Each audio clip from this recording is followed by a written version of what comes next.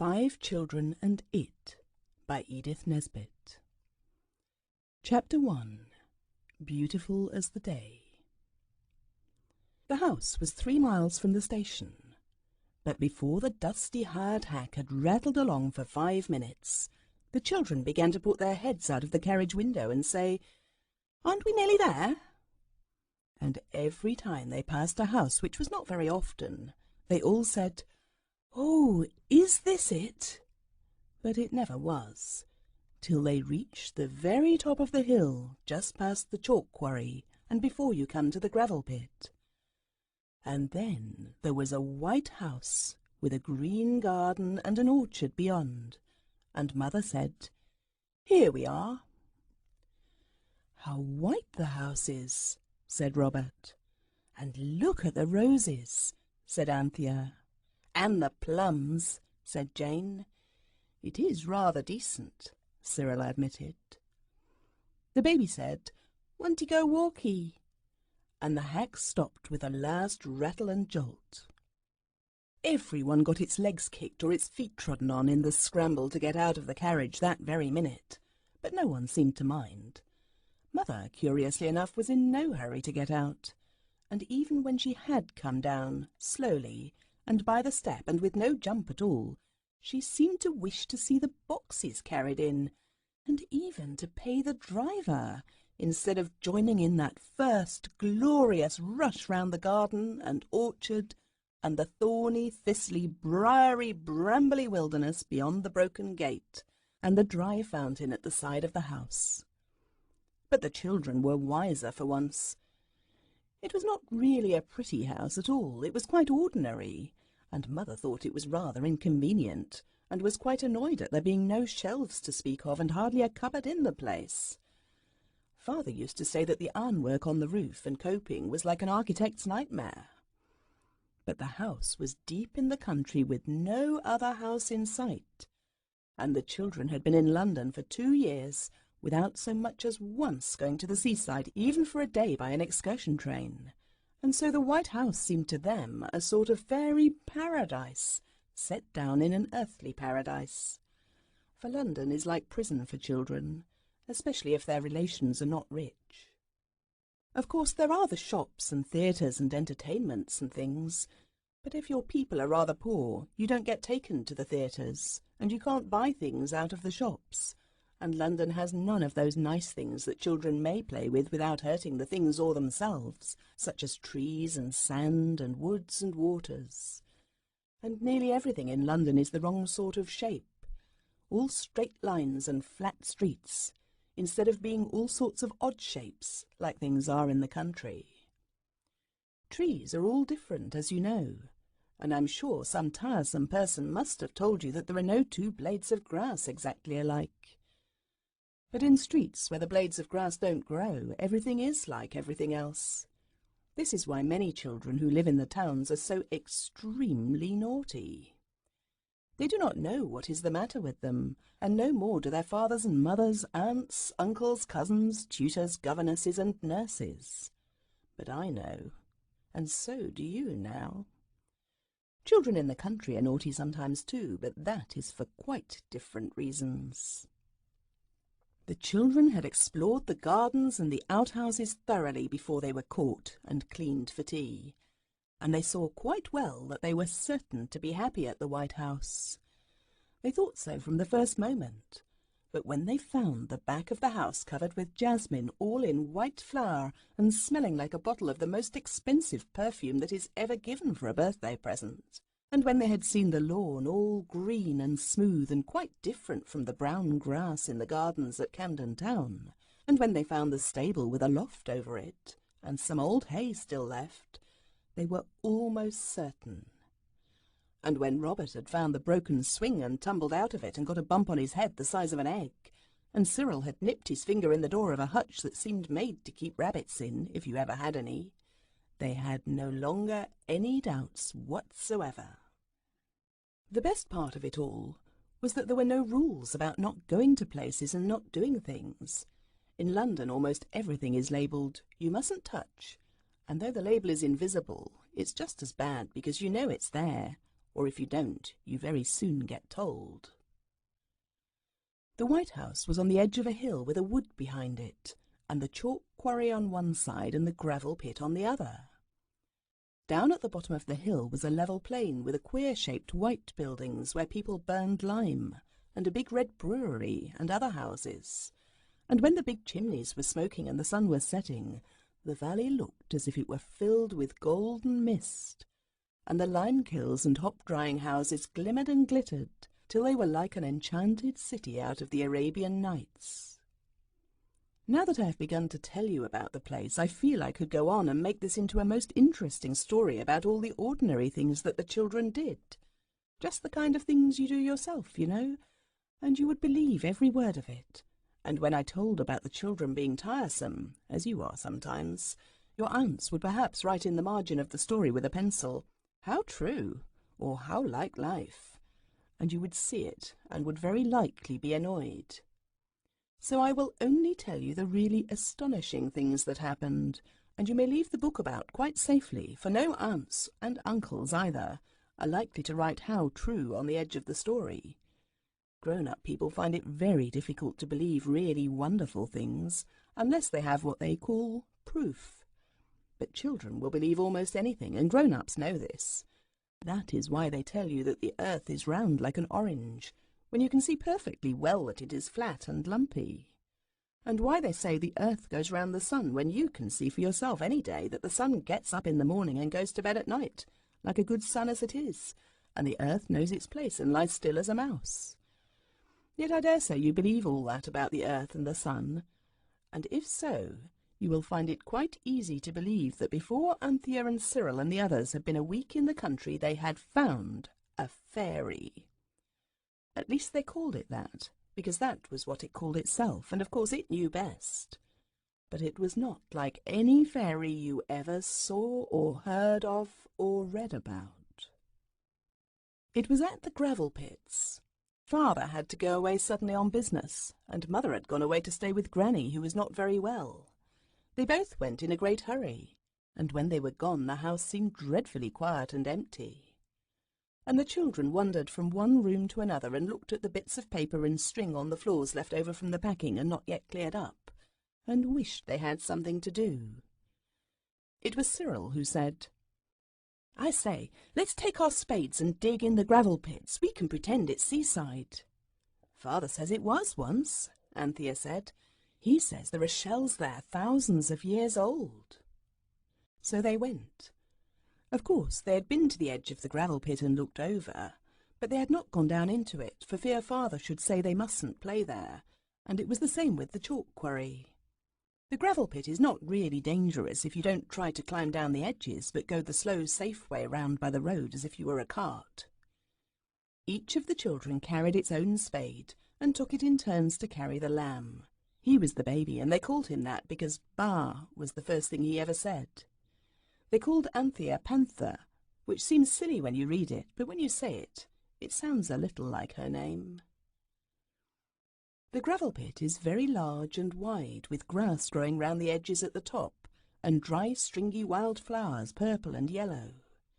It is like a giant's wash bowl, and there are mounds of gravel and holes in the sides of the bowl where gravel has been taken out. And high up in the steep sides there are little holes that are the little front doors of the little bank martins' little houses. The children built a castle, of course, but castle building is rather poor fun when you have no hope of the swishing tide ever coming in to fill up the moat and wash away the drawbridge, and at happy last to wet everybody up to the waist at least. Cyril wanted to dig out a cave to play smugglers in, but the others thought it might bury them alive, so it ended in all spades going to work to dig a hole through the castle to Australia.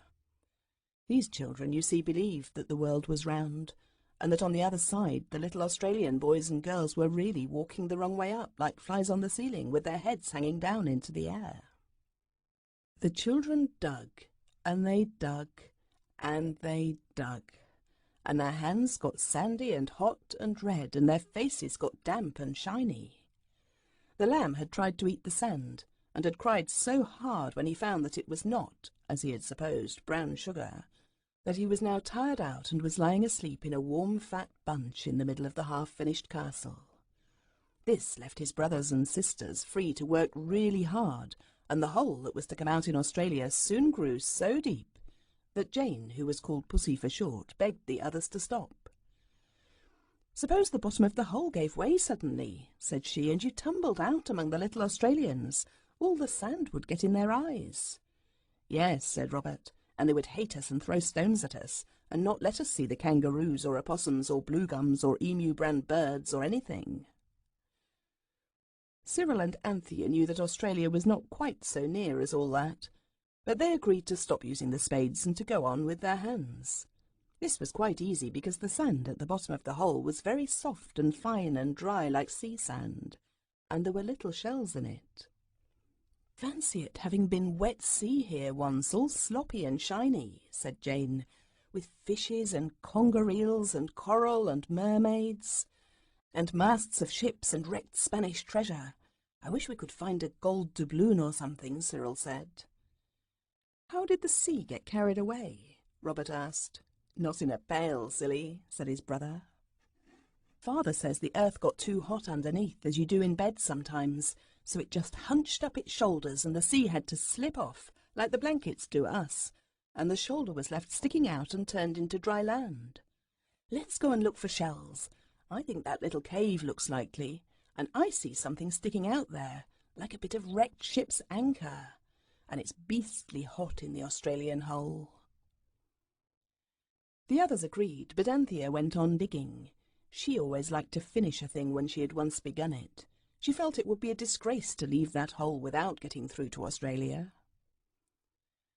The cave was disappointing because there were no shells, and the wrecked ship's anchor turned out to be only the broken end of a pickaxe handle, and the cave party were just making up their mind that sand makes you thirstier when it is not by the seaside, and someone had suggested that they all go home for lemonade, when Anthea suddenly screamed. "Cyril, come here! Oh, come quick! It's alive! It'll get away! Quick!" They all hurried back. "It's a rat, I shouldn't wonder," said Robert. "Father says they infest old places, and this must be pretty old if the sea was here thousands of years ago." "Perhaps it's a snake," said Jane, shuddering. "Let's look," said Cyril, jumping into the hole. "I'm not afraid of snakes. I like them. If it is a snake, I'll tame it, and it will follow me everywhere, and I'll let it sleep round my neck at night." "No, you won't," said Robert firmly. He shared Cyril's bedroom, but you may if it's a rat. "Oh, don't be silly," said Anthea. "It's not a rat, it's much bigger, and it's not a snake, it's got feet. I saw them, and fur. No, not the spade, you'll hurt it. Dig with your hands." "And let it hurt me instead. That's so likely, isn't it?" said Cyril, seizing a spade. "Oh, don't," said Anthea. "Squirrel, don't. It sounds silly, but it said something. It really and truly did." "What?" "It said, 'You let me alone.'" But Cyril merely observed that his sister must have gone off her head, and he and Robert dug with spades while Anthea sat on the edge of the hole, jumping up and down with hotness and anxiety. They dug carefully, and presently everyone could see that there really was something moving in the bottom of the Australian hole. Then Anthea cried out, "I'm not afraid, let me dig," and fell on her knees and began to scratch like a dog does when he has suddenly remembered where it was that he buried his bone. "Oh, I felt fur!" she cried, half laughing and half crying. "I did, indeed I did," when suddenly a dry, husky voice in the sand made them all jump back, and their hearts jumped nearly as fast as they did. "Let me alone," it said. And now everyone heard the voice and looked at the others to see if they had heard it too. "But we want to see you," said Robert bravely. "I wish you'd come out," said Anthea, also taking courage. "Oh, well, if that's your wish," the voice said, and the sand stirred and spun and scattered, and something brown and furry and fat came rolling out of the hole, and the sand fell off it, and it sat there yawning and rubbing the ends of its eyes with its hands. "I believe I must have dropped asleep," it said, stretching itself. The children stood round the hole in a ring, looking at the creature they had found. It was worth looking at.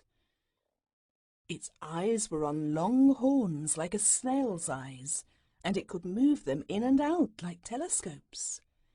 It had ears like a bat's ears, and its tubby body was shaped like a spider's and covered in thick, soft fur. Its legs and arms were furry too, and it had hands and feet like a monkey's. "What on earth is it?" Jane said. "Shall we take it home?" The thing turned its long eyes to look at her and said, "Does she always talk nonsense, or is it only the rubbish on her head that makes her silly?" It looked scornfully at Jane's hat as it spoke. "She doesn't mean to be silly," Anthea said gently. "We none of us do, whatever you may think. Don't be frightened. We don't want to hurt you, you know." "Hurt me?" it said. "Me? Frightened? Upon my word, why, you talk as if I were nobody in particular." "All its fur stood out like a cat's when it is going to fight." "Well," said Anthea, still kindly, "perhaps if we knew who you are in particular, we could think of something to say that wouldn't make you angry. Everything we've said so far seems to have done so. Who are you? And don't get angry, because really we don't know." "You don't know?" it said. "Well, I knew the world had changed, but, well, really. Do you mean to tell me seriously you don't know a Psammead when you see one?" "A Psammead? That's Greek to me." "So it is to everyone," said the creature sharply. "Well, in plain English, then, a sand fairy. Don't you know a sand fairy when you see one?" It looked so grieved and hurt that Jane hastened to say, "Of course, I see you are now. It's quite plain now one comes to look at you." "You came to look at me several sentences ago," it said crossly, beginning to curl up again in the sand. "Oh, don't go away again. Do talk some more," Robert cried. "I didn't know you were a sand fairy, but I knew directly I saw you that you were much the wonderfulest thing I'd ever seen." The sand fairy seemed a shade less disagreeable after this. "It isn't talking I mind," it said, "as long as you're reasonably civil. But I'm not going to make polite conversation for you. If you talk nicely to me, perhaps I'll answer you, and perhaps I won't. Now say something." Of course, no one could think of anything to say, but at last Robert thought of, "How long have you lived here?" And he said it at once. "Oh, ages. Several thousand years," replied the Psammead. "Tell us about it, do." "It's all in books." "You aren't," Jane said. "Oh, tell us everything you can about yourself. We don't know anything about you, and you are so nice." The sand fairy smoothed his long rat-like whiskers and smiled between them. "Do please tell," said the children all together. "It is wonderful how quickly you get used to things, even the most astonishing. 5 minutes before, the children had no more idea than you had that there was such a thing as a sand fairy in the world, and now they were talking to it as though they'd known it all their lives. It drew its eyes in and said, 'How sunny it is, quite like old times. Where do you get your megatheriums from now?' "What?" said the children all at once. It is very difficult always to remember that "what" is not polite, especially in moments of surprise or agitation. "Are pterodactyls plentiful now?" the sand fairy went on. The children were unable to reply. "What do you have for breakfast?" the fairy said impatiently, "and who gives it to you?" "Eggs and bacon and bread and milk and porridge and things. Mother gives it to us. What are mega what's-its-names and teral what-do-you-call-thems? And does anyone have them for breakfast?" "Why, almost everyone had pterodactyl for breakfast in my time. Pterodactyls were something like crocodiles and something like birds. I believe they were very good, grilled. You see, it was like this. Of course, there were heaps of sand fairies then, and in the morning, early, you went out and hunted for them. And when you'd found one, it gave you your wish. People used to send their little boys down to the seashore in the morning before breakfast to get the day's wishes, and very often the eldest boy in the family would be told to wish for a megatherium, ready-jointed for cooking. It was as big as an elephant, you see, so there was a good deal of meat on it. And if they wanted fish, the ichthyosaurus was asked for. He was 20 to 40 feet long, so there was plenty of him. And for poultry there was the plesiosaurus. There were nice pickings on that too. Then the other children could wish for other things. But when people had dinner parties, it was nearly always megatheriums and ichthyosaurus, because his fins were a great delicacy and his tail made soup. There must have been heaps and heaps of cold meat left over, said Anthea, who meant to be a good housekeeper some day. Oh, no, said the Psammead. That would never have done. Why, of course, at sunset what was left over turned into stone. You find the stone bones of the megatherium and things all over the place, even now, they tell me. Who tell you? Asked Cyril. But the Sand Fairy frowned and began to dig very fast with its furry hands. Oh, don't go, they all cried. Tell us more about when it was megatheriums for breakfast. What was the world like then? It stopped digging. Not a bit, it said. It was nearly all sand where I lived, and coal grew on trees, and the periwinkles were as big as tea trays. You find them now. They're turned into stone. We sand fairies used to live on the seashore, and the children used to come with their little flint spades and flint pails and make castles for us to live in. That's thousands of years ago. But I hear that children still build castles on the sand. It's difficult to break yourself of a habit. But why did you stop living in the castles? Asked Robert. It's a sad story, said the Psammead gloomily. It was because they would build moats to the castles, and the nasty wet bubbling sea used to come in, and of course as soon as a sand fairy got wet it caught cold and generally died, and so there got to be fewer and fewer.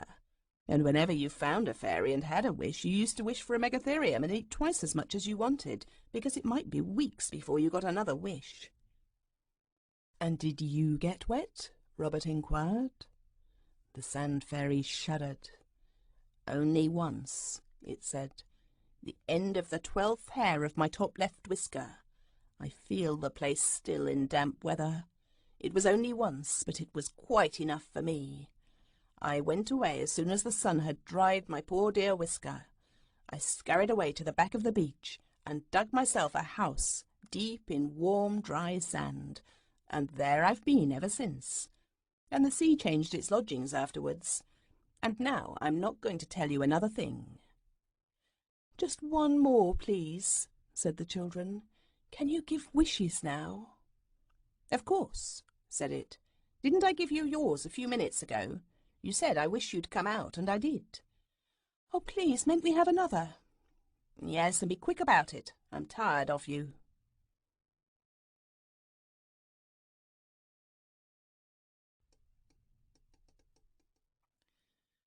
I dare say you have often thought what you would do if you had 3 wishes given to you, and have despised the old man and his wife in the black pudding story, and felt certain that if you had the chance, you could think of 3 really useful wishes without a moment's hesitation.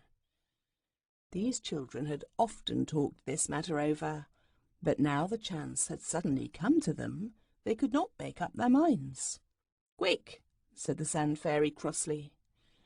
No one could think of anything. Only Anthea did manage to remember a private wish of her own and Jane's which they'd never told the boys. She knew the boys would not care about it, but still, it was better than nothing. I wish we were all as beautiful as the day, she said in a great hurry. The children looked at each other, but each could see that the others were not any better looking than usual. The Psammead pushed out his long eyes and seemed to be holding its breath, and swelling itself out till it was twice as fat and furry as before. Suddenly it let its breath go in a long sigh. I'm really afraid I can't manage it, it said apologetically. I must be out of practice. The children were horribly disappointed. Oh, do try again, they said. Well, said the Sand Fairy, The fact is, I was keeping back a little strength to give the rest of you your wishes with. If you'll be contented with one wish a day among the lot of you, I dare say I can screw myself up to it. Do you agree to that?" "Yes, oh yes," said Jane and Anthea. The boys nodded. They did not believe the Sand Fairy could do it. You can always make girls believe things much easier than you can boys. It stretched out its eyes farther than ever and swelled and swelled and swelled. "I do hope it won't hurt itself," said Anthea. "Or crack its skin," Robert said anxiously. Everyone was very much relieved when the Sand Fairy, after getting so big that it almost filled up the hole in the sand, suddenly let out its breath and went back to its proper size. "That's all right," it said, panting heavily. "It'll come easier tomorrow." "Did it hurt much?" said Anthea. "Only my poor whisker, thank you," said he. "But you're a kind and thoughtful child. Good day." It scratched suddenly and fiercely with its hands and feet and disappeared into the sand. Then the children looked at each other, and each child suddenly found itself alone with 3 perfect strangers, all radiantly beautiful. They stood for some moments in silence. Each thought that its brothers and sisters had wandered off, and that these strange children had stolen up unnoticed while it was watching the swelling form of the Sand Fairy. Anthea spoke first. "Excuse me," she said very politely to Jane, who now had enormous blue eyes and a cloud of russet hair. "But have you seen 2 little boys and a little girl anywhere about?" "I was just going to ask you that," said Jane. And then Cyril cried, "Why, it's you! I know that hole in your pinafore. You are Jane, aren't you? And you're the panther. I can see your dirty handkerchief that you forgot to change after you cut your thumb. The wish has come off after all. I say, am I as handsome as you are?" "If you're Cyril, I liked you much better as you were before," said Anthea decidedly. "You look like the picture of the young chorister with your golden hair. You'll die young, I shouldn't wonder. And if that's Robert, he's like an Italian organ grinder. His hair's all black." "You 2 girls are like Christmas cards, then. That's all. Silly Christmas cards," said Robert angrily. "And Jane's hair is simply carrots." It was indeed of that Venetian tint so much admired by artists. "Well, it's no use finding fault with each other," said Anthea. "Let's get the lamb and lug it home to dinner. The servants will admire us most awfully, you'll see." Baby was just waking up when they got to him, and not one of the children but was relieved to find that he, at least, was not as beautiful as the day, but just the same as usual. "I suppose he's too young to have wishes naturally," said Jane. "We shall have to mention him specially next time." Anthea ran forward and held out her arms. "Come then," she said. The baby looked at her disapprovingly and put a sandy pink thumb in his mouth. Anthea was his favourite sister. "Come then," she said. "Gway, long," said the baby. "Come to own pussy," said Jane. "Once my panty," said the lamb dismally, and his lip trembled. "Here, come on, veteran," said Robert. "Come and have a yiddy on Yobby's back." "Ya knocky, knocky boy," howled the baby, giving way altogether. Then the children knew the worst. The baby did not know them. They looked at each other in despair, and it was terrible to each, in this dire emergency, to meet only the beautiful eyes of perfect strangers, instead of the merry, friendly, commonplace, twinkling, jolly little eyes of its own brothers and sisters. "This is most truly awful," said Cyril, when he had tried to lift up the lamb, and the lamb had scratched like a cat and bellowed like a bull. "We've got to make friends with him. I can't carry him home screaming like that. Fancy having to make friends with our own baby. It's too silly." That, however, was exactly what they had to do. It took over an hour, and the task was not rendered any easier by the fact that the lamb was by this time as hungry as a lion and as thirsty as a desert.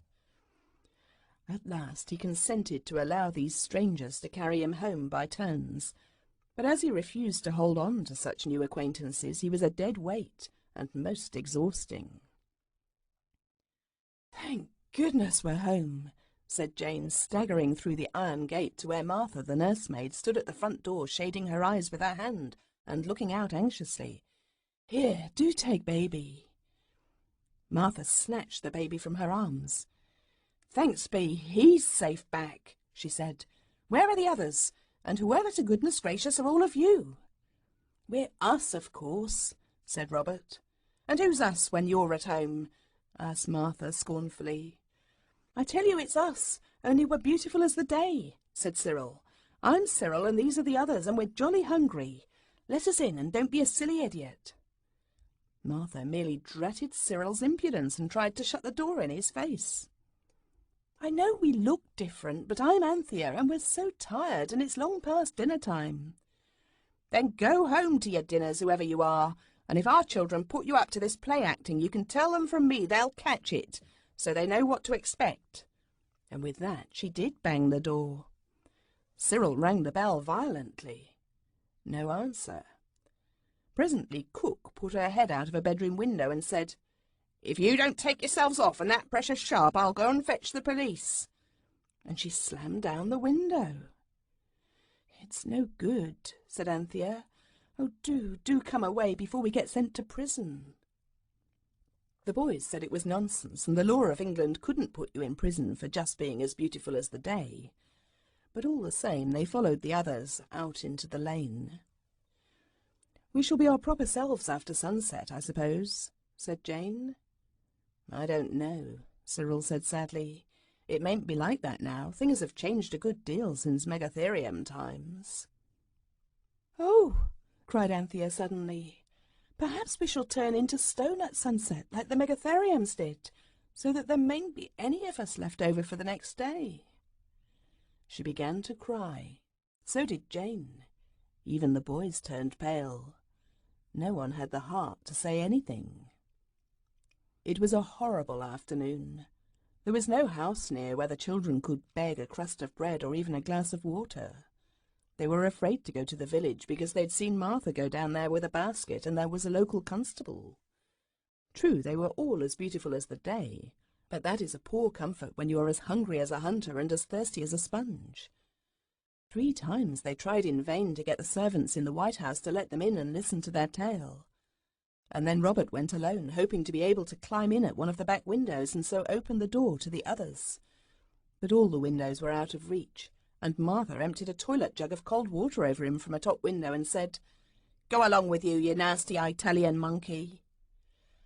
It came at last to their sitting down in a row under the hedge with their feet in a dry ditch, waiting for sunset, and wondering whether, when the sun did set, they would turn into stone, or only into their old natural selves. And each of them still felt lonely and among strangers, and tried not to look at the others, for though their voices were their own, their faces were so radiantly beautiful as to be quite irritating to look at. "I don't believe we shall turn to stone," said Robert, breaking a long, miserable silence, "because the Sun Fairy said he'd give us another wish tomorrow, and he couldn't if we were stone, could he?" The others said no, but they weren't at all comforted. Another silence, longer and more miserable, was broken by Cyril suddenly saying, "I don't want to frighten you girls, but I believe it's beginning with me already. My foot's quite dead. I'm turning to stone, I know I am, and so will you in a minute." "Never mind," said Robert kindly. "Perhaps you'll be the only stone one, and the rest of us will be all right, and we'll cherish your statue and hang garlands on it." But when it turned out that Cyril's foot had only gone to sleep through his sitting too long with it under him, and when it came to life in an agony of pins and needles, the others were quite cross. "Giving us such a fright for nothing," said Anthea. The third and miserablest silence of all was broken by Jane. She said, "If we do come out of this all right, we'll ask the Psammead to make it so that the servants don't notice anything different, no matter what wishes we have." The others only grunted. They were too wretched even to make good resolutions. At last, hunger and fright and crossness and tiredness, 4 very nasty things, all joined together to bring one nice thing, and that was sleep. The children lay asleep in a row with their beautiful eyes shut and their beautiful mouths open. Anthea woke first. The sun had set and the twilight was coming on. Anthea pinched herself very hard to make sure, and when she found she could still feel pinching, she decided that she was not stone, and then she pinched the others. They also were soft. "Wake up!" she said, almost in tears for joy. "It's all right. We're not stone. And oh, Cyril, how nice and ugly you do look with your old freckles and your brown hair and your little eyes. And so do you all," she added, so that they might not feel jealous. When they got home, they were very much scolded by Martha, who told them about the strange children. "A good-looking lot, I must say, but that impudent." "I know," said Robert, who knew by experience how hopeless it would be to try to explain things to Martha. "And where on earth have you been all this time, you naughty little things, you?" "In the lane." "Why didn't you come home hours ago?" "We couldn't because of them," said Anthea. "Who?" "The children who were beautiful as the day. They kept us there till after sunset. We couldn't come back till they'd gone. You don't know how we hated them. Oh, do give us some supper. We're so hungry." "Hungry, I should think so," said Martha angrily. "Out all day like this. Well, I hope it'll be a lesson to you not to go picking up with strange children down here after measles, as likely as not. Now mind, if you see them again, don't you speak to them, not one word, nor so much as a look, but come straight away and tell me. I'll spoil their beauty for them." "If ever we do see them again, we'll tell you," Anthea said, and Robert, fixing his eyes fondly on the cold beef that was being brought in on a tray by cook, added in heartfelt undertones, "And we'll take jolly good care we never do see them again." And they never have.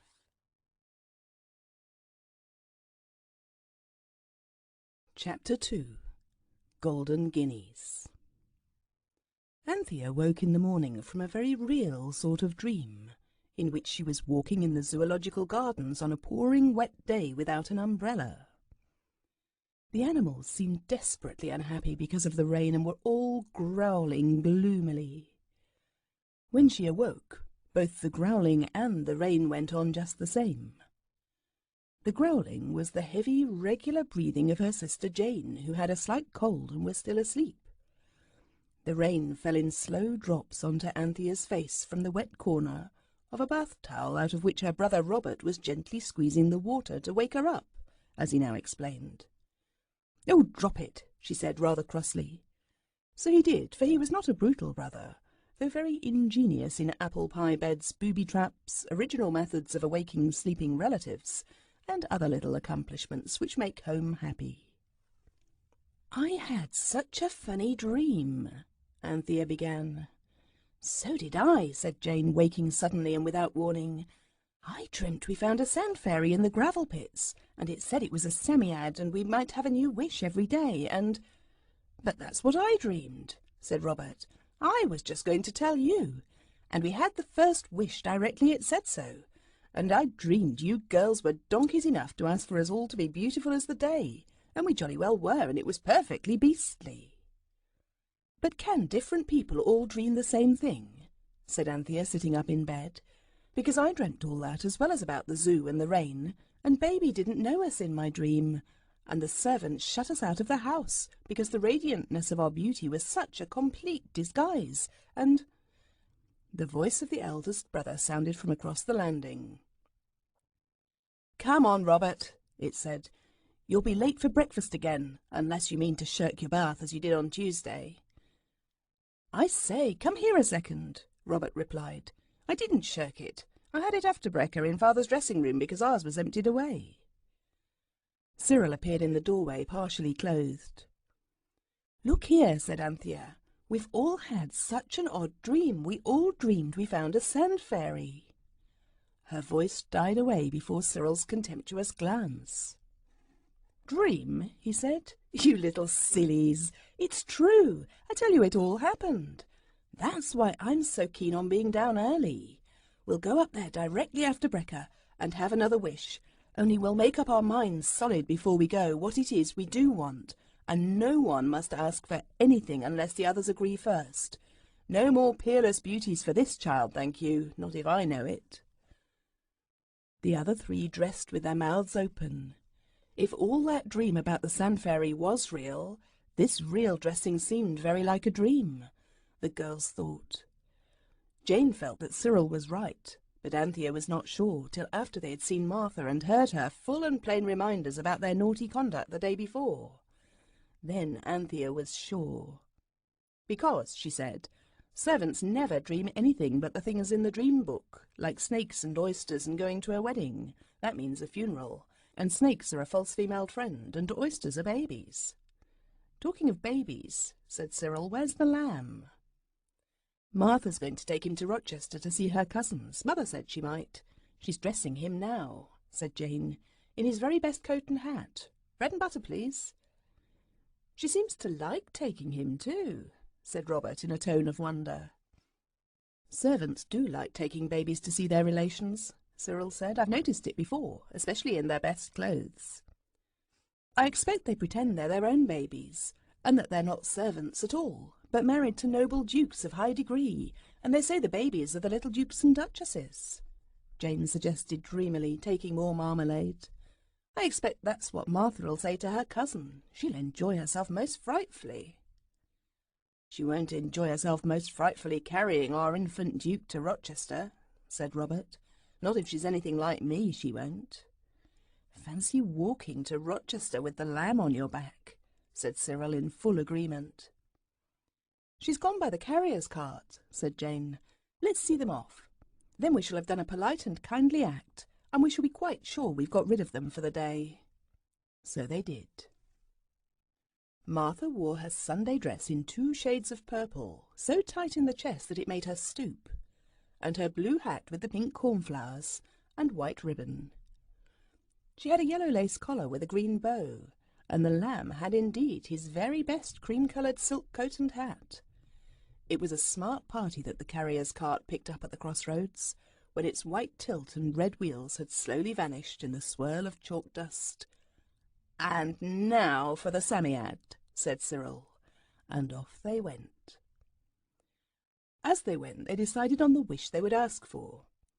Although they were all in a great hurry, they did not try to climb down the sides of the gravel pit, but went round by the safe lower road as if they had been carts. They had made a ring of stones round the place where the Sand Fairy had disappeared, so they easily found the spot. The sun was burning and bright, and the sky was deep blue without a cloud. The sand was very hot to touch. "Oh, suppose it was only a dream after all," Robert said as the boys uncovered their spades from the sand heap where they had buried them and began to dig. "Suppose you were a sensible chap," said Cyril. "One's quite as likely as the other." "Suppose you kept a civil tongue in your head," Robert snapped. "Suppose we girls take a turn," said Jane, laughing. "You boys seem to be getting very warm." "Suppose you don't come putting your silly oar in," said Robert, who was now warm indeed. "We won't," said Anthea quickly. "Robert, dear, don't be so grumpy. We won't say a word. You shall be the one to speak to the fairy and tell him what we've decided to wish for. You'll say it much better than we shall." "Suppose you drop being a little humbug," said Robert, but not crossly. "Look out, dig with your hands now." So they did, and presently uncovered the spider-shaped brown hairy body, long arms and legs, bat's ears and snail's eyes of the Sand Fairy himself. Everyone drew a deep breath of satisfaction, for now, of course, it couldn't have been a dream. The Psammead sat up and shook the sand out of its fur. "How's your left whisker this morning?" said Anthea politely. "Nothing to boast of," said it. "It had rather a restless night, but thank you for asking." "I say," said Robert, "do you feel up to giving wishes today? Because we very much want an extra besides the regular one. The extra's a very little one," he added reassuringly. "Humph," said the Sand Fairy.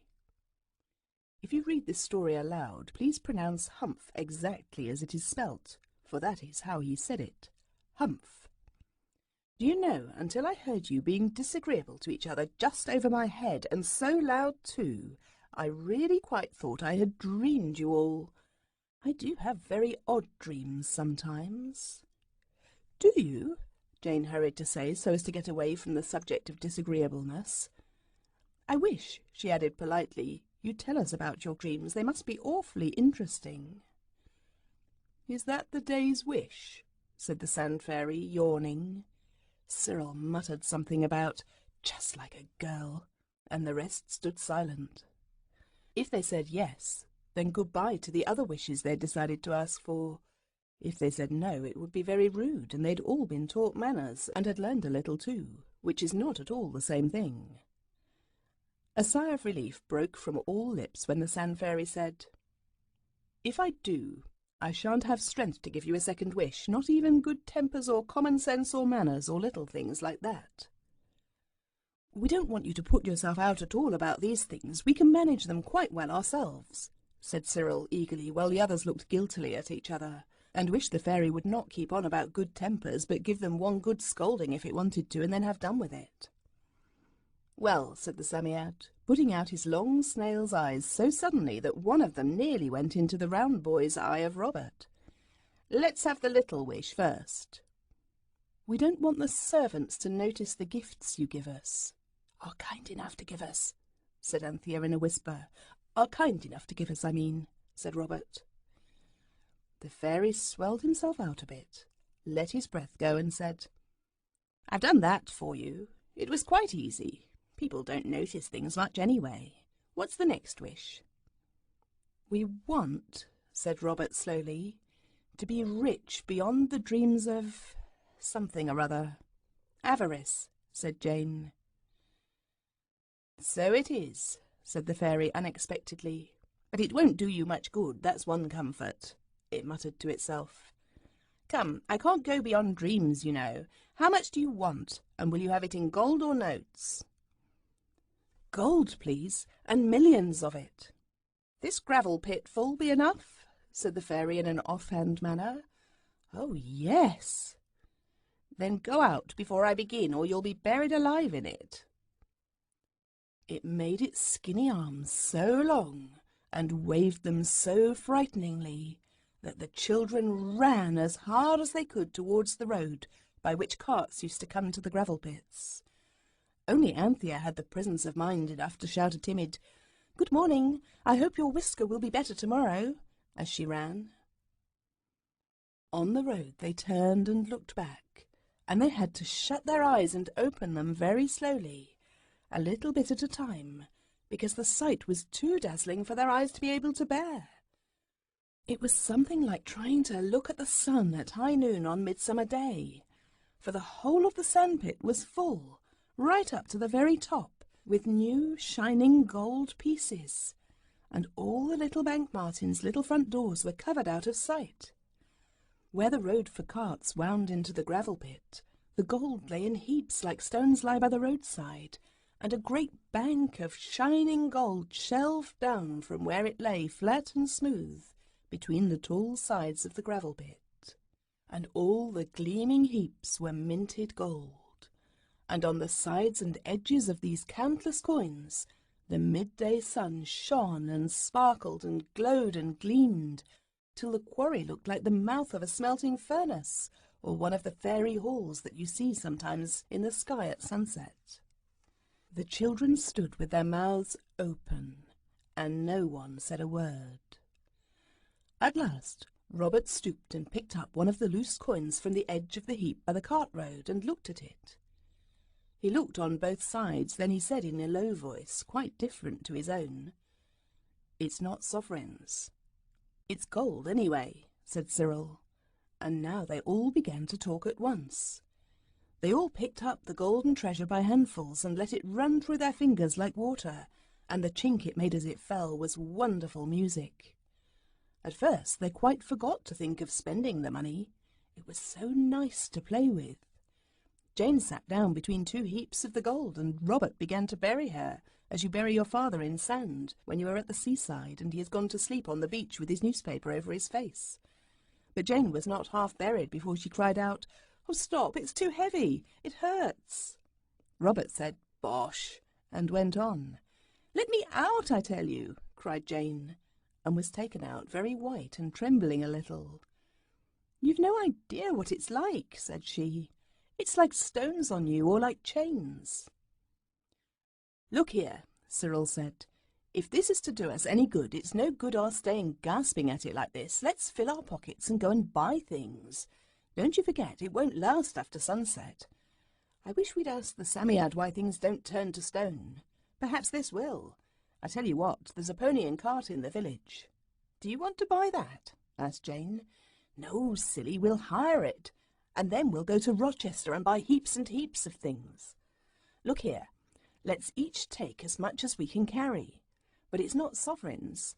They've got a man's head on one side and a thing like the ace of spades on the other. Fill your pockets with it, I tell you, and come along. You can talk as we go, if you must talk." Cyril sat down and began to fill his pockets.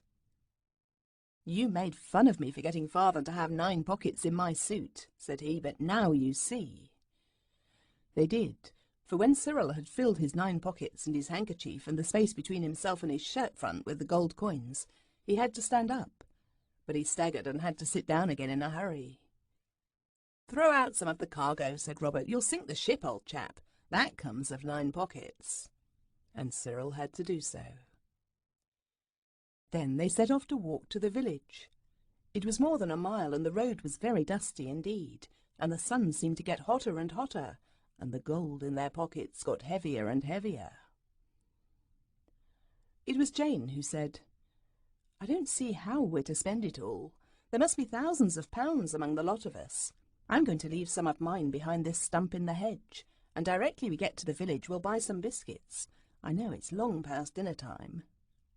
She took out a handful or 2 of gold and hid it in the hollows of an old hornbeam. "How round and yellow they are," she said. "Don't you wish they were made of gingerbread and we were going to eat them?" "Well, they're not, and we're not," said Cyril. "Come on." But they came on heavily and wearily. Before they reached the village, more than one stump in the hedge concealed its little hoard of hidden treasure. Yet they reached the village with about 1,200 guineas in their pockets. But in spite of this inside wealth, they looked quite ordinary outside, and no one would have thought that they could have more than half a crown each at the outside. The haze of heat, the blue of the wood smoke, made a sort of dim, misty cloud over the red roofs of the village. The 4 sat down heavily on the first bench to which they came. It happened to be outside the Blue Boar Inn.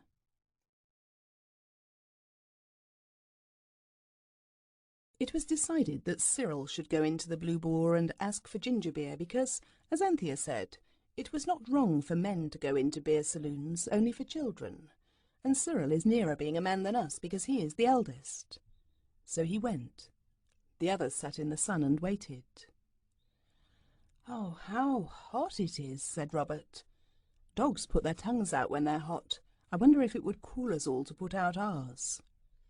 "We might try," Jane said, and they all put their tongues out as far as ever they could go, so that it quite stretched their throats, but it only seemed to make them thirstier than ever, besides annoying everyone who went by. So they took their tongues in again, just as Cyril came back with ginger beer. "I had to pay for it out of my own money, though, that I was going to buy rabbits with," he said. "They wouldn't change the gold, and when I pulled out a handful, the man just laughed and said it was card counters. And I got some sponge cakes, too, out of a glass jar on the bar counter, and some biscuits with caraways in." The sponge cakes were both soft and dry, and the biscuits were dry too, and yet soft, which biscuits ought not to be. But the ginger beer made up for everything. "It's my turn now to try to buy something with the money," Anthea said. "I'm next eldest. Where is the pony cart kept?" It was at the Chequers, and Anthea went in the back way to the yard because they all know that little girls ought not to go into the bars of beer saloons. She came out, as she herself said, pleased but not proud. "He'll be ready in a brace of shakes, he says," she remarked, "and he's to have 1 sovereign, or whatever it is, to drive us into Rochester and back, besides waiting there till we've got everything we want. I think I managed quite well." "You think yourself jolly clever, I dare say," said Cyril moodily. "How did you do it?"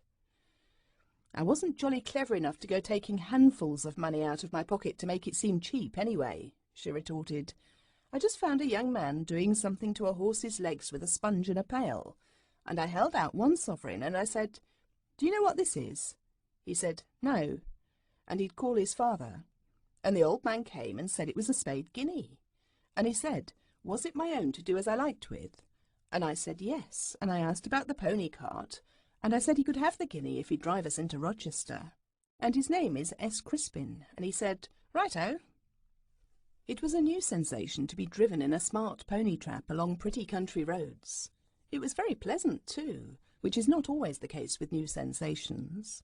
Quite apart from the beautiful plans of spending the money which each child made as they went along, silently of course and quite to itself, for they felt it would never have done to let the old innkeeper hear them talk in the affluent sort of way in which they were thinking. The old man put them down by the bridge at their request. "If you were going to buy a carriage and horses, where would you go?" asked Cyril, as if he were only asking for the sake of something to say. "Billy Peasmarsh at the Saracen's Head," said the old man promptly. "Though all forbid I should recommend any man where it's a question of horses, no more than I'd take anyone else's recommending if I was a-buying one. But if your pa's thinking of a rig of any sort, there ain't a straighter man in Rochester, nor civiller spoken than Billy, though I says it." "Thank you," says Cyril. "The Saracen's Head." And now the children began to see one of the laws of nature turn upside down and stand on its head like an acrobat. Any grown-up person would tell you that money is hard to get and easy to spend. But the fairy money had been easy to get, and spending it was not only hard, it was almost impossible. The tradespeople of Rochester seemed to shrink to a tradesperson from the glittering fairy gold. Foreign money, they called it for the most part.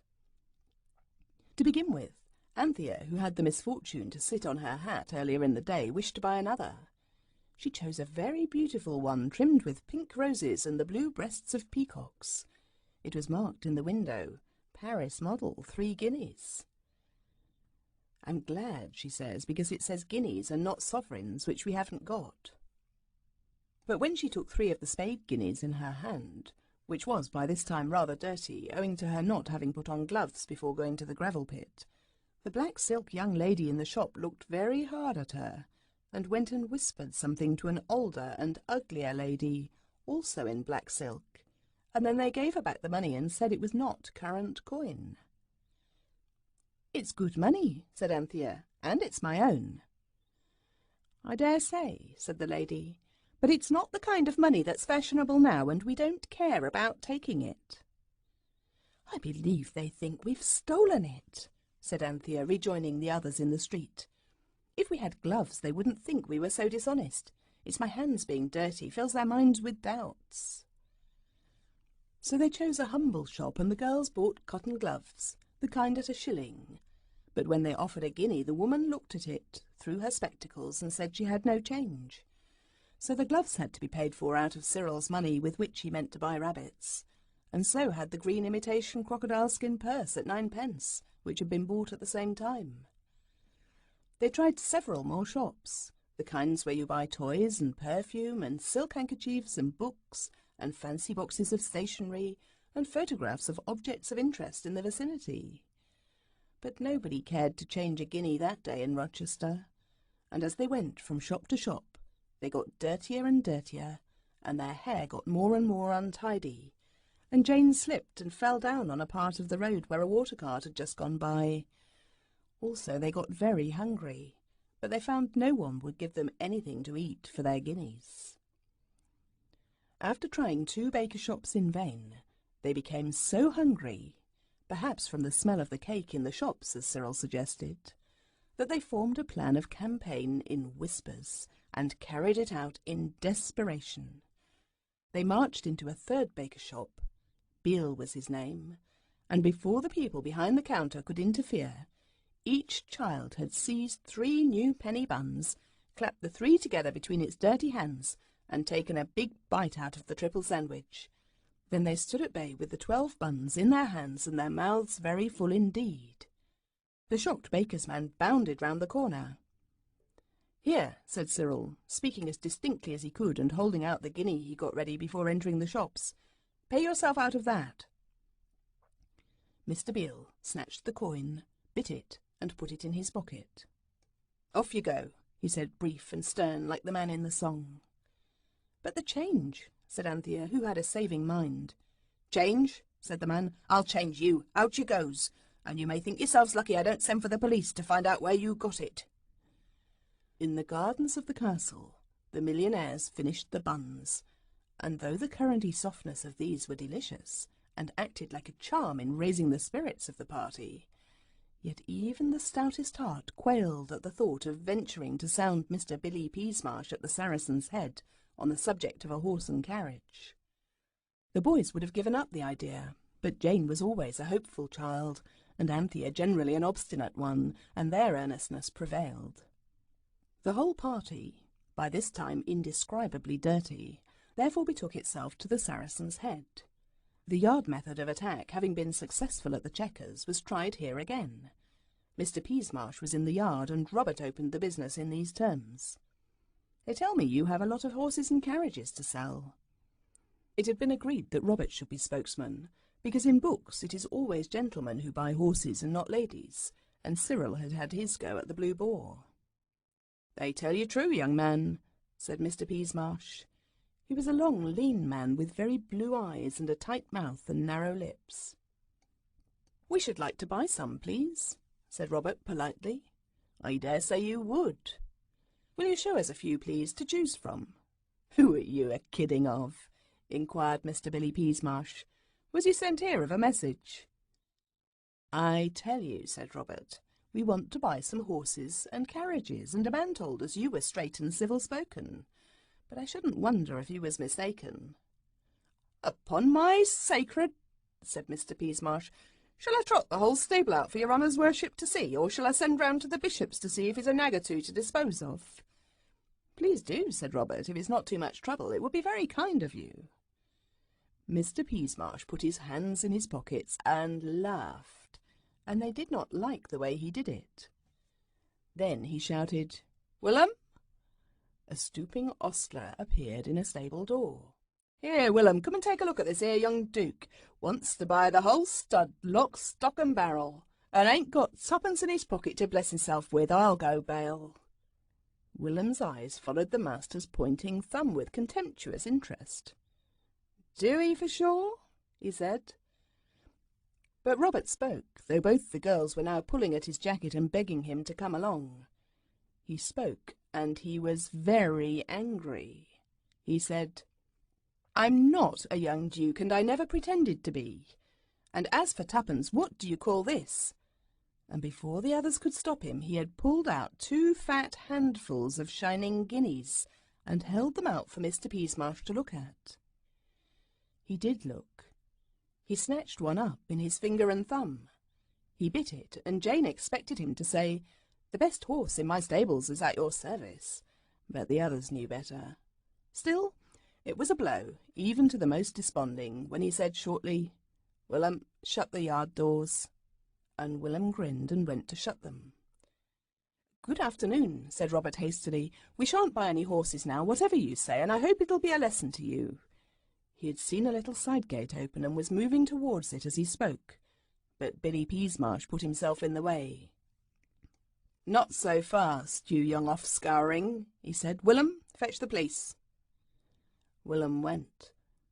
The children stood huddled together like frightened sheep, and Mr. Peasmarsh spoke to them till the police arrived. He said many things. Among other things he said, "Nice lot you are, aren't you, coming tempting honest men with your guineas?" "They are our guineas," said Cyril boldly. "Oh, of course, we don't know all about that no more, we don't. Oh, no, of course not. And dragging little girls into it, too. Here, I'll let the girls go, if you'll come along to the police, quiet." "We won't be let go," said Jane heroically. "Not without the boys. It's our money just as much as theirs, you wicked old man." "Where'd you get it, then?" said the man, softening slightly, which was not at all what the boys expected when Jane began to call names. Jane cast a silent glance of agony at the others. "Lost your tongue, eh? Got it fast enough when it's for calling names with. Come, speak up. Where'd you get it?" "Out of the gravel pit," said truthful Jane. "Next article," said the man. "I tell you, we did," Jane said. "There's a fairy there, all over brown fur, with ears like a bat's and eyes like a snail's, and he gives you a wish a day and they all come true." "Touched in the head, eh?" said the man in a low voice. "All the more shame to you boys, dragging the poor afflicted child into your sinful burglaries." "She's not mad, it's true," said Anthea. "There is a fairy. If I ever see him again, I'll wish for something for you. At least I would if vengeance wasn't wicked, so there." "Lor' lummy," said Billy Peasmarsh, "if it ain't another of 'em." And now Willem came back with a spiteful grin on his face, and at his back a policeman, with whom Mr. Peasmarsh spoke in a long, hoarse, earnest whisper. "I dare say you're right," said the policeman at last. "Anyway, I'll take 'em up on a charge of unlawful possession pending inquiries, and the magistrate will deal with the case. Send the afflicted ones to a home as likely as not, and the boys to a reformatory. Now then, come along, youngsters. No use making a fuss. You bring the girls along, Mr. Peasmarsh, sir, and I'll shepherd the boys." Speechless with rage and horror, the 4 children were driven along the streets of Rochester. Tears of anger and shame blinded them, so that when Robert ran right into a passer-by, he did not recognize her, till a well-known voice said, "Well, if I ever did! Oh, Master Robert, whatever have you been a-doing of now?" And another voice, quite well-known, said, "Panty! Want go own Panty!" They had run into Martha and the baby. Martha behaved admirably. She refused to believe a word of the policeman's story, or of Mr. Peasmarsh's either, even when they made Robert turn out his pockets in an archway and show the guineas. "I don't see nothing," she said. "You've gone out of your senses, you two. There ain't any gold there, only the poor child's hands all over dirt like the very chimney. Oh, that I should ever see the day." And the children thought this very noble of Martha, even if rather wicked, till they remembered how the fairy had promised that the servants should never notice any of the fairy gifts. So of course Martha couldn't see the gold, and so was only speaking the truth. And that was quite right, of course, but not extra noble. It was getting dusk when they reached the police station. The policeman told his tale to an inspector, who sat in a large bare room with a thing like a clumsy nursery fender at one end to put prisoners in. Robert wondered whether it was a cell or a dock. "Produce the coins, officer," said the inspector. "Turn out your pockets," said the constable. Cyril desperately plunged his hands into his pockets, stood still a moment, and then began to laugh, an odd sort of laugh that hurt, and that felt much more like crying. His pockets were empty. So were the pockets of the others, for of course at sunset all the fairy gold had vanished away. "Turn out your pockets and stop that noise," said the inspector. Cyril turned out his pockets, every one of the 9 which enriched his suit, and every pocket was empty. "Well," said the inspector, "I don't know how they done it, artful little beggars. They walked in front of me the whole way, so as for me to keep my eye on them and not attract a crowd and obstruct the traffic." "It's very remarkable," said the inspector, frowning. "If you've done a browbeating of the innocent children," said Martha, "I'll hire a private carriage and we'll drive home to their papa's mansion. You'll hear about this again, young man. I told you they hadn't got any gold when you were pretending to see it in their poor helpless hands. It's early in the day for a constable on duty not to be able to trust his own eyes. As to the other one, the less said the better. He keeps the Saracen's Head, and he knows best what his liquor's like." "Take them away, for goodness sake," said the inspector crossly. But as they left the police station, he said, "Now then," to the policeman and Mr. Peasmarsh, and he said it 20 times as crossly as he'd spoken to Martha. Martha was as good as her word. She took them home in a very grand carriage, because the carrier's cart was gone, and though she had stood by them so nobly with the police, she was so angry with them as soon as they were alone for traipsing into Rochester by themselves, that none of them dared to mention the old man with the pony cart from the village who was waiting for them in Rochester. And so after one day of boundless wealth, the children found themselves sent to bed in deep disgrace, and only enriched by 2 pairs of cotton gloves, dirty inside because of the state of the hands they had been put on to cover, an imitation crocodile-skin purse, and 12-penny buns, long since digested. The thing that troubled them most was the fear that the old gentleman's guinea might have disappeared at sunset with all the rest, so they went down to the village next day to apologise for not meeting him in Rochester, and to see. They found him very friendly. The guinea had not disappeared, and he had bored a hole in it and hung it on his watch-chain. As for the guinea the baker took, the children felt they could not care whether it had vanished or not, which was not perhaps very honest, but on the other hand was not wholly unnatural. But afterwards this preyed on Anthea's mind, and at last she secretly sent 12 postage stamps by post to Mr. Beale, baker, Rochester.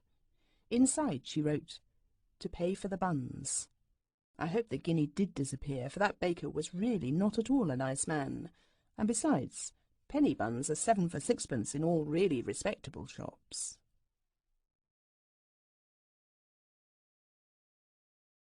Chapter 3. Being Wanted. The morning after the children had been the possessors of boundless wealth, and had been unable to buy anything really useful or enjoyable with it, except 2 pairs of cotton gloves, 12-penny buns, an imitation crocodile-skin purse, and a ride in a pony cart, they awoke without any of the enthusiastic happiness which they had felt on the previous day, when they remembered how they had had the luck to find a Psammead or sand fairy, and to receive its promise to grant them a new wish every day. For now they had had 2 wishes, beauty and wealth, and neither had exactly made them happy. But the happening of strange things, even if they are not completely pleasant things, is more amusing than those times when nothing happens but meals, and they are not always completely pleasant, especially on the days when it is cold mutton or hash. There was no chance of talking things over before breakfast, because everyone overslept itself, as it happened, and it needed a vigorous and determined struggle to get dressed, so as to be only 10 minutes late for breakfast. During this meal, some efforts were made to deal with the question of the Psammead in an impartial spirit, but it is very difficult to discuss anything thoroughly and at the same time to attend faithfully to your baby brother's breakfast needs. The baby was particularly lively that morning.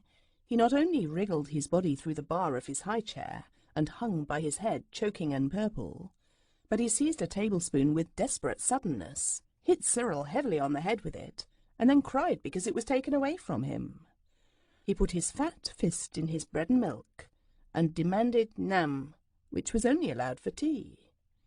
He sang, he put his feet on the table, he clamoured to go walkie. The conversation was something like this. "Look here, about that sand fairy. Look out! He'll have the milk over." Milk removed to a safe distance. "Yes, about that fairy. No, lamb dear, give Panther the narky poon." Then Cyril tried. "Nothing we've had yet has turned out. He nearly had the mustard that time." "I wonder whether we'd better wish—" "Hello, you've done it now, my boy." And in a flash of glass and pink baby paws, the bowl of golden carp in the middle of the table rolled on its side and poured a flood of mixed water and goldfish into baby's lap and into the laps of others. Everyone was almost as much upset as the goldfish, the lamb only remaining calm.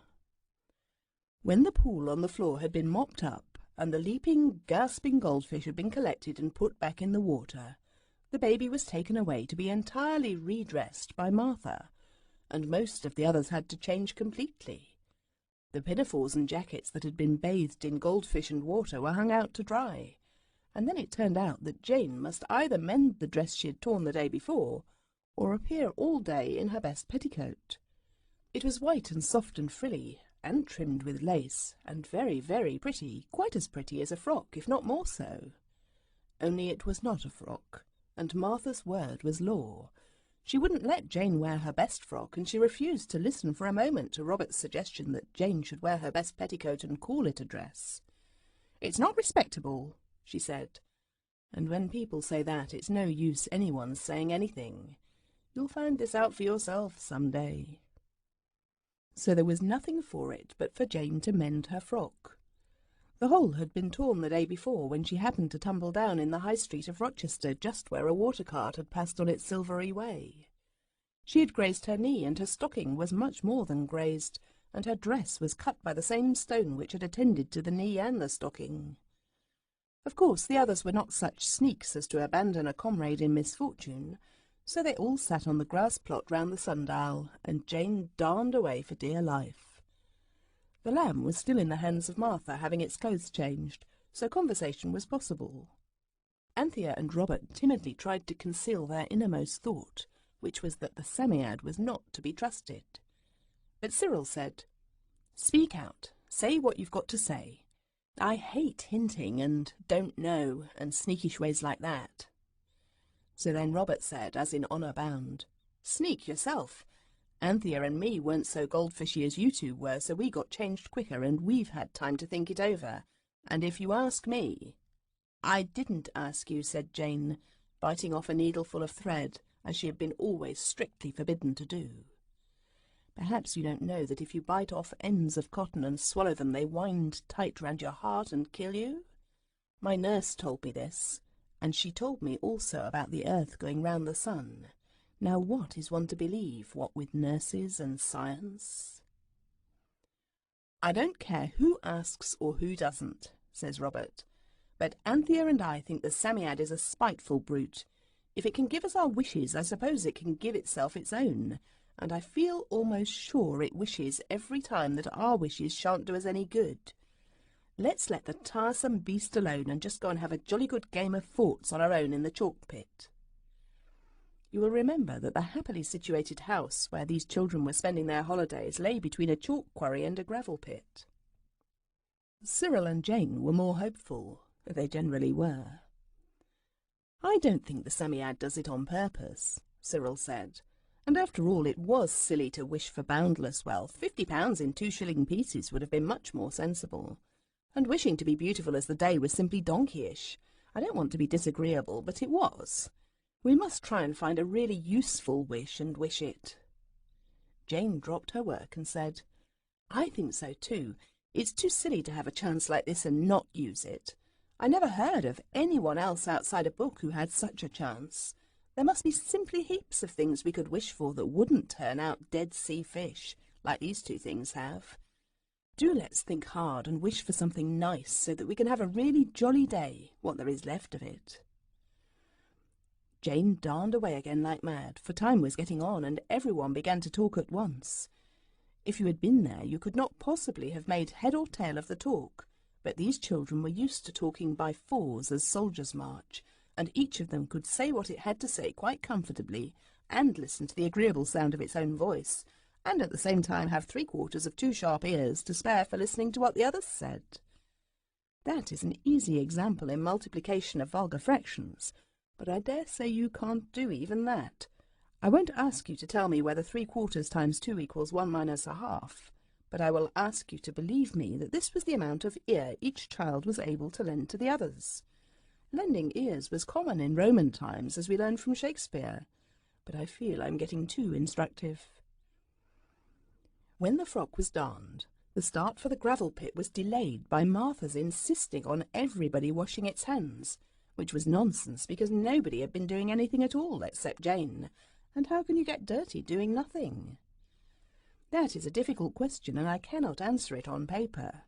In real life I could very soon show you, or you me, which is more likely. During the conversation in which the 6 ears were lent, there were 4 children, so that sum comes right. It had been decided that £50 in 2-shilling pieces was the right wish to have, and the lucky children who could have anything in the wide world by just wishing for it hurriedly started for the gravel pit to express their wishes to the Psammead. Martha caught them at the gate and insisted on their taking the baby with them. "Not want him, indeed! Why, everybody'd want him, a duck, with all their hearts they would, and you know you promised your ma to take him out every blessed day," said Martha. "I know we did," said Robert in gloom, "but I wish the lamb wasn't quite so young and small. It would be much better fun taking him out."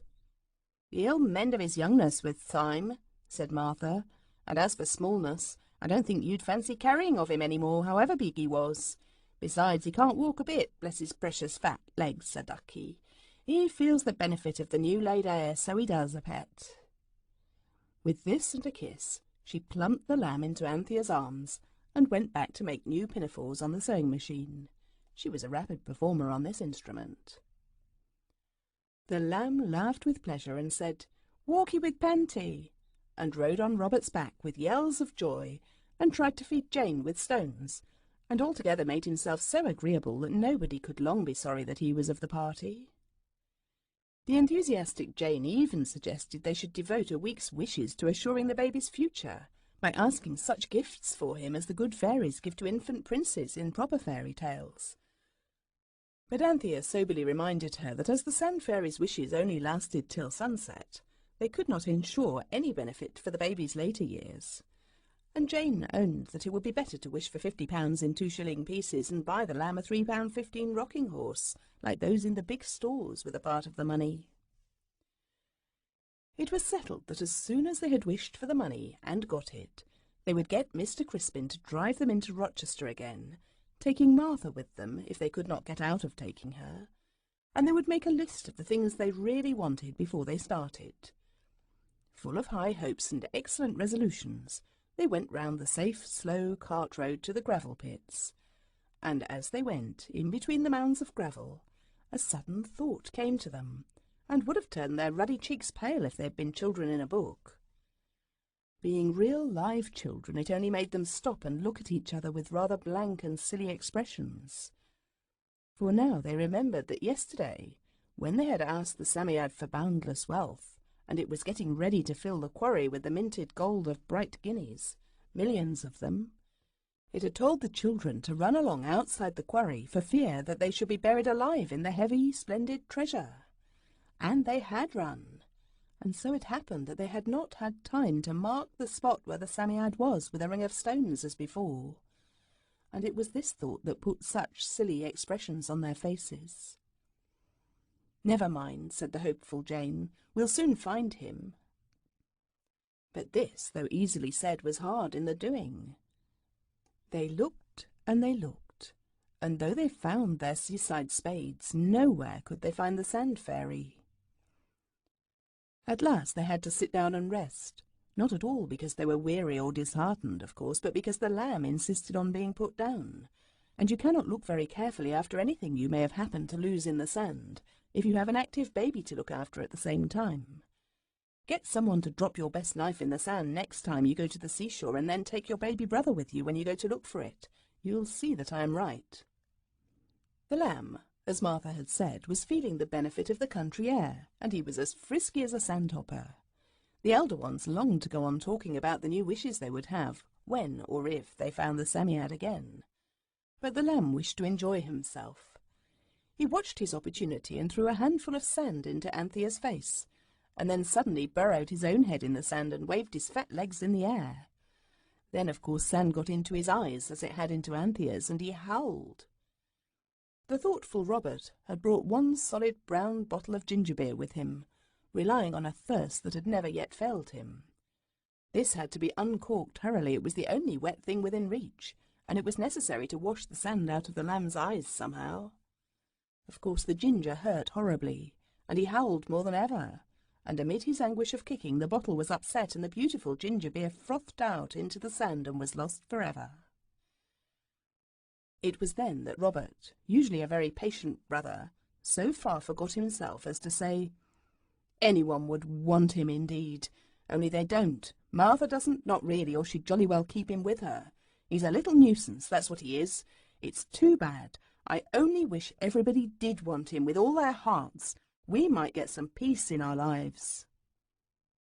The lamb stopped howling now because Jane had suddenly remembered that there is only one safe way of taking things out of little children's eyes, and that is with your own soft wet tongue. It is quite easy if you love the baby as much as you ought to do. Then there was a little silence. Robert was not proud of himself for having been so cross, and the others were not proud of him either.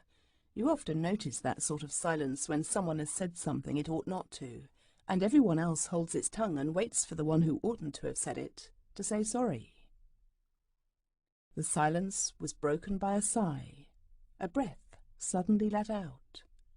The children's heads turned as if there had been a string tied to each nose and someone had pulled all the strings at once. And everyone saw the Sand Fairy sitting quite close to them with the expression which it used as a smile on its hairy face. "Good morning," it said. "I did that quite easily. Everyone wants him now." "It doesn't matter," said Robert sulkily, because he knew he had been behaving rather like a pig. "No matter who wants him. There's no one here to, anyhow." "Ingratitude," said the Psammead, "is a dreadful vice." "We're not ungrateful," Jane made haste to say, "but we didn't really want that wish. Robert only just said it. Can't you take it back and give us a new one?" "No, I can't," the Sand Fairy said shortly. "Chopping and changing is not business. You ought to be careful what you do wish. There was a little boy once. He'd wished for a plesiosaurus instead of an ichthyosaurus because he was too lazy to remember the easy names of everyday things, and his father had been very vexed with him and had made him go to bed before tea time, and wouldn't let him go out in the nice flint boat along with the other children. It was the annual school treat next day, and he came and flung himself down near me on the morning of the treat, and he kicked his little prehistoric legs about and said he wished he was dead. And of course then he was." "How awful," said the children all together. "Only till sunset, of course," the Psammead said. "Still, it was quite enough for his father and mother, and he caught it when he woke up, I tell you. He didn't turn to stone. I forget why, but there must have been some reason. They didn't know being dead is only being asleep, and you're bound to wake up somewhere or other. Either way you go to sleep or in some better place. You may be sure he caught it giving them such a turn. Why, he wasn't allowed to taste megatherium for a month after that, nothing but oysters and periwinkles and common things like that." All the children were quite crushed by this terrible tale. They looked at the Psammead in horror. Suddenly the lamb perceived that something brown and furry was near him. "Woof, woof, woofy," he said, and made a grab. "It's not a pussy," Anthea was beginning when the Sand Fairy leapt back. "Oh, my left whisker," it said. "Don't let him touch me, he's wet." Its fur stood on end with horror, and indeed a good deal of the ginger beer had been spilt on the blue smock of the lamb. The Psammead dug with its hands and feet and vanished in an instant and a whirl of sand. The children marked the spot with a ring of stones. "We may as well get along home," said Robert. "I'll say I'm sorry. But anyway, if it's no good, it's no harm, and we know where the sandy thing is for tomorrow." The others were noble. No one reproached Robert at all. Cyril picked up the lamb, who was now quite himself again, and off they went by the safe cart road. The cart road from the gravel pits joins the road almost directly. At the gate into the road, the party stopped to shift the lamb from Cyril's back to Robert's. And as they paused, a very smart open carriage came in sight, with a coachman and a groom on the box, and inside the carriage a lady, very grand indeed, with a dress all white lace and red ribbons, and a parasol all white and red, and a white fluffy dog in her lap, and a red ribbon round its neck. She looked at the children, and particularly at the baby, and she smiled at him. The children were used to this, for the lamb was, as all the servants said, a very taking child. So they waved their hands politely to the lady and expected her to drive on. But she did not. Instead, she made the coachman stop, and she beckoned to Cyril, and when he went up to the carriage, she said, "What a dear darling duck of a baby! Oh, I should so like to adopt it. Do you think its mother would mind?" "She'd mind very much indeed," said Anthea shortly. "Oh, but I should bring it up in luxury, you know. I am Lady Chittenden. You must have seen my photograph in the illustrated papers. They call me a beauty, you know, but of course that's all nonsense. Anyway," she opened the carriage door and jumped out. She had the wonderfulest red high-heeled shoes with silver buckles. "Let me hold him a minute," she said, and she took the lamb and held him very awkwardly as if she was not used to babies. Then suddenly she jumped into the carriage with the lamb in her arms and slammed the door and said, "Drive on!" The lamb roared, the little white dog barked, and the coachman hesitated. "Drive on, I tell you!" cried the lady. And the coachman did, for, as he said afterwards, it was as much as his place was worth not to. The 4 children looked at each other, and then with one accord they rushed after the carriage and held on behind. Down the dusty road went the smart carriage, and after it, at double quick time, ran the twinkling legs of the lamb's brothers and sisters.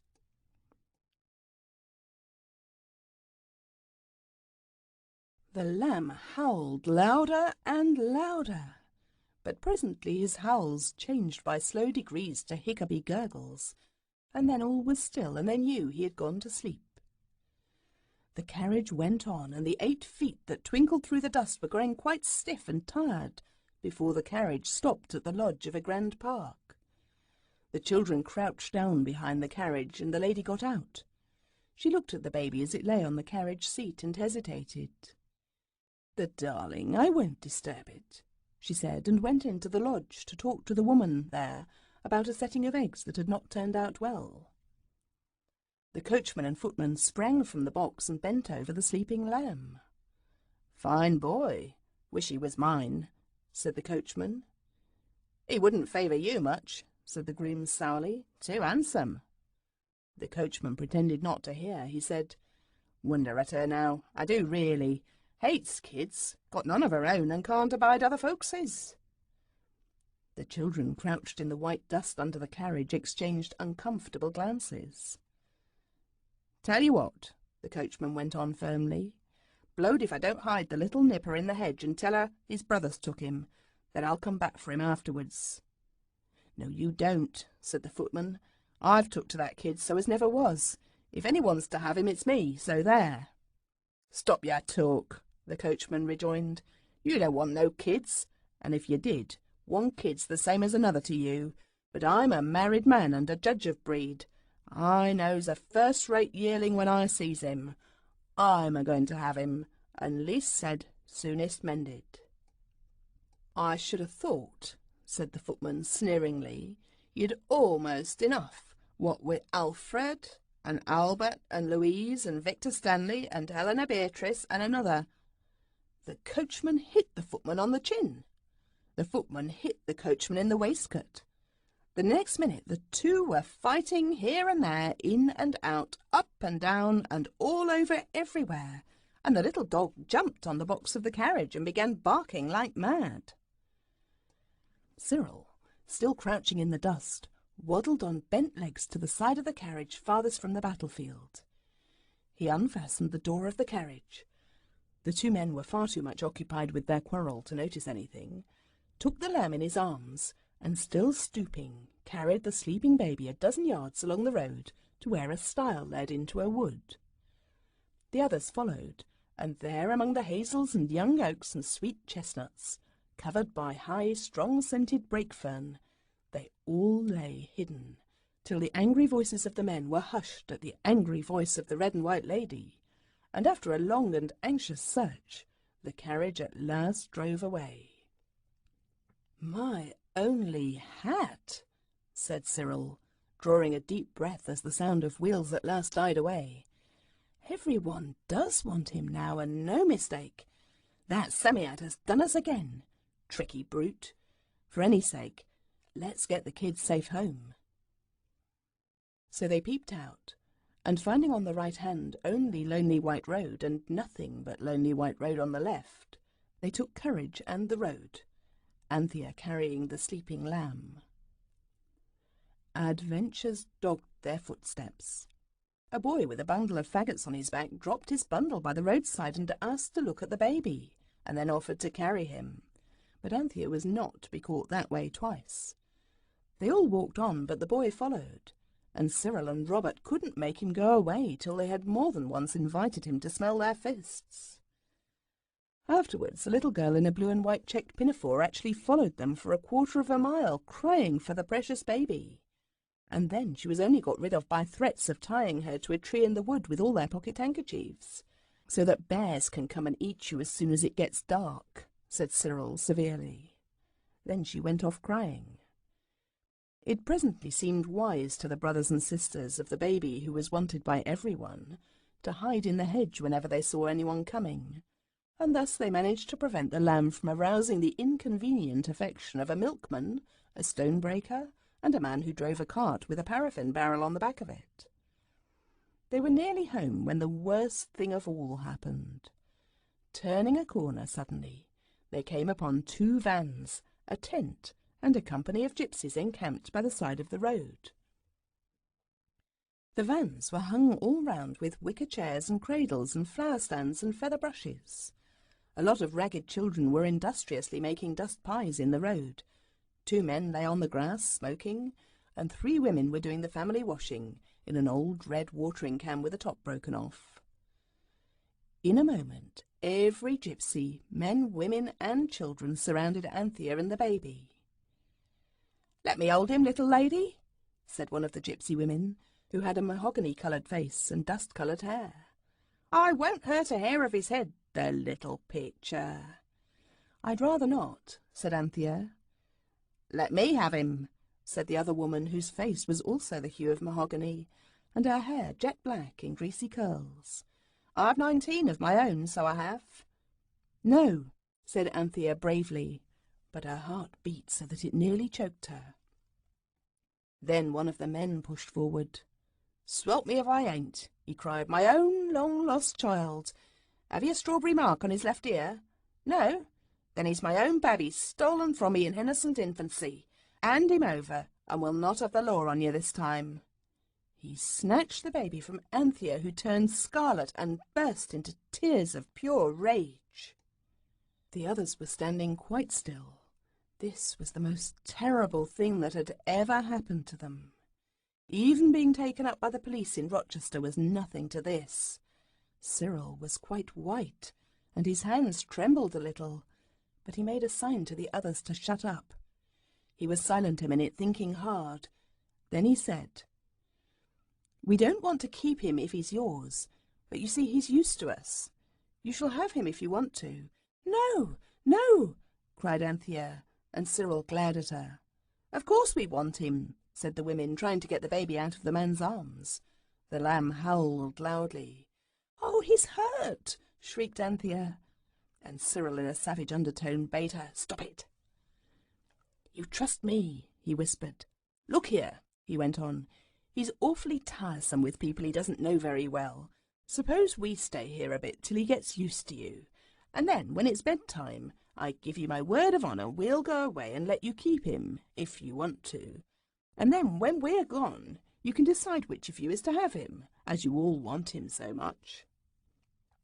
"That's fair enough," said the man who was holding the baby, trying to loosen the red neckerchief which the lamb had caught hold of and drawn round his mahogany throat so tight that he could hardly breathe.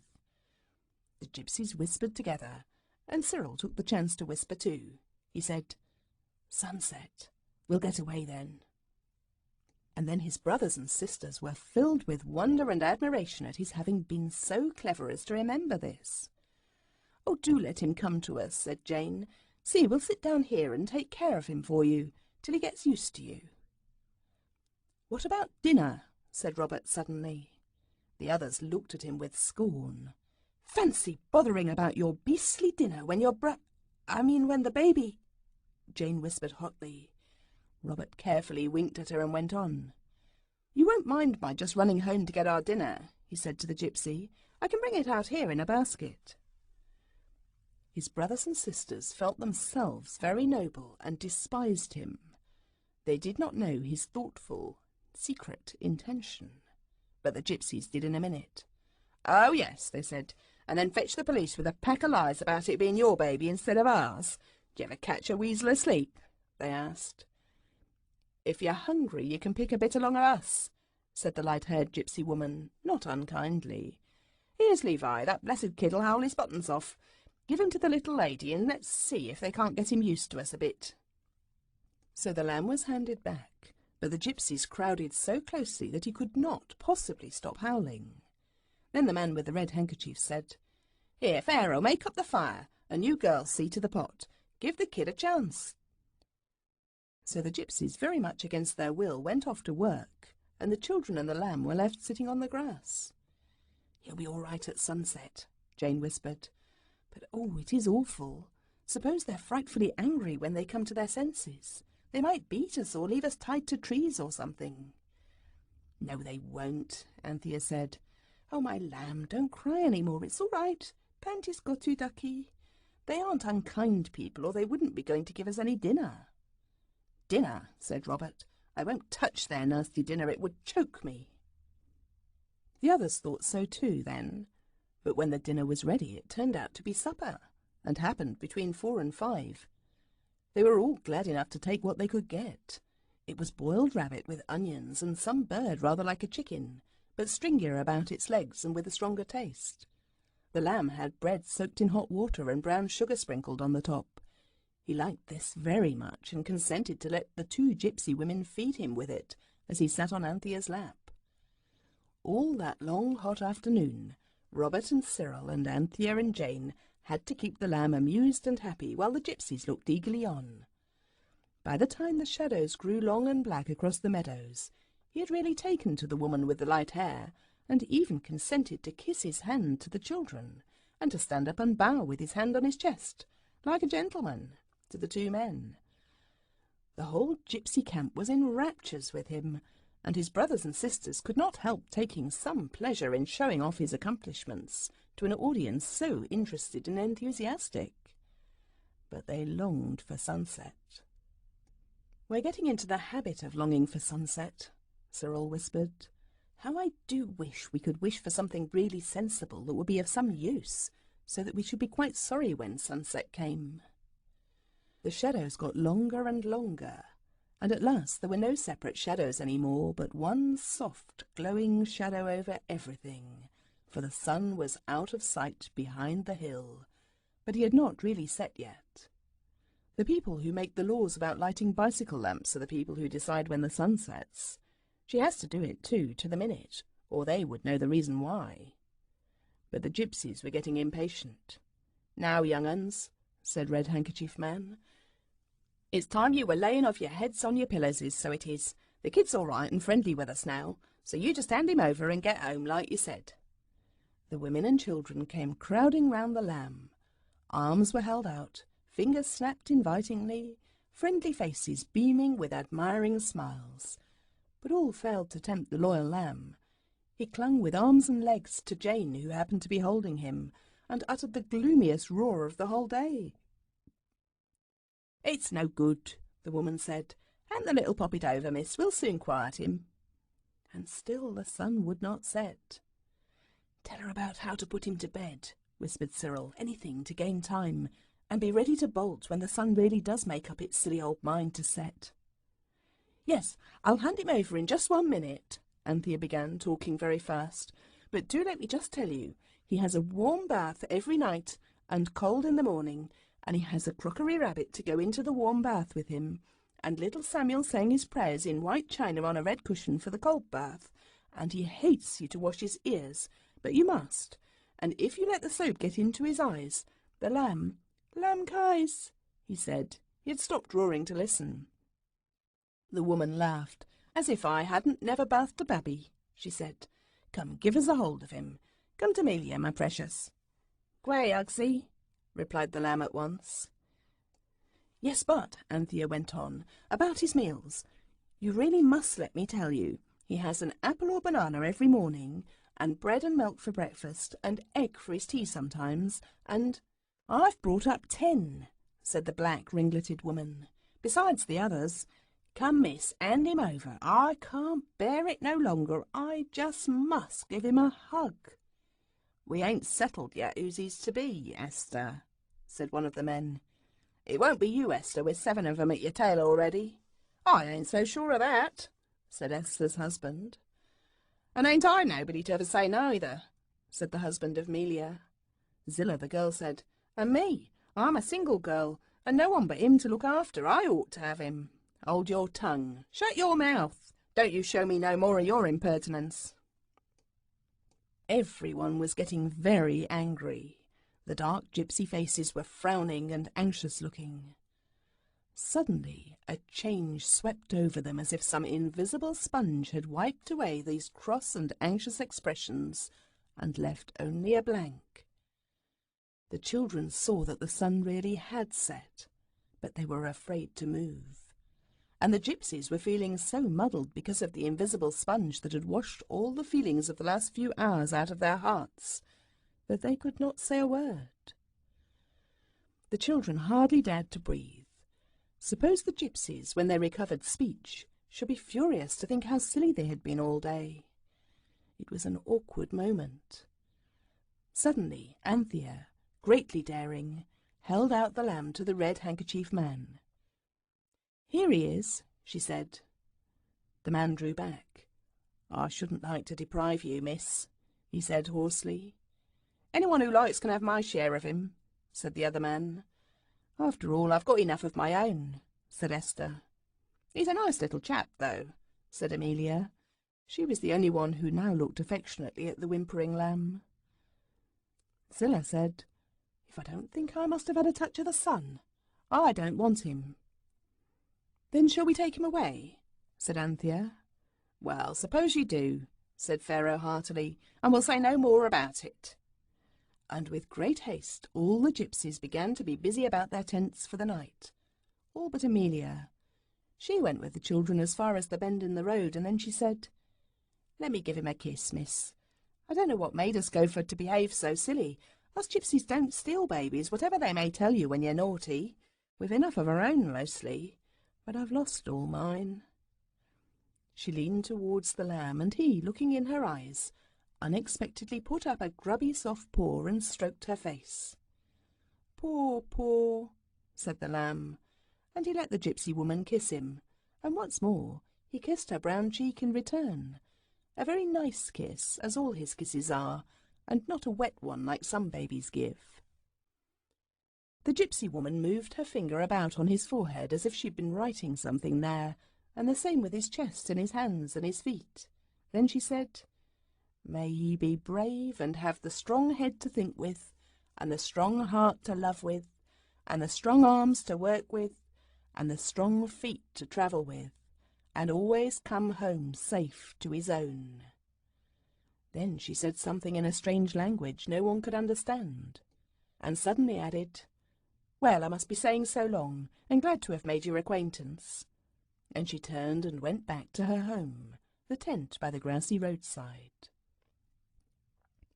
The children looked after her till she was out of sight. Then Robert said, "How silly of her! Even sunset didn't put her right. What rot she talked." "Well," said Cyril, "if you ask me, I think it was rather decent of her." "Decent?" said Anthea. "It was very nice indeed of her. I think she's a dear."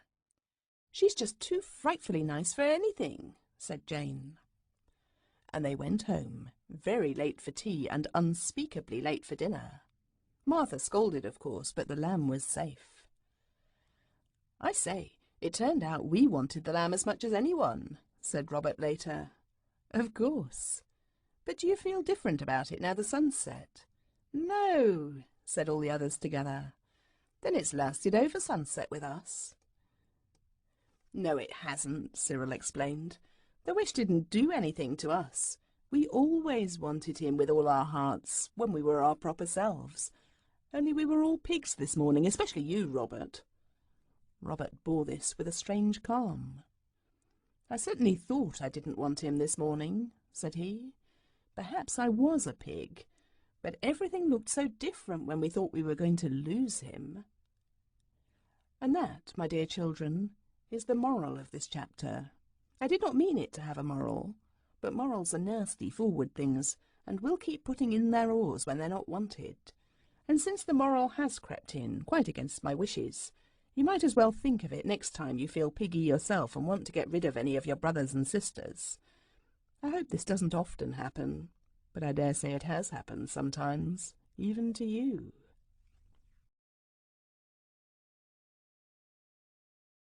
Chapter 4. Wings. The next day was very wet. Too wet to go out, and far too wet to think of disturbing a sand fairy, so sensitive to water that he still, after thousands of years, felt the pain of once having his left whisker wetted. It was a long day, and it was not till the afternoon that all the children suddenly decided to write letters to their mother. It was Robert who had the misfortune to upset the inkwell, an unusually deep and full one, straight into that part of Anthea's desk where she had long pretended that an arrangement of mucilage and cardboard painted with Indian ink was a secret drawer. It was not exactly Robert's fault. It was only his misfortune that he chanced to be lifting the ink across the desk, just at the moment when Anthea had got it open, and at that same moment should have been the one chosen by the lamb to get under the table and break his squeaking bird. There was a sharp, convenient wire inside the bird, and of course the lamb ran the wire into Robert's leg at once, and so without anyone's meaning to do it, the secret drawer was flooded with ink. At the same time a stream was poured over Anthea's half-finished letter. So her letter was something like this. Darling Mother, I hope you are quite well, and I hope Granny is better. The other day we... Then came a flood of ink, and at the bottom these words in pencil. It was not me upset the ink, but it took such a time clearing up, so no more as it is post time, from your loving daughter Anthea. Robert's letter had not even been begun. He had been drawing a ship on the blotting paper while he was trying to think of what to say. And of course, after the ink was upset, he had to help Anthea to clean out her desk, and he promised to make her another secret drawer better than the other. And she said, well, make it now.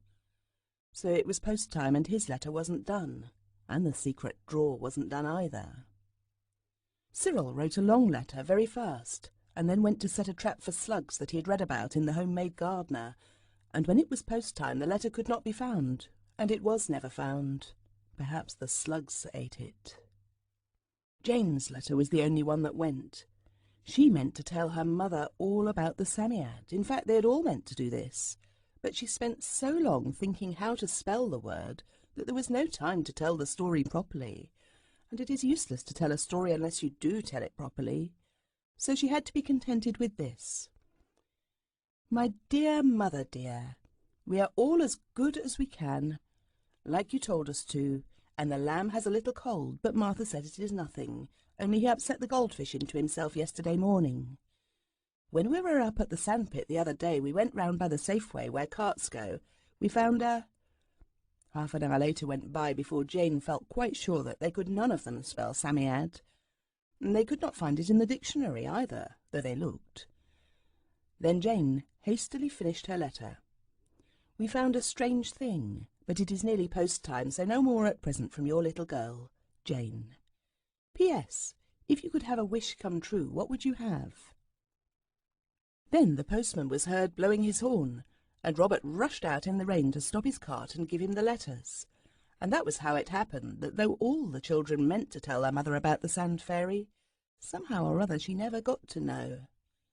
There were other reasons why she never got to know, but these come later. The next day, Uncle Richard came and took them all to Maidstone in a wagonette, all except the lamb. Uncle Richard was the very best kind of uncle. He bought them toys at Maidstone. He took them into a shop and let them all choose exactly what they wanted, without any restrictions about price, and no nonsense about things being instructive. It is very wise to let children choose exactly what they like, because they are very foolish and inexperienced, and sometimes they will choose a really instructive thing without meaning to do so. This happened to Robert, who chose at the last moment, and in a great hurry, a box with pictures on it of winged bulls with men's heads and winged men with eagles' heads. He thought there would be animals inside, the same as on the box. When he got it home, it was a Sunday puzzle about ancient Nineveh. The others chose in haste and were happy at leisure. Cyril had a model engine, and the girls had 2 dolls, as well as a china tea set with forget-me-nots on it, to be between them. The boys, between them, was a bow and arrow. Then Uncle Richard took them on the beautiful Medway in a boat, and then they all had tea at a beautiful confectioner's, and when they reached home it was far too late to have any wishes that day. They did not tell Uncle Richard anything about the Psammead. I do not know why, and they do not know why, but I dare say you can guess. The day after Uncle Richard had behaved so handsomely was a very hot day indeed. The people who decide what the weather is to be, and put its orders down for it in the newspapers every morning, said afterwards that it was the hottest day there had been for years. They had ordered it to be warmer, some showers, and warmer it certainly was. In fact, it was so busy being warmer that it had no time to attend to the order about showers, so there weren't any. Have you ever been up at 5 o'clock on a fine summer morning? It is very beautiful. The sunlight is pinky and yellowy, and all the grass and trees are covered with dew diamonds, and all the shadows go the opposite way to the way they do in the evening, which is very interesting and makes you feel as though you were in another new world. Anthea woke at 5. She had made herself wake, and I must tell you how it is done, even if it keeps you waiting for the story to go on. You get into bed at night and lie down quite flat on your little back, with your hands straight down by your sides. Then you say, "I must wake up at 5, or 6, or 7, or 8, or 9, or whatever the time is that you do want." And as you say it, you push your chin down on your chest, and then whack your head back on the pillow. And you do this as many times as there are ones in the time that you want to wake up at. It is quite an easy sum. Of course, everything depends on your really wanting to get up at 5, or 6, or 7, or 8, or 9. If you don't really want to, it's all of no use. But if you do, well, try it and see. Of course, in this, as in doing Latin proses or getting into mischief, practice makes perfect. Anthea was quite perfect. At the very moment when she opened her eyes, she heard the black and gold clock down in the dining room strike 11. So she knew it was 3 minutes to 5. The black and gold clock always struck wrong, but it was all right when you knew what it meant. It was like a person talking a foreign language. If you know the language, it is just as easy to understand as English, and Anthea knew the clock language. She was very sleepy, but she jumped out of bed, put her face and hands in a basin of cold water. This is a fairy charm that prevents your wanting to get back into bed again. Then she dressed and folded up her nightdress. She did not tumble it together by the sleeves, but folded it by the seams from the hem, and that will show you the kind of well-brought-up little girl she was. Then she took her shoes in her hand and crept softly down the stairs. She opened the dining-room window and climbed out. It would have been just as easy to go out by the door, but the window was more romantic and less likely to be noticed by Martha. "I will always get up at 5, she said to herself. It was quite too awfully pretty for anything. Her heart was beating very fast, for she was carrying out a plan quite her own. She could not be sure that it was a good plan, but she was quite sure that it would not be any better if she were to tell the others about it. And she had a feeling that, right or wrong, she would rather go through with it alone. She put on her shoes under the iron veranda, on the red and yellow shining tiles, and then she ran straight to the sandpit and found the Psammead's place and dug it out. It was very cross indeed. "It's too bad," it said, fluffing up its fur as pigeons do their feathers at Christmas time. "The weather's Arctic and it's the middle of the night." "I'm so sorry," said Anthea gently, and she took off her white pinafore and covered the sand fairy up with it, all but its head, its bat's ears, and its eyes that were like a snail's eyes. "Thank you," it said. "That's better. What's the wish this morning?" "I don't know," she said. "That's just it. You see, we've been very unlucky so far. I wanted to talk to you about it, but would you mind not giving me any wishes till after breakfast? It's so hard to talk to anyone if they jump out at you with wishes that you don't really want." "You shouldn't say you wish for things if you don't wish for them. In the old days, people almost always knew whether it was Megatherium or Ichthyosaurus they wanted for dinner." "I'll try not to do so," said Anthea, "but I do wish—" "Look out!" said the Psammead in a warning voice, and it began to blow itself out. "Oh, this isn't a magic wish, it's just— I should be so glad if you'd not swell yourself out and nearly burst to give me anything just now. Wait till the others are here." "Well, well," it said indulgently, but it shivered. "Would you?" asked Anthea kindly. "Would you like to come and sit on my lap? You'd be warmer, and I could turn the skirt of my frock up around you. I'd be very careful." Anthea had never expected that it would, but it did. "Thank you," it said. "You really are rather thoughtful." It crept onto her lap and snuggled down, and she put her arms round it with a rather frightened gentleness. "Now then," it said. "Well then," said Anthea, "everything we have wished has turned out rather horrid. I wish you would advise us. You are so old, you must be very wise." "I was always generous from a child," said the Sand Fairy. "I've spent the whole of my waking hours in giving, but one thing I won't give, that's advice." "You see," Anthea went on, "it's such a wonderful thing, such a splendid, glorious chance. It's so good and kind and dear of you to give us our wishes, and it seems such a pity it should all be wasted just because we're too silly to know what to wish for." Anthea had meant to say that, and she had not wanted to say it before the others.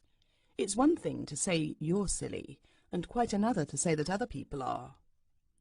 "Child," said the Sand Fairy sleepily, "I can only advise you to think before you speak." "But I thought you never gave advice." "That piece doesn't count," it said. "You'll never take it. Besides, it's not original. It's in all the copybooks." "But won't you just say if you think wings would be a silly wish?" "Wings?" it said. "I should think you might do worse. Only take care you aren't flying high at sunset. There was a little Ninevite boy I heard of once. He was one of King Sennacherib's sons, and a traveller brought them a Psammead. He used to keep it in a box of sand on the palace terrace. It was a dreadful degradation for one of us. Of course, still, the boy was the Assyrians' king's son. And one day he wished for wings and got them. But he forgot that they would turn into stone at sunset. And when they did, he fell on to one of the winged lions at the top of his father's great staircase.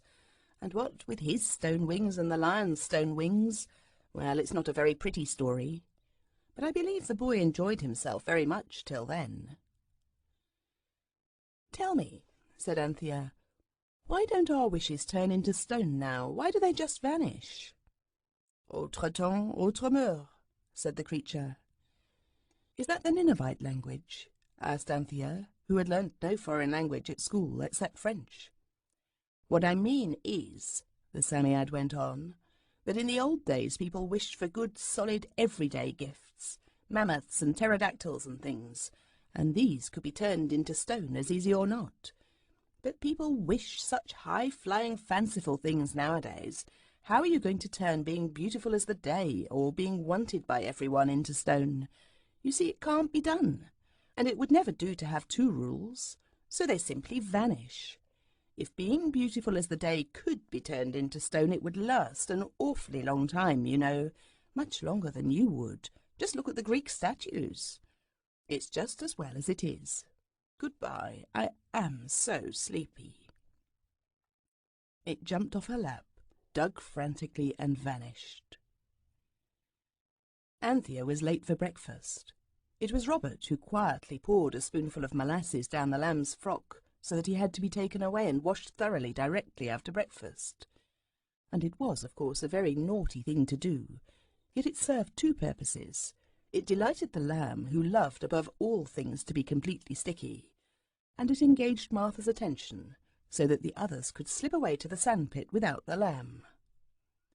They did it, and in the lane, Anthea, breathless from the hurry of that slipping, panted out, "I want to propose we take turns to wish, only nobody's to have a wish if the others don't think it's a nice wish. Do you agree?"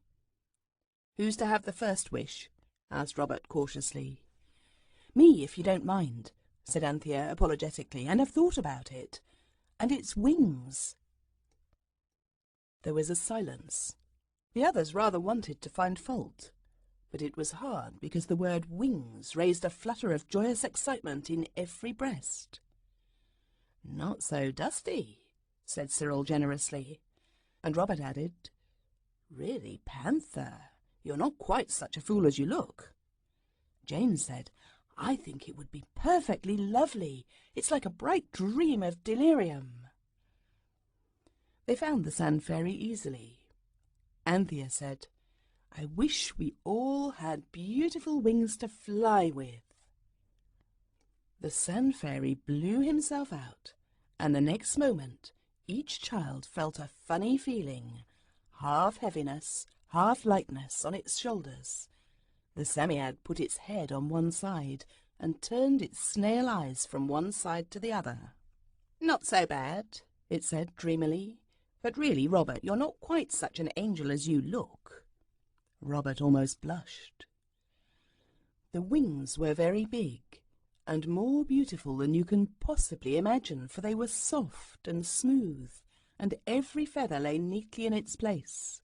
And the feathers were the most lovely mixed, changing colours, like the rainbow, or iridescent glass, or the beautiful scum that sometimes floats on water that is not at all nice to drink. "Oh, but how can we fly?" Jane said, standing anxiously first on one foot, then on the other. "Look out," said Cyril. "You're treading on my wing." "Does it hurt?" asked Anthea with interest. But no one answered, for Robert had spread his wings and jumped up, and now he was slowly rising in the air. He looked very awkward in his knickerbocker suit. His boots, in particular, hung helplessly and seemed much larger than when he was standing in them.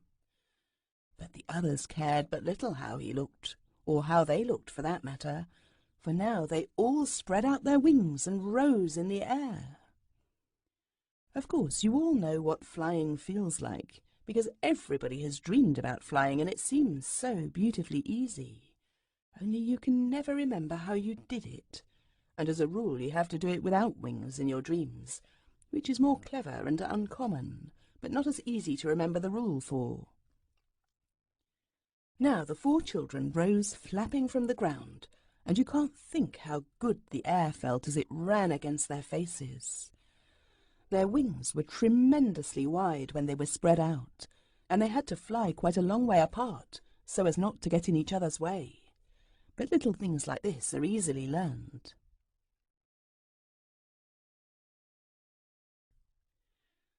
All the words in the English dictionary, and in the Greek lexicon as well, are, I find, of no use at all to tell you exactly what it feels like to be flying, so I will not try.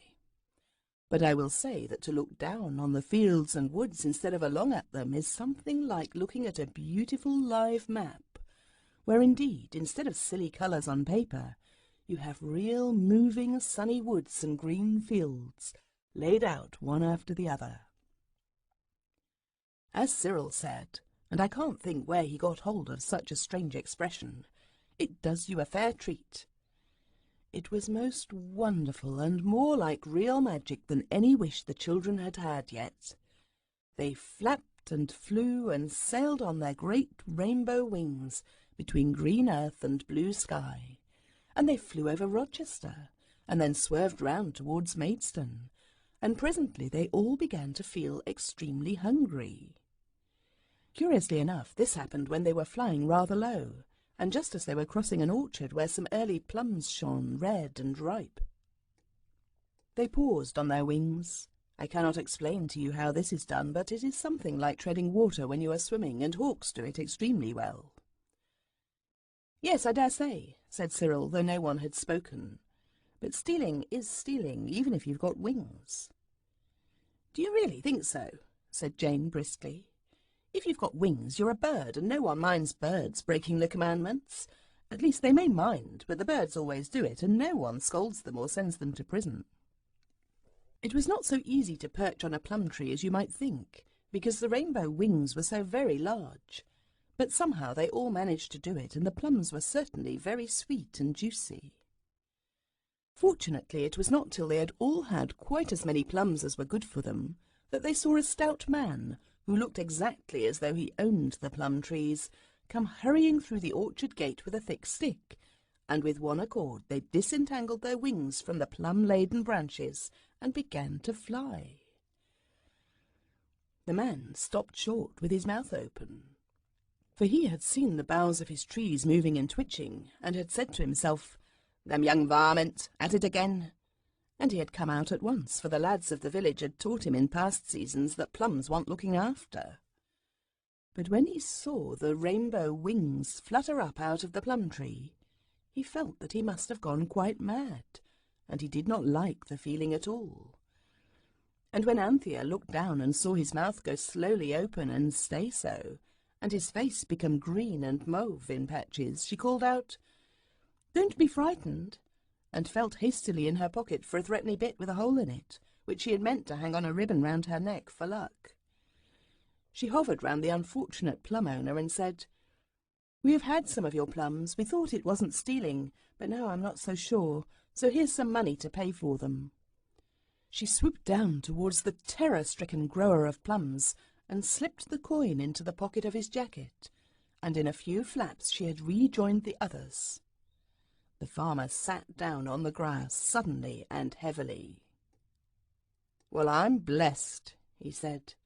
"This here is what they call delusions, I suppose. But this here threepenny." He had pulled it out and bitten it. "That's real enough. Well, from this day forth I'll be a better man. It's the kind of thing to sober a chap for life, this is. I'm glad it was only wings, though. I'd rather see the birds as aren't there and couldn't be, even if they pretend to talk, than some things I could name." He got up slowly and heavily and went indoors, and he was so nice to his wife that day that she felt quite happy and said to herself, "Law, whatever have I come to that man?" and smartened herself up and put a blue ribbon bow in the place where her collar fastened on, and looked so pretty that he was kinder than ever. So perhaps the winged children really did do one good thing that day. If so, it was the only one, for really there is nothing like wings for getting you into trouble. But on the other hand, if you are in trouble, there is nothing like wings for getting you out of it. This was the case in the matter of a fierce dog who sprang at them when they had just folded their wings as small as possible and were going up to a farm door to ask for a crust of bread and cheese, for in spite of the plums they were soon just as hungry as ever again. Now there is no doubt whatever that if the four had been ordinary wingless children, that black and fierce dog would have had a good bite out of the brown-stockinged leg of Robert, who was the nearest. But at its first growl there was a flutter of wings, and the dog was left to strain at his chain and stand on his hind legs as if he were trying to fly too. They tried several other farms, but at those where there were no dogs the people were far too frightened to do anything but scream, and at last, when it was nearly 4 o'clock and their wings were getting miserably stiff and tired, they alighted on a church tower and held a council of war. "We can't possibly fly all the way home without dinner or tea," said Robert with desperate decision. "And nobody will give us any dinner or even lunch, let alone tea," said Cyril. "Perhaps the clergyman here might," suggested Anthea. "He must know all about angels." "Anybody could see we're not that," said Jane. "Look at Robert's boots and Squirrel's plaid necktie." "Well," said Cyril firmly, "if the country you're in won't sell provisions, you take them. In wars, I mean. I'm quite certain you do. And even in other stories, no good brother would allow his little sisters to starve in the midst of plenty." "Plenty," repeated Robert hungrily, and the others looked vaguely round the bare leads of the church tower and murmured, "In the midst of?" "Yes," said Cyril impressively. "There is a larder window at the side of the clergyman's house, and I saw things to eat inside. Custard pudding and cold chicken and tongue and pies and jam.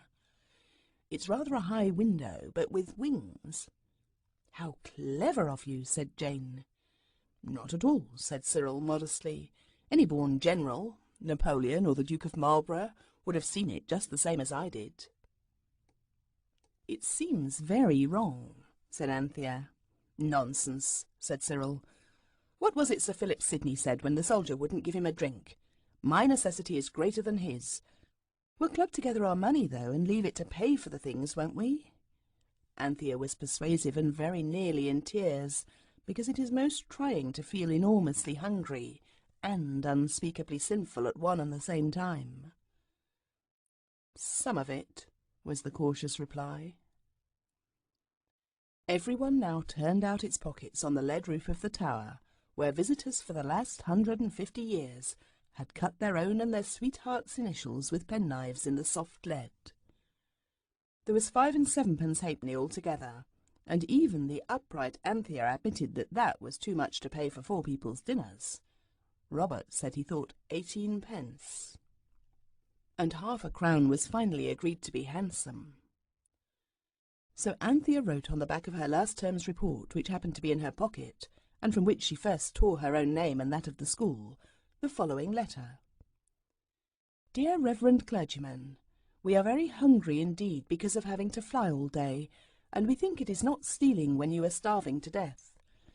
We are afraid to ask you for fear you should say no, because of course you know about angels, but you would not think we were angels.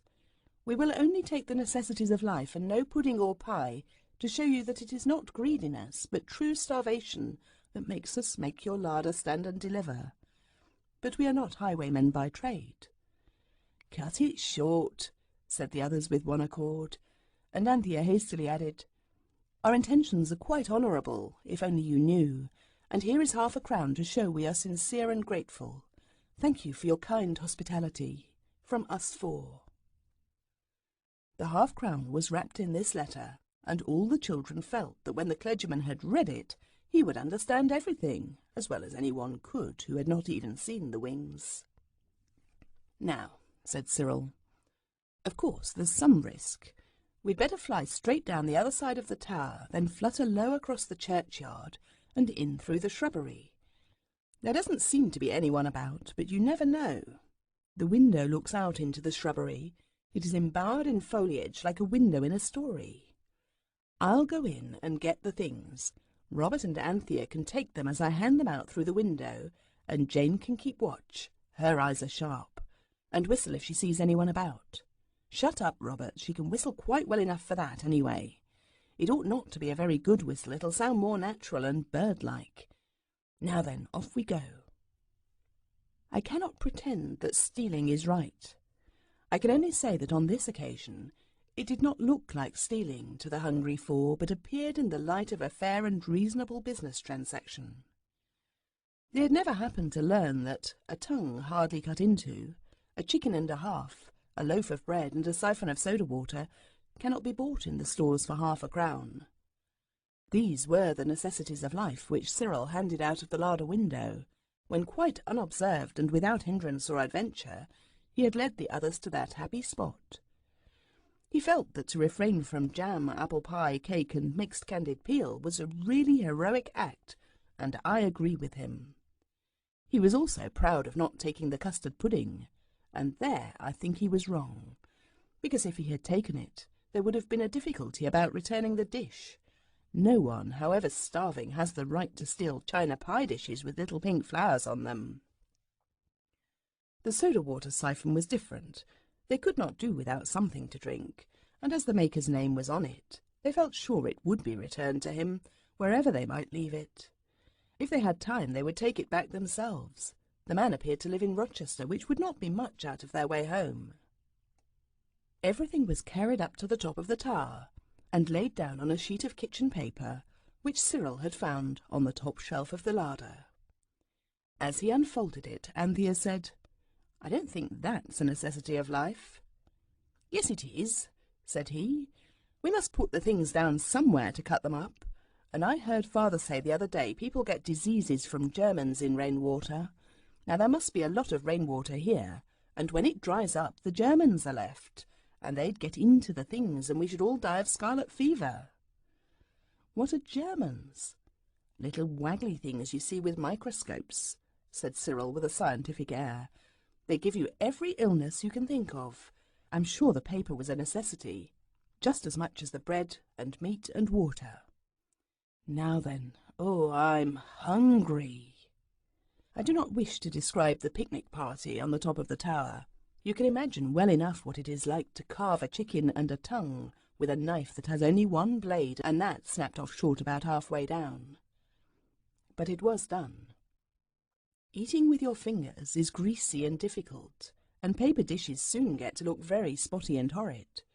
But one thing you can't imagine, And that is how soda water behaves when you try to drink it straight out of a siphon, especially a quite full one. But if imagination will not help you, experience will, and you can easily try it for yourself if you can get a grown-up person to give you the siphon. If you want to have a really thorough experience, put the tube in your mouth and press the handle very suddenly and very hard. You had better do it when you are alone, and out of doors is best for this experiment. However you eat them, tongue and chicken and new bread are very good things, and no one minds being sprinkled a little with soda water on a really fine hot day, so everyone enjoyed the dinner very much indeed, and everyone ate as much as it possibly could, first because it was extremely hungry, and secondly because, as I said, tongue and chicken and new bread are very nice. Now, I dare say you will have noticed that if you have to wait for your dinner long after the proper time, and then eat a great deal more dinner than usual, and sit in the hot sun on the top of a church tower, or even anywhere else, you become soon and strangely sleepy. Now, Anthea, Jane, and Cyril and Robert were very like you in many ways, and when they had eaten all they could and drunk all there was, they became sleepy, strangely and soon, especially Anthea, because she had gotten up so early. One by one they left off talking and leaned back, and before it was 1/4 after dinner, they had all curled round and tucked themselves up under their large, soft, warm wings, and were fast asleep. And the sun was sinking slowly in the west. I must say it was in the west, because it is usual in books to say so, for fear careless people should think it was setting in the east. In point of fact, it was not exactly in the west either, but that's near enough. The sun, I repeat, was sinking slowly in the west, and the children slept warmly and happily on, for wings are cosier than eiderdown quilts to sleep under. The shadow of the church tower fell across the churchyard, and across the vicarage, and across the field beyond, and presently there were no more shadows, and the sun had set, and the wings were gone. And still the children slept, but not for long. Twilight is very beautiful, but it is chilly, and you know, however sleepy you are, you wake up soon enough if your brother or sister happens to be up first and pulls your blankets off you. The 4 wingless children shivered and woke, and there they were, on the top of a church tower in the dusky twilight, with blue stars coming out by 1s and 2s and 10s and 20s over their heads, miles from home, with 3 shillings and 3 halfpence in their pockets, and a doubtful act about the necessities of life to be accounted for if anyone found them with the soda-water siphon. They all looked at each other. Cyril spoke first, picking up the siphon. "We'd better get along down and get rid of this beastly thing. It's dark enough to leave it on the clergyman's doorstep, I should think. Come on." There was a little turret in the corner of the tower, and the little turret had a door in it. They had noticed this when they were eating, but had not explored it, as you would have done in their place, because of course when you have wings and can explore the whole sky, doors seem hardly worth exploring. Now they turned towards it. "Of course," said Cyril, "this is the way down." It was, but the door was locked on the inside, and the world was growing darker and darker, and they were miles from home, and there was the soda-water siphon. I shall not tell you whether anyone cried, nor, if so, how many cried, nor who cried. You will be better employed in making up your minds what you would have done if you had been in their place.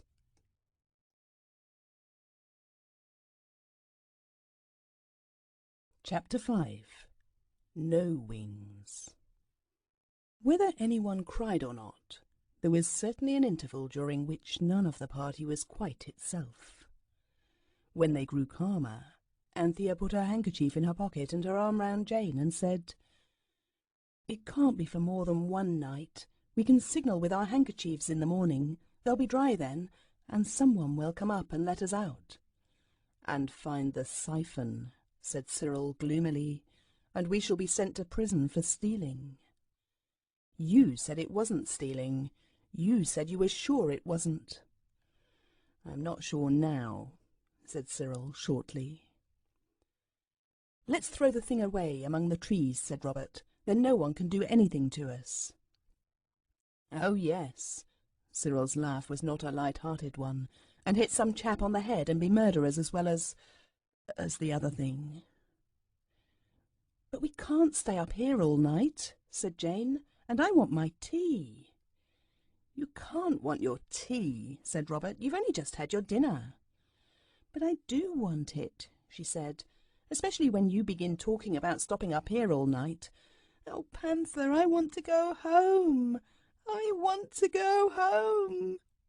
"Hush, hush," Anthea said. "Don't, dear. It'll be all right somehow. Don't. "Let her cry," said Robert desperately.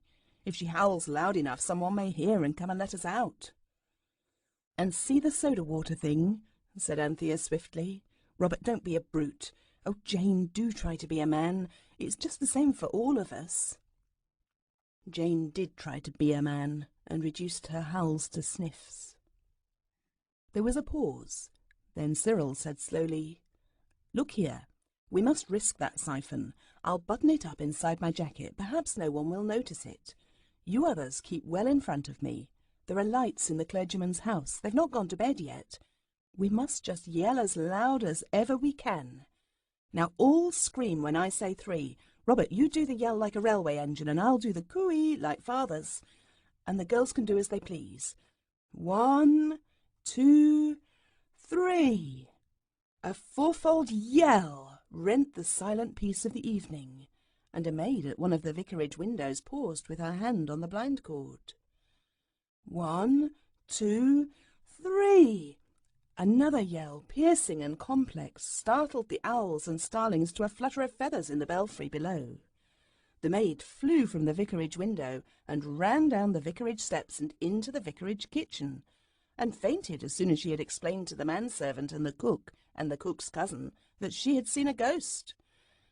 It was quite untrue, of course, but I suppose the girl's nerves were a little upset by the yelling.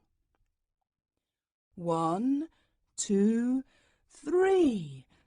The vicar was on his doorstep by this time, and there was no mistaking the yell that greeted him. "Goodness me," he said to his wife. "My dear, someone's being murdered in the church. Give me my hat and a thick stick and tell Andrew to come after me. I expect it's the lunatic who stole the tongue." The children had seen the flash of light when the vicar opened his front door. They had seen his dark form on his doorstep, and they had paused for breath and also to see what he would do. When he turned back for his hat, Cyril said hastily, "I think he only fancied he heard something. You don't half yell. Now, 1, 2, 3.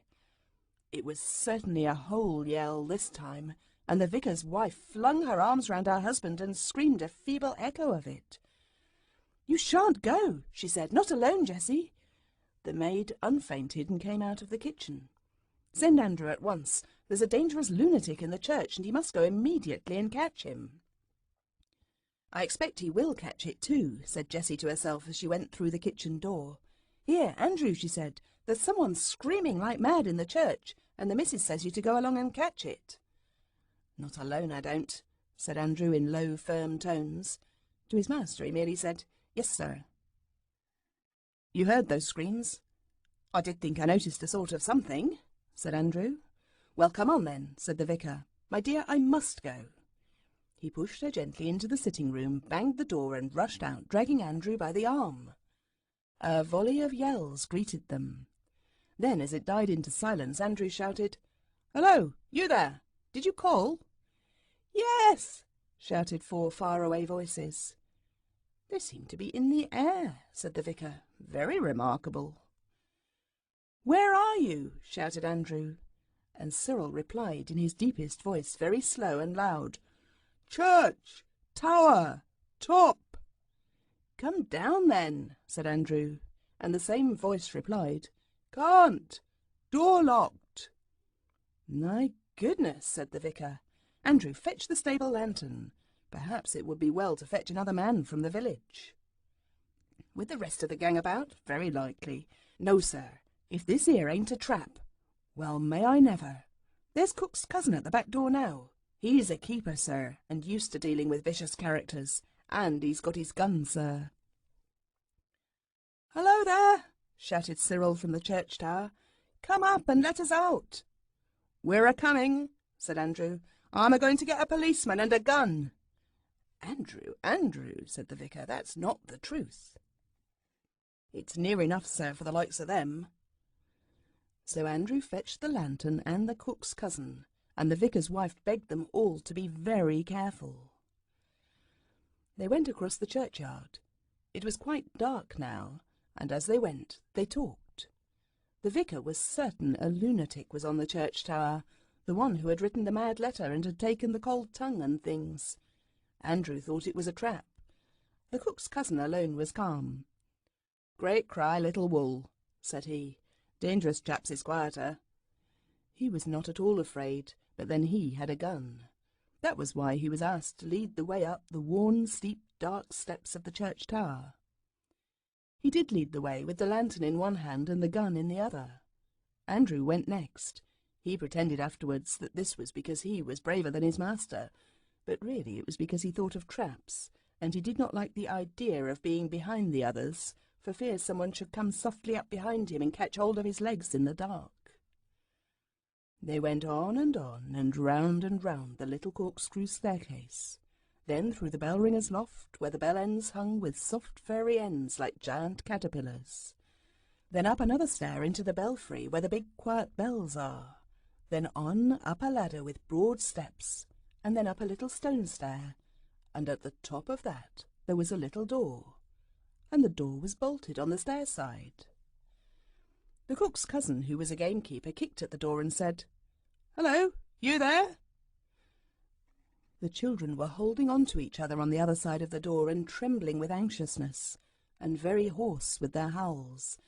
They could hardly speak, but Cyril managed to reply huskily, "Hello, you there. How did you get up there?" It was no use saying, "We flew up," so Cyril said, "We got up, and then we found the door was locked and we couldn't get down. Let us out, do." "How many of you are there?" asked the keeper. "Only 4, said Cyril. "Are you armed?" "Are we what?" "I've got my gun handy, so you best not try any tricks," said the keeper. "If we open the door, will you promise to come quietly down and no nonsense?" "Yes, oh yes," said all the children together. "Bless me," said the vicar. "Surely that was a female voice." "Shall I open the door, sir?" said the keeper. Andrew went down a few steps, to leave room for the others, he said afterwards. "Yes," said the vicar, "open the door. Remember," he said through the keyhole, "we have come to release you. You will keep your promise to refrain from violence." "How this bolt do stick," said the keeper.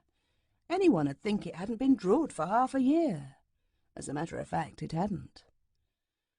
When all the bolts were drawn, the keeper spoke deep-chested words through the keyhole. "I don't open," said he, "till you've gone over to the other side of the tower, and if one of you comes at me, I fire. Now." "We're all over on the other side," said the voices. The keeper felt pleased with himself, and owned himself a bold man when he threw open that door and, stepping out into the leads, flashed the full light of the stable lantern on the group of desperadoes standing against the parapet on the other side of the tower. He lowered his gun, and he nearly dropped the lantern. "So help me," he cried, "if they ain't a pack of kiddies!" The vicar now advanced. "How did you come here?" he said severely. "Tell me at once." "Oh, take us down," said Jane, catching at his coat, "and we'll tell you anything you like. You won't believe us, but it doesn't matter. Oh, take us down." The others crowded round him with the same entreaty. All but Cyril. He had enough to do with the soda-water siphon, which would keep slipping down under his jacket. It needed both hands to keep it steady in its place. But he said, standing as far out of the lantern light as possible, "Please do take us down." So they were taken down. It is no joke to go down a strange church tower in the dark, but the keeper helped them. Only Cyril had to be independent because of the soda-water siphon. It would keep trying to get away. Halfway down the ladder it all but escaped. Cyril just caught it by its spout, and as nearly as possible lost his footing. He was trembling and pale when at last they reached the bottom of the winding stair and stepped out onto the stones of the church porch. Then suddenly the keeper caught Cyril and Robert each by an arm. "You bring along the girls, sir," said he. "You and Andrew can manage them." "Let go," said Cyril. "We aren't running away. We haven't hurt your old church. Leave go." "You just come along," said the keeper, and Cyril dared not oppose him with violence, because just then the siphon began to slip again. So they were marched into the vicarage study, and the vicar's wife came rushing in. "Oh, William, are you safe?" she cried. Robert hastened to allay her anxiety. "Yes," he said, "he's quite safe. We haven't hurt them at all. And please, we're very late, and they'll be anxious at home. Could you send us home in your carriage? Or perhaps there's a hotel near where we could get a carriage," said Anthea. "Martha will be very anxious as it is." The vicar had sunk into a chair, overcome by emotion and amazement. Cyril had also sat down and was leaning forward with his elbows on his knees because of the soda-water siphon. "But how did you come to be locked up in the church tower?" asked the vicar. "We went up," said Robert slowly, "and we were tired and we all went to sleep. And when we woke up we found the door was locked. So we yelled." "I should think you did," said the vicar's wife. "Frightening everybody out of their wits like this. You ought to be ashamed of yourselves." "We are," said Jane gently. "But who locked the door?" asked the vicar. "I don't know at all," said Robert with perfect truth. "Do please send us home." "Well, really," said the vicar, "I suppose we'd better. Andrew, put the horse to, and you can take them home." "Not alone, I don't," said Andrew to himself. And the vicar went on, "Let this be a lesson to you." He went on talking, and the children listened miserably. But the keeper was not listening. He was looking at the unfortunate Cyril. He knew all about poachers, of course, so he knew how people look when they're hiding something. The vicar had just got to the part about trying to grow up to be a blessing to your parents and not a trouble and disgrace when the keeper suddenly said, "Ask him what he's got there under his jacket." And Cyril knew that concealment was at an end. So he stood up and squared his shoulders and tried to look noble, like the boys in books, that no one can look in the face of, and doubt that they come of brave and noble families and will be faithful to the death. And he pulled out the siphon and said, "Well, there you are, then." There was a silence. Cyril went on. There was nothing else for it. "Yes, we took this out of your larder, and some chicken and tongue and bread. We were very hungry, and we didn't take the custard or jam. We only took bread and meat and water, and we couldn't help its being soda kind, just the necessities of life. And we left £0.50 to pay for it, and we left a letter. And we're very sorry, and my father will pay a fine and anything you like. But don't send us to prison. Mother would be so vexed. You know what you said about not being a disgrace. Well, don't you go and do it to us, that's all. We're as sorry as we can be. There." "How ever did you get up to the larder window?" said Mrs. Vicar. "I can't tell you that," said Cyril firmly. "Is this the whole truth you've been telling me?" asked the clergyman. "No," answered Jane suddenly. "It's all true, but it's not the whole truth. We can't tell you that. It's no good asking. Oh, do forgive us and take us home." She ran to the vicar's wife and threw her arms round her. The vicar's wife put her arms round Jane, and the keeper whispered behind his hand to the vicar, "They're all right, sir. I expect it's a pal they're standing by. Someone put 'em up to it, and they won't peach. Game little kids." "Tell me," said the vicar kindly, "are you screening someone else? Had anyone else anything to do with this?" "Yes," said Anthea, thinking of the Psammead, "but it wasn't their fault." "Very well, my dears," said the vicar. "Then let's say no more about it. Only just tell us why you wrote such an odd letter." "I don't know," said Cyril. "You see, Anthea wrote it in such a hurry, and it really didn't seem like stealing then. But afterwards, when we found we couldn't get down off the church tower, it seemed just exactly like it. We are all very sorry." "Say no more about it," said the vicar's wife. "But another time, Just think before you take other people's tongues. Now, some cake and milk before you go home?" When Andrew came to say that the horse was put to, and was he expected to be led alone into the trap that he'd plainly seen from the first, he found the children eating cake and drinking milk and laughing at the vicar's jokes. Jane was sitting on the vicar's wife's lap. So you see, they got off better than they deserved. The gamekeeper, who was the cook's cousin, asked leave to drive home with them, and Andrew was only too glad to have someone protect him from that trap he was so certain of. When the wagonette reached their own house between the chalk quarry and the gravel pit, the children were very sleepy, but they felt that they and the keeper were friends for life. Andrew dumped the children down at the iron gate without a word. "You get along home," said the vicarage cook's cousin, who was a gamekeeper. "I'll get me home on Shanks's mare." So Andrew had to drive off alone, which he did not like at all, and it was the keeper that was cousin to the vicarage cook who went with the children to the door, and when they'd been swept to bed in a whirlwind of reproaches, remained to explain to Martha and the cook and the housemaid exactly what had happened. He explained so well that Martha was quite amicable the next morning. After that he used to come over and see Martha, and in the end— but that is another story, as dear Mr. Kipling says. Martha was obliged to stick to what she had said the night before about keeping the children indoors the next day for a punishment. But she wasn't at all ugly about it, and agreed to let Robert go out for half an hour to get something he particularly wanted. This, of course, was the day's wish. Robert rushed to the gravel pit, found the Psammead, and presently wished for— but that too is another story. Chapter 6. A Castle and No Dinner. The others were to be kept in as a punishment for the misfortunes of the day before. Of course Martha thought it was naughtiness and not misfortune, so you must not blame her. She only thought she was doing her duty. You know, grown-up people often say they do not like to punish you, and that they only do it for your own good, and that it hurts them as much as it hurts you. This is really very often the truth.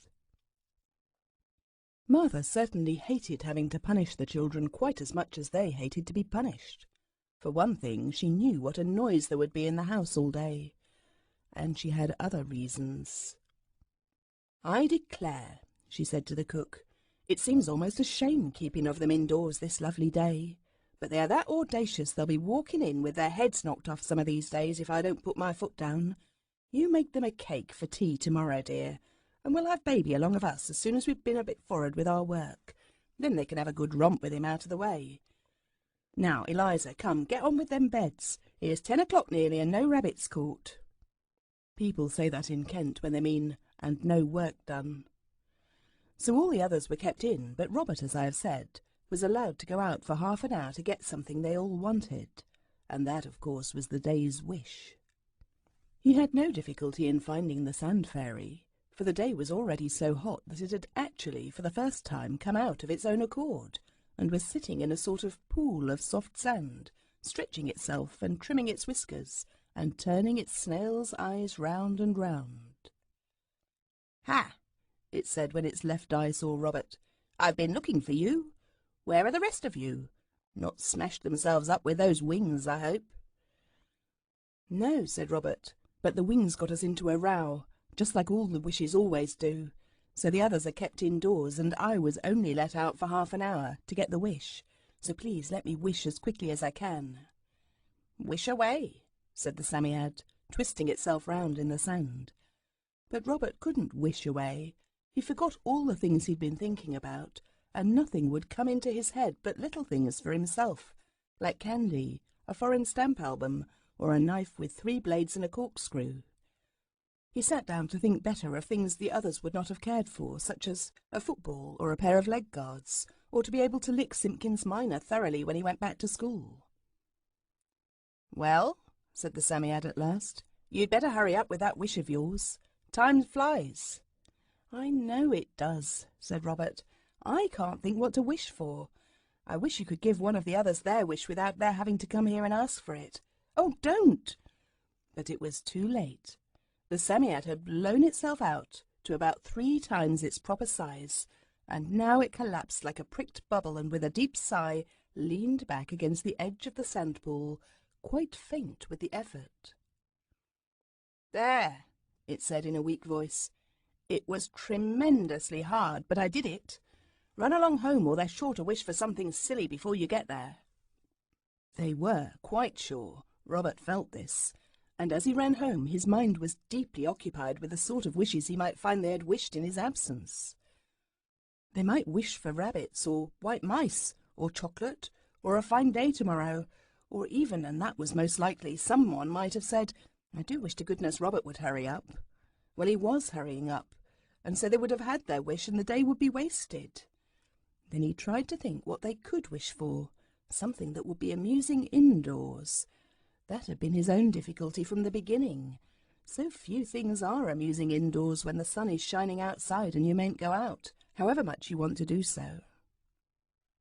Robert was running as fast as he could, but when he turned the corner that ought to have brought him within sight of the architect's nightmare, the ornamental ironwork at the top of the house, he opened his eyes so wide that he had to drop into a walk, for you cannot run with your eyes wide open. Then suddenly he stopped short, for there was no house to be seen. The front garden railings were gone too, and where the house had stood, Robert rubbed his eyes and looked again. Yes, the others had wished, there was no doubt about it, and they must have wished that they lived in a castle, for there the castle stood, black and stately and very tall and broad, with battlements and lancet windows, and 8 great towers. And where the garden and the orchard had been, there were white things dotted like mushrooms. Robert walked slowly on, and as he got nearer he saw that these were tents, and men in armour were walking around among the tents, crowds and crowds of them. "Oh," said Robert fervently, "they have. They've wished for a castle and it's being besieged. It's just like that Sun Fairy. I wish we'd never seen the beastly thing." At the little window above the great gateway across the moat that now lay where the garden had been but half an hour ago, someone was waving something pale, dust-coloured. Robert thought it was one of Cyril's handkerchiefs.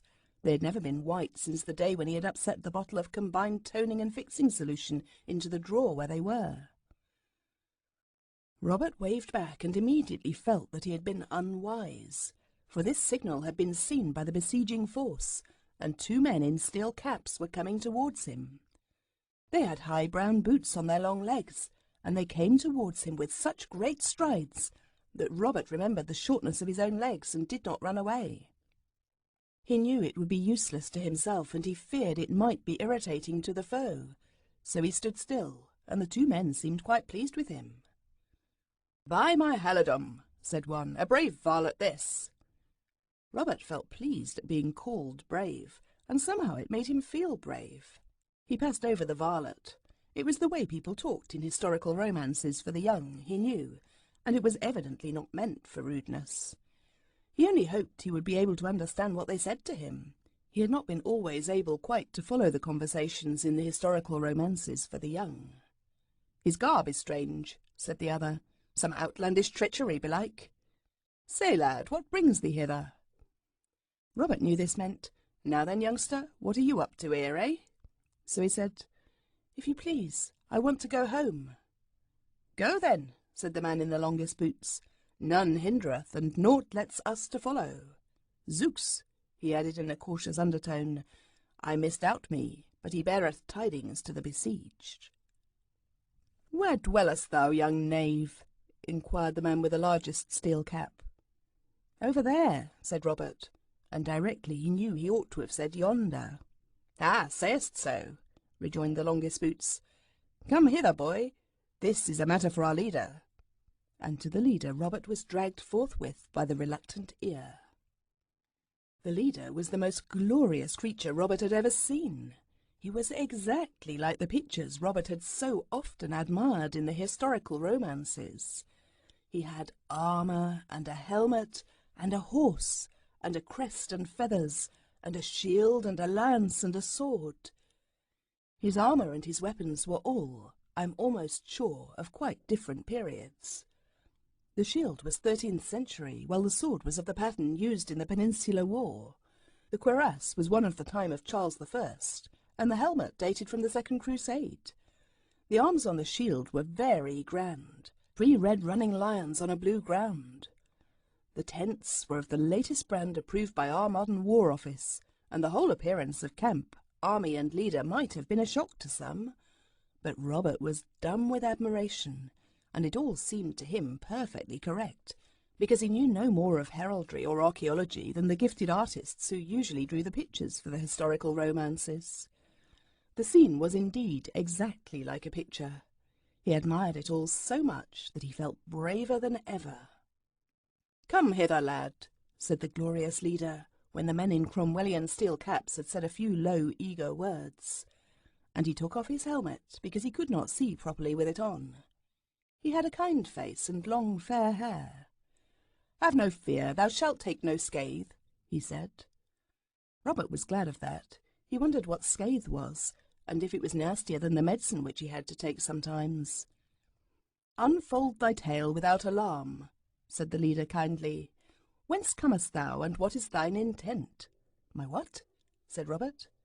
"What seekest thou to accomplish? What is thine errand, that thou wanderest here alone among these rough men-at-arms? Poor child, thy mother's heart aches for thee e'en now, I'll warrant me." "I don't think so," said Robert. "You see, she doesn't know I'm out." The leader wiped away a manly tear, exactly as a leader in a historical romance would have done, and said, "Fear not to speak the truth, my child. Thou hast naught to fear from Wulfric de Talbot." Robert had a wild feeling that this glorious leader of the besieging party, being himself part of a wish, would be able to understand better than Martha, or the gypsies, or the policeman in Rochester, or the clergyman of yesterday, the true tale of the wishes and the Psammead. The only difficulty was that he knew he could never remember enough quothers and bishroomies and things like that to make his talk sound like the talk of a boy in a historical romance. However, he began boldly enough with a sentence straight out of Ralph de Courcy, or the Boy Crusader. He said, "Gramercy for thy courtesy, fair Sir Knight. The fact is, it's like this, and I hope you're not in a hurry, because my story's rather a breather. Father and mother are away, and when we were down playing in the sandpits, we found a Psammead." "I cry thee mercy! A Psammead?" said the knight. "Yes, a sort of a fairy or enchanter. That's it, an enchanter. And he said we could have a wish every day, and we wished first to be beautiful." "Thy wish was scarce granted," muttered one of the men-at-arms, looking at Robert, who went on as if he had not heard, though he thought the remark very rude indeed. "And then we wished for money, treasure, you know, but we couldn't spend it. And yesterday we wished for wings. We got them, and we had a ripping time to begin with." "Thy speech is strange and uncouth," said Sir Wulfric de Talbot. "Repeat thy words. What hast thou?" "A ripping? I mean a jolly... No, we were contented with our lot, that's what I mean. Only after we got into an awful fix." "What is a fix? A fray, mayhap?" "No, not a fray. A tight place." "A dungeon? Alas for thy youthful fettered limbs," said the knight with polite sympathy. "It wasn't a dungeon. We just encountered undeserved misfortunes," Robert explained. "And today we are punished by not being allowed to go out. That's where I live." He pointed to the castle. "The others are in there, and they're not allowed to go out. It's all the Psammead's, the enchanter's fault. I wish we'd never seen him." "He is an enchanter of might?" "Oh, yes, of might and main, rather." "And thou deemest that it is the spells of the enchanter whom thou hast angered that have lent strength to the besieging party?" said the gallant leader. "But know thou that Wulfric de Talbot needs no enchanter's aid to lead his followers to victory." "No, I'm sure you don't," said Robert with hasty courtesy. "Of course not. You wouldn't, you know. But all the same, it's partly his fault, and we're most to blame. You couldn't have done anything if it hadn't been for us." "How now, bold boy?" asked Sir Wulfric haughtily. "Thy speech is dark, and eke scarce courteous. Unravel me this riddle." "Oh," said Robert desperately, "of course you don't know it, but you're not real at all. You're only here because the others must have been idiots enough to wish for a castle, and when the sun sets you'll just vanish away and it'll be all right." The captain and the men-at-arms exchanged glances, at first pitying and then sterner, as the longest-booted man said, "Beware, my noble lord. The urchin doth but feign madness to escape from our clutches. Shall we not bind him?" "I'm no more mad than you are," said Robert angrily. "Perhaps not so much. Only I was an idiot to think you'd understand anything. Let me go. I haven't done anything to you." "Whither?" asked the knight, who seemed to have believed all the enchanter's story till it came to his own share in it. "Whither wouldst thou wend?" "Home, of course." Robert pointed to the castle. "To carry news of succour? Nay." "All right, then," said Robert, struck by a sudden idea. "Then let me go somewhere else." His mind sought eagerly among the memories of the historical romance. "Sir Wulfric de Talbot," he said slowly, "should think foul scorn to keep a chap, one who has done him no hurt, when he wants to cut off quietly, to depart without violence." "This to my face! Beshrew thee for a knave," replied Sir Wulfric. But the appeal seemed to have gone home. "Yet thou sayest sooth," he added thoughtfully. "Go where thou wilt," he added nobly, "thou art free. Wulfric de Tareth warreth not with babes, and Jakin here shall bear thee company." "All right," said Robert wildly. "Jakin will enjoy himself, I think. Come on, Jakin. Sir Wulfric, I salute thee." He saluted after the modern military manner and set off running to the sandpit, Jakin's long boots keeping up easily. He found the fairy. He dug it up. He woke it up. He implored it to give him one more wish. "I've done 2 today already," it grumbled, "and one was as stiff a bit of work as I ever did." "Oh, do, said Robert, while Jakin looked on with an expression of open-mouthed horror at the strange beast that talked and gazed with snail's eyes at him. "Well, what is it?" snapped the Psammead with cross sleepiness. "I wish I was with the others," said Robert. And the Psammead began to swell. Robert never thought of wishing the castle and the siege away. Of course he knew they had all come out of a wish, but swords and daggers and pikes and lances seemed much too real to be wished away. Robert lost consciousness for an instant. When he opened his eyes, the others were crowding round him. "We never heard you come in," they said. "How awfully jolly of you to wish it to give us our wish. Of course, we understood that's what you had done. But you ought to have told us. Suppose we'd wished something silly." "Silly?" said Robert, very crossly indeed. "How much sillier could you have been, I'd like to know? You nearly settled me, I can tell you." Then he told his story, and the others admitted that it certainly had been rough on him, but they praised his courage and cleverness so much that he presently got back his lost temper and felt braver than ever, and consented to be captain of the besieged force. "We haven't done anything yet," said Anthea comfortably. "We waited for you. We're going to shoot at them through these little loopholes with the bow and arrows Uncle gave you, and you shall have first shot." "I don't think I would," said Robert cautiously. "You don't know what they're like near to. They've got real bows and arrows, an awful length, and swords and pikes and daggers and all sorts of sharp things. They're all quite real. It's not just a picture or a vision or anything. They can hurt us, or kill us even, I shouldn't wonder. I can feel my ear all sore yet. Look here, have you explored the castle? Because I think we'd better let them alone as long as they let us alone. I hear that Jakin man say they weren't going to attack till just before sundown. We can be getting ready for the attack. Are there any soldiers in the castle to defend it?" "We don't know," said Cyril. "You see, directly I'd wished we were in a besieged castle, everything seemed to go upside down, and when it came straight we looked out of the window and saw the camp and things, and you. And of course we kept on looking at everything. Isn't this room jolly? It's as real as real." It was. It was square, with stone walls 4 feet thick and great beams for ceiling. A low door at the corner led to a flight of steps up and down. The children went down. They found themselves in a great arched gatehouse. The enormous doors were shut and barred. There was a window in a little room at the bottom of the round turret, up which the stair wound, rather larger than the other windows, and looking through it they saw that the drawbridge was up and the portcullis down, and the moat looked very wide and deep. Opposite the great door that led to the moat was another great door with a little door in it. The children went through this and found themselves in a big courtyard, with the great grey walls of the castle rising dark and heavy on all four sides. Near the middle of the courtyard stood Martha, moving her right hand backwards and forwards in the air. The cook was stooping down and moving her hands, also in a very curious way. But the oddest and at the same time most terrible thing was the lamb, who was sitting on nothing about 3 feet from the ground, laughing happily. The children ran towards him. Just as Anthea was reaching out her arms to take him, Martha said crossly, "Let him alone, do, miss, when he is good." "But what's he doing?" said Anthea. "Doing? Why, sitting in his high chair as good as gold, a precious, watching of me doing the ironing.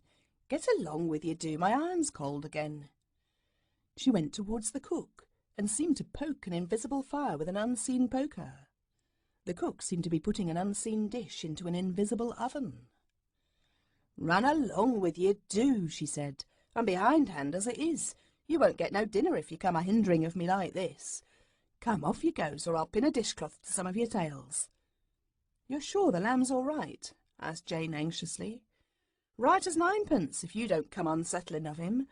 I thought you'd like to be rid of him for today, but take him if you want him, for gracious sake." "No, no," they said, and hastened away. They would have to defend the castle presently, and the lamb was safer, even suspended in mid-air in an invisible kitchen, than in the guard-room of the besieged castle. They went through the first doorway they came to, and sat down helplessly on a wooden bench that ran along the room inside. "How awful," said Anthea and Jane together, and Jane added, "I feel as if I was in a lunatic asylum." "What does it mean?" Anthea said. "It's creepy. I don't like it. I wish we'd wished for something plain, a rocking horse or a donkey or something." "It's no use wishing now," said Robert bitterly, and Cyril said, "Do be quiet, I want to think." He buried his face in his hands, and the others looked about them. They were in a long room with an arched roof. There were wooden tables along it, and one across the end of the room on a sort of raised platform. The room was very dim and dark. The floor was strewn with dry things like sticks, and they did not smell nice. Cyril sat up suddenly and said, "Look here, it's all right. I think it's like this. You know we wished that the servants shouldn't notice any difference when we got wishes, and nothing happens to the lamb unless we specially wish it to. So, of course, they don't notice the castle or anything, but the castle is on the same place where our house and the servants have to go on being in the house, or else they would notice. So you can't have a castle mixed up with a house, and so we can't see the house because we see the castle, and they can't see the castle because they go on seeing the house. And so—" "Oh, don't," said Jane. "You'll make my head go all swimmy, like being on a roundabout. It doesn't matter. Only I hope we shall be able to see our dinner, that's all, because if it's invisible it'll be unfeelable as well, and then we can't eat it. I know it will, because I tried to feel if I could feel the lamb's chair, and there was nothing under him at all but air. And we can't eat air, and I feel just as if I hadn't had any breakfast for years and years." "It's no use thinking about it," said Anthea. "Let's go on exploring. Perhaps we might find something to eat." This lighted hope in every breast, and they went on exploring the castle. But though it was the most perfect and delightful castle you can possibly imagine, and furnished in the most complete and beautiful manner, neither food nor men-at-arms were to be found in it. "If only you'd thought of wishing to be in a besieged castle, thoroughly garrisoned and provisioned," said Jane reproachfully. "You can't think of everything, you know," said Anthea. "I should think it must be nearly dinner-time by now." It wasn't, but they hung about, watching the strange movements of the servants in the middle of the courtyard, because, of course, they couldn't be sure where the dining-room of the invisible house was. Presently they saw Martha carrying an invisible tray across the courtyard, for it seemed that by the most fortunate accident the dining room of the house and the banqueting hall of the castle were in the same place. But oh, how their hearts sank when they perceived that the tray was invisible. They waited in wretched silence while Martha went through the form of carving an unseen leg of mutton and serving invisible greens and potatoes with a spoon that no one could see. When she had left the room, the children looked at the empty table and then at each other. "This is worse than anything," said Robert, who had not now been particularly keen on his dinner. "I'm not so very hungry," said Anthea, trying to make the best of things as usual. Cyril tightened his belt ostentatiously. Jane burst into tears.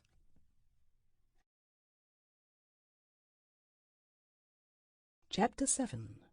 A Siege and Bed. The children were sitting in the gloomy banqueting hall, at the end of one of the long, bare wooden tables. There was now no hope. Martha had brought in the dinner, but the dinner was invisible and unfeelable too. When they rubbed their hands along the table, they knew but too well that for them there was nothing there but table. Suddenly Cyril felt in his pocket. "Right-oh!" he cried. "Look here, biscuits!" Somewhat broken and crumbled, certainly, but still biscuits. 3 whole ones and a generous handful of crumbs and fragments. "I got them this morning. Cook, I'd quite forgotten," he explained, as he divided them with scrupulous fairness into 4 heaps. They were eaten in a happy silence, though they had an odd taste, because they had been in Cyril's pocket all the morning, with a hank of tarred twine, some green fir cones, and a ball of cobbler's wax. "Yes, but look here, Squirrel," said Robert. "You're so clever at explaining about invisibleness and all that. How is it the biscuits are here and all the bread and meat and things have disappeared?" "I don't know," said Cyril after a pause, "unless it's because we had them. Nothing about us changed. Everything's in my pocket all right." "Then if we had the mutton it would be real," said Robert. "Oh, don't I wish we could find it." "But we can't find it. I suppose it isn't ours till we've got it in our mouths." "Or in our pockets," said Jane, thinking of the biscuits. "Who puts mutton in their pockets, goose girl?" said Cyril. "But I know. At any rate I'll try it." He leaned over the table with his face about an inch from it and kept opening and shutting his mouth as though he were taking bites out of air. "It's no good," said Robert in deep dejection. "You'll only— Hello?" Cyril stood up with a grin of triumph, holding a square piece of bread in his mouth. It was quite real. Everyone saw it. It is true that directly he bit off a piece the rest vanished, but it was all right because he knew he had it in his hand, though he could neither see nor feel it. He took another bite from the air between his fingers, and it turned into bread as he bit. The next moment all the others were following his example, and opening and shutting their mouths an inch or so from the bare-looking table. Robert captured a slice of mutton, but I think I will draw a veil over the rest of this painful scene. It is enough to say that they all had enough mutton, and that when Martha came in to change the plates, she said she had never seen such a mess in all her born days. The pudding was fortunately a plain suet one, and in answer to Martha's question the children all with one accord said that they would not have molasses on it, nor jam, nor sugar. "Just plain, please," they said. Martha said, "Well, I never! What next, I wonder?" and went away. Then ensued another scene on which I will not dwell, for nobody looks nice picking up slices of suet pudding from the table in its mouth like a dog. The great thing, after all, was that they had had dinner, and now everyone felt more courage to prepare for the attack that was to be delivered before sunset. Robert, as captain, insisted on climbing to the top of one of the towers to reconnoitre, so up they all went. And now they could see all round the castle, and could see too that beyond the moat, on every side, tents of the besieging party were pitched. Rather uncomfortable shivers ran down the children's backs as they saw that all the men were very busy cleaning or sharpening their arms, restringing their bows and polishing their shields. A large party came along the road with horses dragging along the great trunk of a tree, and Cyril felt quite pale because he knew this was for a battering ram. "What a good thing we've got a moat," he said, "and what a good thing the drawbridge is up. I should never have known how to work it." Of course it would be up in a besieged castle. "You'd think there ought to have been soldiers in it, wouldn't you?" said Robert. "You see, you don't know how long it's been besieged," said Cyril darkly. "Perhaps most of the brave defenders were killed early in the siege, and all the provisions eaten, and now there are only a few intrepid survivors. That's us, and we are going to defend it to the death." "How do you begin? Defending to the death, I mean?" asked Anthea. "We ought to be heavily armed and then shoot at them when they advance to the attack. They used to pour boiling lead down on besiegers when they got too close," said Anthea. "Father showed me the holes on purpose for pouring it down through at Bodiam Castle, and there are holes like it in the gate tower here." "I think I'm glad it's only a game." "It is only a game, isn't it?" said Jane. But no one answered. The children found plenty of strange weapons in the castle, and if they were armed at all, it was soon plain that they would be, as Cyril said, armed heavily, for these swords and lances and crossbows were far too weighty even for Cyril's manly strength. And as for the longbows, none of the children could even begin to bend them. The daggers were better, but Jane hoped that the besiegers would not come close enough for daggers to be of any use. "Never mind, we can hurl them like javelins," said Cyril, "or drop them on people's heads. I say, there are lots of stones on the other side of the courtyard. If we took some of those up just to drop on their heads, if they were to try swimming the moat." So a heap of stones grew apace up in the room above the gate, and another heap, a shiny, spiky, dangerous-looking heap of daggers and knives. As Anthea was crossing the courtyard for more stones, a sudden and valuable idea came to her. She went to Martha and said, "May we have just biscuits for tea? We're going to play at besieged castles, and we'd like the biscuits to provision the garrison. Put mine in my pocket, please, my hands are so dirty, and I'll tell the others to fetch theirs." This was indeed a happy thought, for now with 4 generous handfuls of air, which turned to biscuits as Martha crammed it into their pockets, the garrison was well provisioned till sundown. They brought up some iron pots of cold water to pour on the besiegers instead of hot lead, with which the castle did not seem to be provided. The afternoon passed with wonderful quickness. It was very exciting, but none of them, except Robert, could feel all the time that this was real, deadly, dangerous work. To the others, who had only seen the camp and the besiegers from a distance, the whole thing seemed half a game of make-believe and half a splendidly distinct and perfectly safe dream. But it was only now and then that Robert could feel this. When it seemed to be tea-time, the biscuits were eaten, with water from the deep well in the courtyard, drunk out of horns. Cyril insisted on putting by 8 of the biscuits, just in case anyone should feel faint in stress of battle.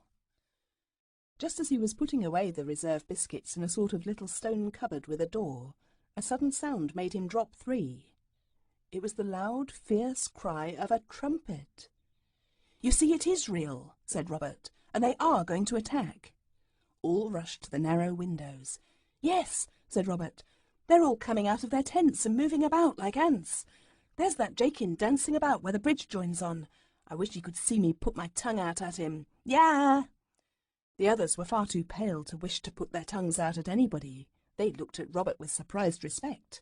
Anthea said, "You really are brave, Robert." "Rot." Cyril's pallor turned to redness now all in a minute. "He's been getting ready to be brave all the afternoon, and I wasn't ready, that's all. I shall be braver than he is in half a jiffy." "Oh dear," said Jane, "what does it matter which of you is the bravest? I think Cyril was perfectly silly to wish for a castle, and I don't want to play." "It isn't," Robert was beginning sternly, but Anthea interrupted. "Oh yes, you do," she said coaxingly. "It's a very nice game, really, because they can't possibly get in, and if they do, the women and children are always spared by civilized armies."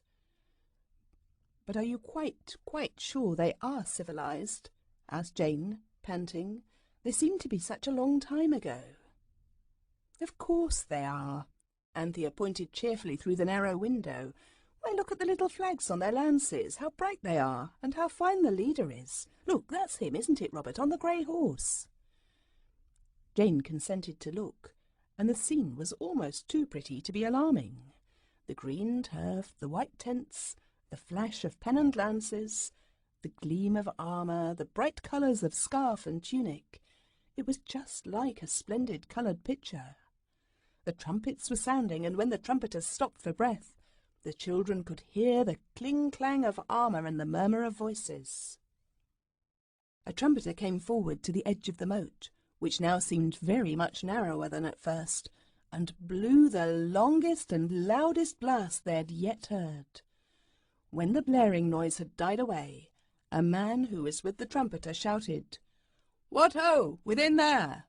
and his voice came plainly to the garrison in the gatehouse. "Hello there!" Robert bellowed back at once.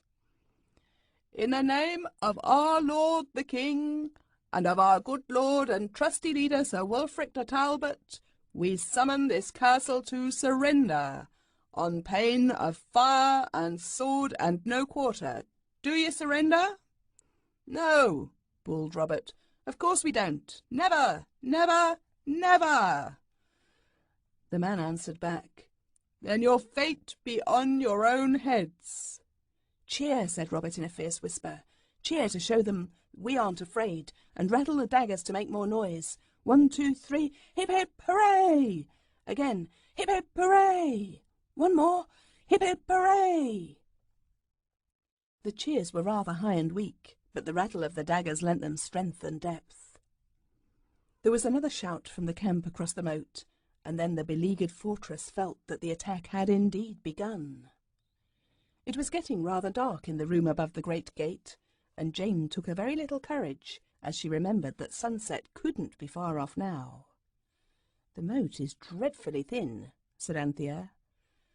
"But they can't get into the castle even if they do swim over," said Robert. And as he spoke, he heard feet on the stair outside, heavy feet and the clang of steel. No one breathed for a moment. The steel and the feet went on up the turret stairs. Then Robert sprang softly to the door. He pulled off his shoes. "Wait here," he whispered, and stole quickly and softly after the boots and the spur clank. He peeped into the upper room.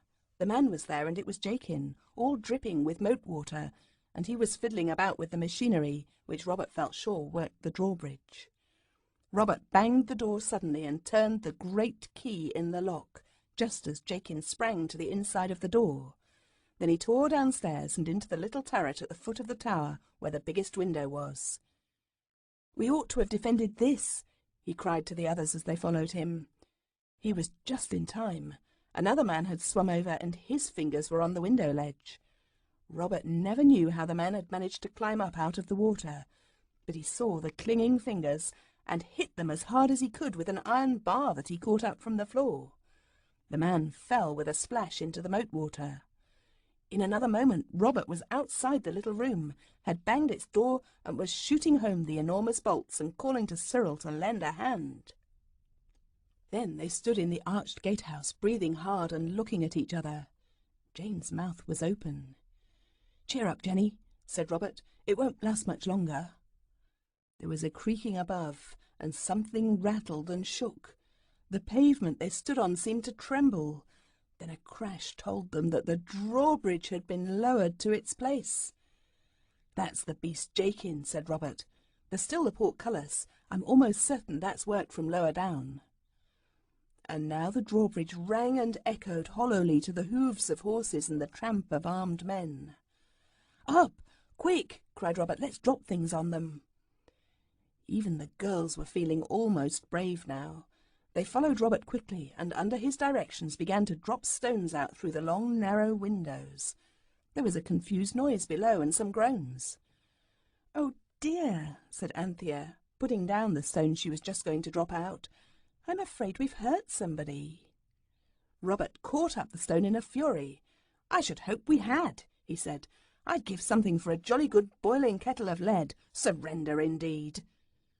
And now came more tramping, and a pause, and then the thundering thump of the battering ram.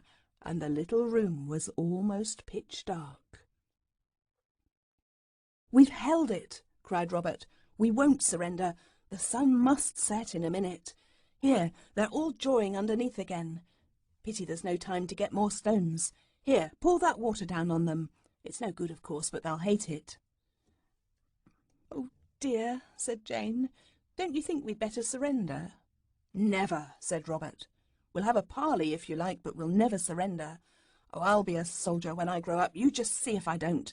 I won't go into the civil service, whatever anyone says." "Let's wave a handkerchief and ask for a parley," Jane pleaded. "I don't believe the sun's going to set tonight at all." "Give them the water first, the brutes," said the bloodthirsty Robert. So Anthea tilted the pot over the nearest lead hole and poured. They heard a splash below, but no one seemed to have felt it, and again the ram battered the great door. Anthea paused. "How idiotic," said Robert, lying flat on the floor, putting one eye to the lead hole. "Of course, the holes go straight down into the gatehouse. That's for when the enemy has got past the door and the portcullis, and almost all is lost. Here, hand me the pot." He crawled onto the three-cornered window ledge in the middle of the wall, and taking the pot from Anthea, poured the water out through the arrow slit. And as he began to pour, the noise of the battering ram and the trampling of the foe and shouts of "Surrender!" and "The Talbot forever!" all suddenly stopped and went out like the snuff of a candle. The little dark room seemed to whirl round and turn topsy-turvy, and when the children came to themselves, they were safe and sound in the big front bedroom of their own house, the house with the ornamental nightmare iron top to the roof. They all crowded to the window and looked out. The moat and the tents and the besieging force were all gone, and there was the garden with its tangle of dahlias and marigolds and asters and later roses, and the spiky iron railings and the quiet white road. Everyone drew a deep breath.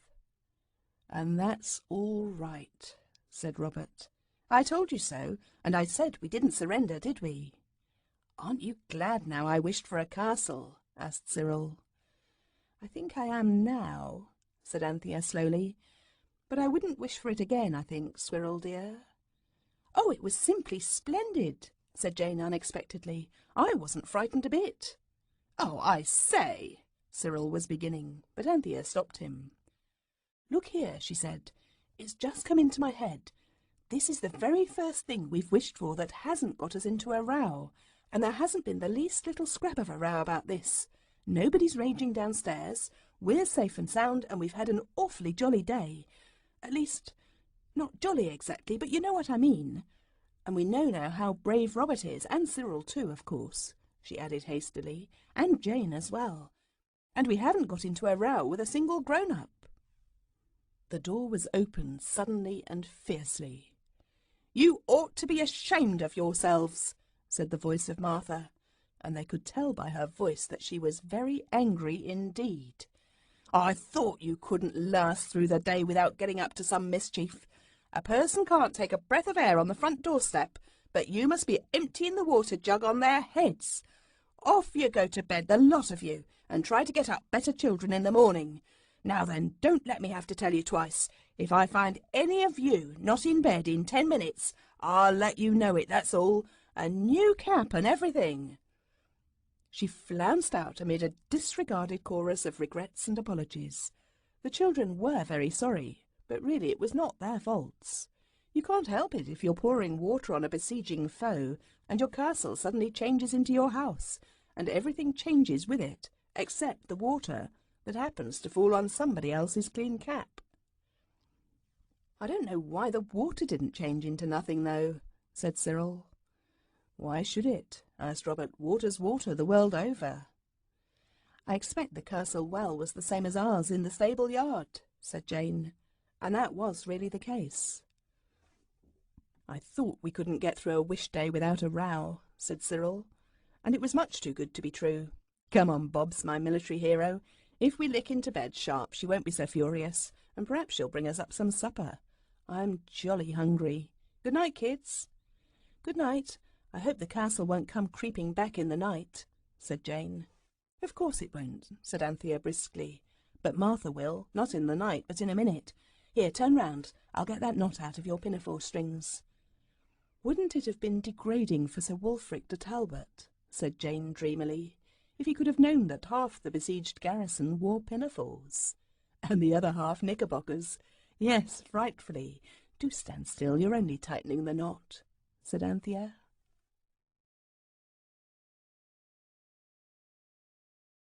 Chapter 8. Bigger than the Baker's Boy. "Look here," said Cyril. "I've got an idea." "Does it hurt much?" said Robert sympathetically. "Don't be a jackanape. I'm not humbugging." "Shut up, Bobs," said Anthea. "Silence for the squirrel's oration," said Robert.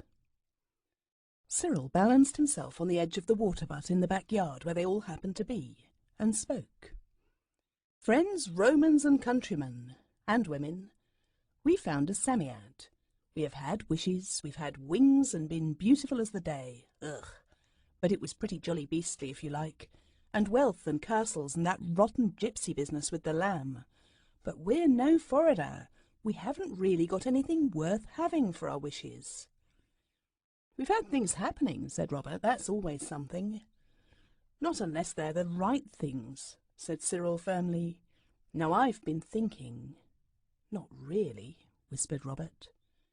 "In the silent what's-its-names of the night, it's like suddenly being asked something out of history, the date of the conquest or something.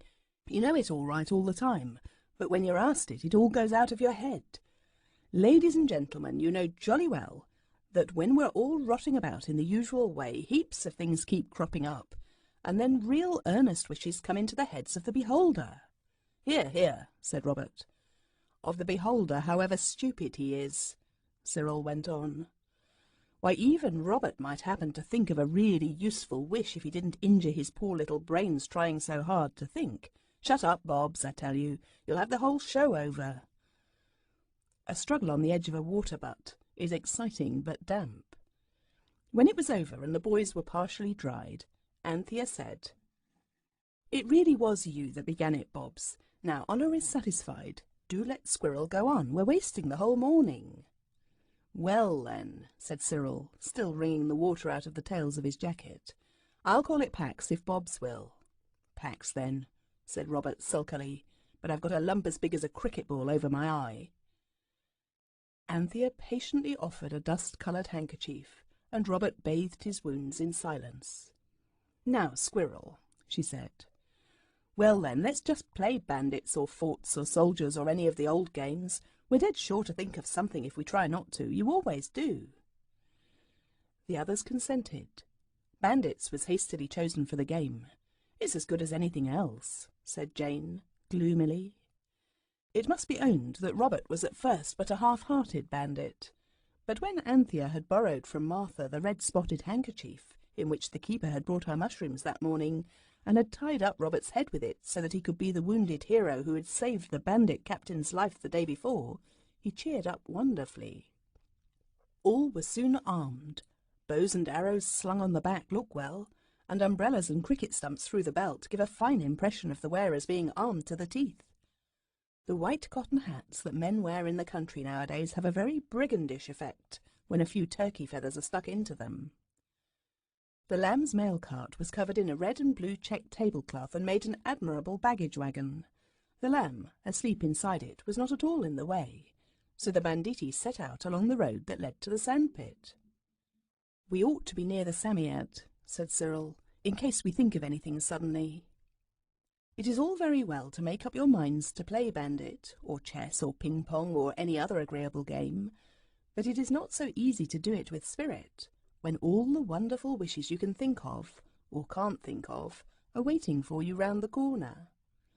The game was dragging a little, and some of the bandits were beginning to feel that the others were disagreeable things and were saying so candidly, when the baker's boy came along the road with loaves in a basket. The opportunity was not one to be lost. "Stand and deliver!" cried Cyril. "Your money or your life," said Robert. And they stood on each side of the baker's boy. Unfortunately, he did not seem to enter into the spirit of the thing at all. He was a baker's boy of an unusually large size. He merely said, "Chuck it now, dear," and pushed the bandits aside most disrespectfully. Then Robert lassoed him with Jane's skipping rope, and instead of going round his shoulders, as Robert intended, it went round his feet and tripped him up. The basket was upset. The beautiful new loaves went bumping and bouncing all over the dusty, chalky road. The girls ran to pick them up, and all in a moment Robert and the baker's boy were fighting it out man to man, with Cyril to see fair play, and the skipping rope twisting round their legs like an interesting snake that wished to be a peacemaker. It did not succeed. Indeed, the way the boxwood handles sprang up and hit the fighters on the shins and ankles was not at all peacemaking.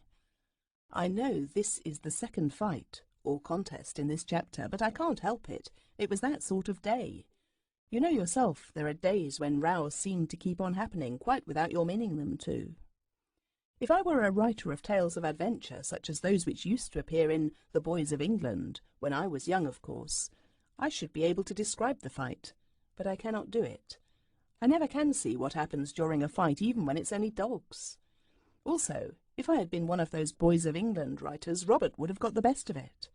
But I am like George Washington. I cannot tell a lie even about a cherry tree, much less about a fight, and I cannot conceal from you that Robert was badly beaten for the second time that day. The baker's boy blacked his other eye, and being ignorant of the first rules of fair play and gentlemanly behaviour, he also pulled Robert's hair and kicked him on the knee. Robert always used to say he could have licked the baker if it hadn't been for the girls, but I am not sure. Anyway, what happened was this, and very painful it was to self-respecting boys. Cyril was just tearing off his coat so as to help his brother in proper style, when Jane threw her arms round his legs and began to cry and ask him not to go and be beaten too. That too was very nice for Robert, as you can imagine, but it was nothing to what he felt when Anthea rushed in between him and the baker's boy and caught that unfair and degraded fighter round the waist, imploring him not to fight any more. "Oh, don't hurt my brother any more," she said in floods of tears. "He didn't mean it. It's only play, and I'm sure he's very sorry." You see how unfair this was to Robert, because if the baker's boy had had any right and chivalrous instincts, and had yielded to Anthea's pleading and accepted her despicable apology, Robert could not, in honour, have done anything to him at any future time. But Robert's fears, if he had any, were soon dispelled. Chivalry was a stranger to the breast of the baker's boy. He pushed Anthea away very roughly, and he chased Robert with kicks and unpleasant conversation right down the road to the sandpit. And there, with one last kick, he landed him in a heap of sand. "I'll learn you, you young varmint," he said, and went off to pick up his loaves and go about his business. Cyril, impeded by Jane, could do nothing without hurting her, for she clung round his legs with the strength of despair. The baker's boy went off, red and damp about the face, abusive to the last. He called them a pack of silly idiots and disappeared round the corner.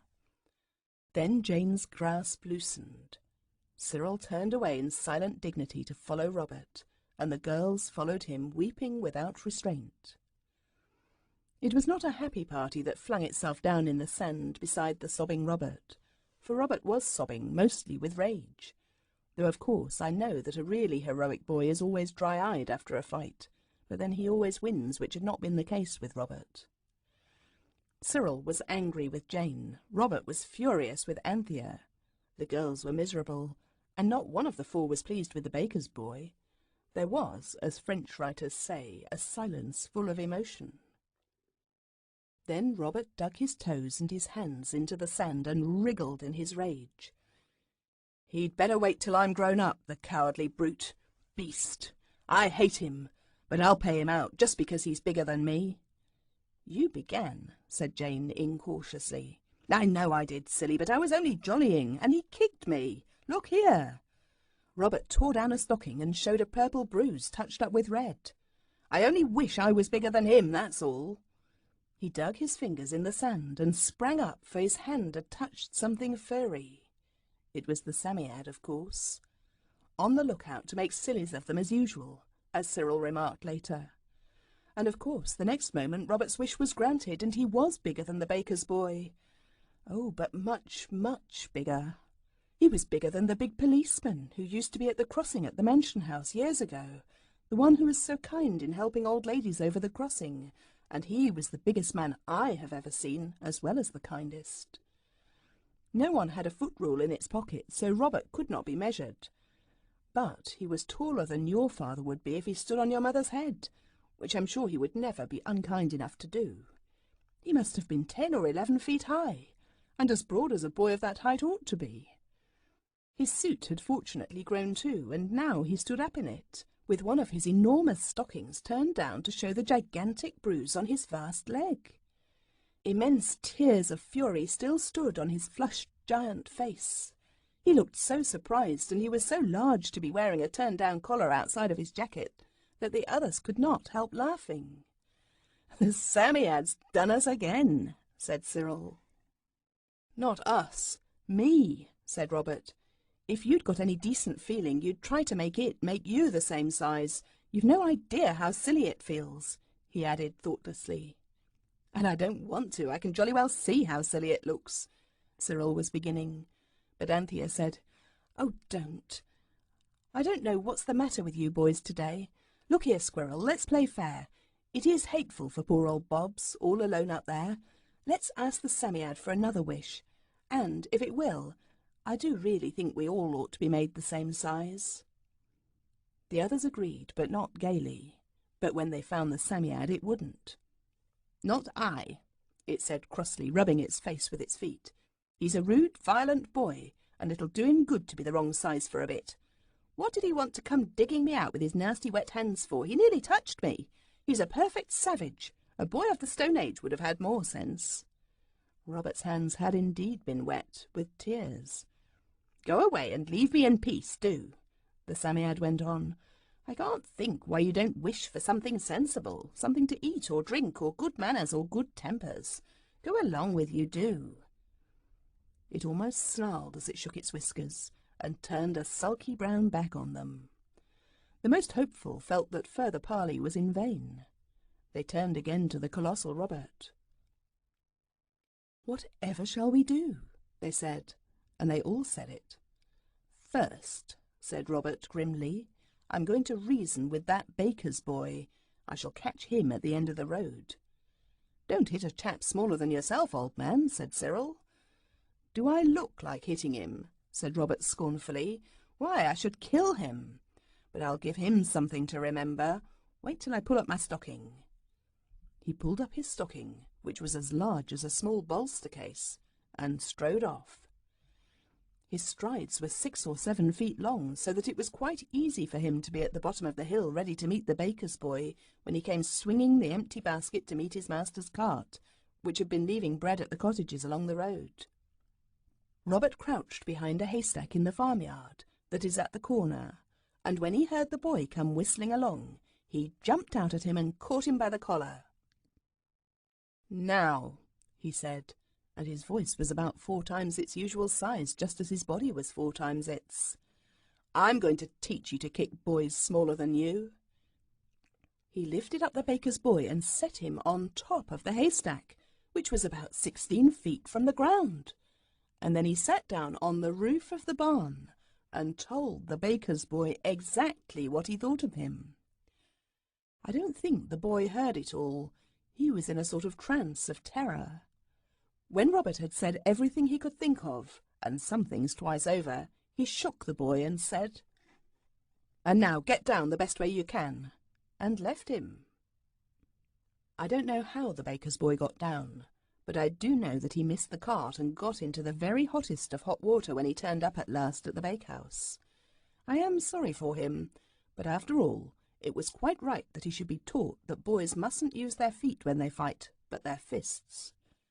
Of course, the water he got into only became hotter when he tried to tell his master about the boy he had licked, and the giant as high as a church, because no one could possibly believe such a tale as that. Next day the tale was believed, but that was too late to be of any use to the baker's boy. When Robert rejoined the others, he found them in the garden. Anthea had thoughtfully asked Martha to let them have dinner out there, because the dining room was rather small, and it would have been so awkward to have a brother the size of Robert in there. The lamb, who had slept peacefully during the whole stormy morning, was now found to be sneezing, and Martha said he had a cold and would be better indoors. "And really it's just as well," said Cyril, "for I don't believe he'd ever have stopped screaming if he'd once seen you the awful size you are." Robert was indeed what a draper would call an outsize in boys. He found himself able to step right over the iron gate in the front garden. Martha brought out the dinner. It was cold veal and baked potatoes with sago pudding and stewed plums to follow. She of course did not notice that Robert was anything but the usual size, and she gave him as much meat and potatoes as usual and no more. You have no idea how small your usual helping of dinner looks when you are many times your proper size. Robert groaned and asked for more bread, but Martha would not go on giving more bread forever. She was in a hurry because the keeper intended to call on his way to Benonhurst Fair, and she wished to be smartly dressed before he came. "I wish we were going to the fair," said Robert. "You can't go anywhere that size," said Cyril. "Why not?" said Robert. "They have giants at fairs, much bigger ones than me." "Not much, they don't." Cyril was just beginning when Jane screamed, "Oh!" with such loud suddenness that they all thumped her on the back and asked whether she had swallowed a plumstone. "No," she said, breathless from being thumped. It's not a plumstone, it's an idea. Let's take Robert to the fair and get them to give us money for showing him. Then we really shall get something out of the old Psammead at last." "Take me, indeed," said Robert indignantly. "Much more likely me take you." And so it turned out. The idea appealed irresistibly to everyone but Robert, and even he was brought round by Anthea's suggestion that he should have a double share of any money they might make. There was a little old pony cart in the coach-house, the kind that is called a governess car.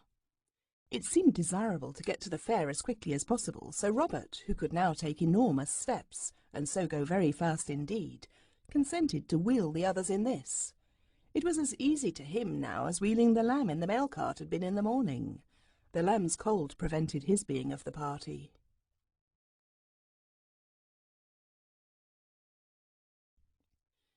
It was a strange sensation being wheeled in a pony carriage by a giant. Everyone enjoyed the journey except Robert and a few people they passed on the way. These mostly went into what looked like some kind of standing-up fits by the roadside, as Anthea said. Just outside Benonhurst, Robert hid in a barn, and the others went on to the fair. There were some swings, and a hooting-tooting blaring merry-go-round, and a shooting gallery, and Aunt Sally's. Resisting an impulse to win a coconut, or at least to attempt the enterprise, Cyril went up to the woman who was loading little guns before the array of glass bottles on strings against a sheet of canvas. "Here you are, little gentleman," she said. "Penny a shot?" "No, thank you," said Cyril. "We're here on business, not on pleasure. Who's the master?" "The what?" "The master, the head, the boss of the show." "Over there," she said, pointing to a stout man in a dirty linen jacket who was sleeping in the sun. "But I don't advise you to wake him sudden. His temper's contrary, especially these hot days. Better have a shot while you're waiting." "It's rather important," said Cyril. "It'll be very profitable to him. I think he'll be sorry if we take it away." "Oh, if it's money in his pocket," said the woman. "No kid now, what is it?" "It's a giant." "You are kidding." "Come along and see," said Anthea. The woman looked doubtfully at them. Then she called to a ragged little girl in striped stockings and a dingy white petticoat that came below her brown frock, and leaving her in charge of the shooting gallery, she turned to Anthea and said, "Well, hurry up, but if you are kidding, you'd best say so. I'm as mild as milk myself, but my Bill, he's a fair terror, and—" Anthea led the way to the barn. "It really is a giant," she said. "He's a giant little boy, in a suit like my brother's there, and we didn't bring him up to the fair because people do stare so, and they seem to go into kind of standing-up fits when they see him. And we thought perhaps you'd like to show him and get pennies, and if you'd like to pay us something, you can, only it'll have to be rather a lot because we promised him he should have a double share of whatever we made." The woman murmured something indistinct, of which the children could only hear the words "swelp me," "balmy," and "crumpet," which conveyed no definite idea to their minds. She had taken Anthea's hand and was holding it very firmly, and Anthea could not help wondering what would happen if Robert should have wandered off or turned his proper size during the interval. But she knew that the Psammead's gifts really did last till sunset, however inconvenient their lasting might be, and she did not think somehow that Robert would care to go out alone while he was that size. When they reached the barn, and Cyril called, "Robert!" there was a stir among the loose hay, and Robert began to come out. His hand and arm came first, then a foot and a leg. When the woman saw the hand, she said, "My!" But when she saw the foot, she said, "Upon my word!" And when, by slow and heavy degrees, the whole of Robert's enormous bulk was at last disclosed, she drew a long breath, and began to say many things, compared with which Barmy and Crumpet seemed quite ordinary. She dropped into understandable English at last. "What'll you take for him?" she said excitedly. "Anything in reason. We'd have a special van built. Leastways, I know where there's a second-hand one would do up handsome, what a baby elephant had as died. What'll you take? He's soft, ain't he? Them giants mostly is, but I never see. No, never. What'll you take? Down on the nail, we'll treat him like a king and give him first-rate grub, and a doss fit for a blooming duke. He must be dotty, or he wouldn't need you kids to cart him about. What'll you take for him?" "They won't take anything," said Robert sternly. "I'm no more soft than you are. Not so much, I shouldn't wonder. I'll come and be a chauffeur today, if you'll give me—" He hesitated at the enormous price he was about to ask. "If you'll give me 15 shillings. "Done," said the woman so quickly that Robert felt he had been unfair to himself and wished he had asked 30. "Come on now and see my bill, and we'll fix a price for the season. I dessay you might get as much as £2 a week reg'lar. Come on and make yourself as small as you can, for gracious sake."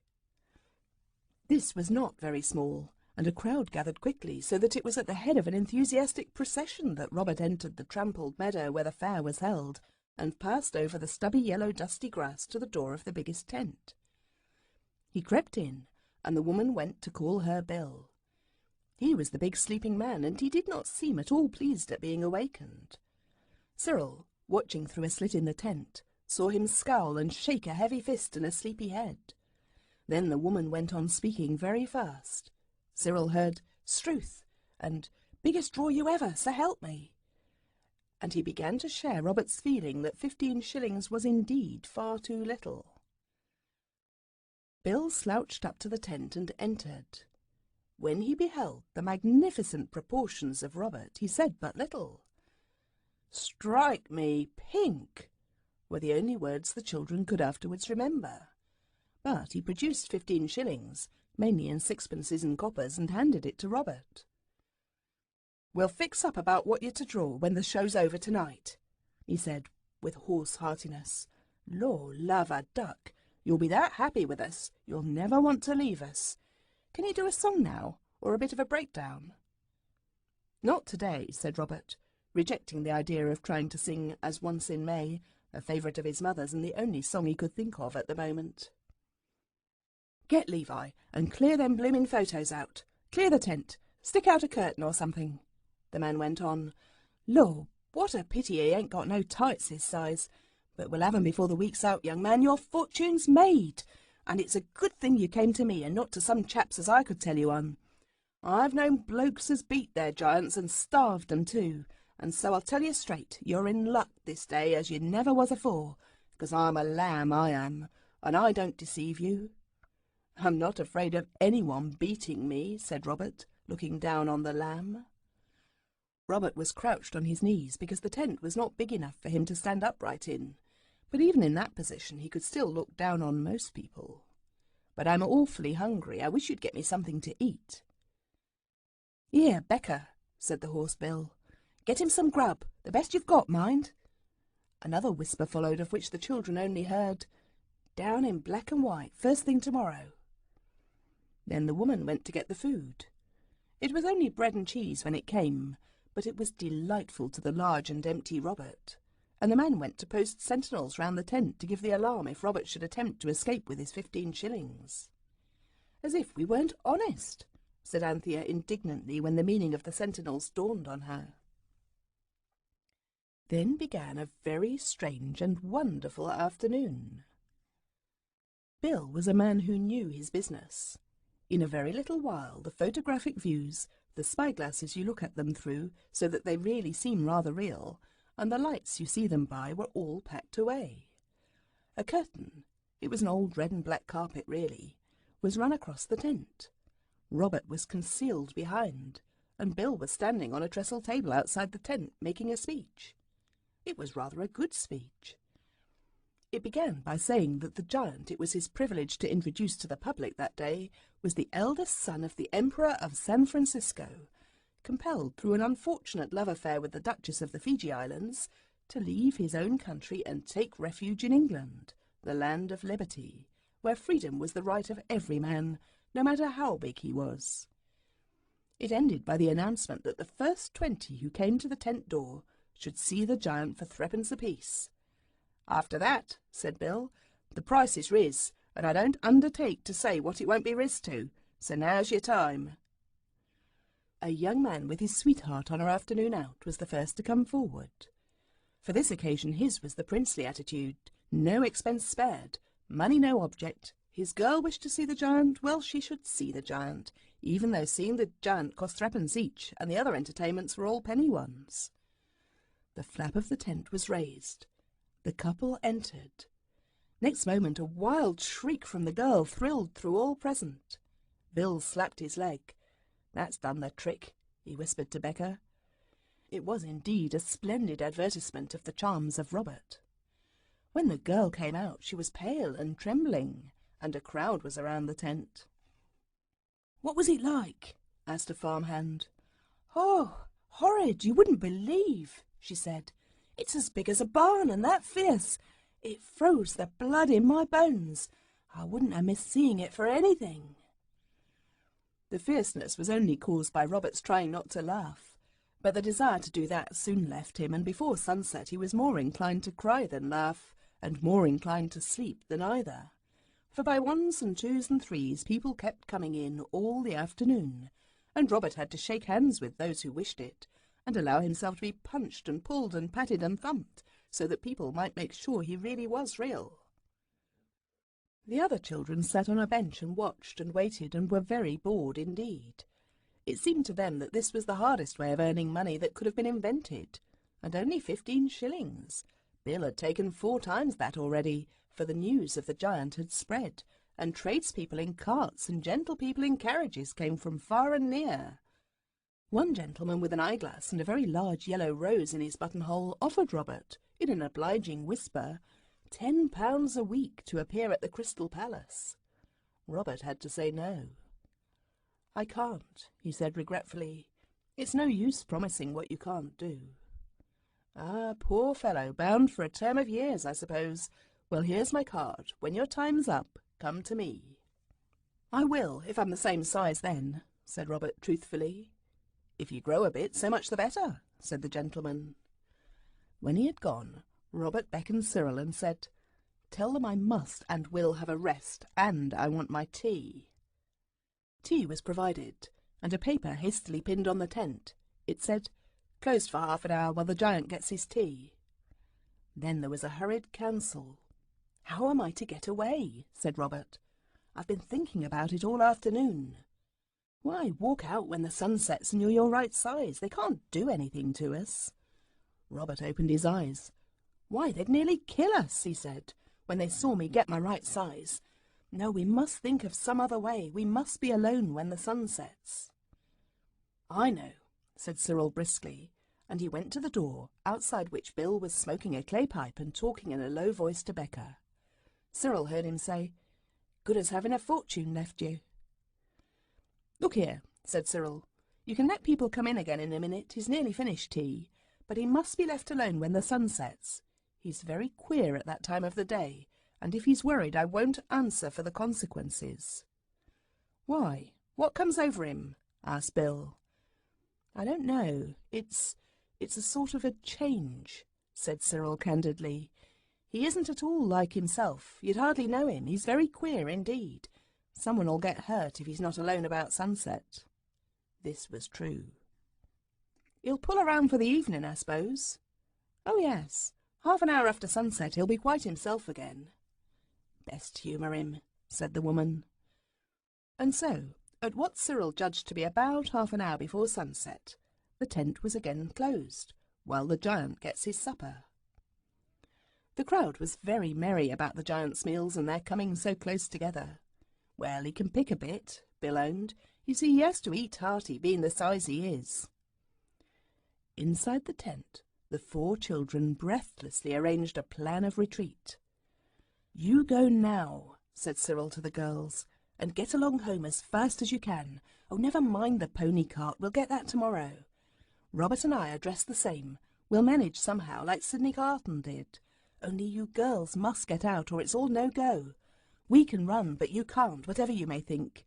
No, Jane, it's no good Robert going out and knocking people down. The police would follow him till he turned his proper size, and then arrest him like a shot. Go, you must.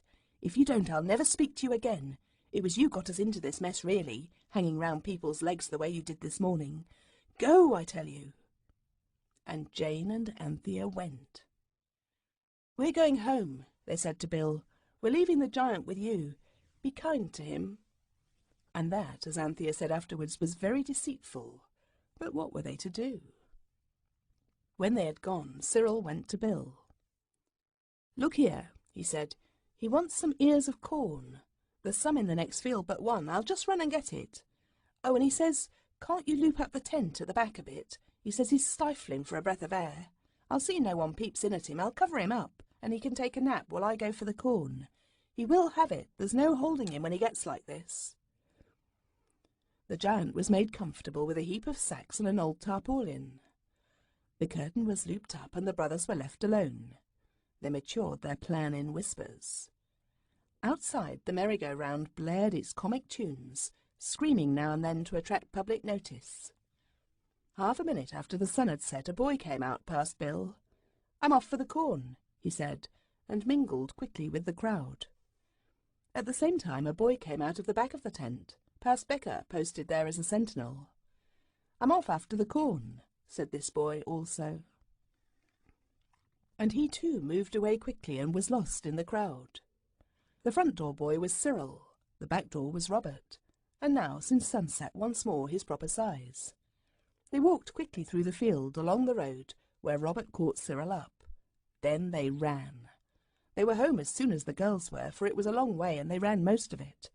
It was indeed a very long way, as they found out when they had to go and drag the pony cart home next morning, with no enormous Robert to wheel them in it, as if it were a mail cart, and they were babies, and he was their gigantic nursemaid.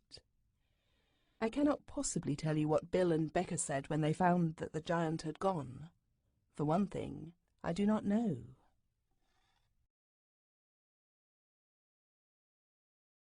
Chapter 9. Grown Up. Cyril had once pointed out that ordinary life is full of occasions on which a wish would be most useful. And this thought filled his mind when he happened to wake early on the morning after Robert had wished to be bigger than the baker's boy, and had been it. The day that lay between these 2 days had been occupied entirely by getting the governess cart home from Benonhurst. Cyril dressed hastily. He did not take a bath because tin baths are so noisy, and he had no wish to rouse Robert, and he slipped off alone, as Anthea had once done, and ran through the dewy morning to the sandpit. He dug up the Psammead very carefully and kindly, and began the conversation by asking it whether it still felt any ill effects from the contact with the tears of Robert the day before yesterday. The Psammead was in good temper. It replied politely. "And now what can I do for you?" it said. "I suppose you've come here so early to ask for something for yourself, something your brothers and sisters aren't to know about, eh? Now do be persuaded for your own good. Ask for a good fat megatherium and have done with it." "Thank you, not today, I think," said Cyril cautiously. "What I really wanted to say was, you know how you're always wishing for things when you're playing at anything?" "I seldom play," said the Psammead coldly. "Well, you know what I mean," Cyril went on impatiently. "What I want to say is, won't you let us have our wish just when we think of it? just where we happen to be, so we don't have to come and disturb you again," added the crafty Cyril. "It'll only end in your wishing for something you didn't really want, as you did about the castle," said the Psammead, stretching its brown arms and yawning. "It's always the same since people left off eating really wholesome things. Have it your own way. Goodbye." "Goodbye," said Cyril politely. "I'll tell you what," said the Psammead suddenly, shooting out its long snail's eyes. "I'm getting tired of you, all of you. You have no more sense than so many oysters. Go along with you." And Cyril went. "What an awful long time babies stay babies," said Cyril, after the lamb had taken his watch out of his pocket when he wasn't looking, and with coos and clucks of naughty rapture had opened the case and used the whole thing as a garden spade, and when even immersion in a wash-basin had failed to wash the mould from the works and make the watch go again. Cyril had said several things in the heat of the moment, but now he was calmer, and had even consented to carry the lamb part of the way to the woods. Cyril had persuaded the others to agree to his plan and not to wish for anything more till they really did wish it. Meantime it seemed good to go to the wood for nuts, and on the mossy grass under a sweet chestnut tree the 5 were sitting. The lamb was pulling up the moss by fat handfuls, and Cyril was gloomily contemplating the ruins of his watch. "He does grow," said Anthea, "doesn't he, precious?" "Me grow," said the lamb cheerfully. "Me grow big boy, have guns and mouses and imagination or vocabulary gave out here, but anyway, it was the longest speech the lamb had ever made, and it charmed everyone, even Cyril, who tumbled the lamb over and rolled him in the moss to the music of delighted squeals. "I suppose he'll be grown up some day," Anthea was saying, dreamily looking at the blue of the sky that showed between the long, straight chestnut leaves. But at that moment the lamb, struggling gaily with Cyril, thrust a stout-shod little foot against his brother's chest. There was a crack. The innocent lamb had broken the glass of father's second-best Waterbury watch, which Cyril had borrowed without leave. "Grow up some day," said Cyril bitterly, plumping the lamb down on the grass. "I dare say he will, when nobody wants him to. I wish to goodness he would." "Oh, take care!" cried Anthea in an agony of apprehension. But it was too late. Like music to a song, her words and Cyril's came out together. Anthea, "Oh, take care!" Cyril, "Grow up now." The faithful Psammead was true to its promise, and there, before the horrified eyes of its brothers and sisters, the lamb suddenly and violently grew up. It was the most terrible moment. The change was not so sudden as the wish changes usually were. The baby's face changed first. It grew thinner and larger. Lines came in the forehead. The eyes grew more deep-set and darker in colour. The mouth grew longer and thinner. Most terrible of all, a little dark moustache appeared on the lip of one who was still, except as to the face, a 2-year-old baby in a linen smock and white open-work socks. "Oh, I wish it wouldn't! Oh, I wish it wouldn't! You boys might wish as well." They all wished hard, for the sight was enough to dismay the most heartless. They all wished so hard, indeed, that they felt quite giddy and almost lost consciousness.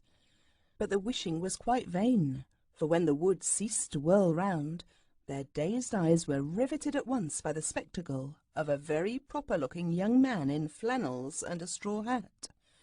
A young man who wore the same little black moustache which just before they had actually seen growing upon the baby's lip. This, then, was the lamb, grown up. Their own lamb. It was a terrible moment. The grown-up lamb moved gracefully across the moss and settled himself against the trunk of the sweet chestnut. He tilted the straw hat over his eyes. He was evidently weary. He was going to sleep. The lamb, the original little tiresome beloved lamb, often went to sleep at odd times and in unexpected places. Was this new lamb in the grey flannel suit and the pale green necktie like the other lamb, or had his mind grown up together with his body? That was the question which the others, in a hurried council held among the yellowing brake fern a few yards from the sleeper, debated eagerly. "Whichever it is, it'll be just as awful," said Anthea. "If his inside senses are grown up too, he won't stand our looking after him. And if he's still a baby inside of him, how on earth are we to get him to do anything? And it'll be getting on for dinner time in a minute."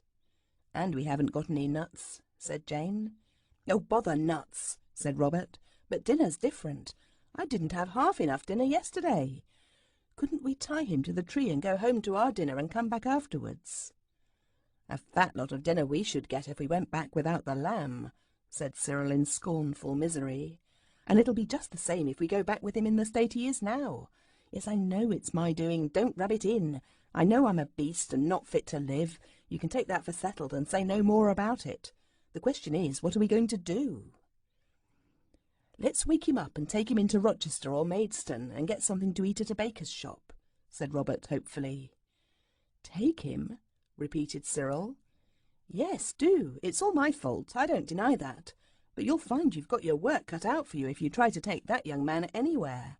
The lamb was always spoiled, but now he's grown up. He's a demon, simply. I can see it. Look at his mouth." "Well, then," said Robert, "let's wake him up and see what he'll do. Perhaps he'll take us to Maidstone and stand treat. He ought to have a lot of money in the pockets of those extra special pants. We must have dinner anyway." They drew lots with little bits of brake fern. It fell to Jane's lot to waken the grown-up lamb. She did it gently by tickling his nose with a twig of honeysuckle. He said, "Bother the flies," twice, and then opened his eyes.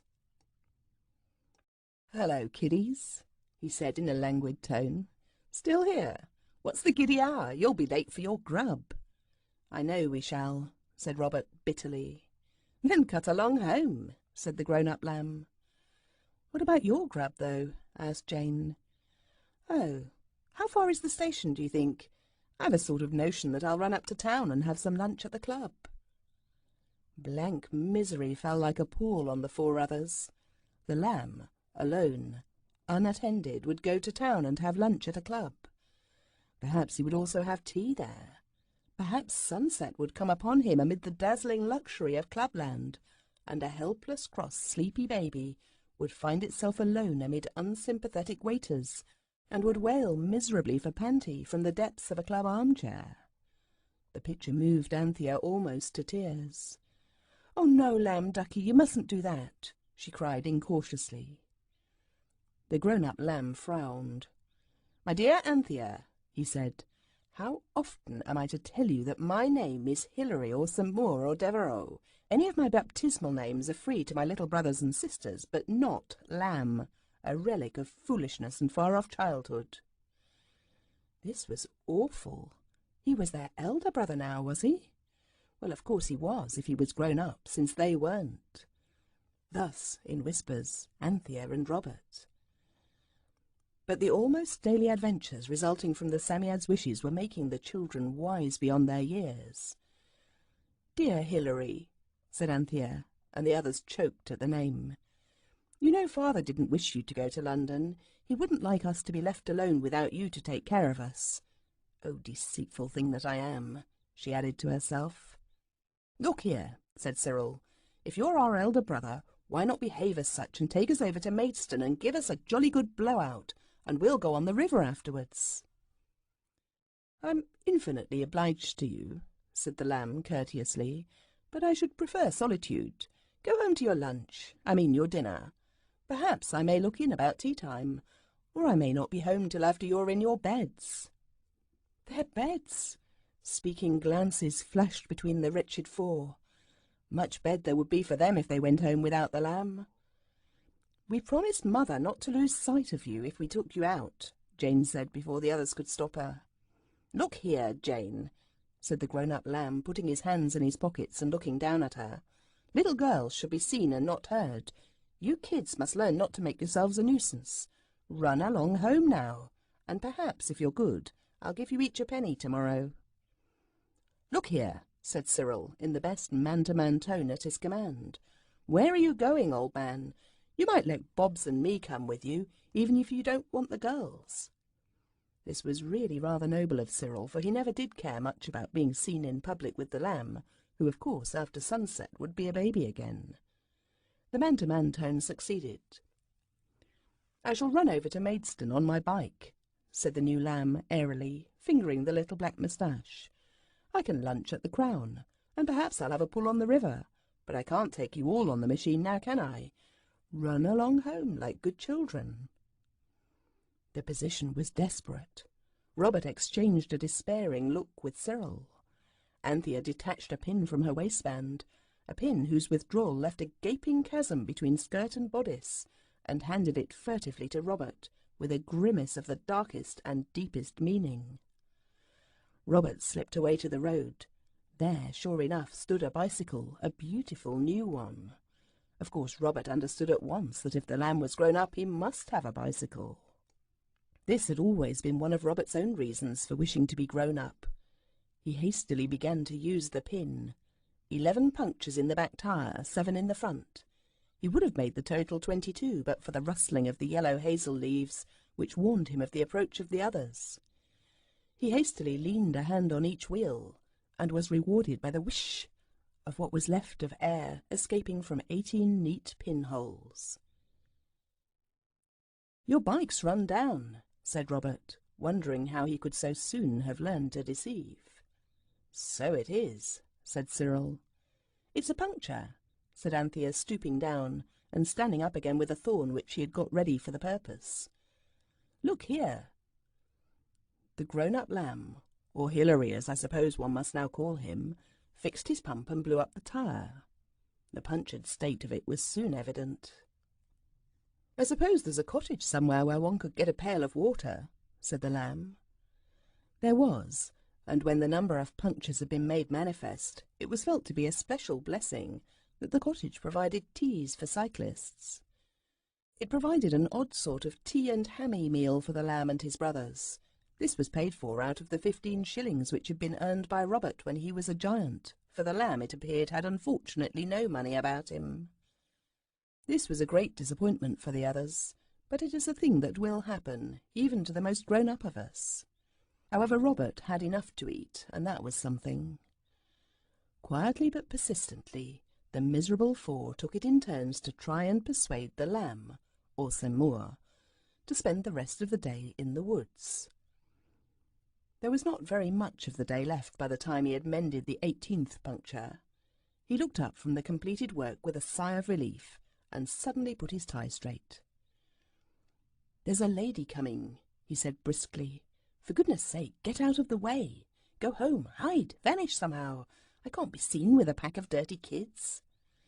His brothers and sisters were indeed rather dirty, because earlier in the day the lamb, in his infant state, had sprinkled a good deal of garden soil over them. The grown-up lamb's voice was so tyrant-like, as Jane said afterwards, that they actually retreated to the back garden and left him with his little moustache and his flannel suit to meet alone the young lady, who now came up the front garden wheeling a bicycle. The woman of the house came out, and the young lady spoke to her. The lamb raised his hat as she passed him, and the children could not hear what she said, though they were craning round the corner and listening with all their ears. They felt it to be perfectly fair, as Robert said, with that wretched lamb in that condition. When the lamb spoke in a languid voice, heavy with politeness, they heard well enough. "A puncture," he was saying. "Can I not be of any assistance? If you could allow me." There was a stifled explosion of laughter, and the grown-up lamb, otherwise Devereux, turned the tail of an angry eye in its direction. "You're very kind," said the lady, looking at the lamb. She looked rather shy, but as the boys put it, there didn't seem to be any nonsense about her. "But oh," whispered Cyril, "I should have thought he'd had enough bicycle mending for one day, and if she only knew that really and truly he's only a whiny-piny, silly little baby." "He's not," Anthea murmured angrily. "He's a dear, if people only let him alone. It's our own precious lamb still, whatever silly idiots may turn him into. Isn't he, Pussy?" Jane doubtfully supposed so. Now the lamb, whom I must try to remember to call Psammead, was examining the lady's bicycle and talking to her with a very grown-up manner indeed. No one could possibly have supposed, to see and hear him, that only that very morning he had been a chubby child of 2 years, breaking other people's Waterbury watches. Devereux, as he ought to be called for the future, took out a gold watch when he had mended the lady's bicycle, and all the hidden onlookers said, "Oh!"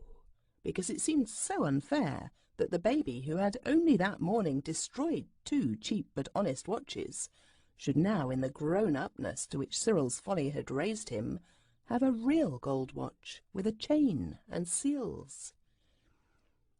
Hilary, as I will now term him, withered his brothers and sisters with a glance, and then said to the lady, with whom he seemed to be quite friendly, "If you will allow me, I will ride with you as far as the crossroads. It is getting late, and there are tramps about." No one will ever know what answer the young lady intended to give to this gallant offer, for directly Anthea heard it made, she rushed out, knocking against a swill pail which overflowed in a turbid stream, and caught the lamb, I suppose I ought to say Hilary, by the arm. The others followed, and in an instant the 4 dirty children were visible beyond disguise. "Don't let him," said Anthea to the lady, and she spoke with intense earnestness. "He's not fit to go with anyone." "Go away, little girl," said St. Maur, as we will now call him, in a terrible voice. "Go home at once." "You'd much better not have anything to do with him," the now reckless Anthea went on. "He doesn't know who he is. He's something very different from what you think he is." "What do you mean?" asked the lady, not unnaturally, while Devereux, as I must term the grown-up lamb, tried vainly to push Anthea away. The others backed her up, and she stood solid as a rock. "You just let him go with you," said Anthea. "You'll soon see what I mean. How would you like to suddenly see a poor little helpless baby spinning along downhill beside you, with its feet up on a bicycle it has lost control of?" The lady had turned rather pale. "Who are these dirty children?" she asked the grown-up lamb, sometimes called St. Maur in these pages. "I don't know," he lied miserably. "Oh, lamb, how can you?" cried Jane, "when you know perfectly well you're our own little baby brother that we're so fond of. We're his big brothers and sisters," she explained, turning to the lady, who with trembling hands was now turning her bicycle towards the gate. "And we've got to take care of him, and we must get him home before sunset, or I don't know whatever will become of us. You see, he's sort of under a spell, enchanted, you know what I mean." Again and again the lamb, Devereux I mean, had tried to stop Jane's eloquence, but Robert and Cyril held him, one by each leg, and no proper explanation was possible. The lady rode hastily away and electrified her relatives at dinner by telling them of her escape from a family of dangerous lunatics. The little girl's eyes were simply those of a maniac. "I can't think how she came to be at large," she said. When her bicycle had whizzed away down the road, Cyril spoke gravely. "Hilary, old chap," he said, "you must have had a sunstroke or something, and the things you've been saying to that lady. Why, if we were to tell you the things you've said when you are yourself again, say tomorrow morning, you wouldn't ever understand them, let alone believe them. You trust to me, old chap, and come home now, and if you're not yourself in the morning, we'll ask the milkman to ask the doctor to come." The poor grown-up lamb, St. Maur was really one of his Christian names, seemed now too bewildered to resist. "Since you seem all to be as mad as the whole worshipful company of hatters," he said bitterly, "I suppose I had better take you home. But you're not to suppose I shall pass this over. I shall have something to say to you all tomorrow morning." "Yes, you will, my lamb," said Anthea under her breath, "but it won't be at all the sort of thing you think it's going to be." In her heart she could hear the pretty soft little loving voice of the baby lamb, so different from the affected tones of the dreadful grown-up lamb, one of whose names was Devereux, saying, "Me love Panty, wants to come to own Panty." "Oh, let's go home for goodness sake," she said. "You shall say whatever you like in the morning, if you can," she added in a whisper. It was a gloomy party that went home through the soft evening. During Anthea's remarks, Robert had again made play with the pin and the bicycle tire, and the lamb, whom they had to call Seymour, or Devereux, or Hilary, seemed really at last to have had his fill of bicycle mending, so the machine was wheeled. The sun was just on the point of setting when they arrived at the White House.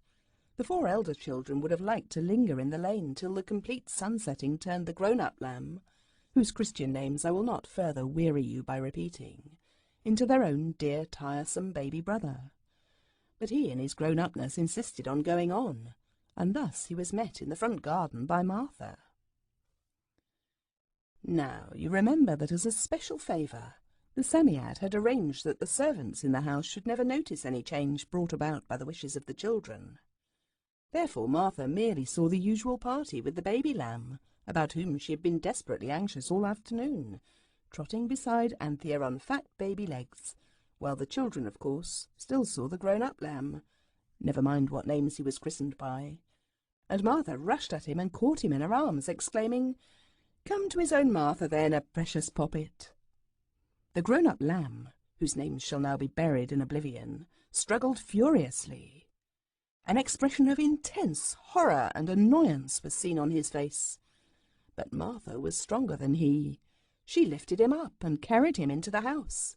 None of the children will ever forget that picture.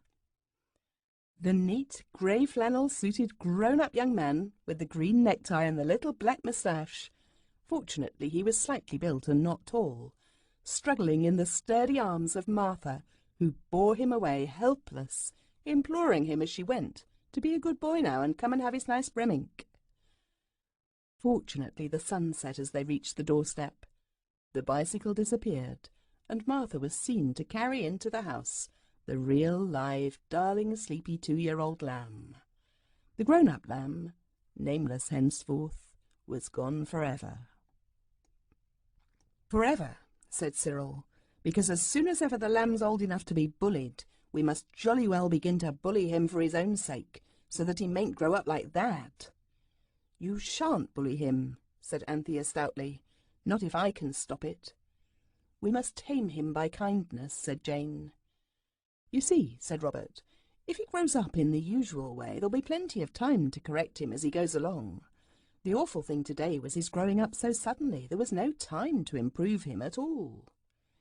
"He doesn't want any improving," said Anthea, as the voice of the lamb came cooing through the open door, just as she had heard it in her heart that afternoon. "Me loves Panty, wants to come to own Panty."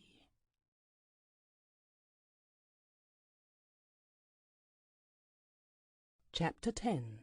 Scalps. Probably the day would have been a greater success if Cyril had not been reading The Last of the Mohicans. The story was running in his head at breakfast, and as he took his 3rd cup of tea, he said dreamily, "I wish there were Red Indians in England. Not big ones, you know, but little ones, just about the right size for us to fight." Everyone disagreed with him at the time, and no one attached any importance to the incident. But when they went down to the sandpit to ask for £100 in 2-shilling pieces with Queen Victoria's head on, to prevent mistakes, which they had always felt to be a really reasonable wish that must turn out well, they found out they had done it again. For the Psammead, which was very cross and sleepy, said, "Oh, don't bother me, you've had your wish."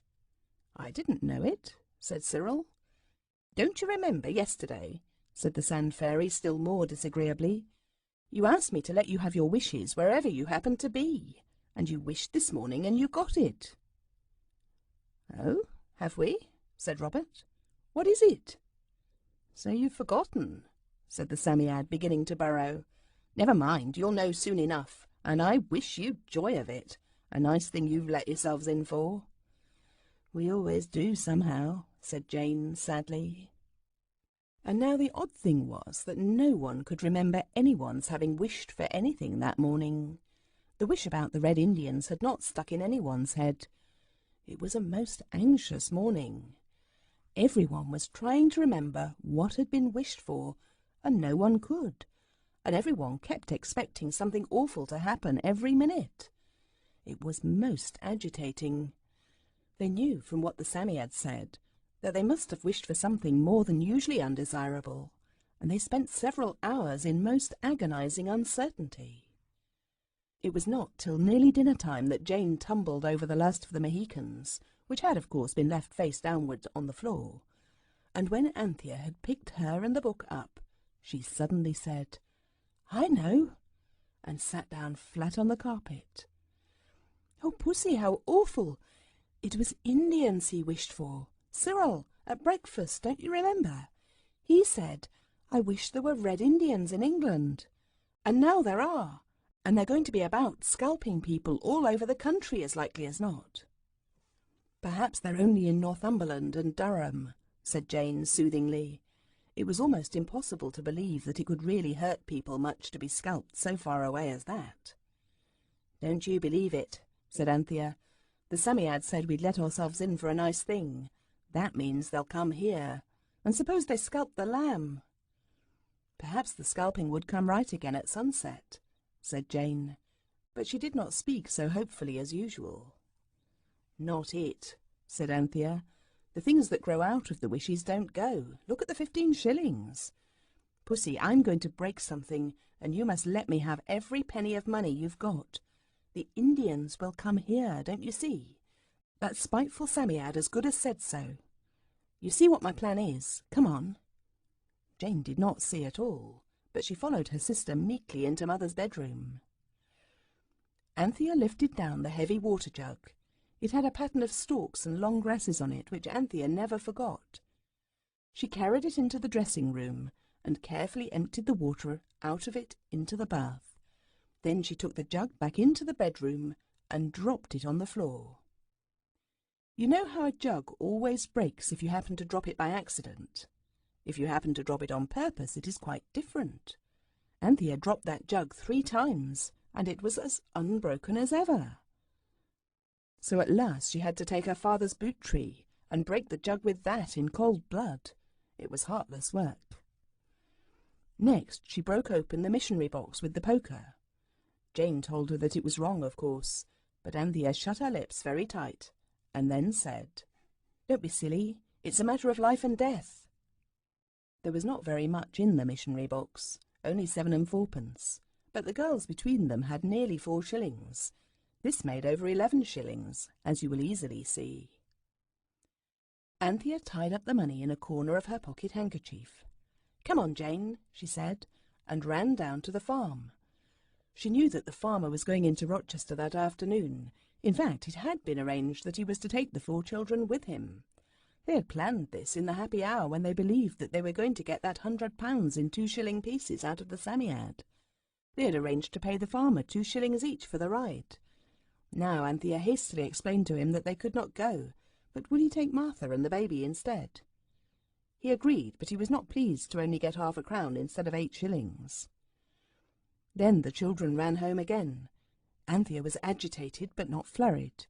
When she came to think it over afterwards, she could not help seeing that she had acted with the most far-seeing promptitude, just like a born general. She fetched a little box from her corner drawer and went to find Martha, who was laying the cloth and not in the best of tempers. "Look here," said Anthea, "I've broken the water jug in Mother's room." "Just like you, always up to some mischief," said Martha, dumping down a salt cellar with a bang. "Don't be cross, Martha dear," said Anthea. "I've got enough money to pay for a new one, if only you'll be a dear and go and buy it for us. Your cousins keep a china shop, don't they? And I would like you to get it today in case Mother comes home tomorrow. You know she said she might, perhaps." "But you're all going into town yourselves," said Martha. "We can't afford to if we get a new jug," said Anthea, "but we'll pay for you to go if you'll take the lamb. And I say, Martha, look here. I'll give you my Liberty box if you'll go. Look, it's most awfully pretty, all inlaid with real silver and ivory and ebony like King Solomon's temple." "I see," said Martha. "Now, I don't want your box, miss. What you want is to get the precious lamb off your hands for the afternoon. Don't you go for to think I don't see through you." This was so true that Anthea longed to deny it at once. Martha had no business to know so much. But she held her tongue. Martha set down the bread with a bang that made it jump off its trencher. "I do want the jug got," said Anthea softly. "You will go, won't you?" "Well, just for this once, I don't mind.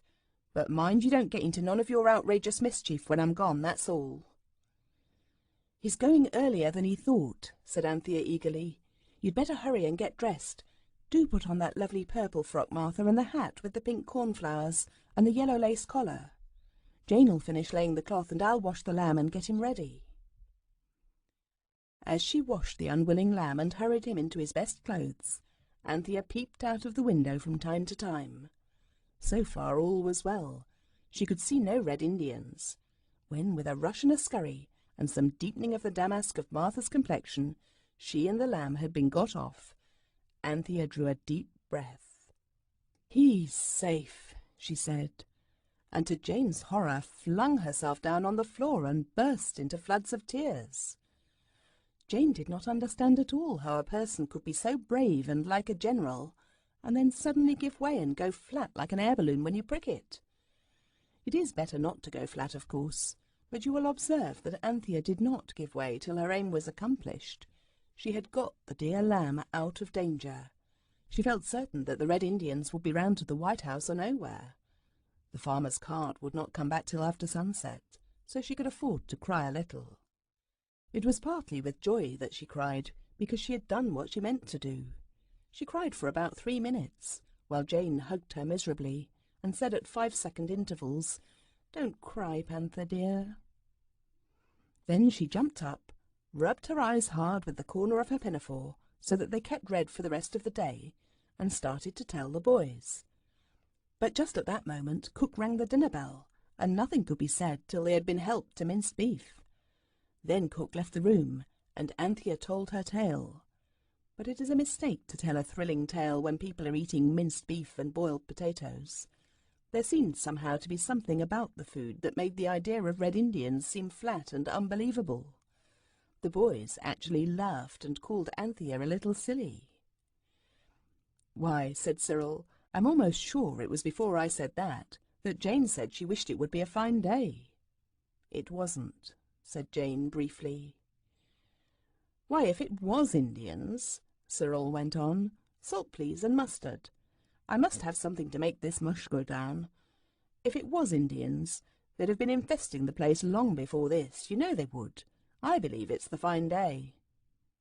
"Then why did the Psammead say we'd let ourselves in for a nice thing?" asked Anthea. She was feeling very cross.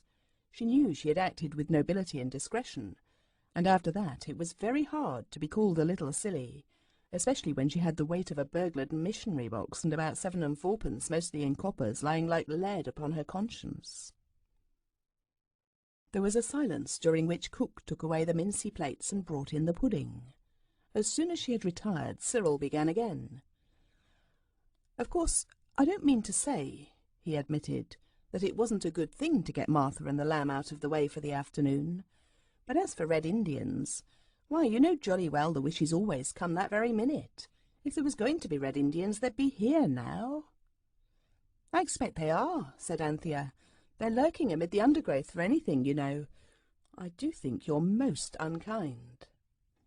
"Indians almost always do lurk, really, though, don't they?" put in Jane, anxious for peace. "No, they don't," said Cyril tartly. "And I'm not unkind, I'm only truthful. And I say it was utter rot breaking the water jug. And as for the missionary box, I believe it's a treason crime, and I shouldn't wonder if you could be hanged for it if any of us was to split." "Shut up, can't you?" said Robert. But Cyril couldn't. You see, he felt in his heart that if there should be Indians, they would be entirely his own fault. So he did not wish to believe in them. And trying not to believe things, when in your heart you're almost sure they are true, is as bad for the temper as anything I know. "It's simply idiotic," he said, "talking about Indians when you can see for yourself that it's Jane who got her wish. Look what a fine day it is." "Oh!" He had turned towards the window to point out the fineness of the day. The others turned too, and a frozen silence caught at Cyril, and none of the others felt at all like breaking it. For there, peering round the corner of the window, among the red leaves of the Virginia creeper, was a face. a brown face with a long nose and a tight mouth and very bright eyes. And the face was painted in coloured patches. It had long black hair, and in the hair were feathers. Every child's mouth in the room opened and stayed open. The pudding was growing white and cold on their plates. No one could move. Suddenly, the feathered head was cautiously withdrawn, and the spell was broken. I'm sorry to say that Anthea's first words were very like a girl. "There now," she said, "I told you so." The pudding had now definitely ceased to charm. Hastily wrapping their portions in a Spectator of the Week before the week before last, they hid them behind the crinkly paper stove ornament and fled upstairs to reconnoitre and to hold a hurried council. "Pax," said Cyril handsomely when they reached their mother's bedroom. "Panther, I'm sorry if I was a brute." "All right," said Anthea, "but you see now." No further trace of Indians, however, could be discerned from the windows. "Well," said Robert, "what are we to do?" "The only thing I can think of," said Anthea, who was now generally admitted to be the heroine of the day, "is if we dressed up as like Indians as we can and looked out of the windows or even went out, they might think we were the powerful leaders of a large neighbouring tribe, and not do anything to us, you know, for fear of awful vengeance." "But Eliza and the cook," said Jane. "You forget they can't notice anything," said Robert. "They wouldn't notice anything out of the way, even if they were scalped or roasted at a slow fire." "But would they come right at sunset?" "Of course. You can't really be scalped or burnt to death without noticing it, and you'd be sure to notice it next day, even if it escaped your attention at the time," said Cyril. "I think Anthea's right, but we shall want a most awful lot of feathers." "I'll go down to the hen house," said Robert. "There's one of the turkeys in there. It's not very well. I could cut its feathers without it minding much. It's very bad. Doesn't seem to care what happens to it. Get me the cutting-out scissors." Earnest reconnoitring convinced them that no Indians were in the poultry yard. Robert went. In 5 minutes he came back, pale but with many feathers. "Look here," he said. "This is jolly serious. I cut off the feathers, and when I turned to come out, there was an Indian squinting at me from under the old hen coop. I just brandished the feathers and yelled, and got away before he could get the coop off the top of himself. Panther, get the coloured blankets off our beds and look slippy, can't you?" It is wonderful how like an Indian you can make yourself, with blankets and feathers and coloured scarves. Of course none of the children happened to have long black hair, but there was a lot of black calico that had been bought to cover school books with. They cut strips of this into a sort of fine fringe and fastened it round their heads with the amber-coloured ribbons off the girls' Sunday dresses. Then they stuck turkey's feathers in the ribbons. The calico looked very like long black hair, especially when the strips began to curl up a bit.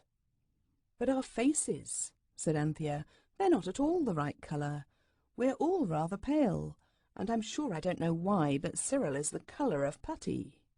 "I'm not," said Cyril. "The real Indians outside seem to be brownish," said Robert hastily. "I think we ought to be really red. It's sort of superior to have a red skin, if you are one." The red ochre cook uses for the kitchen bricks seemed to be about the reddest thing in the house.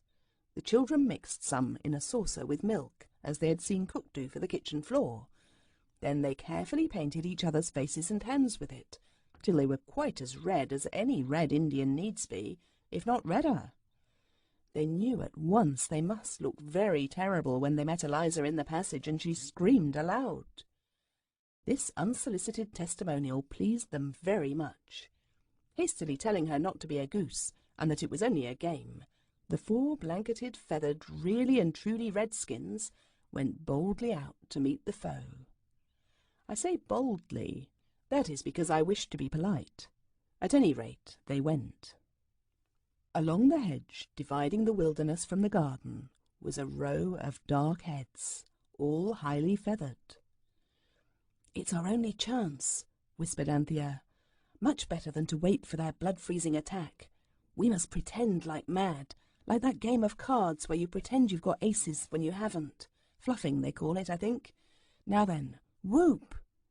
With 4 wild war whoops, or as near them as white children could be expected to go without any previous practice, they rushed through the gate and struck 4 warlike attitudes in face of the line of Red Indians. These were all about the same height, and that height was Cyril's. "I hope to goodness they can talk English," said Cyril through his attitude. Anthea knew they could, though she never knew how she came to know it. She had a white towel tied to a walking stick. This was a flag of truce, and she waved it in the hope that the Indians would know what it was. Apparently they did, for one who was browner than the others stepped forward. "Ye seek a powwow," he said in excellent English. "I am Golden Eagle of the mighty tribe of rock dwellers." "And I," said Anthea with sudden inspiration, "am the Black Panther, chief of the Mazawattee tribe. My brothers, yes I do, the tribe, the Mazawatties, are in ambush below the brow of yonder hill." "And what mighty warriors be these?" asked Golden Eagle, turning to the others. Cyril said that he was the great chief squirrel of the Moaning Congo tribe, and seeing that Jane was sucking her thumb and could evidently think of no name for herself, he added, "This great warrior is Wildcat, Pussy Ferox, as we call it in this land, leader of the vast Fitezi tribe." "And thou, valorous Redskin?" Golden Eagle inquired suddenly of Robert, who, taken unawares, could only reply that he was Bobs, leader of the Cape Mounted Police. "And now," said Black Panther, "our tribes, if we just whistle them up, will far outnumber your puny forces, so resistance is useless. Return, therefore, to your land, O brother, and smoke pipes of peace in your wampums, with your squaws and your medicine men, and dress yourselves in the gayest wigwams, and eat happily of the juicy fresh-caught moccasins." "You've got it all wrong," murmured Cyril angrily. But Golden Eagle only looked inquiringly at her. "Thy customs are other than ours, O Black Panther," he said. "Bring up thy tribe, that we may hold powwow in state before them as becomes great chiefs." "We'll bring them up right enough," said Anthea, "with their bows and arrows and tomahawks and scalping knives and everything you can think of, if you don't look sharp and go." She spoke bravely enough, but the hearts of all the children were beating furiously, and their breath came in shorter and shorter gasps, for the little real Red Indians were closing up round them, coming nearer and nearer with angry murmurs, so that they were the centre of a crowd of dark, cruel faces. "It's a no-go," whispered Robert. "I knew it wouldn't be. We must make a bolt for the Psammead. It might help us. If it doesn't, well, I suppose we shall come alive again at sunset. I wonder if scalping hurts as much as they say." "I'll wave the flag again," said Anthea. "If they stand back, we'll run for it." She waved the towel, and the chief commanded his followers to stand back. Then, charging wildly at the place where the line of Indians was thinnest, the 4 children started to run. Their first rush knocked down some half-dozen Indians, over whose blanketed bodies the children leapt and made straight for the sandpit. This was no time for the safe, easy way by which the carts go down. Right over the edge of the sandpit they went, among the yellow and pale purple flowers and dried grasses, past the little bank martins' little front doors, skipping, clinging, bounding, stumbling, sprawling, and finally rolling. Yellow Eagle and his followers came up with them, just at the very spot where they had seen the Psammead that morning. Breathless and beaten, the wretched children now awaited their fate. Sharp knives and axes gleamed round them, but worse than these was the cruel light in the eyes of Golden Eagle and his followers. "You have lied to us, O Black Panther of the Mazawatties, and thou too, Squirrel of the Moaning Congos. These also, Pussy Ferox of the Fitezi, and Bobs of the Cape Mounted Police, these also have lied to us, if not with their tongues, yet by their silence. Ye have lied under the cover of the truce flag of the pale-face. Ye have no followers. Your tribes are far away, following the hunting trail. What shall be their doom?" he concluded, turning with a bitter smile to the other Red Indians. "Build with a fire," shouted his followers, and at once a dozen ready volunteers started to look for fuel.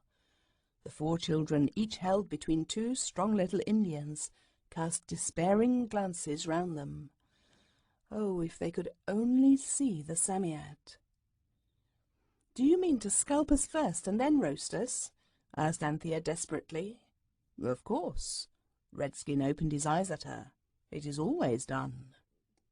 The Indians had formed a ring round the children and now sat on the ground gazing at their captives. There was a threatening silence.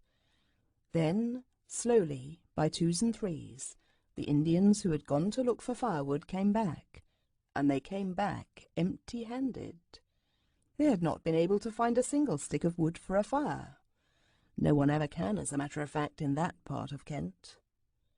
The children drew a deep breath of relief, but it ended in a moan of terror, for bright knives were being brandished all about them. Next moment, each child was seized by an Indian. Each closed its eyes and tried not to scream. They waited for the sharp agony of the knife. It did not come. Next moment they were released and fell in a trembling heap. Their heads did not hurt at all. They only felt strangely cool.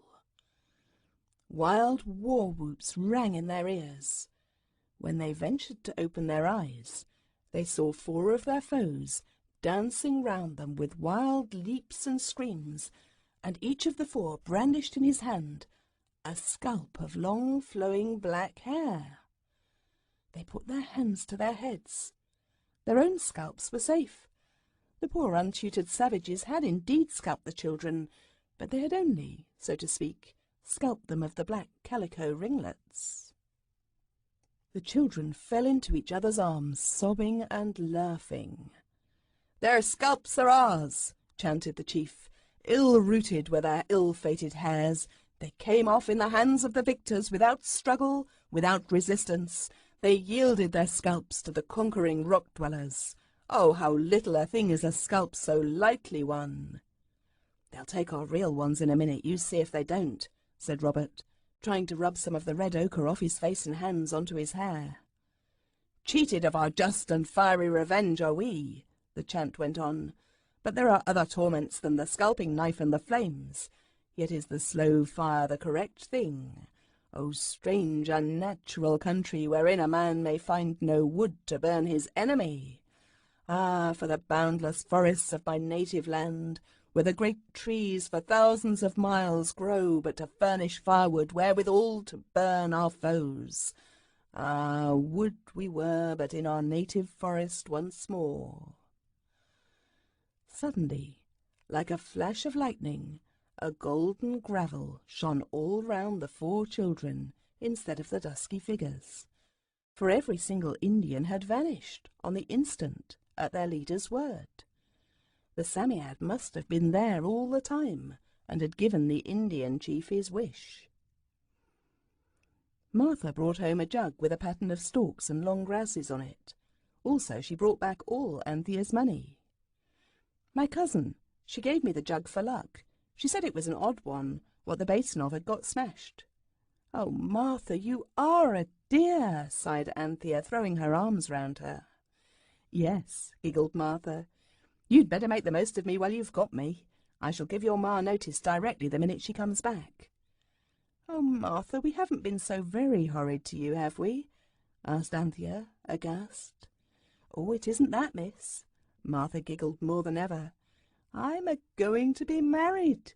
It's Beale, the gamekeeper. He's been a-proposing to me off and on ever since you came home from the clergyman's where you got locked up in the church tower.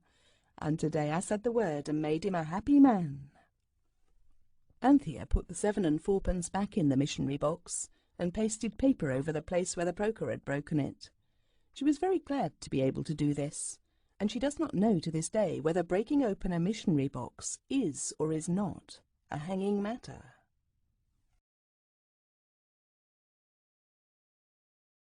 Chapter 11, and last, The Last Wish. Of course you, who see above that this is the 11th and last chapter know very well that the day of which this chapter tells must be the last on which Cyril, Anthea, Robert and Jane will have a chance of getting anything out of the Psammead, or Sand Fairy. But the children themselves did not know this. They were full of rosy visions, and whereas on the other days they had often found it extremely difficult to think of anything really nice to wish for, their brains were now full of the most beautiful and sensible ideas. This, as Jane remarked afterwards, is always the way. Everyone was up extra early that morning, and these plans were hopefully discussed in the garden before breakfast. The old idea of £100 in modern florins was still first favourite, but there were others that ran it close, the chief of these being the pony each idea. This had a great advantage. You could wish for a pony each during the morning, ride it all day, have it vanish at sunset and wish it back again next day, which would be an economy of litter and stabling. But at breakfast 2 things happened. First, there was a letter from Mother. Granny was better, and Mother and Father hoped to be home that very afternoon. A cheer arose, and of course this news at once scattered all before breakfast wish ideas, for everyone saw quite plainly that the wish of the day must be something to please Mother and not to please themselves. "I wonder what she would like," pondered Cyril. "She'd like us all to be good," said Jane, primly. "Yes, but that's so dull for us," Cyril rejoined. "And besides, I should hope we could be that without sand fairies to help us. No, it must be something splendid that we couldn't possibly get without wishing for." "Look out," said Anthea in a warning voice. "Don't forget yesterday. Remember, we get our wishes now just wherever we happen to be when we say, 'I wish.' Don't let's let ourselves in for anything silly, today of all days." "All right," said Cyril. "You needn't talk so much." Just then Martha came in with a jug full of hot water for the teapot, and a face full of importance for the children. "A blessing we're all alive to eat our breakfast," she said darkly. "Why, whatever's happened?" everybody asked. "Oh, nothing," said Martha. "Only it seems nobody's safe from being murdered in their beds nowadays." "Why?" said Jane, as an agreeable thrill of horror ran down her back and legs and out at her toes. "Has anyone been murdered in their beds?" "Well, not exactly," said Martha, "but they might just as well. There's been burglars over at Peasmarsh Place. Beale's just told me. And they've took every single one of Lady Chittenden's diamonds and jewels and things. And she's a-going out of one fainting fit into another, with hardly time to say, 'Oh, my diamonds!' in between. And Lord Chittenden's away in London." "Lady Chittenden," said Anthea. "We've seen her. She wears a red and white dress, and she has no children of her own and can't abide other folks's." "That's her," said Martha. "Well, she's put all her trust in riches, and you see how she's served. They say the diamonds and things was worth thousands of pounds. There was a necklace and a river, whatever that is, and no end of bracelets, and a tiara and ever so many rings. But there, I mustn't stand talking and all the place to clean afore your ma comes home." "I don't see why she should ever have had such lots of diamonds," said Anthea when Martha had flounced off. "She was not at all a nice lady, I thought. And Mother hasn't any diamonds and hardly any jewels. The topaz necklace and the sapphire ring Daddy gave her when they were engaged, and the garnet star, and the little pearl brooch with great-grandpapa's hair in it. That's about all." "When I'm grown up I'll buy Mother no end of diamonds," said Robert. "If she wants them, I shall make so much money exploring in Africa, I shan't know what to do with it." "Wouldn't it be jolly," said Jane dreamily, "if Mother could find all those lovely things, necklaces and rivers of diamonds and tiaras?" "Tiaras," said Cyril. "Tiaras, then, and rings and everything in her room when she came home. I wish she would." The others gazed at her in horror. "Well, she will," said Robert. "You've wished, my good Jane, and our only chance now is to find the Psammead, and if it's in a good temper it may take back the wish and give us another. If not, well, goodness knows what we're in for. The police, and don't cry, silly, we'll stand by you. Father says we need never be afraid if we don't do anything wrong and always speak the truth. But Cyril and Anthea exchanged gloomy glances. They remembered how convincing the truth about the Psammead had been once before when told to the police. It was a day of misfortunes. Of course the Psammead could not be found, nor the jewels, though every one of the children searched the mother's room again and again. Of course, Robert said, we couldn't find them. It'll be Mother who'll do that. Perhaps she'll think they've been in the house for years and years and never know they're the stolen ones at all. Oh, yes, Cyril was very scornful. Then Mother will be the receiver of stolen goods, and you know jolly well what that's worse than. Another and exhaustive search of the sandpit failed to reveal the Psammead, so the children went back to the house, slowly and sadly. I don't care, said Anthea stoutly. We'll tell Mother the truth, and she'll give back the jewels and make everything all right. Do you think so? Said Cyril slowly. Do you think she'll believe us? Could anyone believe about a Psammead unless they'd seen it? She'll think we're pretending, or else she'll think we're raving mad, and then we shall be sent to the madhouse. How would you like it? He turned suddenly on the miserable Jane. How would you like it to be shut up in an iron cage with bars and padded walls, and nothing to do but stick straws in your hair all day and listen to the howlings and ravings of the other maniacs? Make up your minds to do it, all of you. It's no use telling Mother. But it's true, said Jane. Of course it is, but it's not true enough for grown-up people to believe in, said Anthea. Cyril's right. Let's put flowers in all the vases and try not to think about the diamonds.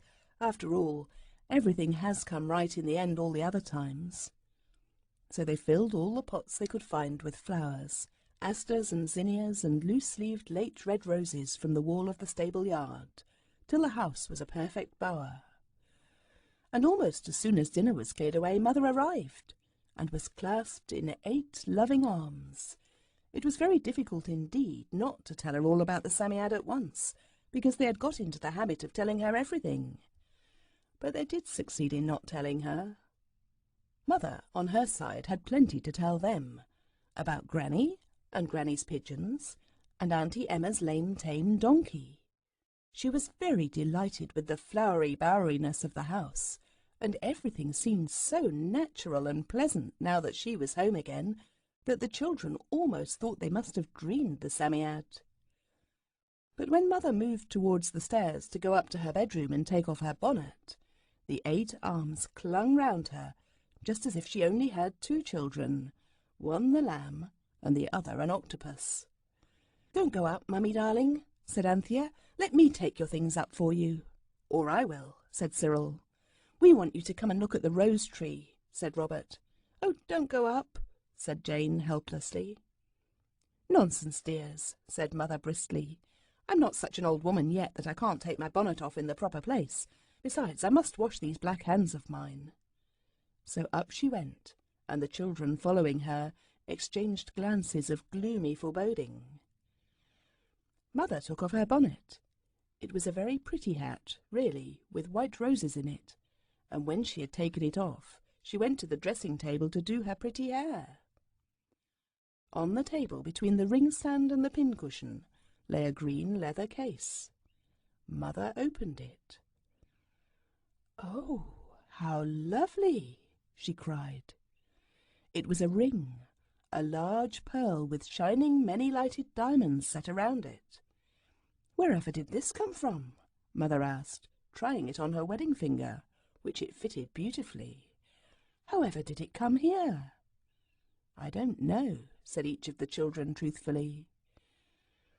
"Father must have told Martha to put it here," Mother said. "I'll run down and ask her."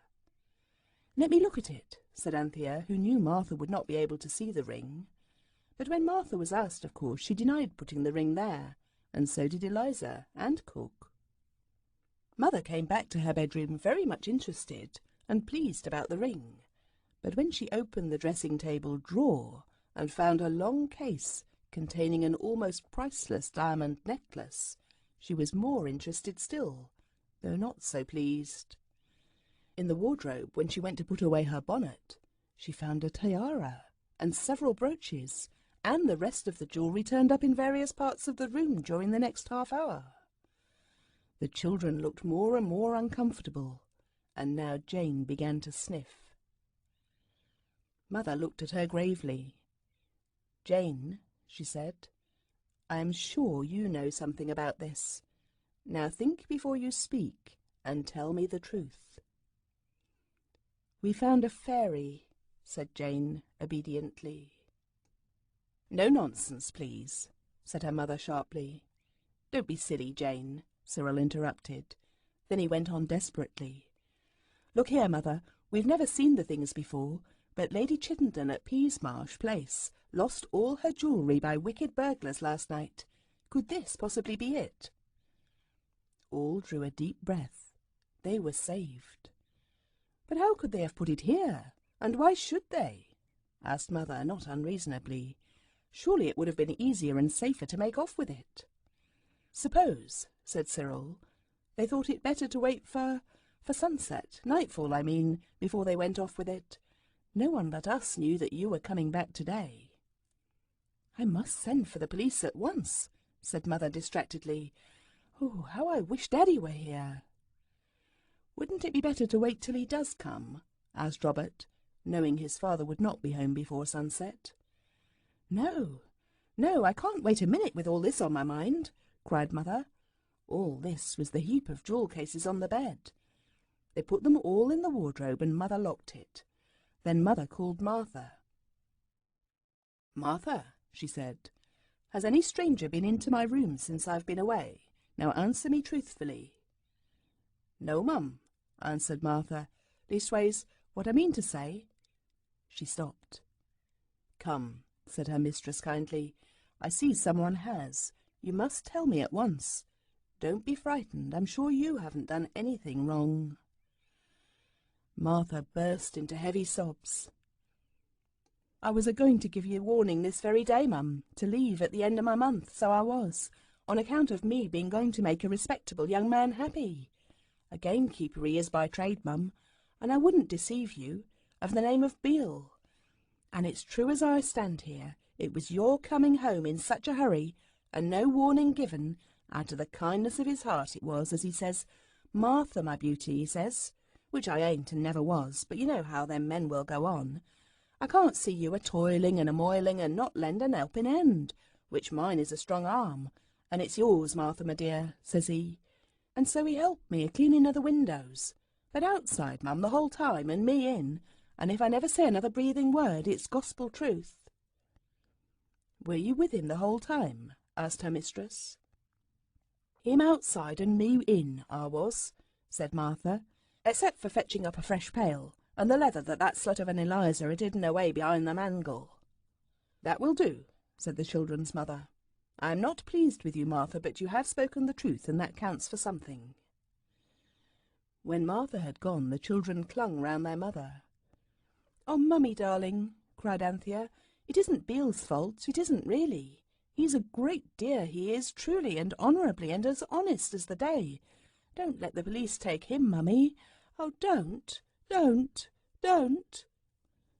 It was truly awful. Here was an innocent man accused of robbery through that silly wish of Jane's, and it was absolutely useless to tell the truth. All longed to, but they thought of the straws in the hair and the shrieks of the other frantic maniacs, and they could not do it. "Is there a cart hereabouts?" asked the mother feverishly. "A trap of any sort? I must drive into Rochester and tell the police at once." All the children sobbed. "There's a cart at the farm, but oh, don't go, don't go, oh, don't go, wait till Daddy gets home." Mother took not the faintest notice. When she had set her mind on a thing, she always went straight through with it. She was rather like Anthea in this respect. "Look here, Cyril," she said, sticking on her hat with long, sharp, violet-headed pins. "I leave you in charge. Stay in the dressing-room. You can pretend to be swimming boats in the bath or something. Say I gave you leave. But stay there with the door on the landing open. I've locked the other. And don't let anyone go into my room. Remember, no one knows the jewels are there except me and all of you and the wicked thieves who put them there. Robert, you stay in the garden and watch the windows. If anyone tries to get in, you must run and tell the 2 farm men that I'll send up to wait in the kitchen. I'll tell them there are dangerous characters about. That's true enough. Now, remember, I trust you both, but I don't think they'll try it till after dark, so you're quite safe. Goodbye, darlings." And she locked her bedroom door and went off with the key in her pocket.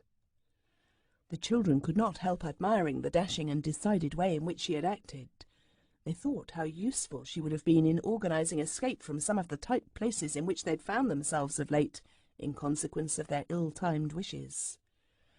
"She's a born general," said Cyril, "but I don't know what's going to happen to us.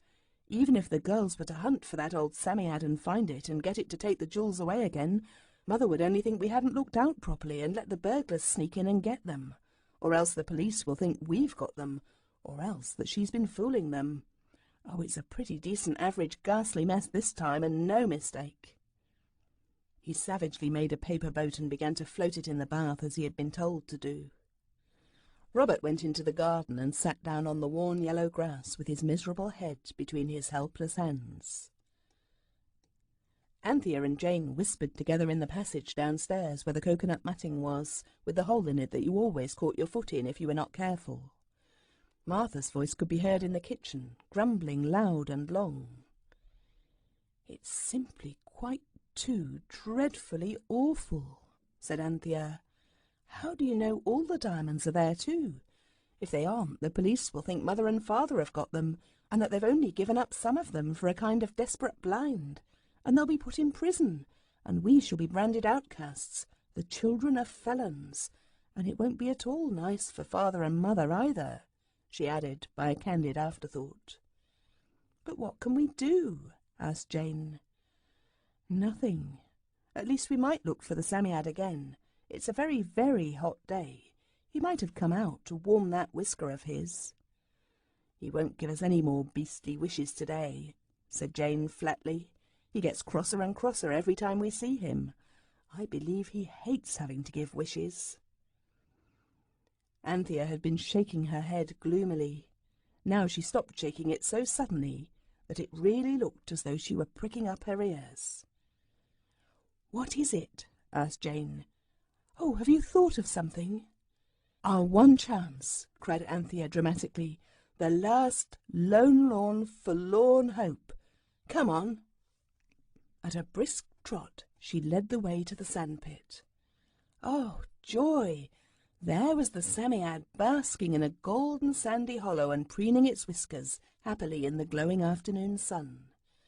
The moment it saw them, it whisked round and began to burrow.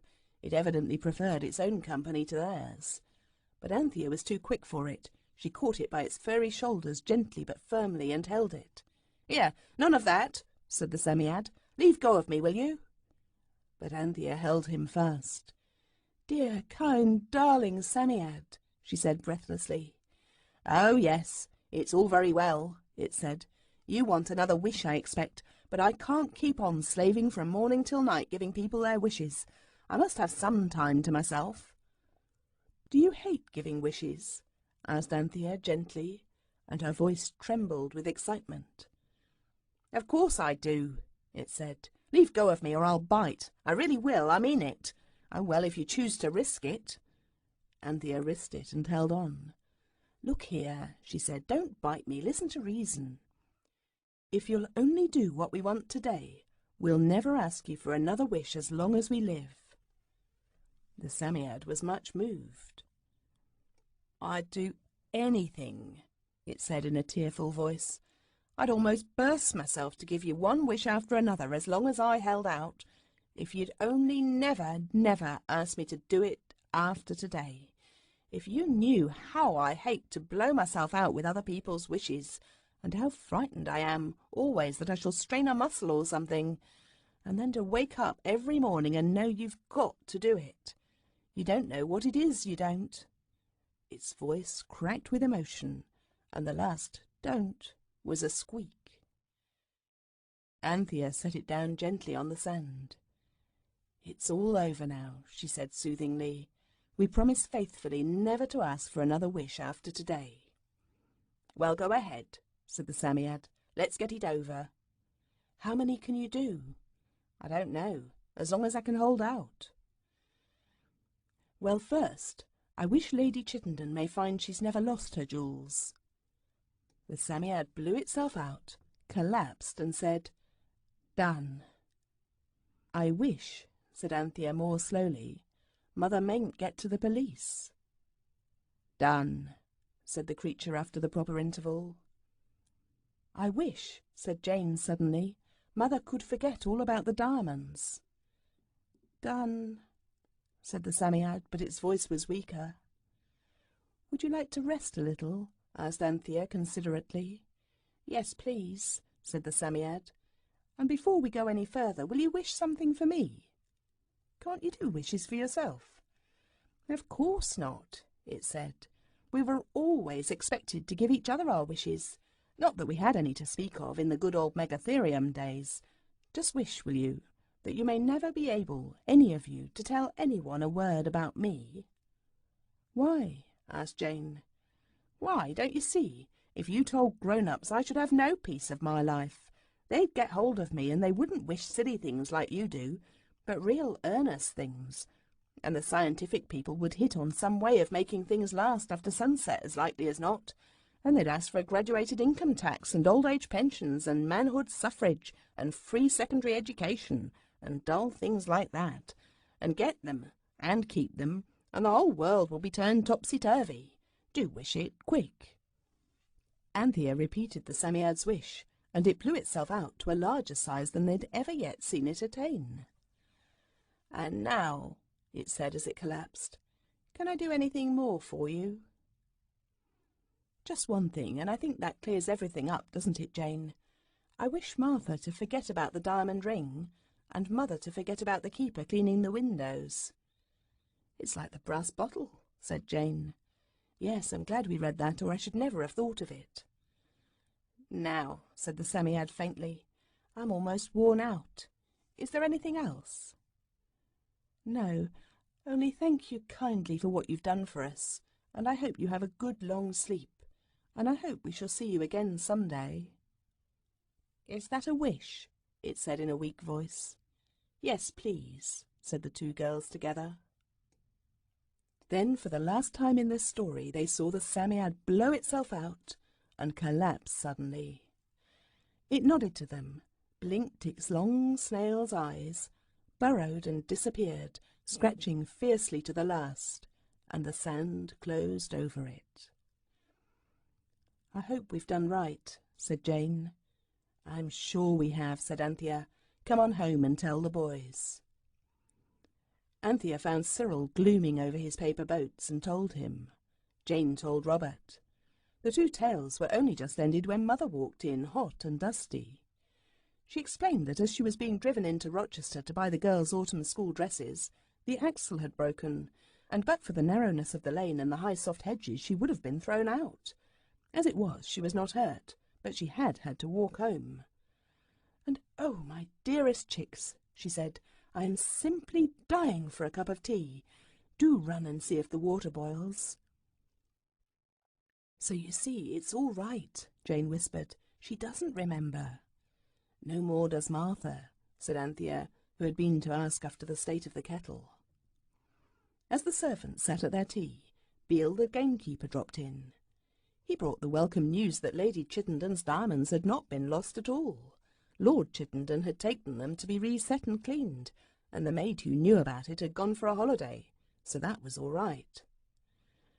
"I wonder if we shall ever see the Psammead again," said Jane wistfully as they walked in the garden while Mother was putting the lamb to bed. "I'm sure we shall," said Cyril, "if you really wished it." "We promised never to ask for another wish," said Anthea. "I never want to," said Robert earnestly. They did see it again, of course, but not in this story, and it was not in the sandpit either, but in a very, very different place. It was in a— but I must say no more.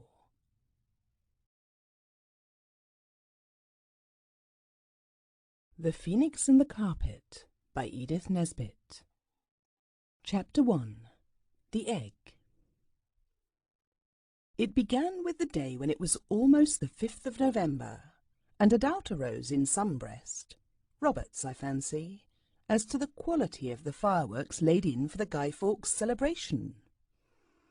They were jolly cheap, said whoever it was, and I think it was Robert. And suppose they didn't go off on the night? Those Prosser kids would have something to snigger about then.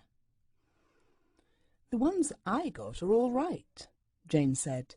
I know they are, because the man at the shop said they were worth Thribble the money. I'm sure Thribble isn't grammar, Anthea said. Of course it isn't, said Cyril. One word can't be grammar all by itself, so you needn't be so jolly clever. Anthea was rummaging in the corner drawers of her mind for a very disagreeable answer, when she remembered what a wet day it was and how the boys had been disappointed of that ride to London and back on the top of the tram, which their mother had promised them as a reward for not having once forgotten, for 6 whole days, to wipe their boots on the mat when they came home from school. So Anthea only said, "Don't be so jolly clever yourself, Squirrel. And the fireworks look all right, and you'll have the 8pence that your tram fares didn't cost today to buy something more with. You ought to get a perfectly lovely Catherine wheel for 8pence. I dare say, said Cyril coldly, but it's not your 8pence anyhow. But look here, said Robert, really now, about the fireworks. We don't want to be disgraced before those kids next door. They think because they wear red plush on Sundays no one else is any good. I wouldn't wear plush if it was ever so, unless it was black to be beheaded in if I were Mary Queen of Scots, said Anthea with scorn. Robert stuck steadily to his point. One great point about Robert is the steadiness with which he can stick. I think we ought to test them, he said. You young duffer, said Cyril. Fireworks are like postage stamps. You can only use them once. What do you suppose it means by Carter's tested seeds in the advertisement? There was a blank silence. Then Cyril touched his forehead with his finger and shook his head. A little wrong here, he said. I was always afraid of that with poor Robert. All that cleverness, you know, and being top in algebra so often. It's bound to tell. Dry up, said Robert fiercely. Don't you see? You can't test seeds if you do them all. You just take a few here and there, and if those grow, you can feel pretty sure the others will be, what do you call it? Father told me, up to sample. Don't you think we ought to sample the fireworks? Just shut our eyes and each draw one out and then try them. But it's raining cats and dogs, said Jane. And Queen Anne is dead, rejoined Robert. No one was in a very good temper. We needn't go out to do them. We can just move back the table and let them off on the old tea tray we played toboggans with. I don't know what you think, but I think it's time we did something that would be really useful, because then we shouldn't just hope the fireworks would make those Prossers sit up.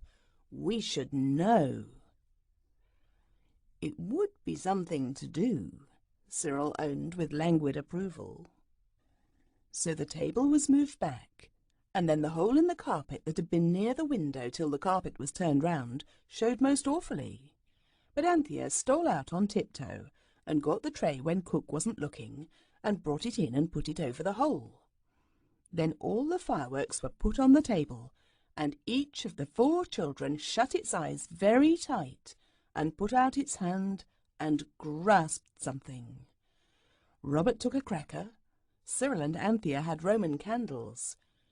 But Jane's fat paw closed on the gem of the whole collection, the jack-in-the-box that had cost 2 shillings.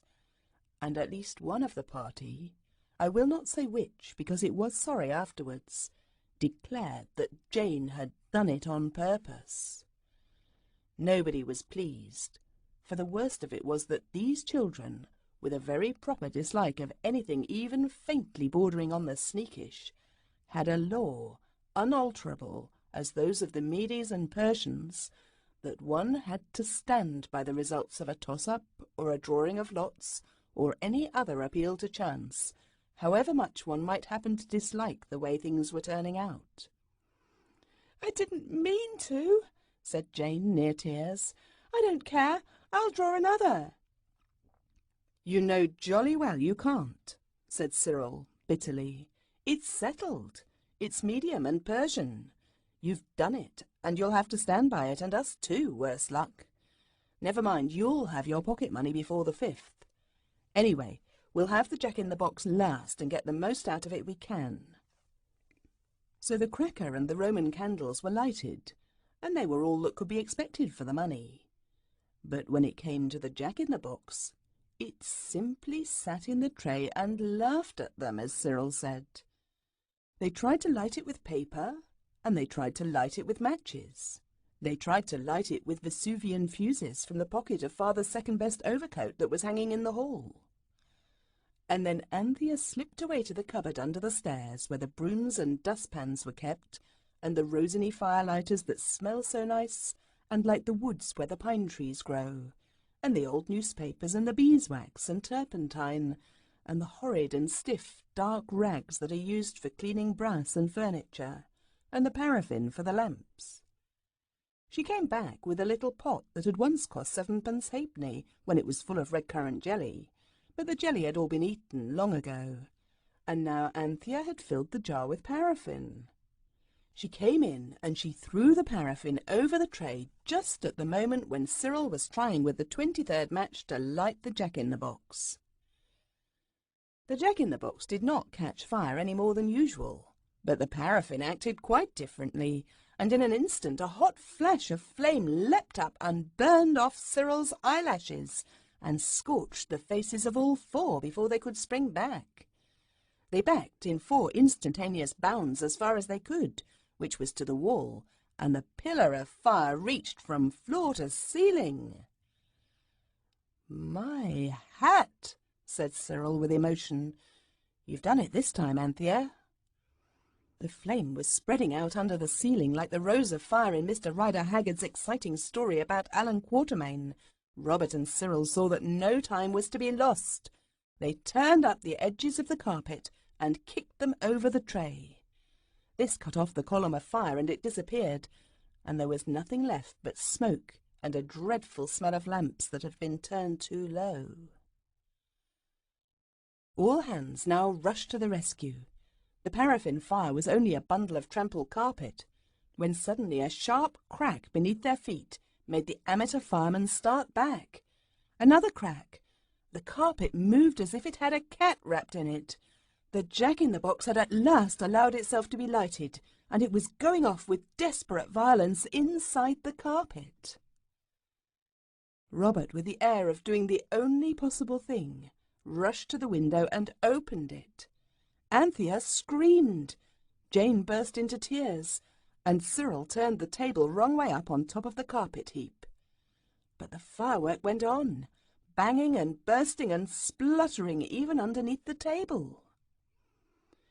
Next moment, Mother rushed in, attracted by the howls of Anthea, and in a few moments the firework desisted and there was a dead silence, and the children stood looking at each other's black faces, and out of the corners of their eyes at Mother's white one.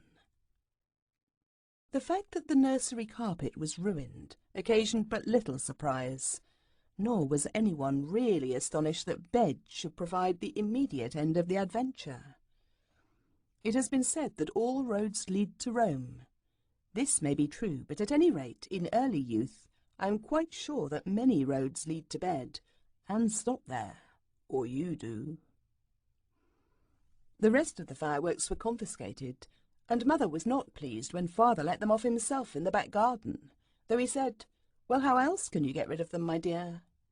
You see, Father had forgotten that the children were in disgrace, and that their bedroom windows looked out on the back garden, so that they all saw the fireworks most beautifully and admired the skill with which Father handled them. Next day all was forgotten and forgiven. Only the nursery had to be deeply cleaned, like spring cleaning, and the ceiling had to be whitewashed. And Mother went out, and just at tea-time next day, a man came with a rolled-up carpet, and Father paid him, and Mother said, "If the carpet isn't in good condition, you know, I shall expect you to change it." And the man replied, "There ain't a thread gone in it nowhere, Mum. It's a bargain, if ever there was one, and I'm more than half sorry I let it go at the price. But we can't resist the ladies, can we, sir?" And he winked at Father and went away. Then the carpet was put down in the nursery, and sure enough, there wasn't a hole in it anywhere. As the last fold was unrolled, something hard and loud-sounding bumped out of it and trundled along the nursery floor. All the children scrambled for it, and Cyril got it. He took it to the gas. It was shaped like an egg, very yellow and shiny, half transparent, and it had an odd sort of light in it that changed as you held it in different ways. It was as though it was an egg with a yolk of pale fire that just showed through the stone. "I may keep it, mayn't I, Mother?" Cyril asked. And of course Mother said no. They must take it back to the man who had brought the carpet, because she had only paid for a carpet and not for a stone egg with a fiery yolk in it. So she told them where the shop was, and it was in the Kentish Town Road, not far from the hotel that is called the Bull and Gate. It was a poky little shop, and the man was arranging furniture outside on the pavement very cunningly, so that the more broken parts should show as little as possible. And directly he saw the children he knew them again, and he began at once without giving them chance to speak. "No, you don't," he cried loudly. "I ain't a-going to take back no carpet, so don't you make no bloomin' error. A bargain's a bargain, and the carpet's perfect throughout." "We don't want you to take it back," said Cyril, "but we found something in it." "It must have got in at your place, then," said the man with indignant promptness, "for there ain't nothing in nothing as I sell. It's all as clean as a whistle." "I never said it wasn't clean," said Cyril, "but—" "Oh, if it's moths," said the man, "that's easy cured with borax. But I expect it's only an odd one. I tell you, the carpet's good through and through. It hadn't got no moths when it left my hands, not so much as an egg." "But that's just it," interrupted Jane. "There was so much as an egg." The man made a sort of rush at the children and stamped his foot. "Clear out, I say," he shouted, "or I'll call for the police. A nice thing for the customers to hear you a-coming here a-charging me with finding things in goods what I sells. Here, be off afore I sends you off with a flea in your ears. Oi, constable!" The children fled, and they think, and their father thinks, that they couldn't have done anything else. Mother has her own opinion, but Father said they might keep the egg. "The man certainly didn't know the egg was there when he brought the carpet," said he, "any more than your mother did, and we've as much right to it as he had." So the egg was put on the mantelpiece, where it quite brightened up the dingy nursery. The nursery was dingy because it was a basement room, and its windows looked out on a stone area with a rockery made of clinkers facing the windows. Nothing grew in the rockery except London Pride and snails. The room had been described in the house agent's list as a convenient breakfast room in basement, and in the daytime it was rather dark. This did not matter so much in the evenings when the gas was alight, but then it was in the evening that the blackbeetles got so sociable and used to come out of the low cupboards on each side of the fireplace where their homes were and try to make friends with the children. At least I suppose that was what they wanted, but the children never would. On the 5th of November, Father and Mother went to the theatre, and the children were not happy because the Prossers next door had lots of fireworks and they had none. They were not even allowed to have a bonfire in the garden. "No more playing with fire, thank you," was Father's answer when they asked him. When the baby had been put to bed, the children sat sadly round the fire in the nursery. "I'm beastly bored," said Robert. "Let's talk about the Psammead," said Anthea, who generally tried to give the conversation a cheerful turn. "What's the good of talking?" said Cyril. "What I want is for something to happen. It's awfully stuffy for a chap not to be allowed out in the evenings. There's simply nothing to do when you've got through your Homers." Jane finished off the last of her home lessons and shut the book with a bang. "We've got the pleasure of memory," said she. "Just think of last holidays."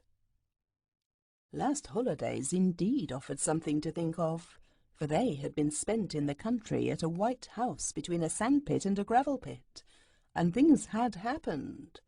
The children had found a Psammead or sand fairy, and it had let them have anything they wished for, just exactly anything, with no bother about its not being really for their good or anything like that. And if you want to know what kind of things they wished for and how their wishes turned out, you can read it all in a book called 5 Children and It. It was the Psammead. If you've not read it, perhaps I ought to tell you that the 5th child was the baby brother, who was called the Lamb, because the first thing he ever said was "Bah," and that the other children were not particularly handsome, nor were they extra clever, nor extraordinarily good. But they were not bad sorts on the whole. In fact, they were rather like you. "I don't want to think about the pleasures of memory," said Cyril. "I want some more things to happen." "We're very much luckier than anyone else as it is," said Jane. "Why, no one else ever found a Psammead. We ought to be grateful." "Why shouldn't we go on being, though?" Cyril asked. "Lucky, I mean, not grateful. Why has it all got to stop?" "Perhaps something will happen," said Anthea comfortably. "Do you know, sometimes I think we are the sort of people that things do happen to." "It's like that in history," said Jane. "Some kings are full of interesting things, and others, nothing ever happens to them, except their being born and crowned and buried, and sometimes not that." "I think Panther's right," said Cyril. "I think we are the sort of people things do happen to. I have a sort of feeling things would happen right enough if we could only give them a shove. It just wants something to start it, that's all." "I wish they taught magic at school," Jane sighed. "I believe if we could do a little magic, it might make something happen." "I wonder how you begin."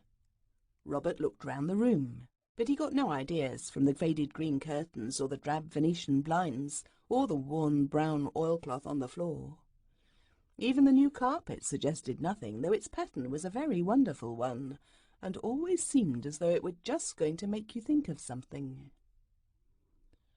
"I could begin right enough," said Anthea. "I've read lots about it, but I believe it's wrong in the Bible."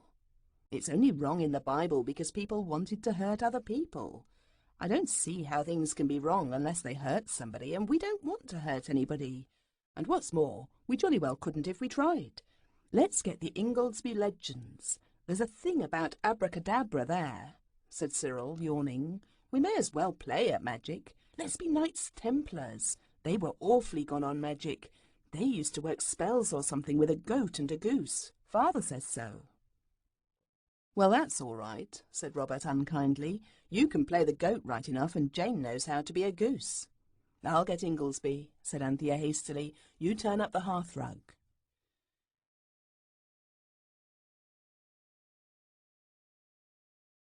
So they traced strange figures on the linoleum, where the hearthrug had kept it clean.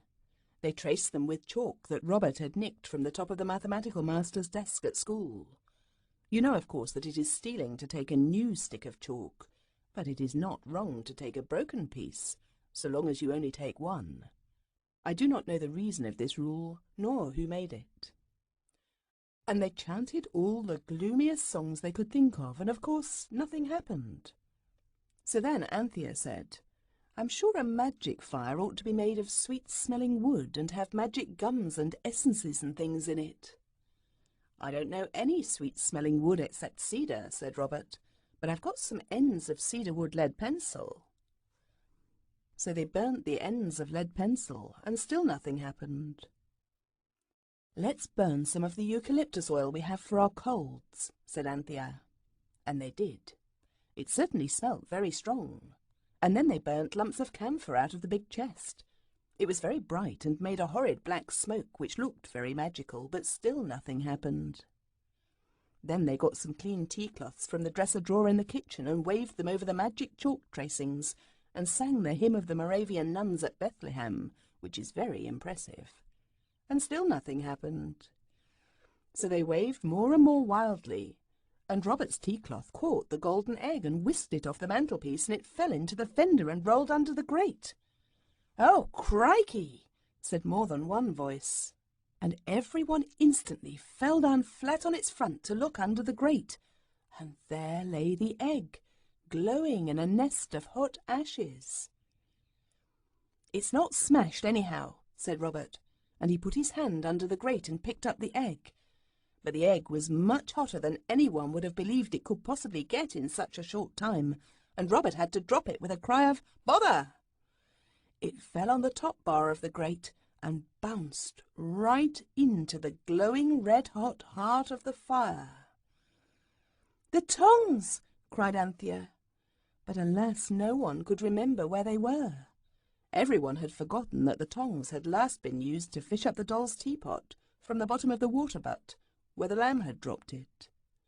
So the nursery tongs were resting between the water butt and the dustbin, and Cook refused to lend the kitchen ones. "Never mind," said Robert. "We'll get it out with the poker and the shovel." "Oh, stop!" cried Anthea. "Look at it! Look! Look! Look! I do believe something is going to happen." For the egg was now red-hot, and inside it something was moving. Next moment there was a soft cracking sound. The egg burst in two, and out of it came a flame-coloured bird. It rested a moment among the flames, and as it rested there the 4 children could see it growing bigger and bigger under their eyes. Every mouth was agape, every eye a goggle. The bird rose in its nest of fire, stretched its wings and flew out into the room. It flew round and round again, and where it passed the air was warm. Then it perched on the fender. The children looked at each other. Then Cyril put out a hand towards the bird. It put its head on one side and looked up at him, as you may have seen a parrot do when it is just going to speak, so that the children were hardly astonished at all when it said, "Be careful, I am not nearly cool yet." They were not astonished, but they were very, very much interested. They looked at the bird, and it was certainly worth looking at. Its feathers were like gold. It was about as large as a bantam, only its beak was not at all bantam-shaped. "I believe I know what it is," said Robert. "I've seen a picture." He hurried away. A hasty dash and scramble among the papers on Father's study table yielded, as the sum books say, the desired result. But when he came back into the room holding out a paper and crying, "I say, look here," the others all said, "Hush!" and he hushed obediently and instantly, for the bird was speaking. "Which of you," it was saying, "put the egg into the fire?" "He did," said 3 voices, and 3 fingers pointed at Robert. The bird bowed. At least it was more like that than anything else. "I am your grateful debtor," it said with a high-bred air. The children were all choking with wonder and curiosity. All except Robert. He held the paper in his hand, and he knew. He said so. He said, "I know who you are." And he opened and displayed a print paper, at the head of which was a little picture of a bird sitting in a nest of flames. "You are the phoenix," said Robert, and the bird was quite pleased. "My fame has lived then for 2,000 years, it said. "Allow me to look at my portrait."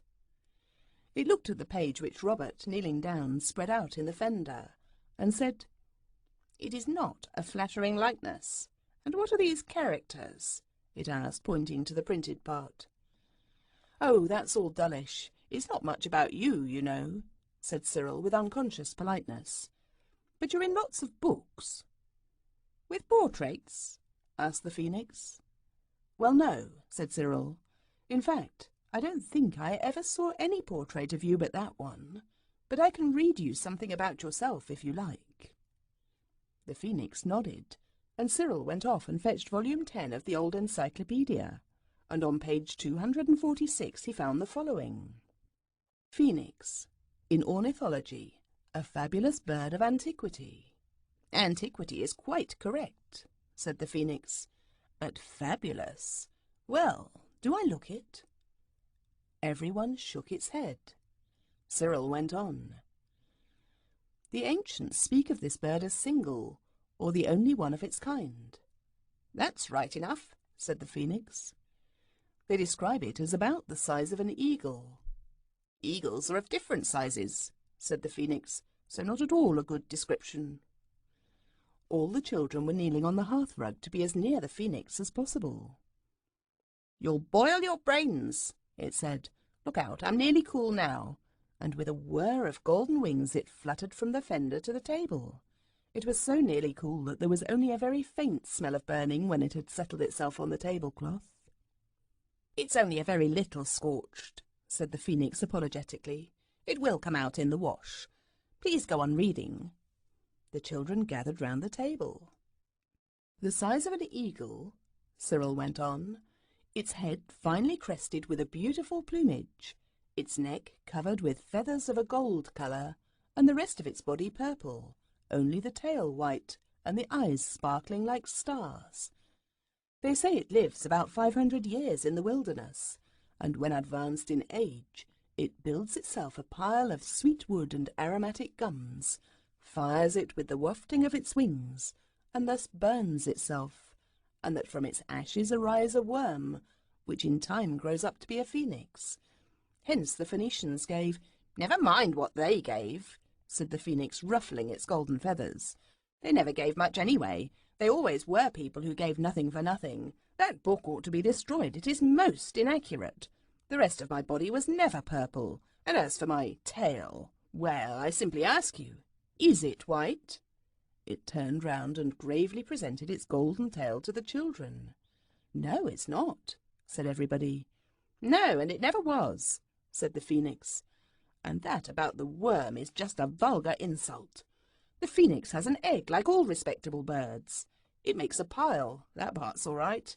And it lays its egg, and it burns itself, and it goes to sleep, and it wakes up in its egg, and comes out and goes on living again, and so on forever and ever. I can't tell you how weary I got of it. Such a restless existence. No repose. But how did your egg get here? Asked Anthea. Ah, that's my life's secret, said the Phoenix. I couldn't tell it to anyone who wasn't really sympathetic.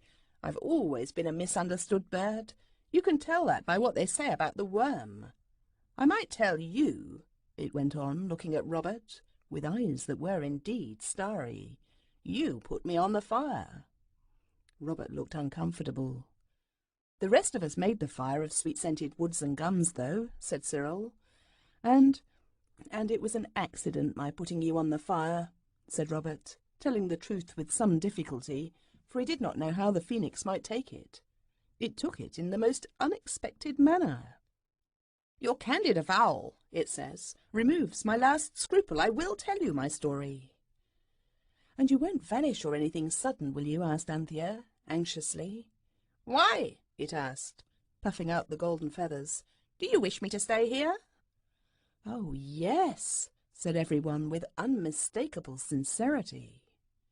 Why? Asked the Phoenix again, looking modestly at the tablecloth. Because, said everyone at once, and then stopped short. Only Jane added after a pause, You are the most beautiful person we've ever seen. You are a sensible child, said the Phoenix, and I will not vanish or anything sudden, and I will tell you my tale. I had resided, as your book says, for many thousand years in the wilderness, which is a large quiet place, with very little really good society, and I was becoming weary of the monotony of my existence. But I acquired the habit of laying my egg and burning myself every 500 years, and you know how difficult it is to break yourself of a habit.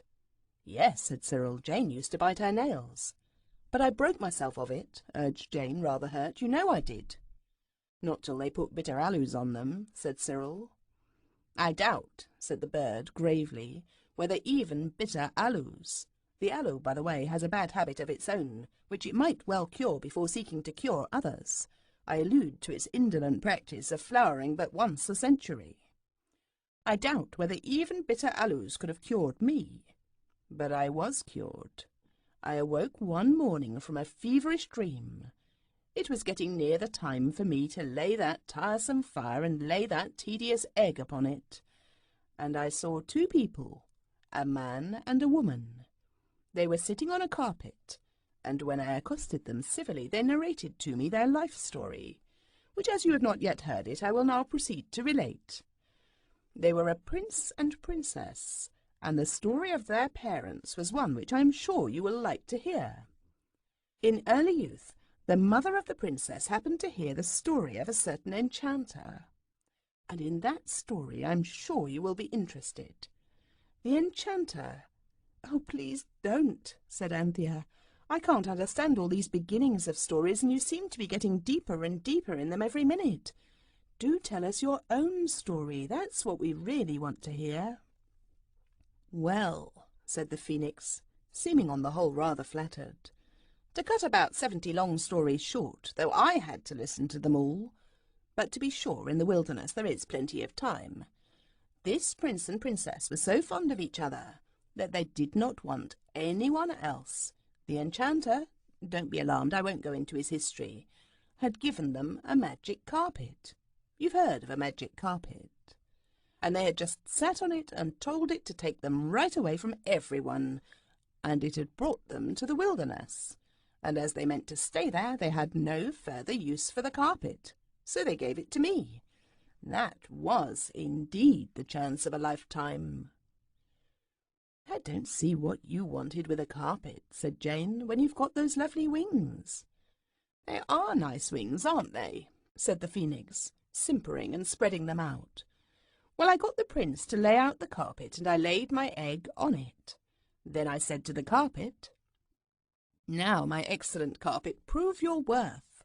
Take that egg somewhere where it can't be hatched for 2,000 years, and where, when the time's up, someone will light a fire of sweet wood and aromatic gums and put the egg in to hatch.' And you see, it's all come out exactly as I said. The words were no sooner out of my beak than egg and carpet disappeared. The royal lovers assisted to arrange my pile and soothed my last moments. I burned myself up and knew no more till I awoke on yonder altar." It pointed its claw at the grate. "But the carpet," said Robert, "the magic carpet that takes you anywhere you wish. What became of that?" "Oh, that," said the phoenix carelessly. "I should say that is the carpet. I remember the pattern perfectly." It pointed as it spoke to the floor, where lay the carpet which Mother had bought in the Kentish town road for 22 shillings and 9pence. At that instant, Father's latchkey was heard in the door. "Oh," whispered Cyril, "now we shall catch it for not being in bed." "Wish yourself there," said the phoenix in a hurried whisper, "and then wish the carpet back in its place." No sooner said than done. It made one a little giddy, certainly, and a little breathless, but when things seemed right way up again, there the children were, in bed, and the lights were out. They heard the soft voice of the phoenix through the darkness. "I shall sleep on the cornice above your curtains," it said. "Please don't mention me to your kinsfolk." "Not much good," said Robert. "They'd never believe us. I say," he called through the half-open door to the girls, "talk about adventures and things happening. We ought to be able to get some fun out of a magic carpet and a phoenix." "Rather," said the girls in bed. "Children," said Father on the stairs, "go to sleep at once. What do you mean by talking at this time of night?" No answer was expected to this question, but under the bedclothes Cyril murmured one. "Mean," he said. "Don't know what we mean. I don't know what anything means." "But we've got a magic carpet and a phoenix," said Robert. "You'll get something else if Father comes in and catches you," said Cyril. "Shut up, I tell you." Robert shut up, but he knew as well as you do that the adventures of that carpet and that phoenix were only just beginning. Father and Mother had not the least idea of what had happened in their absence. That is often the case, even when there are no magic carpets or phoenixes in the house. The next morning, but I'm sure you would rather wait till the next chapter before you hear about that.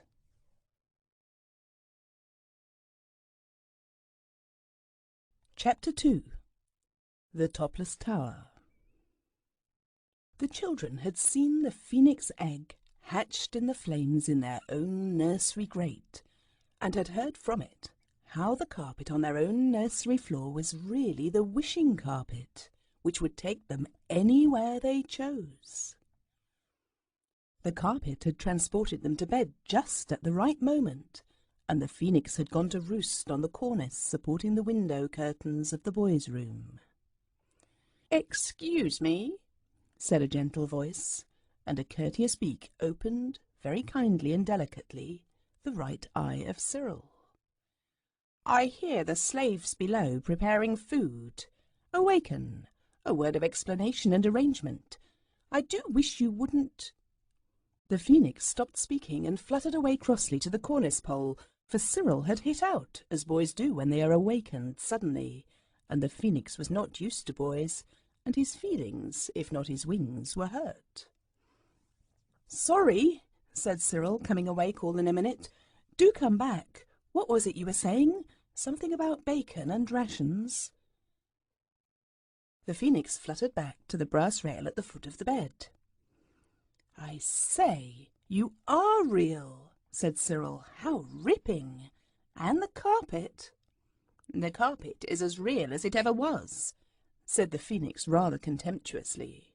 "But of course a carpet's only a carpet, whereas a phoenix is superlatively a phoenix." "Yes, indeed," said Cyril. "I see it is. Oh, what luck! Wake up, Bobs. There's jolly well something to wake up for today, and it's Saturday too." "I've been reflecting," said the phoenix, "during the silent watches of the night, and I could not avoid the conclusion that you were quite insufficiently astonished at my appearance yesterday. The ancients were always very surprised. Did you by any chance expect my egg to hatch?" "Not us," Cyril said. "And if we had," said Anthea, who had come in her nightie when she heard the silvery voice of the phoenix, "we could never, never have expected it to hatch anything so splendid as you." The bird smiled. Perhaps you have never seen a bird smile. "You see," said Anthea, wrapping herself in the boy's counterpane, for the morning was chill, "we've had things happen to us before." And she told the story of the Psammead, or sand fairy. "Ah, yes," said the phoenix. "Psammeads were rare even in my time. I remember I used to be called the Psammead of the desert. I was always having compliments paid me. I can't think why." "Can you give wishes, then?" asked Jane, who had now come in too. "Oh, dear me, no," said the phoenix contemptuously. "At least, but I hear footsteps approaching. I hasten to conceal myself." And it did. I think I said that this day was Saturday. It was also Cook's birthday, and Mother had allowed her and Eliza to go to the Crystal Palace with a party of friends, so Jane and Anthea of course had to help to make beds and wash up the breakfast cups and little things like that. Robert and Cyril intended to spend the morning in conversation with the phoenix, but the bird had its own ideas about this. "I must have an hour or two's quiet," it said. "I really must. My nerves will give way unless I can get a little rest. You must remember it's 2,000 years since I had any conversation. I'm out of practice, and I must take care of myself. I've often been told that mine is a valuable life." So it nestled down inside an old hat box of Father's, which had been brought down from the box room some days before, when a helmet was suddenly needed for a game of tournaments, with its golden head under its golden wing, and went to sleep. So then Robert and Cyril moved the table back and were going to sit on the carpet and wish themselves somewhere else. But before they could decide on the place, Cyril said, "I don't know, perhaps it's rather sneakish to begin without the girls." "They'll be all the morning," said Robert impatiently.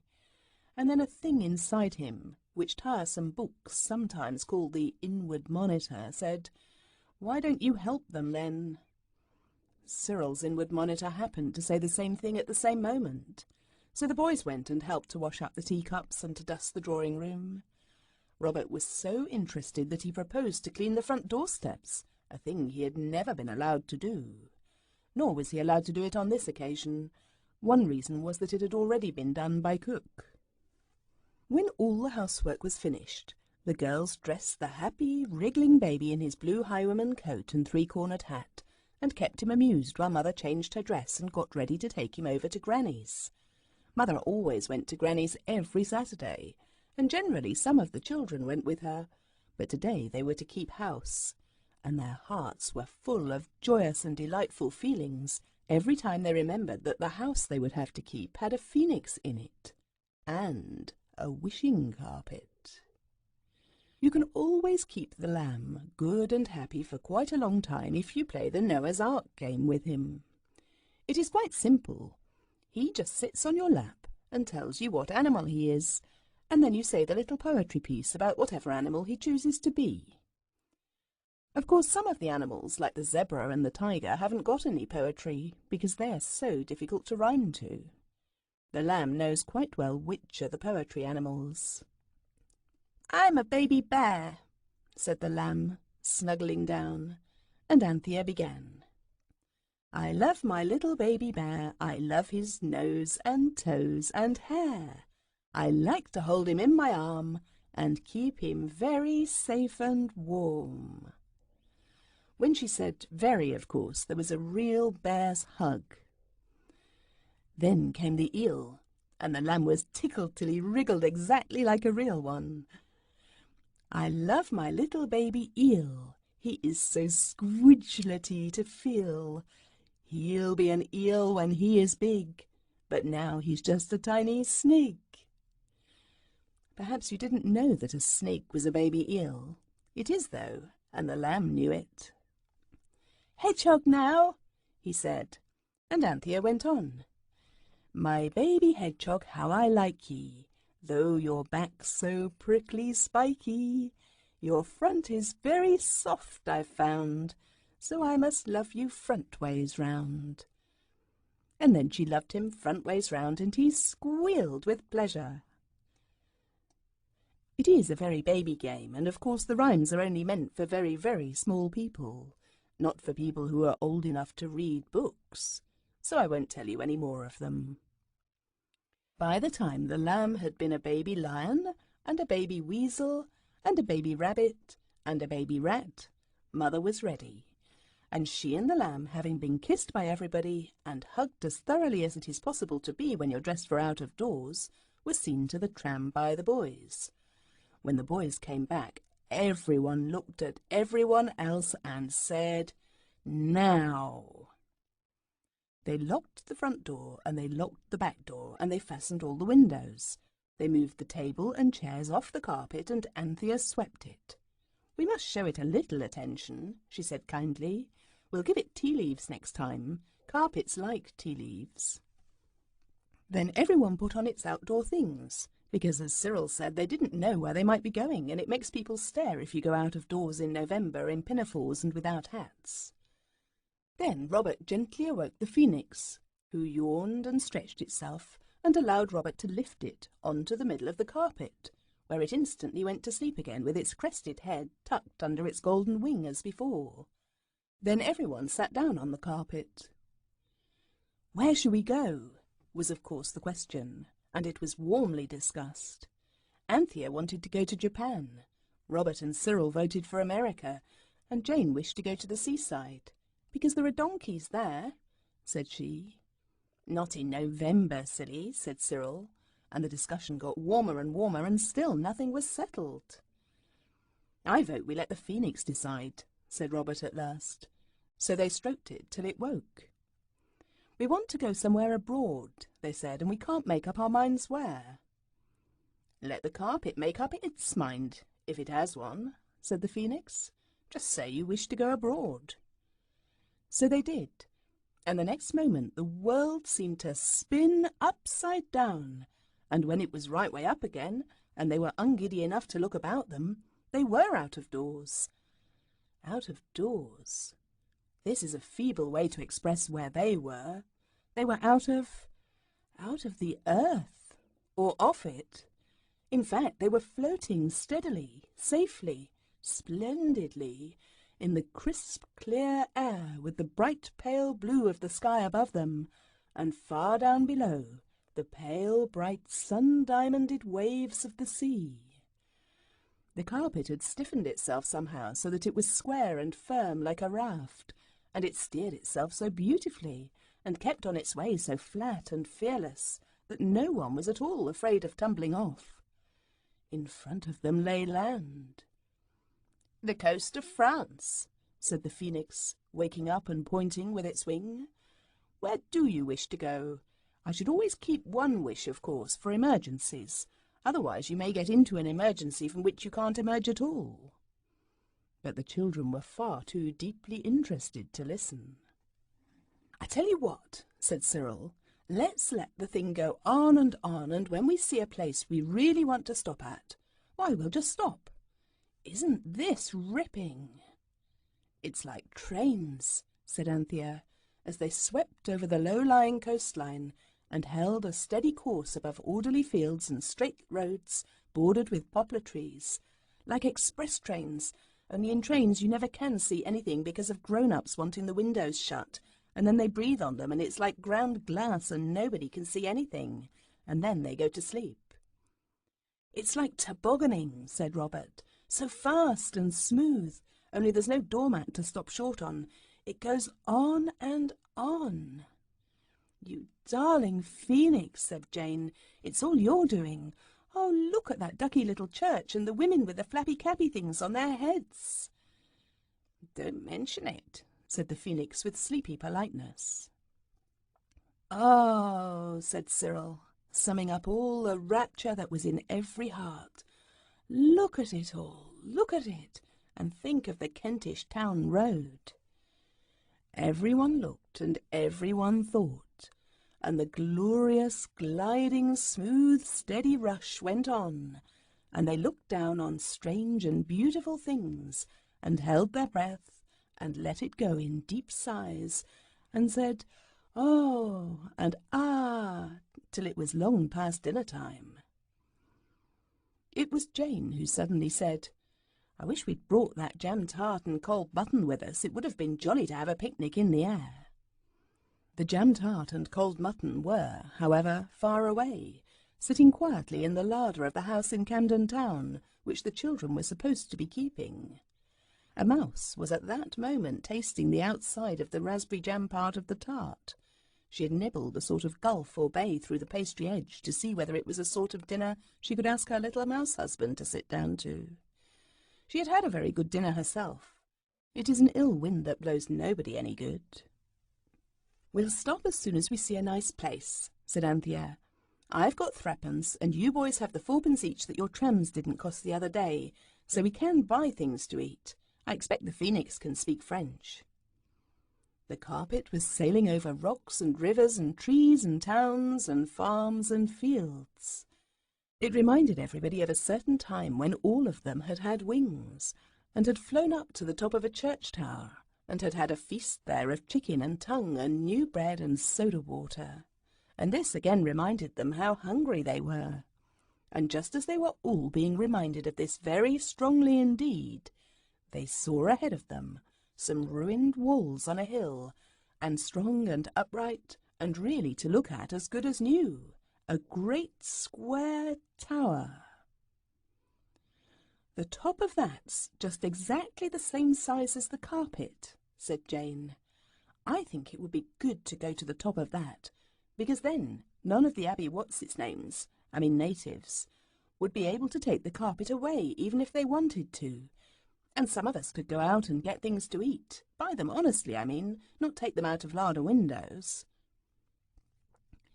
I think it would be better if we went—" Anthea was just beginning, but Jane suddenly clenched her hands. "I don't see why I should never do anything I want just because I'm the youngest. I wish the carpet would fit itself in at the top of that tower, so there." The carpet made a disconcerting bound, and the next moment it was hovering above the square top of the tower. Then slowly and carefully it began to sink under them. It was like a lift going down with you at the Army and Navy stores. "I don't think we ought to wish things without all agreeing to them first," said Robert, huffishly. "Hello, what on earth?" For unexpectedly and greyly something was coming up all round the four sides of the carpet. It was as if a wall were being built by magic quickness. It was 1 foot high. It was 2 feet high. 3, 4, 5. It was shutting out the light more and more. Anthea looked up at the sky and the walls that now rose 6 feet above them. "We're dropping into the tower!" she screamed. "There wasn't any top to it, so the carpet's going to fit itself in at the bottom." Robert sprang to his feet. "We ought to have— Hello, an owl's nest!" He put his knee on a jutting smooth piece of grey stone and reached his hand into a deep window slit, broad to the inside of the tower and narrowing like a funnel to the outside. "Look sharp!" cried everyone. But Robert did not look sharp enough. By the time he had drawn his hand out of the owl's nest, there were no eggs there. The carpet had sunk 8 feet below him. "Jump, you silly cuckoo!" cried Cyril with brotherly anxiety. But Robert couldn't turn round all in a minute into a jumping position. He wriggled and twisted and got on to the broad ledge, and by the time he was ready to jump, the walls of the tower had risen up 30 feet above the others, who were still sinking with the carpet. And Robert found himself in the embrasure of the window, alone, for even the owls were not at home that day. The wall was smoothish. There was no climbing up, and as for climbing down, Robert hid his face in his hands and squirmed back and back from the giddy verge until the back part of him was wedged quite tight in the narrowest part of the window slit. He was safe now, of course, but the outside part of his window was like a frame to a picture of part of the other side of the tower. It was very pretty, with moss growing between the stones and little shiny gems, but between him and it there was the width of the tower and nothing in it but empty air. The situation was terrible. Robert saw in a flash that the carpet was likely to bring them into just the same sort of tight places that they used to get into with the wishes the Psammead granted them. And the others? Imagine their feelings as the carpet sank slowly and steadily to the very bottom of the tower, leaving Robert clinging to the wall. Robert did not even try to imagine their feelings. He had quite enough to do with his own. But you can. As soon as the carpet came to a stop on the ground at the bottom of the inside of the tower, it suddenly lost that raft-like stiffness which had been such a comfort during the journey from Camden Town to the topless tower, and spread itself limply over the loose stones and the little earthy mounds at the bottom of the tower, just exactly like any ordinary carpet. Also it shrank suddenly, so that it seemed to draw away from under their feet, and they stepped quickly off the edges and stood on the firm ground, while the carpet drew itself in till it was its proper size and no longer fitted exactly inside of the tower, but left quite a big space all around it. Then across the carpet they looked at each other, and every chin was tilted up, and every eye sought vainly to see where poor Robert had got to. Of course they couldn't see him. "I wish we hadn't come," said Jane. "You always do," said Cyril briefly. "Look here, we can't leave Robert up there. I wish the carpet would fetch him down." The carpet seemed to awake from a dream and pull itself together. It stiffened itself briskly and floated up between the 4 walls of the tower. The children below craned their heads back and nearly broke their necks in doing it. The carpet rose and rose. It hung poised darkly above them for an anxious moment or two. Then it dropped down again, threw itself on the uneven floor of the tower, and as it did so, tumbled Robert out. "Oh, glory!" said Robert. "That was a squeak. You don't know how I felt. I say, I've had about enough for a bit. Let's wish ourselves at home again and have a go at that jam tart and mutton. We can go out again afterwards. Righto, said everyone, for the adventure had shaken the nerves of all. So they all got onto the carpet again and said, I wish we were at home. And lo and behold, they were no more at home than before. The carpet never moved. The phoenix had taken the opportunity to go to sleep. Anthea woke it up gently. Look here, she said. I'm looking, said the phoenix. We wished to be at home, and we're still here, complained Jane. No, said the phoenix, looking about it at the high dark walls of the tower. No, I quite see that. But we wished to be at home, said Cyril. No doubt, said the bird politely. And the carpet hasn't moved an inch, said Robert. No, said the phoenix, I see it hasn't. But I thought it was a wishing carpet. So it is, said the phoenix. Then why? Asked the children all together. I did tell you, you know, said the phoenix, only you are so fond of listening to the music of your own voices. It is indeed the most lovely music to each of us, and therefore— You did tell us what?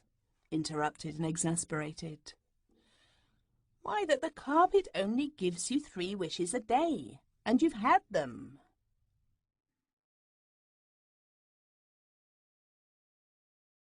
There was a heartfelt silence. Then how are we going to get home? Said Cyril at last. I haven't any idea, replied the phoenix kindly. Can I fly out and get you any little thing? How could you carry the money to pay for it? It isn't necessary. Birds always take what they want. It's not regarded as stealing except in the case of magpies. The children were glad to find that they'd been right in supposing this to be the case, on the day when they had wings and had enjoyed somebody else's ripe plums. Yes, let's get the phoenix to get us something to eat anyway, Robert urged. If it will be so kind, you mean, corrected Anthea in a whisper. If it will be so kind, and we can be thinking while it's gone. So the phoenix fluttered up through the grey space of the tower and vanished at the top, and it was not till it had quite gone that Jane said, Suppose it never comes back. It was not a pleasant thought, and though Anthea at once said, Of course it will come back, I'm certain it's a bird of its word, a further gloom was cast by the idea, for curiously enough there was no door to the tower, and all the windows were far, far too high to be reached by the most adventurous climber. It was cold, too, and Anthea shivered. Yes, said Cyril, it's like being at the bottom of a well. The children waited in a sad and hungry silence, and got stiff necks with holding their little heads back to look up the inside of the tall grey tower to see if the phoenix were coming. At last it came. It looked very big as it fluttered down between the walls, and as it neared them the children saw that its bigness was caused by a basket of boiled chestnuts which it carried in one claw. In the other it held a piece of bread, and in its beak was a very large pear. The pear was juicy and as good as a very small drink. When the meal was over, everyone felt better, and the question of how to get home was discussed without any disagreeableness.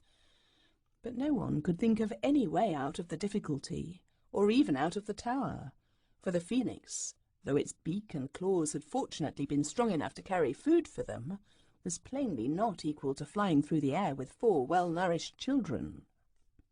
We must stay here, I suppose, said Robert at last, and shout out every now and then, and someone will hear us, and bring ropes and ladders, and rescue us like out of mines, and they'll get up a subscription to send us home, like castaways. Yes, but we shan't be home before Mother is, and then Father'll take away the carpet and say it's dangerous or something, said Cyril.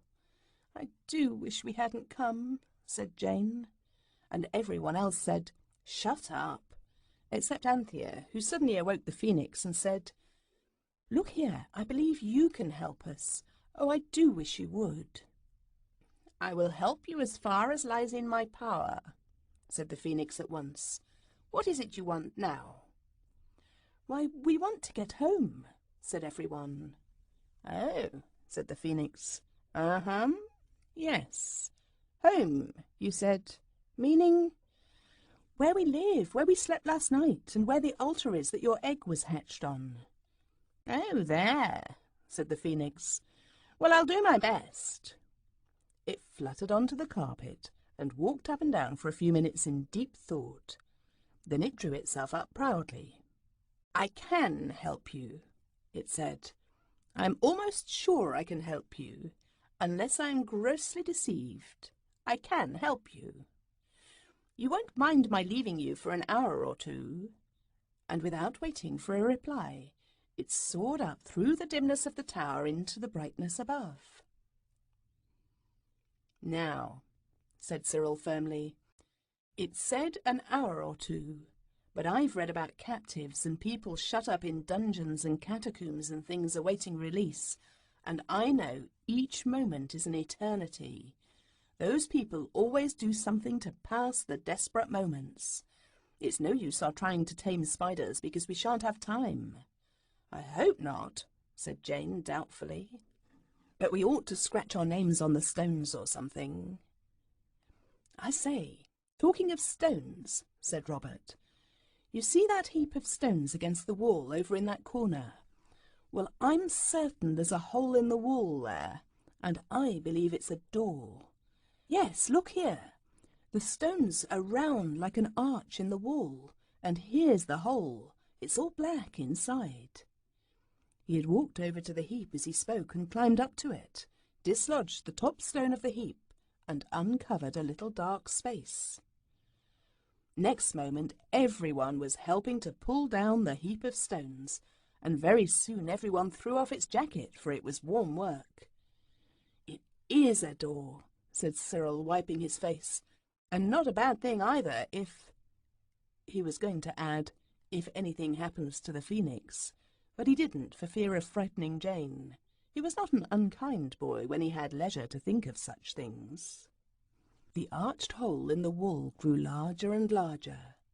It was very, very black, even compared with the sort of twilight at the bottom of the tower. It grew larger because the children kept pulling off the stones and throwing them down into another heap. The stones must have been there a very long time, for they were covered with moss, and some of them were stuck together by it, so it was fairly hard work, as Robert pointed out. When the hole reached down to about halfway between the top of the arch and the tower, Robert and Cyril let themselves down cautiously on the inside and lit matches. How thankful they felt then that they had a sensible father who did not forbid them to carry matches as some boys' fathers do. The father of Robert and Cyril only insisted on the matches being of the kind that strike only on the box. "It's not a door, it's a sort of tunnel," Robert cried to the girls after the first match had flared up, flickered and gone out. "Stand off, we'll push some more stones down." They did, amid deep excitement. And now the stone heap was almost gone, and before them the girls saw a dark archway leading to unknown things. All doubts and fears as to getting home were forgotten in this thrilling moment.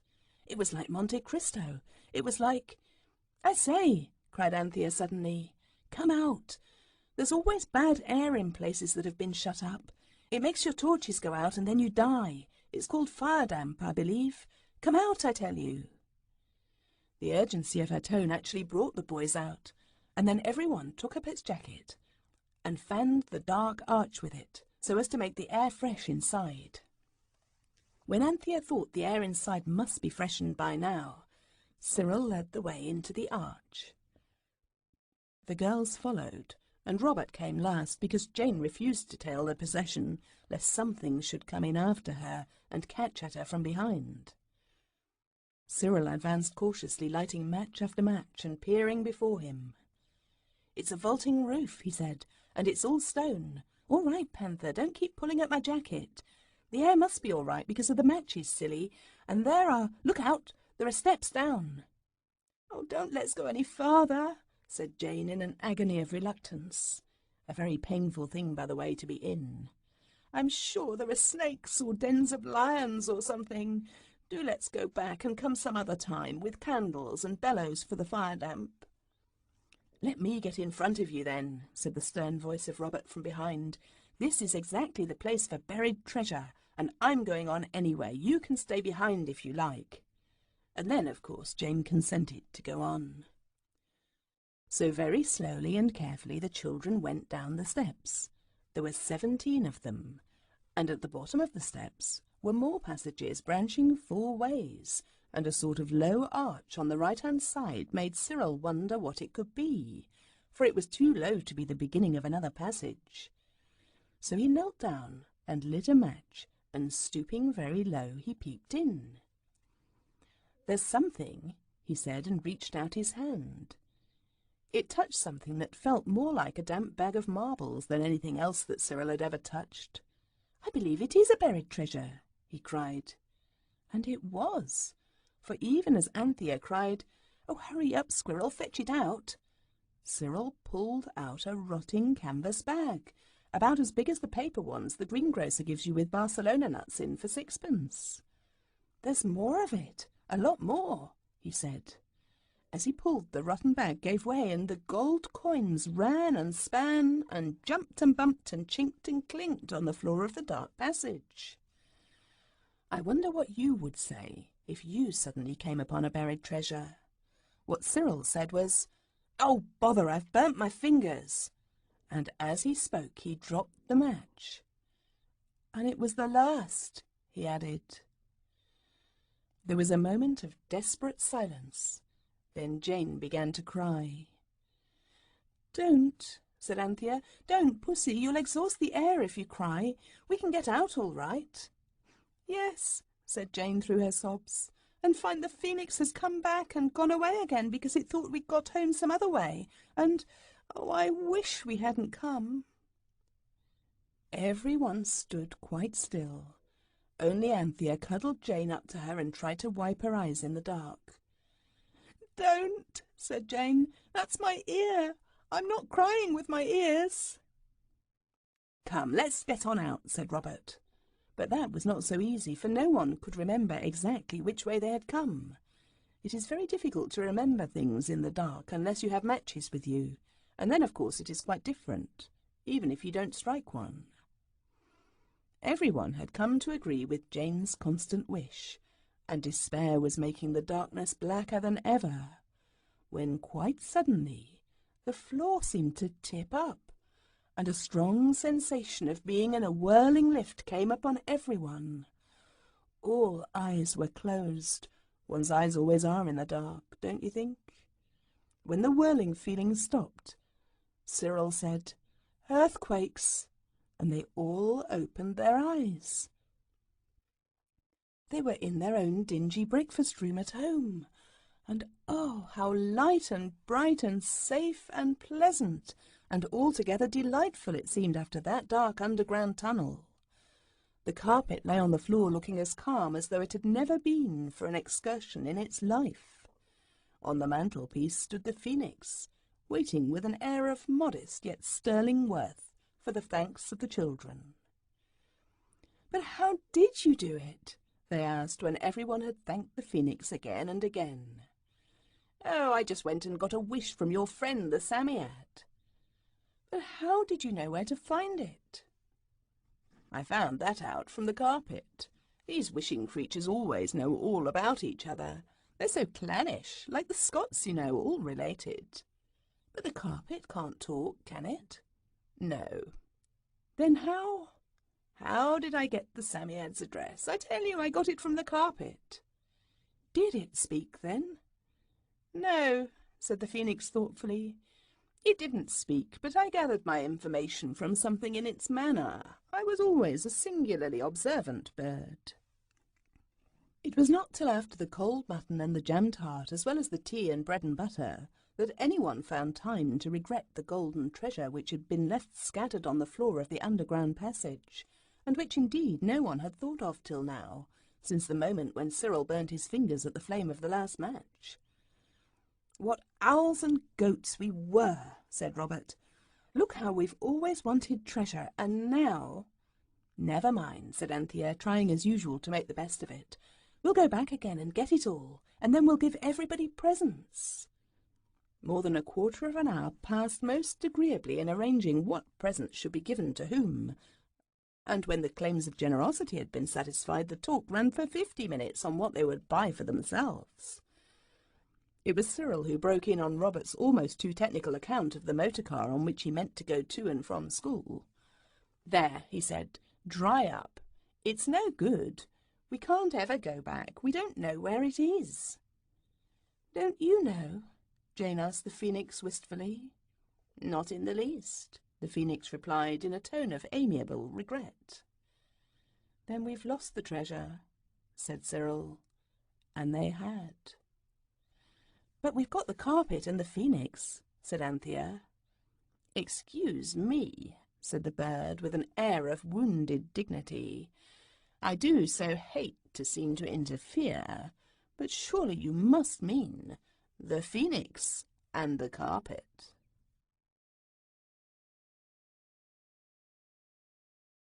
Chapter 3. The Queen Cook. It was on a Saturday that the children made their first glorious journey on the wishing carpet. Unless you are too young to read at all, you will know that the next day must have been Sunday. Sunday at 18 Camden Terrace, Camden Town, was always a very pretty day. Father always brought home flowers on Saturday, so that the breakfast table was extra beautiful. In November, of course, the flowers were chrysanthemums, yellow and coppery-coloured. Then there were always sausages on toast for breakfast, and these a rapture after 6 days of Kentish Town Road eggs at 14 a shilling. On this particular Sunday there were fowls for dinner, a kind of food that is generally kept for birthdays and grand occasions, and there was an angel pudding, when rice and milk and oranges and white icing do their best to make you happy. After dinner, Father was very sleepy indeed, because he had been working hard all the week, but he did not yield to the voice that said, "Go and have an hour's rest." He nursed the lamb, who had a horrid cough that cook said was whooping cough as sure as eggs, and he said, "Come along, kiddies, I've got a ripping book from the library called The Golden Age, and I'll read it to you." Mother settled herself on the drawing-room sofa, and she said she could listen quite nicely with her eyes shut. The lambs snuggled into the armchair corner of Daddy's arm, and the others got into a happy heap on the hearthrug. At first, of course, there were too many feet and knees and shoulders and elbows, but real comfort was actually settling down on them, and the Phoenix and the carpet were put away in the back top shelf of their minds, beautiful things that could be taken out and played with later, when a surly, solid knock came at the drawing-room door. It opened an angry inch, and the cook's voice said, "Please'm, may I speak to you a moment?" Mother looked at Father with a desperate expression. Then she put her pretty sparkly Sunday shoes down from the sofa and stood up in them and sighed. "As good fish in the sea," said Father cheerfully, and it was not till much later that the children understood what he meant. Mother went out into the passage which is called the hall, where the umbrella stand is, and the picture of the monarch of the glen in a yellow shining frame, with brown spots on the monarch from the damp in the house before last, and there was cook, very red and damp in the face, and with a clean apron tied on all crooked over the dirty one that she had dished up those dear delightful chickens in. She stood there, and she seemed to get redder and damper, and she twisted the corner of her apron round her fingers, and she said very shortly and fiercely, "If you please, ma'am, I should wish to leave at my day month." Mother leaned against the hat-stand. The children could see her looking pale through the crack of the door, because she had been very kind to the cook, and had given her a holiday only the day before, and it seemed so very unkind of the cook to want to go like this, and on a Sunday too. "Why, what's the matter?" Mother said. "It's them children," the cook replied, and somehow the children all felt that they had known it from the first. They did not remember having done anything extra wrong, but it is so frightfully easy to displease a cook. "It's them children. There's that there new carpet in their room, covered thick with mud, both sides, beastly yellow mud, and sakes alive knows where they got it, and all that muck to clean up on a Sunday. It's not my place, and it's not my intentions, so I don't deceive you, ma'am, and but for them limbs, which they is, if ever there was, it's not a bad place, though I says it, and I wouldn't wish to leave, but—" "I'm very sorry," said Mother gently. "I will speak to the children, and you had better think it over, and if you really wish to go, tell me tomorrow." Next day Mother had a quiet talk with Cook, and Cook said she didn't mind if she stayed on a bit, just to see. But meantime the question of the muddy carpet had been gone into thoroughly by Father and Mother. Jane's candid explanation that the mud had come from the bottom of a foreign tower where there was buried treasure was received with such chilling disbelief that the others limited their defence to an expression of sorrow and of a determination not to do it again. But Father said, and Mother agreed with him, because mothers have to agree with fathers, and not because it was her own idea, that children who coated a carpet on both sides with thick mud, and when they were asked for an explanation could only talk silly nonsense, that meant Jane's truthful statement, were not fit to have a carpet at all, and indeed shouldn't have one for a week. So the carpet was brushed, with tea leaves too, which was the only comfort Anthea could think of, and folded up and put away in the cupboard at the top of the stairs, and Daddy put the key in his trousers pocket. "Till Saturday," said he. "Never mind," said Anthea. "We've got the phoenix." But as it happened, they hadn't. The phoenix was nowhere to be found, and everything had suddenly settled down from the rosy wild beauty of magic happenings to the common damp brownness of ordinary November life in Camden Town. And there was the nursery floor, all bare boards in the middle and brown oilcloth round the outside, and the bareness and yellowness of the middle floor showed up the black beetles with terrible distinctness when the poor things came out in the evening, as usual, to try to make friends with the children, but the children never would. The Sunday ended in gloom, which even junket for supper in the blue Dresden bowl could hardly lighten at all. Next day the lamb's cough was worse. It certainly seemed very hoopy, and the doctor came in his brougham carriage. Everyone tried to bear up under the weight of the sorrow, which it was to know that the wishing carpet was locked up and the phoenix mislaid. A good deal of time was spent in looking for the phoenix. "It's a bird of its word," said Anthea. "I'm sure it's not deserted us. But, you know, it had a most awfully long fly from wherever it was to near Rochester and back, and I expect the poor thing's feeling tired out and wants rest. I'm sure we may trust it." The others tried to feel sure of this too, but it was hard. No one could be expected to feel very kindly towards the cook, since it was entirely through her making such a fuss about a little foreign mud that the carpet had been taken away. "She might have told us," said Jane, "and Panther and I would have cleaned it with tea leaves." "She's a cantankerous cat," said Robert. "I shan't say what I think about her," said Anthea primly, "because it would be evil speaking, lying and slandering." "It's not lying to say she's a disagreeable pig and a beastly blue-nosed boswas," said Cyril, who had read the Eyes of Light and intended to talk like Tony as soon as he could teach Robert to talk like Paul. And all the children, even Anthea, agreed that if she wasn't a blue-nosed boswas, they wished Cook had never been born. But I ask you to believe that they didn't do all the things on purpose which so annoyed the cook during the following week, though I dare say the things would not have happened if the cook had been a favourite. This is a mystery. Explain it if you can. The things that had happened were as follows. Sunday. Discovery of foreign mud on both sides of the carpet. Monday. Licorice put on to boil with aniseed balls in a saucepan. Anthea did this because she thought it would be good for the lamb's cough. The whole thing forgotten and bottom of saucepan burnt out. It was the little saucepan lined with white that was kept for the baby's milk. Tuesday. A dead mouse found in pantry. Fish slice taken to dig grave with. By regrettable accident, fish slice broken. Defence. The cook oughtn't to keep dead mice in pantries. Wednesday. Chopped suet left on kitchen table. Robert added chopped soap, but he says he thought the suet was soap too. Thursday.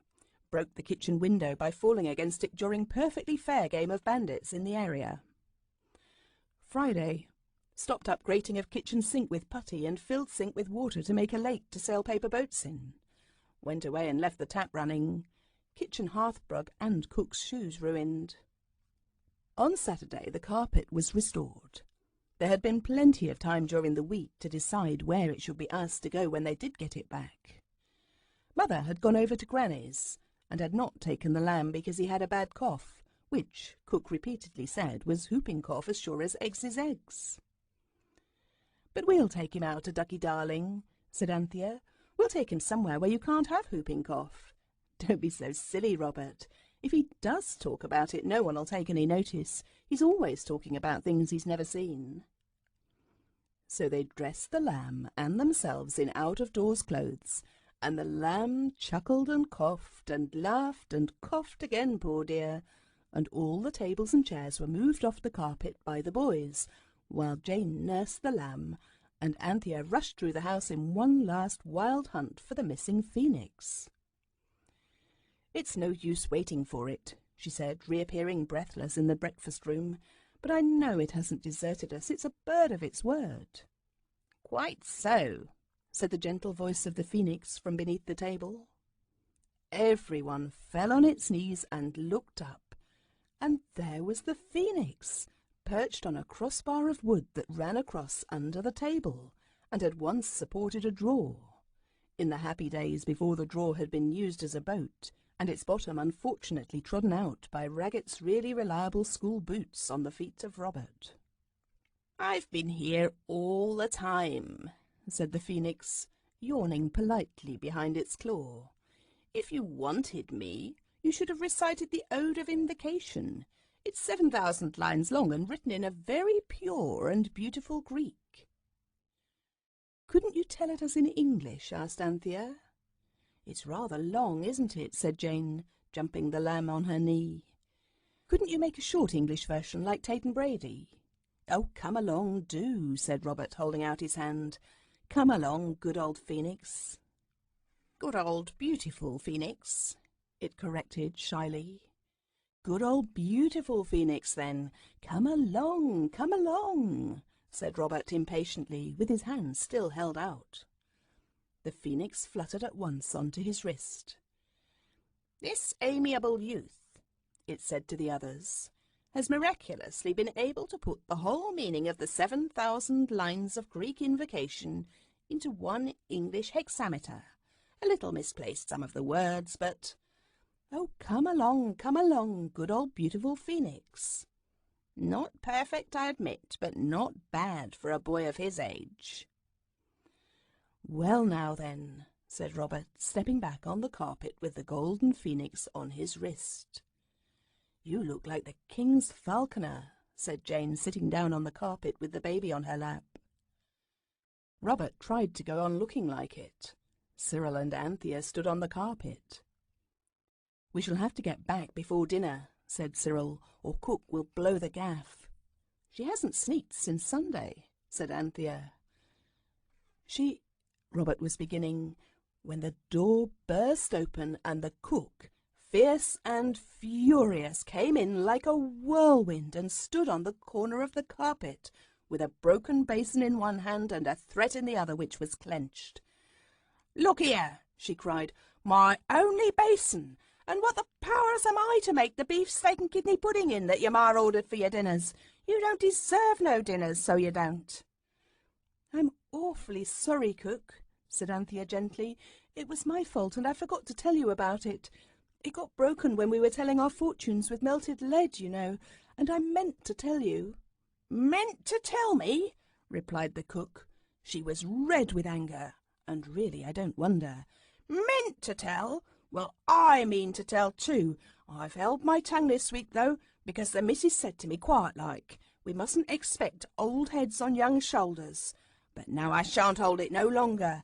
There was the soap you put in our pudding, and me and Eliza never so much as breathed it to your ma, though well we might, and the saucepan and the fish slice, and, my gracious, cats alive, what have you got that blessed child dressed up in his outdoors for?" "We aren't going to take him out," said Anthea.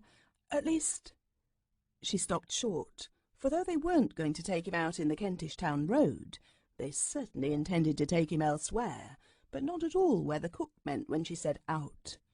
This confused the truthful Anthea. "Out?" said the cook. "That I'll take care you don't." And she snatched the lamb from the lap of Jane, while Anthea and Robert caught her by the skirts and apron. "Look here," said Cyril in stern desperation, "will you go away and make your pudding in a pie dish or a flower pot or a hot water can or something?" "Not me," said the cook briefly, "and leave this precious poppet for you to give his death a cold to." "I warn you," said Cyril solemnly, "beware ere it be too late." "Late yourself, the little popsy-wopsy," said the cook with angry tenderness. "They shan't take it out, no more they shan't. And where did you get that there yellow fowl?" She pointed to the phoenix. Even Anthea saw that unless the cook lost her situation, the loss would be theirs. "I wish," she said suddenly, "we were on a sunny southern shore where there can't be any whooping cough." She said it through the frightened howls of the lamb and the sturdy scoldings of the cook, and instantly the giddy-go-round and falling-lift feeling swept over the whole party, and the cook sat down flat on the carpet, holding the screaming lamb tight to her stout print-covered self, and calling on St. Bridget to help her. She was an Irishwoman. The moment the tipsy-topsy-turvy feeling stopped, the cook opened her eyes, gave one sounding screech, and shut them again. And Anthea took the opportunity to get the desperately howling lamb into her own arms. "It's all right," she said. "Own Panther's got you. Look at the trees and the sand and the shells and the great big tortoises. Oh dear, how hot it is!" It certainly was, for the trusty carpet had laid itself out on a southern shore that was sunny and no mistake, as Robert remarked. The greenest of green slopes led up to glorious groves where palm trees and all the tropical flowers and fruits that you read of in Westward Ho and Fair Play were growing in rich profusion. Between the green, green slope and the blue, blue sea lay a stretch of sand that looked like a carpet of jewelled cloth of gold, for it was not greyish as our northern sand is, but yellow and changing, opal-coloured like sunshine and rainbows. And at the very moment when the wild, whirling, blinding, deafening, tumbling upside-downness of the carpet moving stopped, the children had the happiness of seeing 3 large live turtles waddle down to the edge of the sea and disappear in the water. And it was hotter than you can possibly imagine, unless you think of ovens on a baking day. Everyone, without an instant's hesitation, tore off its London in November outdoor clothes, and Anthea took off the lamb's highwayman blue coat and his 3-cornered hat, and then his jersey, and then the lamb himself suddenly slipped out of his blue tight breeches and stood up happy and hot in his little white shirt. "I'm sure it's much warmer than the seaside in the summer," said Anthea. "Mother always lets us go barefoot then." So the lamb's shoes and socks and gaiters came off, and he stood digging his happy naked pink toes into the golden smooth sand. "I'm a little white duck, Dicky," said he, "a little white duck, Dicky, what swims," and he splashed quacking into a sandy pool. "Let him," said Anthea. "It can't hurt him. Oh, how hot it is!" The cook suddenly opened her eyes and screamed, shut them, screamed again, opened her eyes once more and said, "Why, drat my cats alive, what's all this? It's a dream, I expect." "Well, it's the best I ever dreamed. I'll look it up in the dream book tomorrow. Seaside and trees and a carpet to sit on. I never did." "Look here," said Cyril. "It isn't a dream, it's real." "Oh, yes," said the cook. "They always says that in dreams." "It's real, I tell you," Robert said, stamping his foot.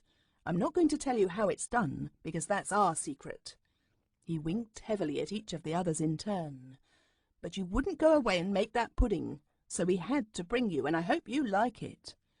"I do that, and no mistake," said the cook unexpectedly. "And it being a dream, it don't matter what I say, and I will say, if it's my last word, that of all the aggravating little varmints—" "Calm yourself, my good woman," said the Phoenix. "Good woman, indeed," said the cook. "Good woman yourself." Then she saw who it was that had spoken. "Well, if I ever," said she. "This is something like a dream. Yellow fowls are talking and all. I've heard of such, but I never did think to see the day." "Well, then," said Cyril impatiently, "sit here and see the day now. It's a jolly fine day. Here, you others, a counsel." They walked along the shore till they were out of earshot of the cook, who still sat gazing about her with a happy, dreamy, vacant smile. "Look here," said Cyril. "We must roll the carpet up and hide it, so that we can get at it at any moment. The lamb can be getting rid of his whooping cough all the morning, and we can look about, and if the savages on this island are cannibals, we'll hook it and take her back, and if not, we'll leave her here." "Is that being kind to servants and animals, like the clergyman said?" asked Jane. "Nor she isn't kind," retorted Cyril. "Well, anyway," said Anthea, "the safest thing is to leave the carpet there with her sitting on it. Perhaps it'll be a lesson to her. And anyway, if she thinks it's a dream, it won't matter what she says when she gets home." So the extra coats and hats and mufflers were piled on the carpet. Cyril shouldered the well and happy lamb, the Phoenix perched on Robert's wrist, and the party of explorers prepared to enter the interior.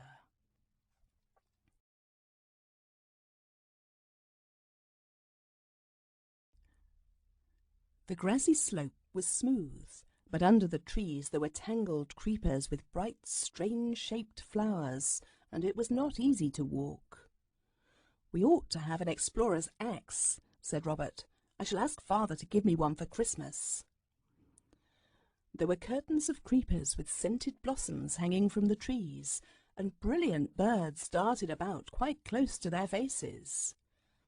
"Now tell me honestly," said the Phoenix, "are there any birds here handsomer than I am?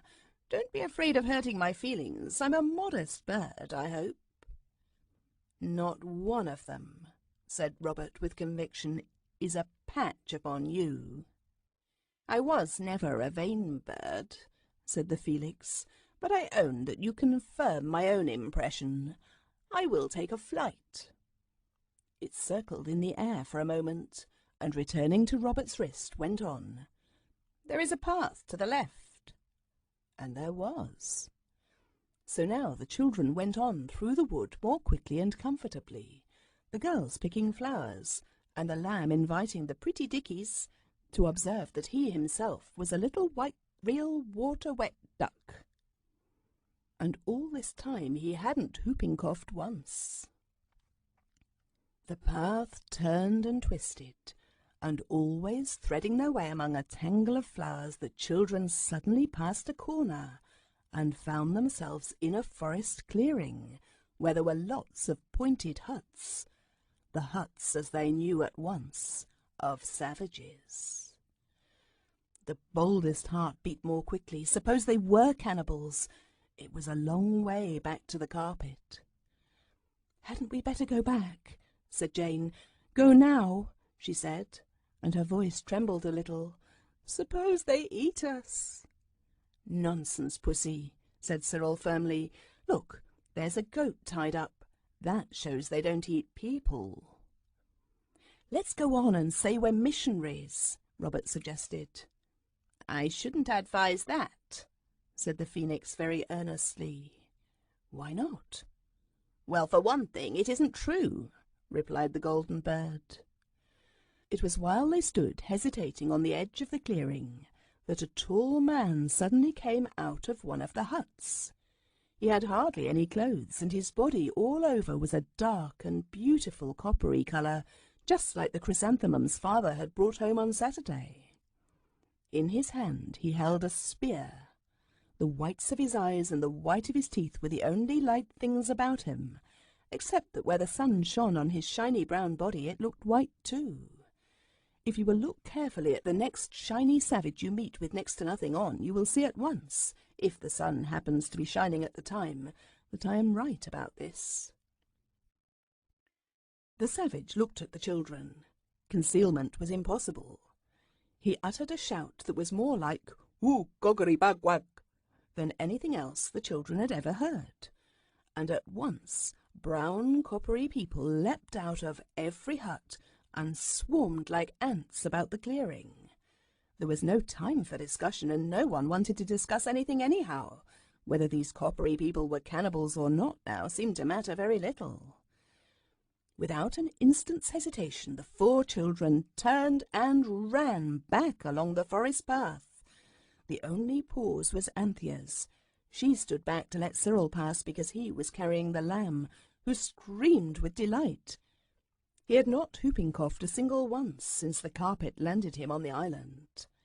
"Gee up, squirrel, gee-gee!" he shouted, and Cyril did gee up. The path was a shorter cut to the beach than the creeper-covered way by which they had come, and almost directly they saw through the trees the shining blue and gold and opal of sand and sea. "Stick to it!" cried Cyril breathlessly. They did stick to it. They tore down the sands. They could hear behind them as they ran the patter of feet, which they knew too well were copper-coloured. The sands were golden and opal-coloured, and bare. There were wreaths of tropic seaweed. There were rich tropic shells of the kind you would not buy in the Kentish Town Road under at least 15p a pair. There were turtles basking lumpily on the water's edge, but no cook, no clothes, and no carpet. "On! On! Into the sea!" gasped Cyril. "They must hate water. I've heard savages, always dirty." Their feet were splashing in the warm shallows before his breathless words were ended. The calm baby waves were easy to go through. It is warm work running for your life in the tropics, and the coolness of the water was delicious. They were up to their armpits now, and Jane was up to her chin. "Look," said the Phoenix. "What are they pointing at?" The children turned, and there, a little to the west, was a head. A head they knew, with a crooked cap upon it. It was the head of the cook. For some reason or other, the savages had stopped at the water's edge, and were all talking at the top of their voices, and all were pointing copper-coloured fingers, stiff with interest and excitement, at the head of the cook. The children hurried towards her as quickly as the water would let them. "What on earth did you come out here for?" Robert shouted. "And where on earth's the carpet?" "It's not on earth, bless you," replied the cook happily. "It's under me, in the water. I got a bit warm sitting there in the sun, and I just says, I wish I was in a cold bath, just like that. And the next minute here I was. It's all part of the dream." Everyone at once saw how extremely fortunate it was that the carpet had had the sense to take the cook to the nearest and largest bath, the sea, and how terrible it would have been if the carpet had taken itself and her to the stuffy little bathroom of the house in Camden Town. "Excuse me," said the Phoenix's soft voice, breaking in on the general sigh of relief, But I think those brown people want your cook." To eat," whispered Jane, as well as she could through the water which the plunging lamb was dashing in her face with happy fat hands and feet. "Hardly," rejoined the bird. "Who wants cooks to eat? Cooks are engaged, not eaten. They wish to engage her." "How can you understand what they say?" asked Cyril doubtfully. "It's as easy as kissing your claw," replied the bird. "I speak and understand all languages, even that of your cook, which is difficult and unpleasing. It's quite easy when you know how it's done. It just comes to you. I should advise you to beach the carpet and land the cargo, the cook, I mean. You can take my word for it, the copper-coloured ones will not harm you now." It is impossible not to take the word of a phoenix when it tells you to. So the children at once got hold of the corners of the carpet, and pulling it from under the cook, towed it slowly through the shallowing water, and at last spread it on the sand. The cook, who had followed, instantly sat down on it, and at once the copper-coloured natives, now strangely humble, formed a ring round the carpet and fell on their faces on the rainbow and gold sand. The tallest savage spoke in this position, which must have been very awkward for him, and Jane noticed that it took him quite a long time to get the sand out of his mouth afterwards. "He says," the phoenix remarked after some time, "that they wish to engage your cook permanently." "Without a character?" asked Anthea, who had heard her mother speak of such things. "They do not wish to engage her as a cook, but as a queen, and queens need not have characters." There was a breathless pause. "Well," said Cyril, "of all the choices! But there's no accounting for tastes." Everyone laughed at the idea of the cook's being engaged as a queen. They could not help it. "I do not advise laughter," warned the phoenix, ruffling out his golden feathers, which were extremely wet. "And it's not their own choice. It seems there is an ancient prophecy of this copper-coloured tribe that a great queen should some day arise out of the sea with a white crown on her head, and, well, you do see, there's the crown." It pointed its claw at the cook's cap, and a very dirty cap it was, because it was the end of the week. "That's the white crown," it said. "At least it's nearly white. Very white indeed compared to the colour they are. And anyway, it's quite white enough." Cyril addressed the cook. "Look here," he said, "these brown people want you to be their queen. They're only savages and they don't know any better. Now, would you really like to stay? Or, if you promise not to be so jolly aggravating at home, and not to tell anyone a word about today, we'll take you back to Camden Town." "No, you don't," said the cook in firm, undoubting tones. "I've always wanted to be the queen, God bless her, and I always thought what a good one I should make, and now I'm going to. If it's only in a dream, it's well worth while, and I don't go back to that nasty underground kitchen and me blamed for everything, that I don't, not till the dream's finished and I wake up with that nasty bell orang-tanging in my ears, so I tell you." "Are you sure," Anthea anxiously asked the phoenix, "that she will be quite safe here?" "She will find the nest of a queen a very precious and soft thing," said the bird solemnly. "There, you hear," said Cyril. "You're in for a precious soft thing, so mind you're a good queen, cook.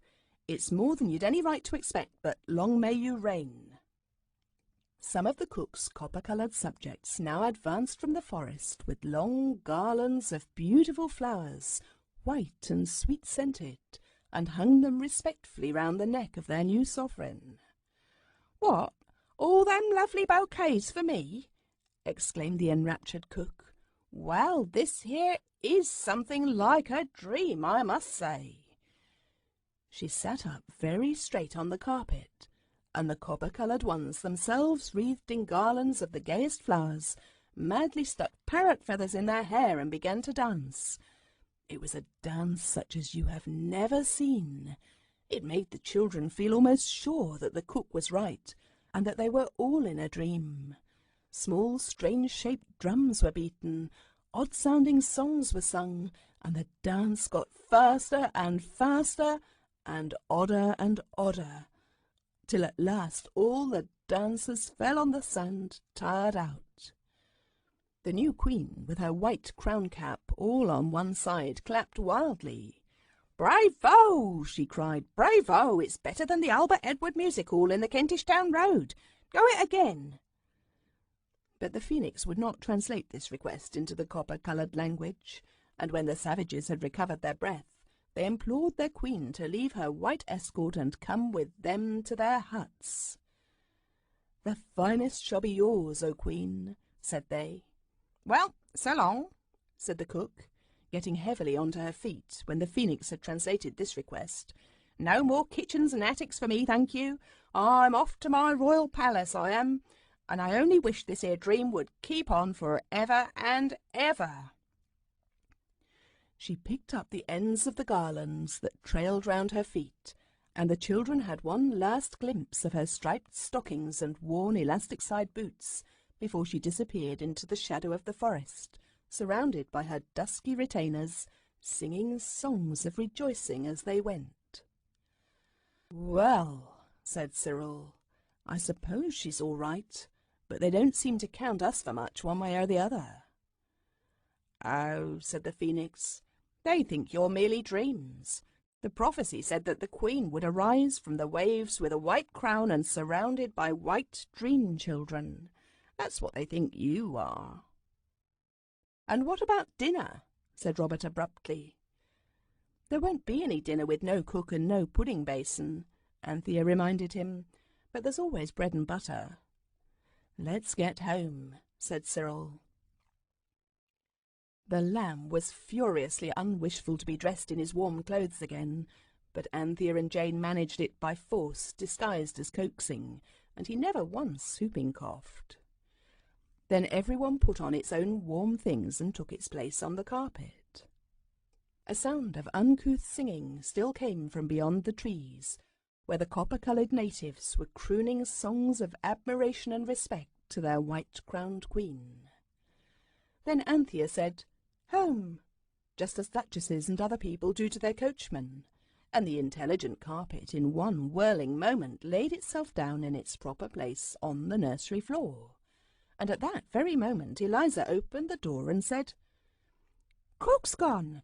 I can't find her anywhere, and there's no dinner ready. She hasn't taken her box, nor yet her outdoor things. She just ran out to see the time. I shouldn't wonder. The kitchen clock never did give her satisfaction. And she's got run over or fell down in a fit as likely as not. You'll have to put up with the cold bacon for your dinners. And what on earth you've got your outdoor things on for, I don't know. And then I'll slip out and see if they know anything about her at the police station." But nobody ever knew anything about the cook any more, except the children, and later one other person.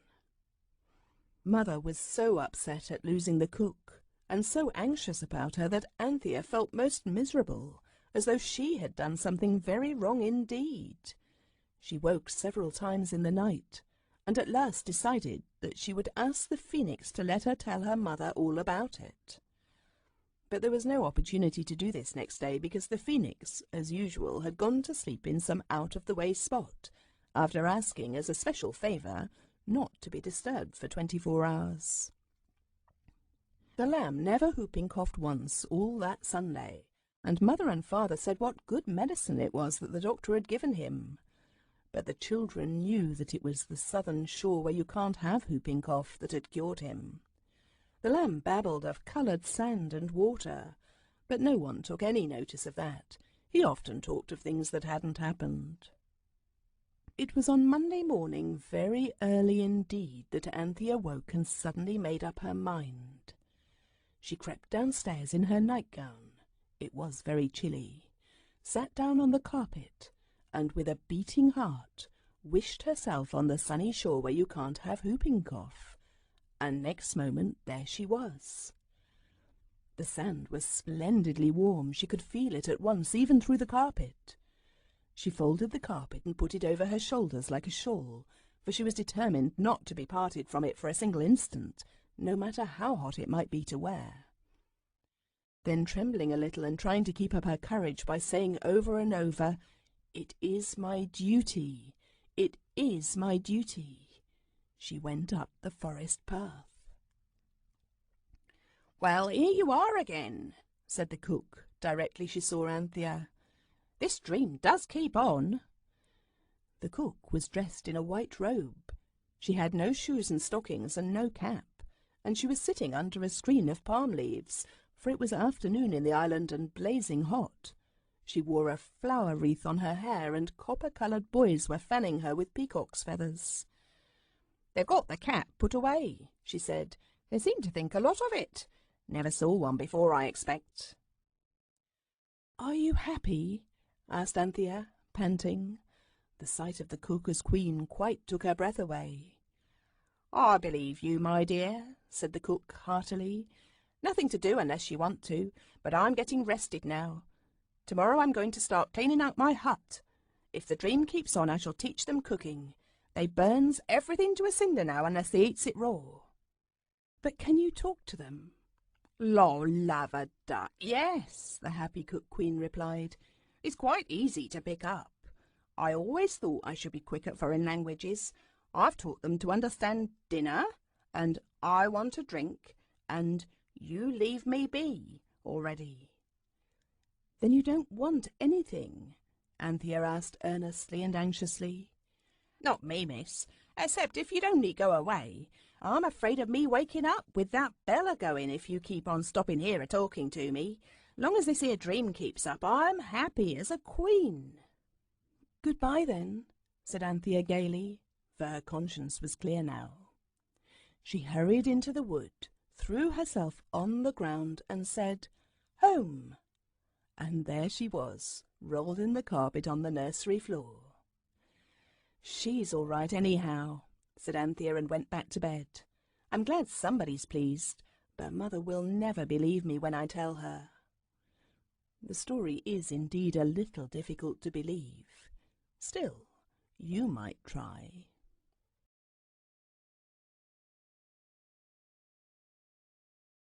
Chapter 4. 2 Bazaars. Mother was really a great dear.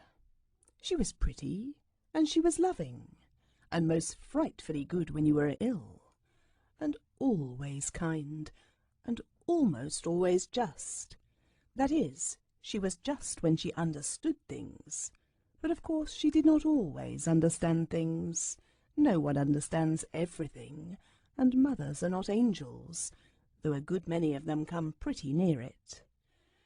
The children knew that Mother always wanted to do what was best for them, even if she was not clever enough to know exactly what was the best. That was why all of them, but much more particularly Anthea, felt rather uncomfortable at keeping the great secret from her of the wishing carpet and the phoenix. And Anthea, whose inside mind was made so that she was able to be much more uncomfortable than the others, had decided that she must tell her mother the truth, however little likely it was that her mother would believe it. "Then I shall have done what's right," said she to the phoenix. "And if she doesn't believe me, it won't be my fault, will it?" "Not in the least," said the golden bird, "and she won't, so you're quite safe." Anthea chose a time when she was doing her home lessons.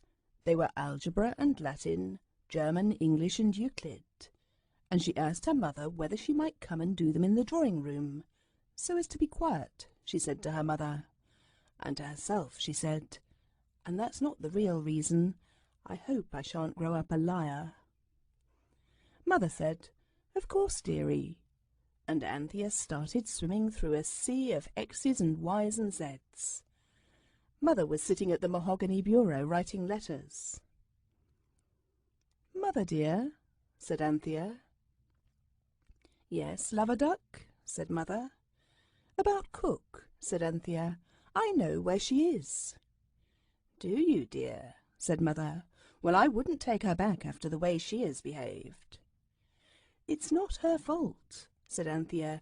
"May I tell you about it from the beginning?" Mother laid down her pen, and her nice face had a resigned expression. As you know, a resigned expression always makes you want not to tell anybody anything. "It's like this," said Anthea in a hurry. "That egg, you know, that came in the carpet. We put it in the fire, and it hatched into the phoenix. And the carpet was a wishing carpet, and—" "A very nice game, darling," said Mother, taking up her pen. "Now do be quiet. I've got a lot of letters to write. I'm going to Bournemouth tomorrow with the lamb, and there's that bazaar." Anthea went back to XYZ, and Mother's pen scratched busily. "But, Mother," said Anthea, when Mother put down the pen to lick an envelope, "the carpet takes us wherever we like, and—" "I wish it would take you where you could get a few nice Eastern things for my bazaar," said Mother. "I promised them, and I've no time to go to Liberty's now." "It shall," said Anthea. "But, Mother—" "Well, dear," said Mother a little impatiently, for she had taken up her pen again. "The carpet took us to a place where you couldn't have whooping cough, and the lamb hasn't hooped since, and we took cook because she was so tiresome, and then she would stay and be queen of the savages. They thought her cap was a crown, and—" "Darling one," said Mother, "you know I love to hear the things you make up, but I am most awfully busy." "But it's true," said Anthea desperately. "You shouldn't say that, my sweet," said Mother gently, and then Anthea knew it was hopeless. "Are you going away for long?" asked Anthea. "I've got a cold," said Mother, "and Daddy's anxious about it, and the lamb's cough." "He hasn't coughed since Saturday," the lamb's eldest sister interrupted. "I wish I could think so," Mother replied, "and Daddy's got to go to Scotland. I do hope you'll be good children." We will," said Anthea fervently. "When's the bazaar?" "On Saturday," said Mother, "at the schools. Oh, don't talk any more, there's a treasure. My head's going round, and I've forgotten how to spell whooping cough." Mother and the lamb went away, and Father went away, and there was a new cook who looked so like a frightened rabbit that no one had the heart to do anything to frighten her any more than seemed natural to her. The phoenix begged to be excused. It said it wanted a week's rest, and asked that it might not be disturbed. And it hid its golden gleaming self, and nobody could find it. So that when Wednesday afternoon brought an unexpected holiday, and everyone decided to go somewhere on the carpet, the journey had to be undertaken without the phoenix. They were debarred from any carpet excursions in the evening by a sudden promise to Mother, exacted in the agitation of parting, that they would not be out after 6 at night, except on Saturday, when they were to go to the bazaar, and were pledged to put on their best clothes, to wash themselves to the uttermost, and to clean their nails, not with scissors, which are scratchy and bad, but with flat sharpened ends of wooden matches, which do no harm to anyone's nails. "Let's go to see the lamb," said Jane. But everyone was agreed that if they appeared suddenly in Bournemouth, it would frighten Mother out of her wits, if not into a fit. So they sat on the carpet, and thought and thought and thought, till they almost began to squint. "Look here," said Cyril, "I know. Please, carpet, take us somewhere where we can see the lamb and Mother, and no one can see us, except the lamb," said Jane quickly. And the next moment they found themselves recovering from the upside-down movement, and there they were, sitting on the carpet, and the carpet was laid out over another thick, soft carpet of brown pine needles. There were green pine trees overhead, and a swift, clear little stream was running as fast as ever it could between steep banks, and there, sitting on the pine needle carpet, was Mother, without her hat, and the sun was shining brightly, although it was November, and there was the lamb, as jolly, and not whooping at all. "The carpet's deceived us," said Robert gloomily. "Mother will see us directly she turns her head." But the faithful carpet had not deceived them. Mother turned her dear head and looked straight at them, and did not see them. "We're invisible," Cyril whispered. "What awful larks!" But to the girls it was not larks at all. It was horrible to have Mother looking straight at them, and her face keeping the same, just as though they weren't there. "I don't like it," said Jane. "Mother never looked at us like that before, just as if she didn't love us, as if we were somebody else's children, and not very nice ones either, as if she didn't care whether she saw us or not." "It is horrid," said Anthea, almost in tears. But at this moment the lamb saw them and plunged towards the carpet, shrieking, "Panty, own Panty, and Pussy, and Squiggle, and Bobs, oh, oh!" Anthea caught him and kissed him. So did Jane. They could not help it. He looked such a darling with his blue three-cornered hat all on one side and his precious face all dirty, quite in the old familiar way. "I love you, Panty, I love you, and you, and you, and you," cried the lamb. It was a delicious moment. Even the boys thumped their baby brother joyously on the back. Then Anthea glanced at Mother, and Mother's face was a pale sea-green colour, and she was staring at the lamb as if she thought he had gone mad. And indeed that was exactly what she did think. "My lamb, my precious, come to Mother," she cried, and jumped up and ran to the baby. She was so quick that the invisible children had to leap back, or she would have felt them, and to feel what you can't see is the worst sort of ghost feeling. Mother picked up the lamb and hurried away from the pine wood. "Let's go home," said Jane after a miserable silence. "It feels just exactly as if Mother didn't love us." But they couldn't bear to go home till they had seen Mother meet another lady and knew that she was safe. You cannot leave your mother to go green in the face in a distant pine wood, far from all human aid, and then go home on your wishing carpet as though nothing had happened. When Mother seemed safe, the children returned to the carpet and said, "Home," and home they went. "I don't care about being invisible myself," said Cyril, "at least not with my own family. It would be different if you were a prince or a bandit or a burglar." And now the thoughts of all four dwelt fondly on the dear greenish face of Mother. "I wish she hadn't gone away," said Jane. "The house is simply beastly without her." "I think we ought to do what she said," Anthea put in. "I saw something in a book the other day about the wishes of the departed being sacred." "That means when they've departed farther off," said Cyril. "India's coral or Greaseland's icy, don't you know, not Bournemouth. Besides, we don't know what her wishes are." "She said," Anthea was very much inclined to cry, "she said, 'Get Indian things for my bazaar,' but I know she thought we couldn't and it was only play." "Let's get them all the same," said Robert. "We'll go the first thing on Saturday morning." And on Saturday morning, the first thing, they went. There was no finding the phoenix, so they sat on the beautiful wishing carpet and said, "We want Indian things for Mother's bazaar. Will you please take us where people will give us heaps of Indian things?"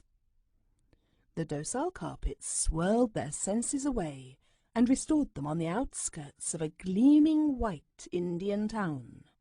They knew it was Indian at once by the shape of the domes and roofs, and besides a man went by on an elephant, and 2 English soldiers went along the road, talking like in Mr. Kipling's books. So after that, no one could have any doubt as to where they were. They rolled up the carpet and Robert carried it, and they walked bodily into the town. It was very warm, and once more they had to take off their London in November coats and carry them on their arms. The streets were narrow and strange, and the clothes of the people in the streets were stranger, and the talk of the people was strangest of all. "I can't understand a word," said Cyril. "How on earth are we to ask for things for our bazaar?" "And they're poor people too," said Jane. "I'm sure they are. What we want is a Rajah or something." Robert was beginning to unroll the carpet, but the others stopped him, imploring him not to waste a wish. "We asked the carpet to take us where we could get Indian things for bazaars," said Anthea, "and it will." Her faith was justified. Just as she finished speaking, a very brown gentleman in a turban came up to them and bowed deeply. He spoke, and they thrilled to the sound of English words. "My Rani, she think you very nice childs. She asks, do you lose yourselves, and do you desire to sell carpet? She see you from her palki. You come see her, yes?"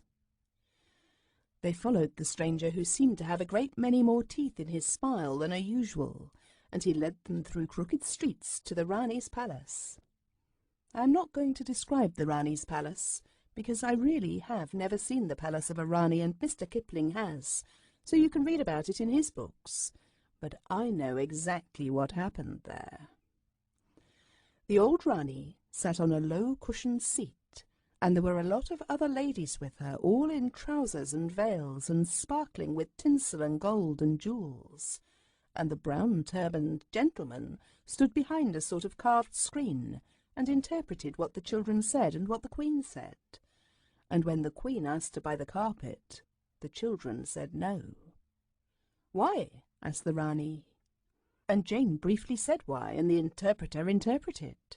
The Queen spoke, and then the interpreter said, "My mistress says it is a good story, and you tell it all through and without thought of time." And they had to. It made a long story, especially as it all had to be told twice, once by Cyril and once by the interpreter. Cyril rather enjoyed himself. He warmed to his work and told the tale of the phoenix and the carpet and the lone tower and the queen cook, in language that grew insensibly more and more Arabian Nightsy, and the Rani and her ladies listened to the interpreter and rolled about on their fat cushions with laughter. When the story was ended, she spoke, and the interpreter explained that she had said, "Little one, thou art a heaven-born teller of tales," and she threw him a string of turquoises from round her neck. "Oh, how lovely!" cried Jane and Anthea. Cyril bowed several times and then cleared his throat and said, "Thank her very, very much, but I would much rather she gave me some of the cheap things in the bazaar. Tell her I want them to sell again and give the money to buy clothes for poor people who haven't got any." "Tell him he has my leave to sell my gift and clothe the naked with its price," said the Queen when this was translated. But Cyril said very firmly, "No, thank you. The things have got to be sold today at our bazaar, and no one would buy a turquoise necklace at an English bazaar. They'd think it was a sham, or else they'd want to know where we got it." So then the Queen sent out for little pretty things, and her servants piled the carpet with them. "I must needs lend you an elephant to carry them away," she said, laughing. But Anthea said, "If the Queen will lend us a comb and let us wash our hands and faces, she shall see a magic thing. We and the carpet and all these brass trays and pots and carved things and stuffs and things will just vanish away like smoke." The Queen clapped her hands at this idea and lent the children a sandalwood comb inlaid with ivory lotus flowers, and they washed their faces and hands in silver basins. Then Cyril made a very polite farewell speech, and quite suddenly he ended with the words, "And I wish we were at the bazaar at our schools." And of course they were, and the Queen and her ladies were left with their mouths open, gazing at the bare space on the inlaid marble floor where the carpet and the children had been. "That is magic, if ever magic was," said the Queen, delighted with the incident, which indeed has given the ladies of the court something to talk about on wet days ever since.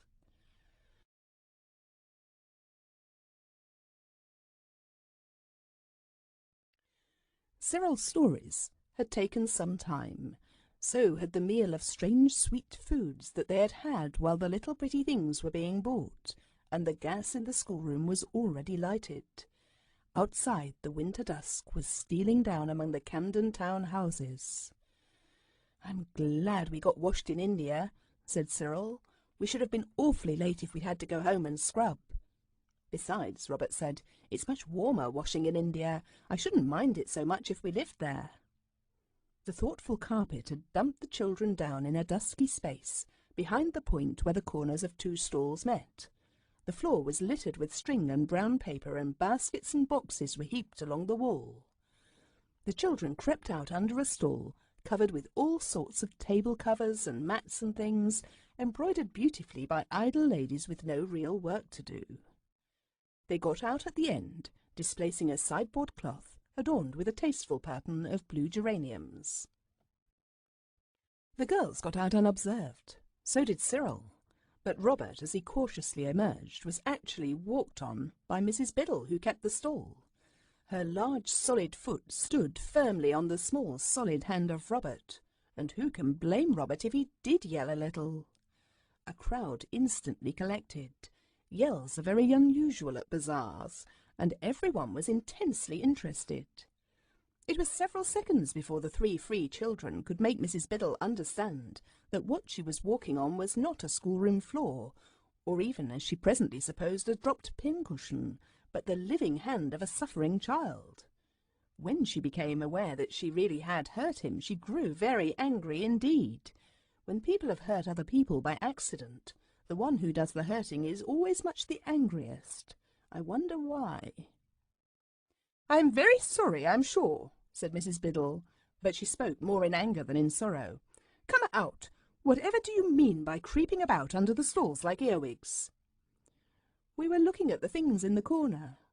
"Such nasty, prying ways," said Mrs. Biddle, "will never make you successful in life. There's nothing there but packing and dust." "Oh, isn't there?" said Jane. "That's all you know." "Little girl, don't be rude," said Mrs. Biddle, flushing violet. "She doesn't mean to be, but there are some nice things there all the same," said Cyril, who suddenly felt how impossible it was to inform the listening crowd that all the treasures piled on the carpet were Mother's contributions to the bazaar. No one would believe it, and if they did and wrote to thank Mother, she would think, well, goodness only knew what she would think. The other three children felt the same. "I should like to see them," said a very nice lady whose friends had disappointed her and who hoped there might be belated contributions to her poorly furnished stall. She looked inquiringly at Robert, who said, "With pleasure, don't mention it," and dived back under Mrs. Biddle's stall. "I wonder you encourage such behaviour," said Mrs. Biddle. "I always speak my mind, as you know, Mrs. Peasmarsh, and I must say I am surprised." She turned to the crowd. "There is no entertainment here," she said sternly. "A very naughty little boy has accidentally hurt himself, but only slightly. Will you please disperse? It will only encourage him in naughtiness if he finds himself the centre of attention." The crowd slowly dispersed. Anthea, speechless with fury, heard a nice curate say, "Poor little beggar," and loved the curate at once and forever. Then Robert wriggled out from under the stall with some Benares brass and some inlaid sandalwood boxes. "Liberty!" cried Miss Peasmarsh. "Then Charles has not forgotten after all." "Excuse me," said Mrs. Biddle with fierce politeness. "These objects are deposited behind my stall. Some unknown donor who does good by stealth, and would blush if he could hear you claim the things. Of course they're for me."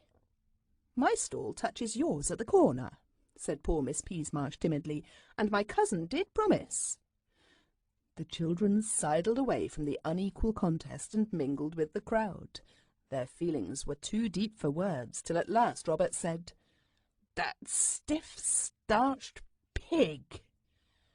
And after all our trouble, I'm hoarse with gassing to that trousered lady in India." "The pig lady's very, very nasty," said Jane. It was Anthea who said in a hurried undertone, "She isn't very nice, and Miss Peasmarsh is pretty and nice too. Who's got a pencil?" It was a long crawl under 3 stalls, but Anthea did it. A large piece of pale blue paper lay among the rubbish in the corner. She folded it to a square and wrote upon it, licking the pencil at every word to make it mark quite blackly. "All these Indian things are for pretty nice Miss Peasmarsh's stall." She thought of adding, "There is nothing for Mrs. Biddle," but she saw that this might lead to suspicion, so she wrote hastily, "From an unknown donor," and crept back among the boards and trestles to join the others. so that when Mrs. Biddle appealed to the bazaar committee and the corner of the stall was lifted and shifted so that stout clergymen and heavy ladies could get to the corner without creeping under the stalls, the blue paper was discovered, and all the splendid shining Indian things were given over to Miss Peasmarsh, and she sold them all, and got £35 for them. "I don't understand about that blue paper," said Mrs. Biddle. "It looks to me like the work of a lunatic, and saying you were nice and pretty. It's not the work of a sane person." Anthea and Jane begged Miss Peasmarsh to let them help her sell the things because it was their brother who had announced the good news that the things had come. Miss Peasmarsh was very willing, for now her stall, that had been so neglected, was surrounded by people who wanted to buy, and she was glad to be helped. The children noted that Mrs. Biddle had not more to do in the way of selling than she could manage quite well. I hope they were not glad, for you should forgive your enemies, even if they walk on your hands, and then say it's all your naughty fault. But I am afraid they were not so sorry as they ought to have been. It took some time to arrange the things on the stall.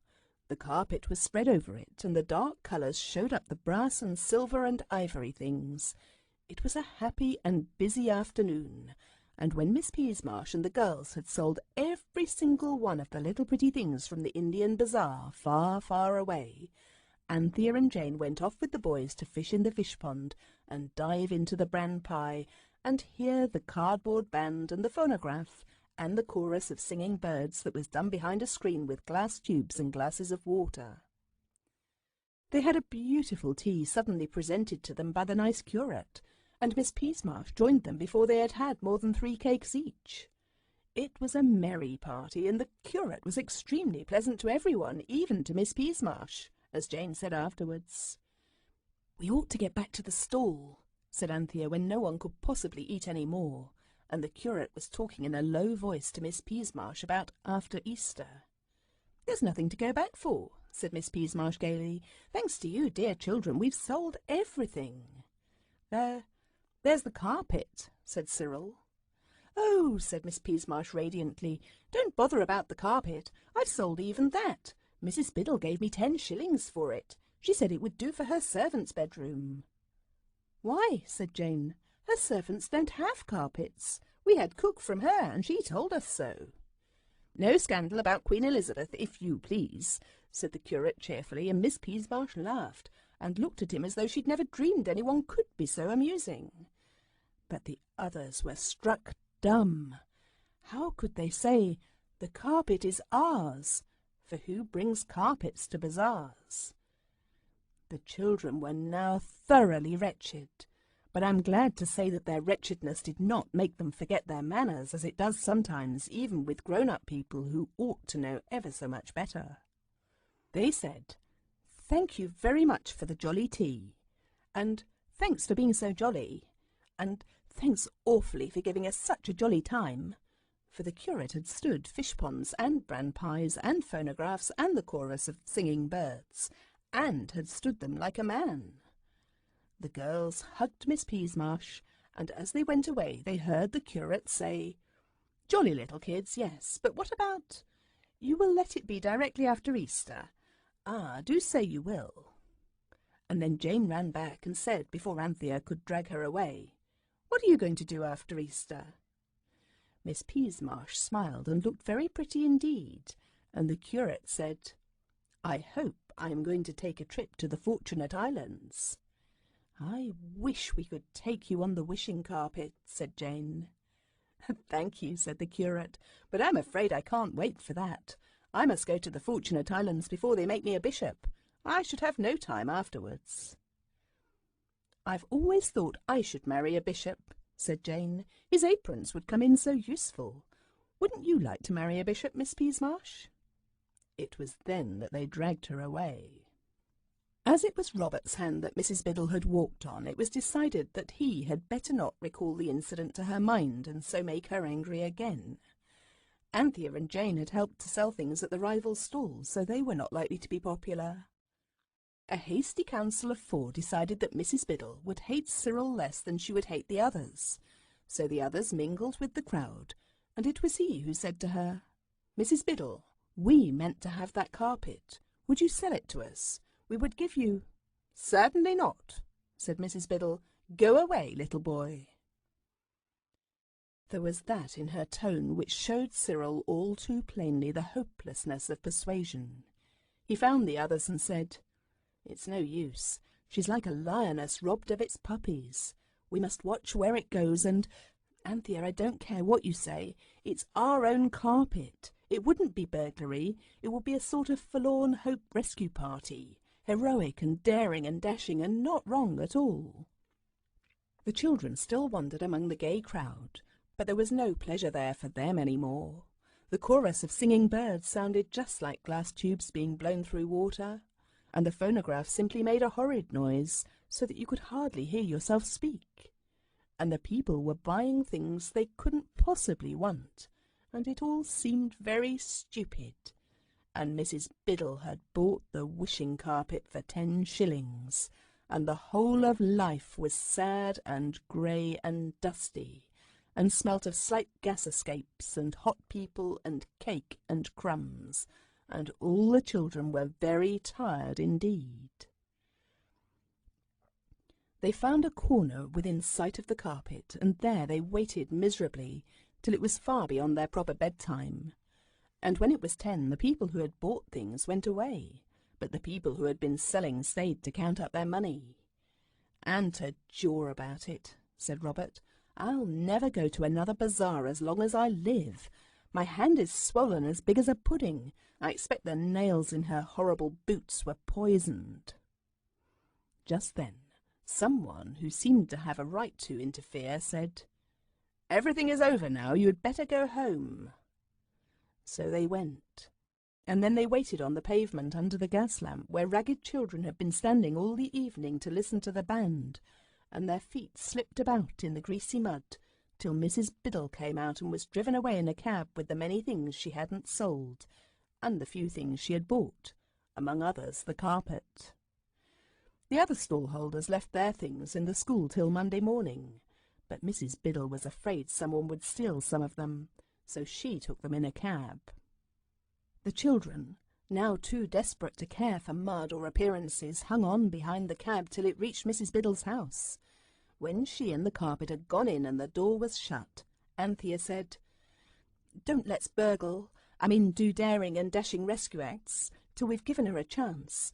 Let's ring and ask to see her."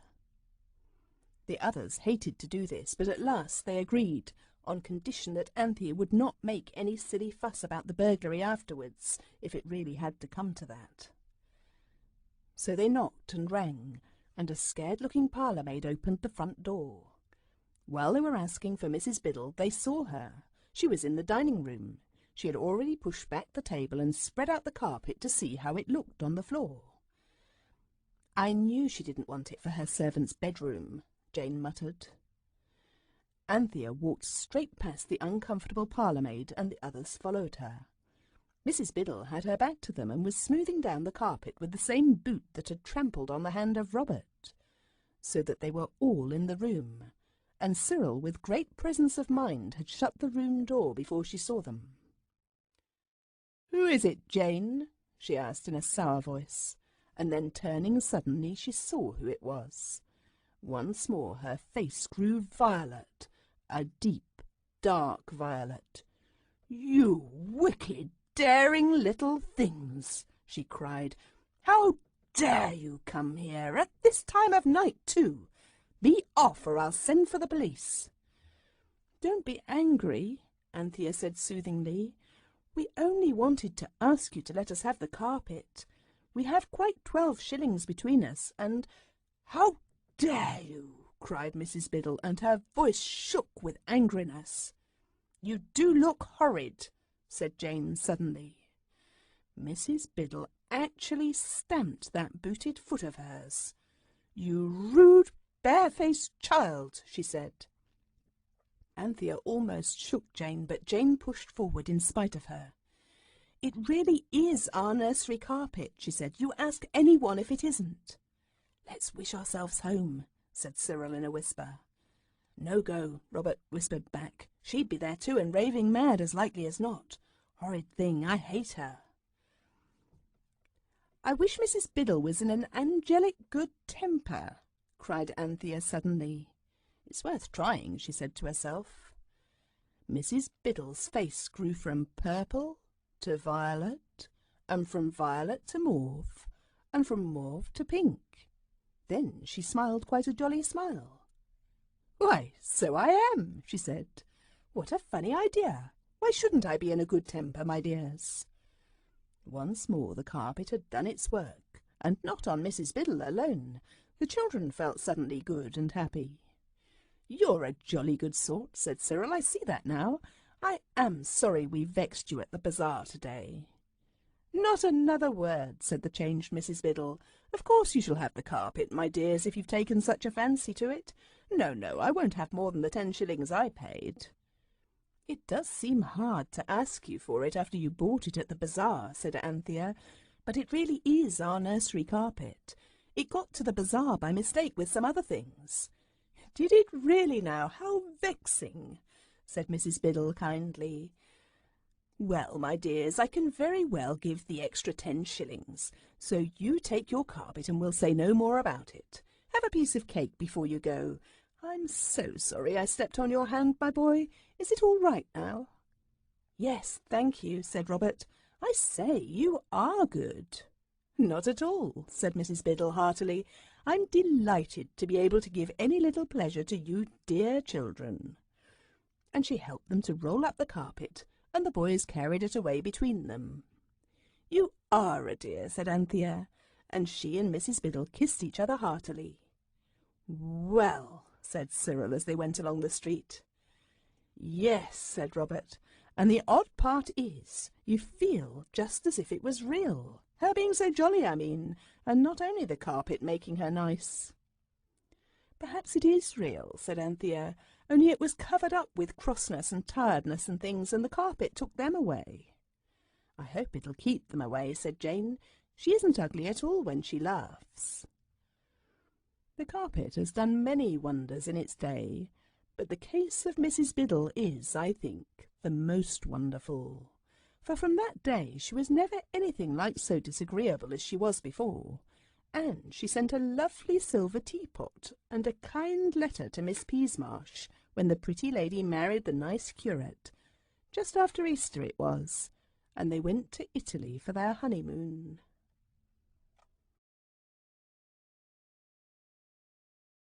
Chapter 5. The Temple. "I wish we could find the phoenix," said Jane. "It's much better company than the carpet." "Beastly ungrateful little kids are," said Cyril. "No, I'm not. Only the carpet never says anything, and it's so helpless. It doesn't seem able to take care of itself. It gets sold and taken into the sea and things like that. You wouldn't catch the phoenix getting sold." It was 2 days after the bazaar. Everyone was a little cross.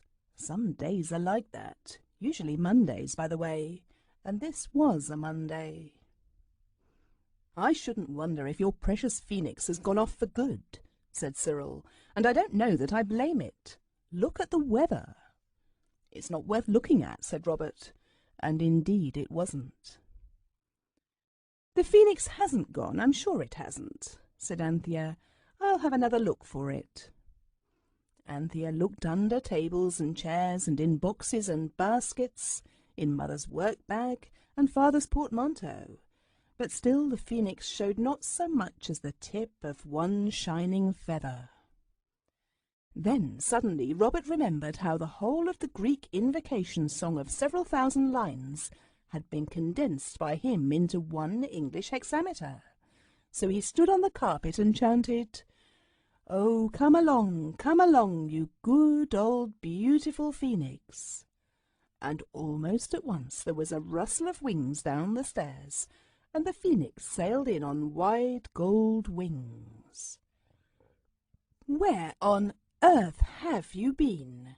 asked Anthea. "I've looked everywhere for you." "Not everywhere," replied the bird, "because you did not look in the place where I was. Confess that that hallowed spot was overlooked by you." "What hallowed spot?" asked Cyril a little impatiently, for time was hastening on and the wishing carpet still idle. "The spot," said the Phoenix, "which I hallowed by my golden presence, was the lutron." "The what?" "The bath, the place of washing." "I'm sure you weren't," said Jane.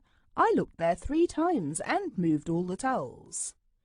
"I was concealed," said the Phoenix, "on the summit of a metal column, enchanted, I should judge, for it felt warm to my golden toes, as though the glorious sun of the desert shone ever upon it." "Oh, you mean the cylinder," said Cyril. "It has rather a comforting feel, this weather. And now, where shall we go?" And then, of course, the usual discussion broke out as to where they should go and what they should do, and naturally everyone wanted to do something that the others did not care about. "I'm the eldest," Cyril remarked. "Let's go to the North Pole." "This weather? Likely," Robert rejoined. "Let's go to the equator."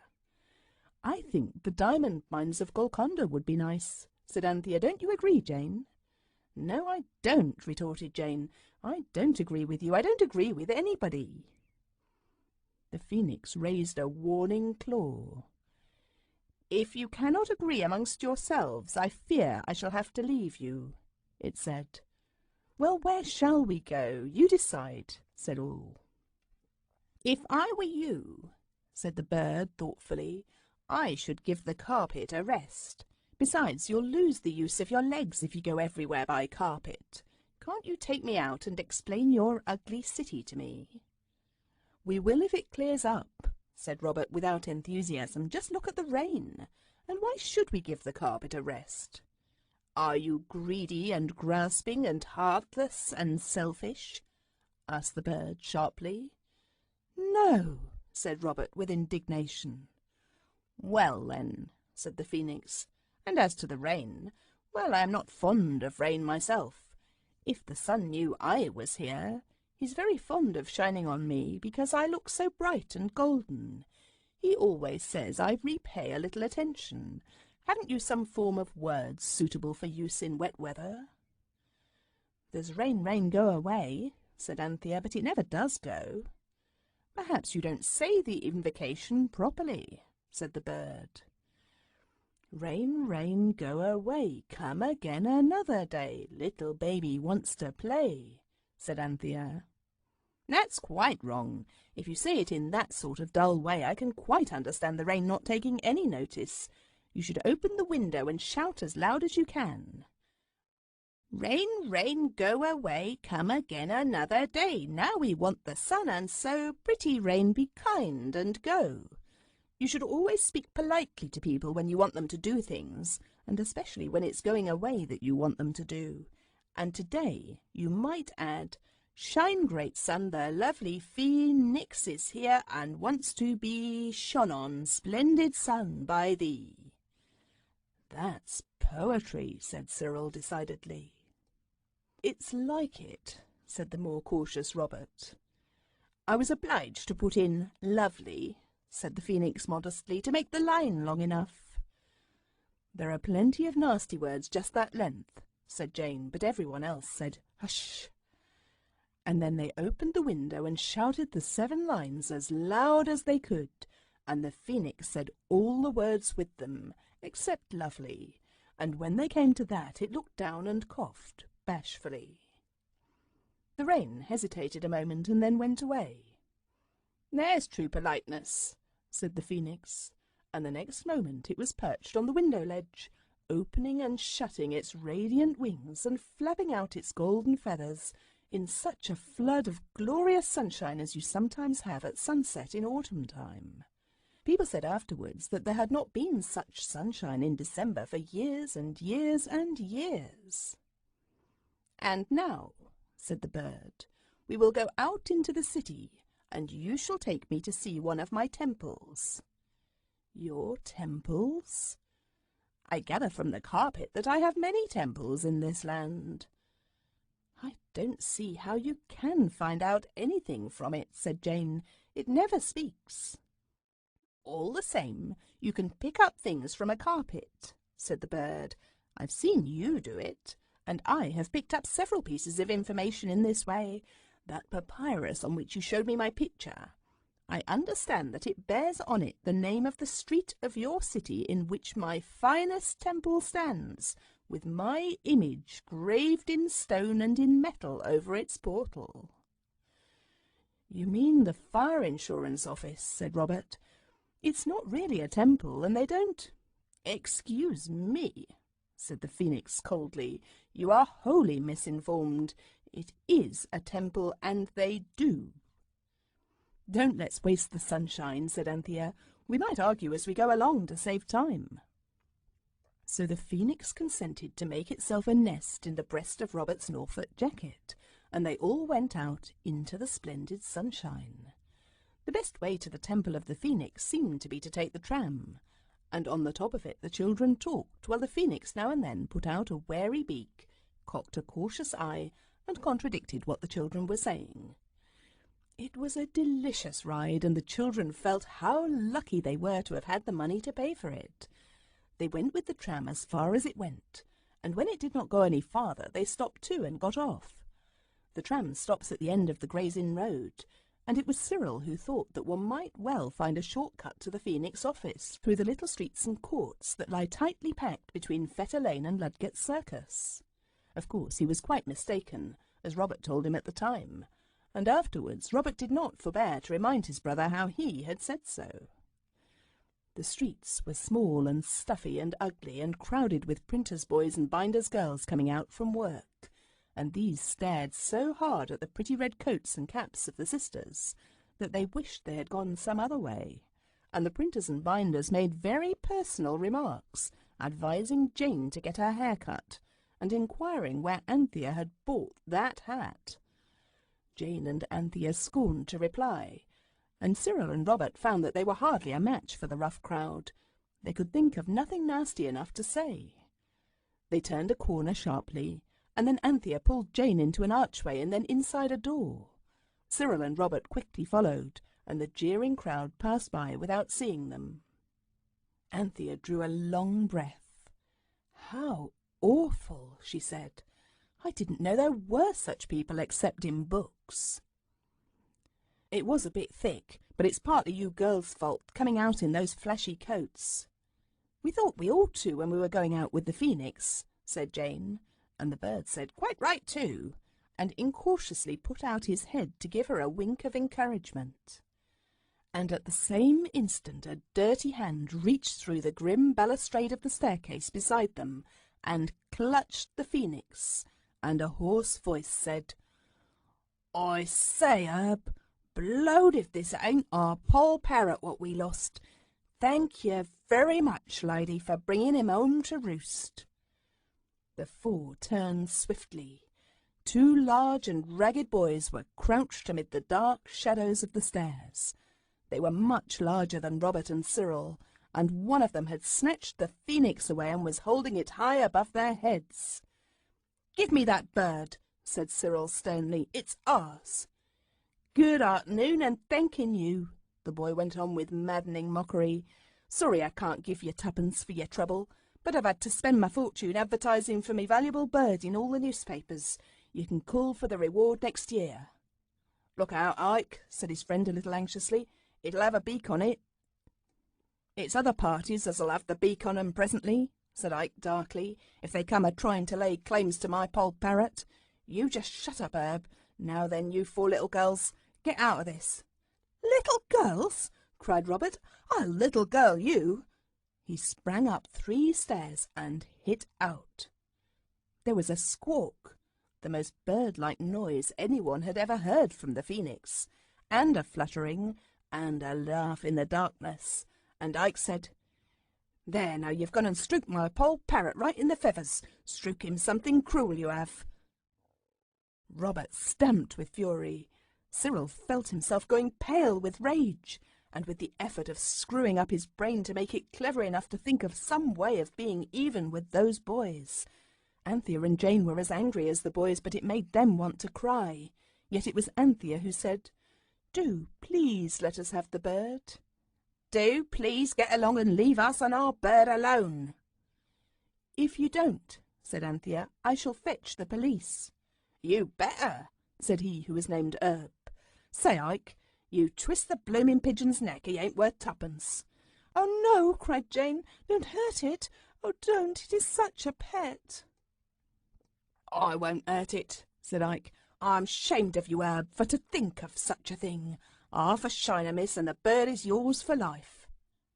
"Half a what?" asked Anthea. "Half a shiner. Quid. Thicken. Half a sov, then." "I haven't got it, and besides it's our bird," said Anthea. "Oh, don't talk to him," said Cyril, and then Jane said suddenly, "Phoenix, dear Phoenix, we can't do anything. You must manage it."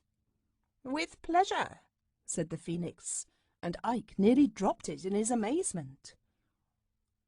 "I say, it do talk something like," said he. "Youths," said the Phoenix, "sons of misfortune, hear my words." "My eyes!" said Ike. "Look out, Ike," said Herb. "You'll throttle the joker, and I see at once he was worth his weight in flimsies." "Hearken, O iconoclasts, despiser of sacred images, and thou, Urbanus, dweller in the sordid city, forbear this adventure, lest a worse thing befall." "Lovers," said Ike, "ain't it been taught its schooling just?" "Restore me to my young acolytes, and escape unscathed. Retain me, and—" "They must have got all this up, case the polly got pinched," said Ike. "Lor' lummy, the artfulness of them young uns." "I say slosh him in the geesh and get clear off with the swag's what I say," urged Herbert. "Right-o," said Isaac. "Forbear," repeated the Phoenix sternly. "Who pinched the click off the old bloke in Aldermanbury?" It added in a changed tone. "Who sneaked the nose-rag out of the young girl's hand in Bell Court? Who—" "Stow it," said Ike. "You, Ugh, yeah, leave go of me. Bash him off, Herb. He'll have me bloomin' eyes out of me head." There were howls, a scuffle, and a flutter. Ike and Herb fled up the stairs, and the Phoenix swept out through the doorway. The children followed, and the Phoenix settled on Robert, like a butterfly on a rose, as Anthea said afterwards, and wriggled into the breast of his Norfolk jacket, like an eel into mud, as Cyril later said. "Why ever didn't you burn him? You could have, couldn't you?" asked Robert when the hurried flight through the narrow courts had ended in the safe wideness of Farringdon Street. "I could have, of course," said the bird, "but I didn't think it would be dignified to allow myself to get warm about a little thing like that. The fates, after all, have not been illiberal to me. I have a good many friends among the London sparrows, and I have a beak and claws." These happenings had somewhat shaken the adventurous temper of the children, and the Phoenix had to exert its golden self to hearten them up. Presently the children came to a great house in Lombard Street, and there on each side of the door was the image of the Phoenix carved in stone, and set forth on shining brass were the words, "Phoenix Fire Office." "One moment," said the bird. "Fire? For altars, I suppose." "I don't know," said Robert.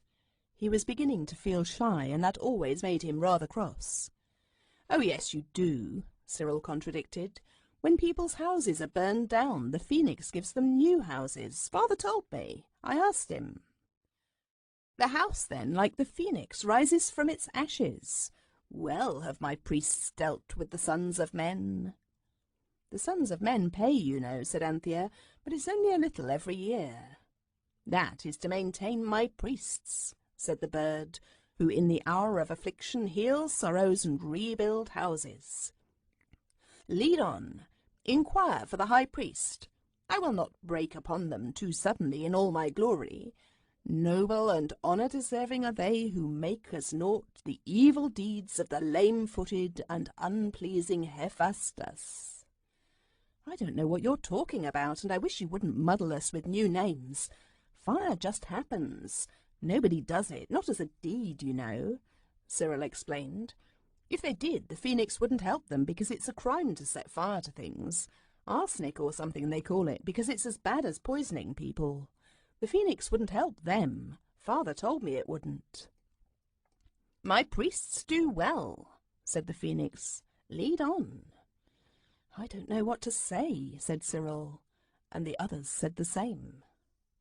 Ask for the high priest, said the phoenix. Say that you have a secret to unfold that concerns my worship, and he will lead you to the innermost sanctuary. So the children went in, all 4 of them, though they didn't like it, and stood in a large and beautiful hall, adorned with Dalton tiles, like a large and beautiful bath with no water in it, and stately pillars supporting the roof. An unpleasing representation of the phoenix in brown pottery disfigured one wall. There were counters and desks of mahogany and brass, and clerks bent over the desks and walked behind the counters. There was a great clock over an inner doorway. Inquire for the high priest, whispered the phoenix. An attentive clerk in decent black, who controlled his mouth but not his eyebrows, now came towards them. He leaned forward on the counter, and the children thought he was going to say, "What can I have the pleasure of showing you, like in a draper's?" Instead of which the young man said, "And what do you want?" "We want to see the high priest." "Get along with you," said the young man. An elder man, also decent, in black coat, advanced.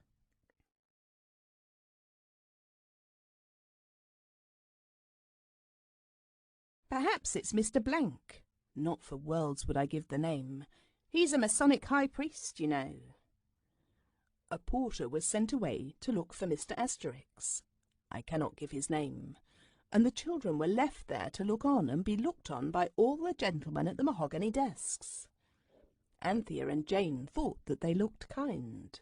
The boys thought that they stared and that it was like their cheek. The porter returned with the news that Mr. ... I dare not reveal his name, was out, but that Mr. Here a really delightful gentleman appeared. He had a beard and a kind and merry eye, and each one of the 4 knew at once that this was a man who had kiddies of his own and could understand what you were talking about. Yet it was a difficult thing to explain. "What is it?" he asked. "Mr. he named the name which I will never reveal, "is out. Can I do anything?" "In a sanctuary," murmured the phoenix. "I beg your pardon," said the nice gentleman, who thought it was Robert who had spoken. "We have something to tell you," said Cyril, "but—" He glanced at the porter, who was lingering much nearer than he need have done. "This is a very public place." The nice gentleman laughed. "Come upstairs, then," he said, and led the way up a wide and beautiful staircase. Anthea says the stairs were of white marble, but I am not sure.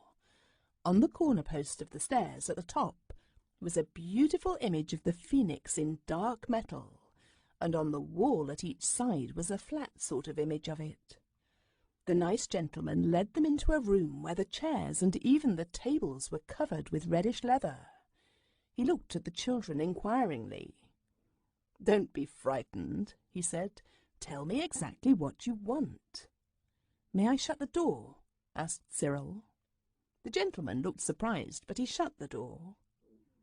"Now," said Cyril firmly, "I know you'll be awfully surprised, and you'll think it's not true and we're lunatics, but we aren't, and it is. Robert's got something inside his Norfolk. That's Robert. He's my younger brother. Now, don't be upset and have a fit or anything, sir. Of course, I know when you called your shop the Phoenix, you never thought there was one, but there is, and Robert's got it buttoned up against his chest. If it's an old curio in the form of a phoenix, I dare say the board," said the nice gentleman as Robert began to fumble with his buttons. "It's old enough," said Anthea, "going by what it says, but—" "My goodness gracious!" said the gentleman as the phoenix, with one last wriggle that melted into a flutter, got out of its nest in the breast of Robert and stood up on the leather-covered table. "What an extraordinarily fine bird," he went on. "I don't think I ever saw one just like it." "I should think not," said the Phoenix with pardonable pride, and the gentleman jumped. "Oh, it's been taught to speak. Some sort of parrot, perhaps." "I am," said the bird simply, "the head of your house, and I have come to my temple to receive your homage. I am no parrot." Its beak curved scornfully. "I am the one and only Phoenix, and I demand the homage of my high priest." "In the absence of our manager," the gentleman began, exactly as though he were addressing a valued customer. "In the absence of our manager, I might perhaps be able— What am I saying?" He turned pale and passed his hand across his brow. "My dears," he said, "the weather is unusually warm for the time of year, and I don't feel quite myself. Do you know, for a moment I really thought that that remarkable bird of yours had spoken, and said it was the Phoenix, and what's more, that I'd believed it."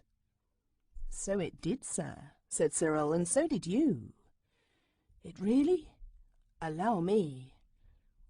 A bell was rung. The porter appeared.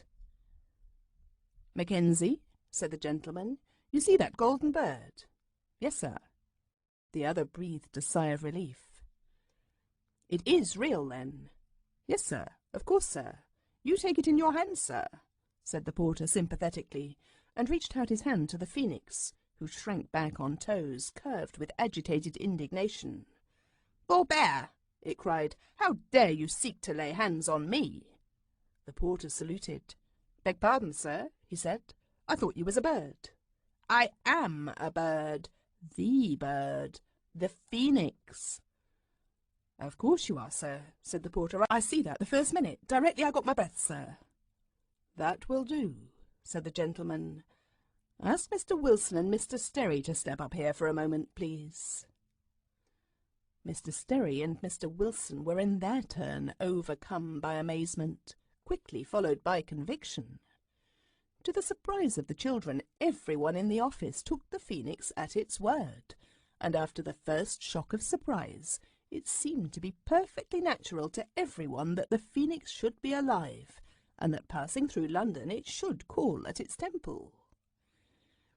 "We ought to have some sort of ceremony," said the nicest gentleman anxiously.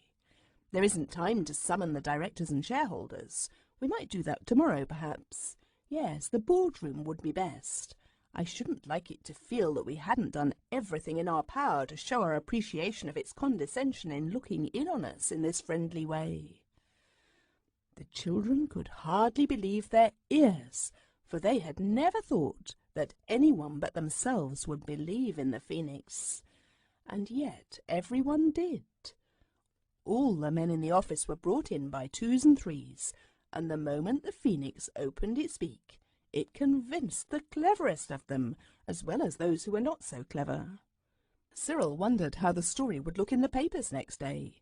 He seemed to see the posters in the streets. "Phoenix Fire Office, the Phoenix at its temple, meeting to welcome it, delight of the manager and everybody." "Excuse our leaving you for a moment," said the nice gentleman, and he went away with the others, and through the half-closed door the children could hear the sound of many boots on stairs, the hum of excited voices explaining, suggesting, arguing, the thumpy drag of heavy furniture being moved about. The Phoenix strutted up and down the leather-covered table, looking over its shoulder at its pretty back. "You see what a convincing manner I have," it said proudly. And now a new gentleman came in and said, bowing low, "Everything is prepared. We have done our best at so short a notice. The meeting, the ceremony, will be in the boardroom. Will the Honourable Phoenix walk? It is only a few steps. Or would it like some sort of conveyance?" "My Robert will bear me to the boardroom, if that be the unlovely name of my temple's innermost court," replied the bird. So they all followed the gentleman. There was a big table in the boardroom, but it had been pushed right up under the long windows at one side, and chairs were arranged in rows across the room, like those you have at school when there is a magic lantern on Our Eastern Empire or on The Way We Do in the Navy. The doors were of carved wood, very beautiful, with a carved phoenix above. Anthea noticed that the chairs in the front rows were of the kind that her mother so loved to ask the price of in old furniture shops, and never could buy because the price was always nearly £20 each. On the mantelpiece were some heavy bronze candlesticks and a clock, and on the top of the clock was another image of the phoenix. "Remove that effigy," said the phoenix to the gentlemen who were there, and it was hastily taken down. Then the phoenix fluttered to the middle of the mantelpiece and stood there looking more golden than ever. Then everyone in the house and the office came in, from the cashier to the women who cooked the clerks' dinners in the beautiful kitchen at the top of the house, and everyone bowed to the phoenix and then sat down in a chair. "Gentlemen," said the nicest gentleman, "we have met here today." The phoenix was turning its golden beak from side to side. "I don't notice any incense," it said with an injured sniff. A hurried consultation ended in plates being fetched from the kitchen. Brown sugar, sealing wax and tobacco were placed on these, and something from a square bottle was poured over it, and then a match was applied. It was the only incense that was handy in the phoenix office, and it certainly burned very briskly and smoked a great deal. "We have met here today," said the gentleman again, "on an occasion unparalleled in the annals of this office. Our respected phoenix—" "Head of the house," said the phoenix in a hollow voice. "I was coming to that. Our respected phoenix, the head of this ancient house, has at length done us the honour to come among us. I think I may say, gentlemen, that we are not insensible to this honour, and that we welcome with no uncertain voice one whom we have so long desired to see in our midst." Several of the younger clerks thought of saying "Hear, hear," but they feared it might seem disrespectful to the bird. "I will not take up your time," the speaker went on, "by recapitulating the advantages to be derived from a proper use of our system of fire insurance. I know, and you know, gentlemen, that our aim has ever been to be worthy of that eminent bird whose name we bear, and who now adorns our mantelpiece with his presence. 3 cheers, gentlemen, for the winged head of the house." The cheers rose deafening. When they had died away, the phoenix was asked to say a few words. It expressed in graceful phrases the pleasure it felt in finding itself at last in its own temple. "And," it went on, "you must not think me wanting in appreciation of your very hearty and cordial reception when I ask that an ode may be recited or a choric song sung. It is what I have always been accustomed to." The 4 children, dumb witnesses of this wonderful scene, glanced a little nervously across the foam of white faces above the sea of black coats. It seemed to them that the phoenix was really asking a little too much. "Time presses," said the phoenix, "and the original ode of invocation is long as well as being Greek. And besides, it's no use invoking me when I am here. But is there not a song in your own tongue for such a great day as this?" Absently the manager began to sing, and one by one the rest joined. "Absolute security, no liability, all kinds of property insured against fire. Terms most favourable, expenses reasonable, moderate rates for annual insurance." "That one is not my favourite," interrupted the phoenix, "and I think you've forgotten part of it." The manager hastily began another. "O golden phoenix, fairest bird, the whole great world has often heard of all the splendid things we do. Great phoenix, just to honour you." "That's better," said the bird. and everyone sang. Class 1 for private dwelling house, for household goods and shops allows, provided these are built of brick or stone and tiled and slated thick. Try another verse, said the Phoenix, further on. And again arose the voices of all the clerks and employees and managers and secretaries and cooks. In Scotland our insurance yields the price of burnt-up stacks in fields. Skip that verse, said the Phoenix. Thatched dwellings and their whole contents, we deal with also with their rents. O glorious Phoenix, look and see that these are dealt with in class 3. The glories of your temple throng, too thick to go in any song, and we attend, O good and wise, to days of grace and merchandise.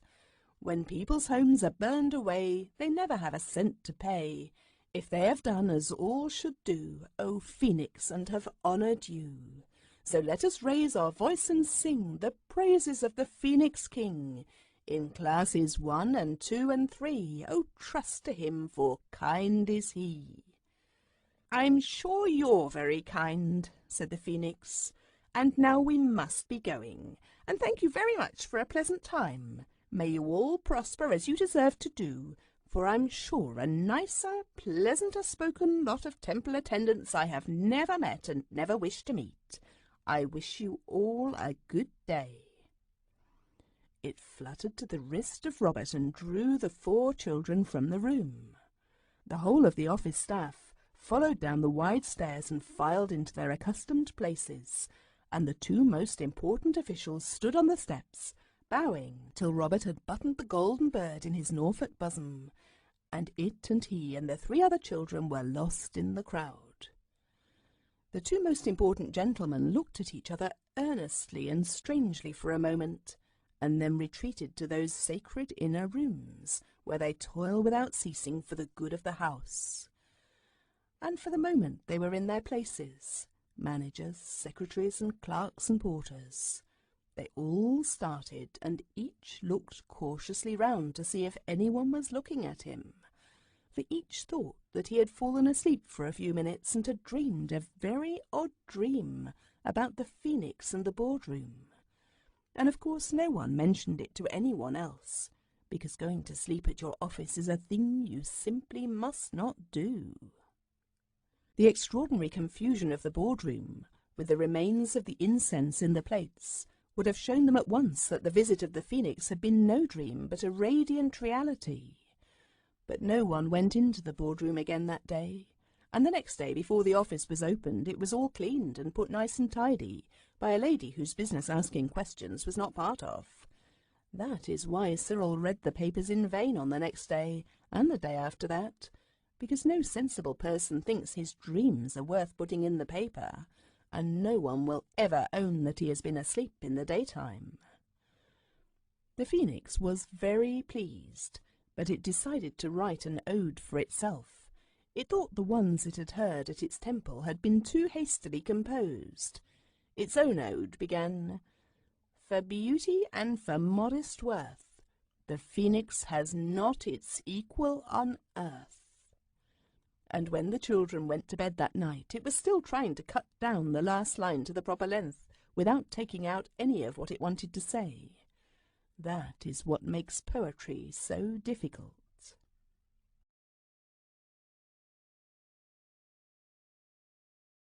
Chapter 6. Doing Good. "We shan't be able to go anywhere on the carpet for a whole week, though," said Robert. "And I'm glad of it," said Jane unexpectedly. "Glad?" said Cyril. "Glad?" It was breakfast time, and Mother's letter telling them how they were all going for Christmas to their aunts at Lyndhurst, and how Father and Mother would meet them there, having been read by everyone, lay on the table, drinking hot bacon fat with one corner and eating marmalade with the other. "Yes, glad," said Jane. "I don't want any more things to happen just now. I feel like you do when you've been to 3 parties in a week, like we did at Granny's once, and extras in between, toys and chocks and things like that. I want everything to be just real and no fancy things happening at all. I don't like being obliged to keep things from Mother, said Anthea. I don't know why, but it makes me feel selfish and mean. If we could only get the mater to believe it, we might take her to the jolliest places, said Cyril thoughtfully. As it is, we've just got to be selfish and mean, if it is that, but I don't feel it is. I know it isn't, but I feel it is, said Anthea, and that's just as bad. It's worse, said Robert. If you knew it and didn't feel it, it wouldn't matter so much. That's being a hardened criminal, Father says, put in Cyril, and he picked up Mother's letter and wiped its corners with his handkerchief, to whose colour a trifle of bacon fat and marmalade made but little difference. We're going tomorrow anyhow, said Robert. Don't, he added with a good boy expression on his face, don't let's be ungrateful for our blessings. Don't let's waste the day in saying how horrid it is to keep secrets from Mother, when we all know Anthea tried all she knew to give her the secret and she wouldn't take it. Let's get on the carpet and have a jolly good wish. You'll have time enough to repent of things all next week. Yes, said Cyril, let's. It's not really wrong. Well, look here, said Anthea. You know there's something about Christmas that makes you want to be good, however little you wish it at other times. Couldn't we wish the carpet to take us somewhere where we should have the chance to do some good or kind action? It would be an adventure just the same, she pleaded. I don't mind, said Cyril. We shan't know where we're going, and that'll be exciting. No one knows what'll happen. We'd best put on our outers in case. We might rescue a traveller buried in the snow like St. Bernard dogs with barrels round our necks, said Jane, beginning to be interested. Or we might arrive just in time to witness a will being signed. More tea, please, said Robert. And we should see the old man hide it away in the secret cupboard, and then after long years, when the rightful heir was in despair, we should lead him to the hidden panel and— Yes, interrupted Anthea, or we might be taken to some freezing garret in a German town where a poor little pale sick child— We haven't any German money, interrupted Cyril, so that's no go. What I should like would be getting into the middle of a war and getting hold of a secret intelligence and taking it to the general, and he would make me a lieutenant or a scout or a hussar. When breakfast was cleared away, Anthea swept the carpet, and the children sat down on it together with the phoenix, who had been especially invited as a Christmas treat to come with them and witness the good and kind action they were about to do. 4 children and 1 bird were ready, and the wish was wished. Everyone closed its eyes so as to feel the topsy-turvy swirl of the carpet's movement as little as possible. When the eyes were opened again, the children found themselves on the carpet, and the carpet was in its proper place on the floor of their own nursery at Camden Town. I say, said Cyril, here's a go. Do you think it's worn out? The wishing part of it, I mean, Robert anxiously asked the phoenix.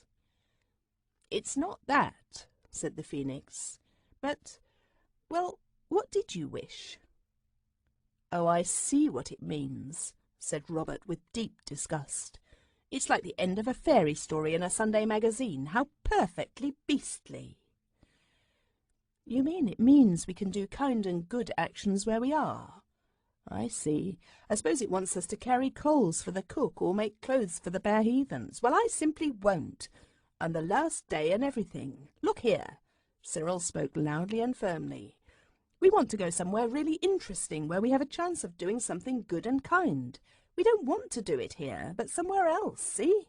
Now then. The obedient carpet started instantly, and the 4 children and 1 bird fell in a heap together, and as they fell were plunged in perfect darkness. Are you all there? Said Anthea breathlessly through the black dark. Everyone owned that it was there. Where are we? Oh, how shivery and wet it is! Ugh! Oh, I've put my hand in a puddle. Has anyone got any matches? Said Anthea hopelessly. She felt sure that no one would have any. It was then that Robert, with a radiant smile of triumph that was quite wasted in the darkness, where of course no one could see anything, drew out of his pocket a box of matches, struck a match, and lighted a candle.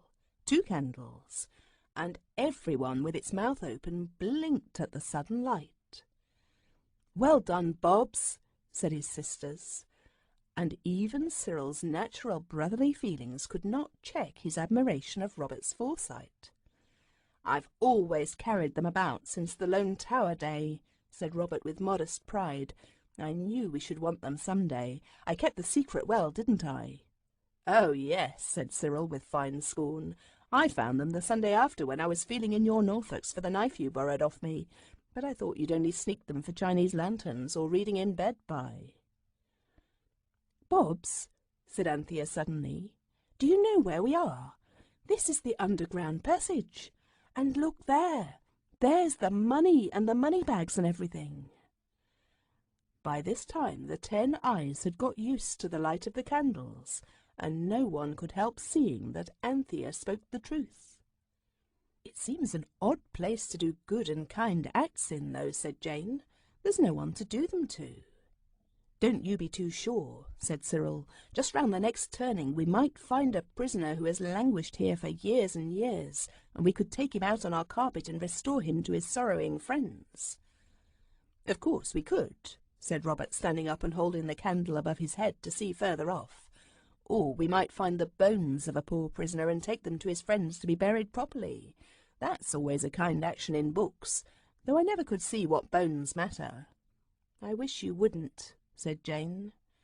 "I know exactly where we shall find the bones too," Robert went on. "You see that dark arch just along the passage? Well, just inside there."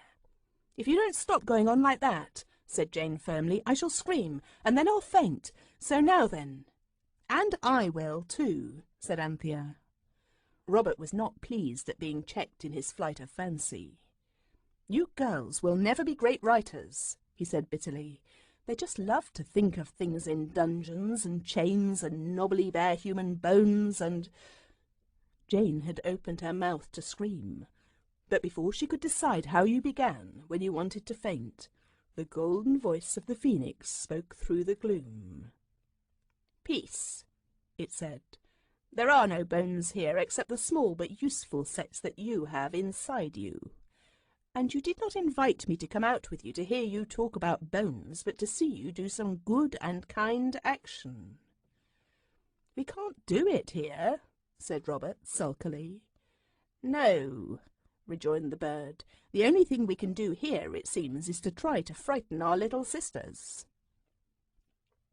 "He didn't really, and I'm not so very little," said Jane, rather ungratefully. Robert was silent. It was Cyril who suggested that perhaps they'd better take the money and go. "That wouldn't be a kind act except to ourselves, and it wouldn't be good whatever way you look at it," said Anthea, "to take money that's not ours." "We might take it and spend it on benefits to the poor and aged," said Cyril. "That wouldn't make it right to steal," said Anthea stoutly. "I don't know," said Cyril. They were all standing up now. "Stealing is taking things that belong to someone else, and there's no one else. It can't be stealing if—" "That's right," said Robert with ironic approval. "Stand here all day arguing while the candles burn out. You'll like it awfully when it's all dark again and bony." "Let's get out then," said Anthea. "We can argue as we go." So they rolled up the carpet and went. But when they had crept along the place where the passage led into the topless tower, they found the way blocked by a great stone which they could not move. "There," said Robert, "I hope you're satisfied." "Everything has 2 ends," said the phoenix softly, "even a quarrel or a secret passage." So they turned round and went back. Robert was made to go first with one of the candles, because he was the one who had begun to talk about bones, and Cyril carried the carpet. "I wish you hadn't put bones into our heads," said Jane as they went along. "I didn't. You always had them. More bones than brains," said Robert. The passage was long, and there were arches and steps and turnings and dark alcoves that the girls did not much like passing. The passage ended in a flight of steps. Robert went up them. Suddenly he staggered heavily back on the following feet of Jane, and everybody screamed, "Oh, what is it?" "I've only bashed my head in," said Robert when he had groaned for some time. "That's all. Don't mention it. I like it. The stairs go right slap into the ceiling, and it's a stone ceiling. You can't do good and kind actions underneath a paving stone." "Stairs aren't made to lead just to paving stones as a general rule," said the Phoenix. "Put your shoulder to the wheel." "But there isn't any wheel," said the injured Robert, still rubbing his head. But Cyril had pushed past him to the top stair and was already shoving his hardest against the stone above. Of course it did not give in the least. "If it's a trapdoor," said Cyril, and he stopped shoving and began to feel about with his hands. "Yes, there's a bolt. I can't move it." By a happy chance, Cyril had in his pocket the oil can of his father's bicycle. He put the carpet down at the foot of the stairs, and he lay on his back with his head on the top step and his feet straggling down among his young relations, and he oiled the bolt till the drops of rust and oil fell down on his face. One even went into his mouth, open as he panted with the exertion of keeping up this unnatural position. Then he tried again, but still the bolt would not move. So now he tied his handkerchief, the one with the bacon fat and marmalade on it, to the bolt, and Robert's handkerchief to that, in a reef knot which cannot come undone however much you pull, and indeed gets tighter and tighter the more you pull it. This must not be confused with a granny knot, which comes undone if you look at it. And then he and Robert pulled, and the girls put their arms round their brothers and pulled too. And suddenly the bolt gave way with a rusty scrunch, and they all rolled together to the bottom of the stairs, all but the Phoenix, which had taken to its wings when the pulling began. Nobody was hurt much, because the rolled-up carpet broke their fall, and now indeed the shoulders of the boys were used to some purpose, for the stone allowed them to heave it up. They felt it give. Dust fell freely on them. "Now then," cried Robert, forgetting his head and temper, "push, all together. 1, 2, 3. The stone was heaved up. It swung up on a creaking, unwilling hinge, and showed a growing oblong of dazzling daylight, and it fell back with a bang against something that kept it upright. Everyone climbed out, but there was not room for everyone to stand comfortably in the little paved house where they found themselves. So when the Phoenix had fluttered up from the darkness, they let the stone down, and it closed like a trapdoor, as indeed it was.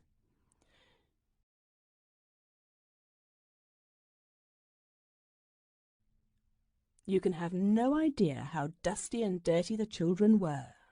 Fortunately, there was no one to see them but each other. The place they were in was a little shrine built on the side of a road that went winding up through yellow-green fields to the topless tower. Below them were fields and orchards, all bare boughs and brown furrows, and little houses and gardens. The shrine was a kind of tiny chapel with no front wall, just a place for people to stop and rest in and wish to be good. So the Phoenix told them. There was an image that had once been brightly coloured, but the rain and snow had beaten in through the open front of the shrine, and the poor image was dull and weather-stained. Under it was written, Saint Jean de Loup, priez pour nous. It was a sad little place, very neglected and lonely, and yet it was nice, Anthea thought, that poor travellers should come to this little rest-house in the hurry and worry of their journeyings, and be quiet for a few minutes and think about being good. The thought of Saint Jean de Loup, who had no doubt in his time been very good and kind, made Anthea want more than ever to do something kind and good. "Tell us," she said to the Phoenix, "what is the good and kind action the carpet brought us here to do?" "I think it would be kind to find the owners of the treasure and tell them about it," said Cyril. "And give it them all," said Jane. "Yes, but whose is it?" "I should go to the first house and ask the name of the owners of the castle," said the Golden Bird, and really the idea seemed a good one. They dusted each other as well as they could and went down the road. A little way on they found a tiny spring bubbling out of the hillside and falling into a rough stone basin, surrounded by draggled hart's-tongue ferns, now hardly green at all. Here the children washed their hands and faces and dried them on their pocket handkerchiefs, which always on these occasions seem unnaturally small. Cyril's and Robert's handkerchiefs indeed rather undid the effects of the wash, but in spite of this the party certainly looked cleaner than before. The first house they came to was a little white house with green shutters and a slate roof. It stood in a prim little garden, and down each side of the neat path were large stone vases for flowers to grow in, but all the flowers were dead now. Along one side of the house was a sort of wide veranda, built of poles and trellis work, and a vine crawled all over it. It was wider than our English verandas, and Anthea thought it must look lovely when the green leaves and the grapes were there. But now there were only dry reddish-brown stalks and stems with a few withered leaves caught in them. The children walked up to the front door. It was green and narrow. A chain with a handle hung beside it, and joined itself quite openly to a rusty bell that hung under the porch. Cyril had pulled the bell, and its noisy clang was dying away before the terrible thought came to all. Cyril spoke it. "My hat," he breathed. "We don't know any French." At this moment the door opened. A very tall, lean lady with pale ringlets like whitey-brown paper or oak shavings stood before them. She had an ugly grey dress and a black silk apron. Her eyes were small and grey and not pretty, and the rims were red as though she had been crying. She addressed the party in something that sounded like a foreign language, and ended with something they were sure was a question. Of course no one could answer it. "What does she say?" Robert asked, looking down into the hollow of his jacket, where the phoenix was nestling. But before the phoenix could answer, the whitey-brown lady's face was lighted up by a most charming smile. You are from the England," she cried. "I love so much the England. Mais entrez donc tout. Enter then, enter all. One essuies his feet on the carpet." She pointed to the mat. "We only wanted to ask—" "I shall say you all that what you wish," said the lady. "Enter only." So they all went in, wiping their feet on a very clean mat and putting the carpet in a safe corner of the veranda. "The most beautiful days of my life," said the lady as she shut the door, "did pass themselves in England, and since long time I have not heard an English voice to repel me the best." This warm welcome embarrassed everyone but most the boys, for the floor of the hall was of such very clean red and white tiles, and the floor of the sitting-room so very shiny like a black looking-glass, that each felt as though he had on far more boots than usual and far noisier. There was a wood fire, very small and very bright on the hearth, neat little logs laid on brass fire-dogs. Some portraits of powdered ladies and gentlemen hung in oval frames on the pale walls. There were silver candlesticks on the mantelpiece, and there were chairs and a table, very slim and polite, with slender legs. The room was extremely bare, but with a bright foreign bareness that was very cheerful in an odd way of its own. At the end of the polished table a very un-English little boy sat on a footstool in a high-backed, uncomfortable-looking chair. He wore black velvet and the kind of collar, all frills and lacy, that Robert would rather have died than wear. But then the little French boy was much younger than Robert. "Oh, how pretty!" said everyone, but no one meant the little French boy with the velvety short knickerbockers and the velvety short hair. What everyone admired was a little Christmas tree, very green, and standing in a very red little flower pot, and hung round with very bright little things made of tinsel and coloured paper. There were tiny candles on the tree, but they were not lighted yet. "But yes, is it not that it is genteel?" said the lady. "Sit down you then, and let us see." The children sat down in a row on the stiff chairs against the wall, and the lady lighted a long, slim red taper at the wood fire, and then she drew the curtains and lit the little candles, and when they were all lighted, the little French boy suddenly shouted, "Bravo, ma tante! Oh, qu'il est gentil!" And the English children shouted, "Hooray!" Then there was a struggle in the breast of Robert, and out fluttered the phoenix, spread his gold wings, flew to the top of the Christmas tree, and perched there. "Ah, catch it, then!" cried the lady. "It will itself burn, your gentil parakeet." "It won't," said Robert, "thank you." And the little French boy clapped his clean and tidy hands. But the lady was so anxious that the phoenix fluttered down and walked up and down on the shiny walnut wood table. "It is that it talks?" asked the lady. And the phoenix replied in excellent French. It said, "Parfaitement, madame." "Oh, the pretty parakeet," said the lady. "Can it say still of other things?" And the phoenix replied, this time in English, "Why are you so sad, so near Christmas time?" The children looked at it with one gasp of horror and surprise, for the youngest of them knew that it is far from manners to notice that strangers have been crying, and much worse to ask them for the reason of their tears. And of course the lady began to cry again, very much indeed, after calling the phoenix a bird without a heart, and she could not find her handkerchief. So Anthea offered hers, which was still very damp and no use at all. She also hugged the lady, and this seemed to be of more use than the handkerchief, so that presently the lady stopped crying and found her own handkerchief and dried her eyes, and called Anthea a cherished angel. "I'm sorry we came just when you were so sad," said Anthea, "but really we only wanted to ask you whose that castle is on the hill." "Oh, my little angel," said the poor lady, sniffing, "today and for hundreds of years the castle is to us, to our family.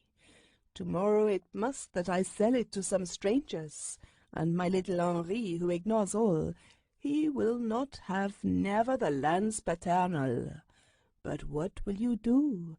His father, my brother, Monsieur the Marquis, has spent much of money, and it must, despite the sentiments of familial respect, that I admit that my sainted father, he also—" "How would you feel if you found a lot of money, hundreds and thousands of gold pieces?" asked Cyril. The lady smiled sadly. "Ah, one has already recounted to you the legend," she said. "It is true that one says that it is a long time, oh, but long time, one of our ancestors has hid a treasure of gold and of gold and of gold, enough to enrich my little Henri for the life. But all that, my children, it is but the accounts of fays." "She means fairy stories," whispered the phoenix to Robert. "Tell her what you have found." So Robert told, while Anthea and Jane hugged the lady for fear she should faint for joy like people in books, and they hugged her with the earnest, joyous hugs of unselfish delight.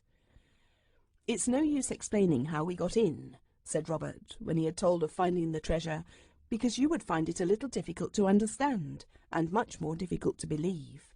But we can show you where the gold is, and help you to fetch it away." The lady looked doubtfully at Robert as she absently returned the hugs of the girls. "No, he's not making it up," said Anthea. "It's true, true, true, and we are so glad." "You would not be capable to torment an old woman," she said, "and it is not possible that it be a dream?" "It really is true," said Cyril, "and I congratulate you very much." His tone of studied politeness seemed to convince more than the raptures of the others. "If I do not dream," she said, "Henri, come to Manon, and you shall all come with me to Monsieur le Curate. Is it not?" Manon was a wrinkled old woman with a red and yellow handkerchief twisted round her head. She took Henri, who was already sleepy with the excitement of his Christmas tree and his visitors, And when the lady had put on a stiff black cape and a wonderful black silk bonnet and a pair of black wooden clogs over her black cashmere house boots, the whole party went down the road to the little white house, very like the one they had left, where an old priest with a good face welcomed them with a politeness so great that it hid his astonishment. The lady, with her French waving hands and her shrugging French shoulders and her trembling French speech, told the story. And now the priest, who knew no English, shrugged his shoulders and waved his hands and spoke also in French.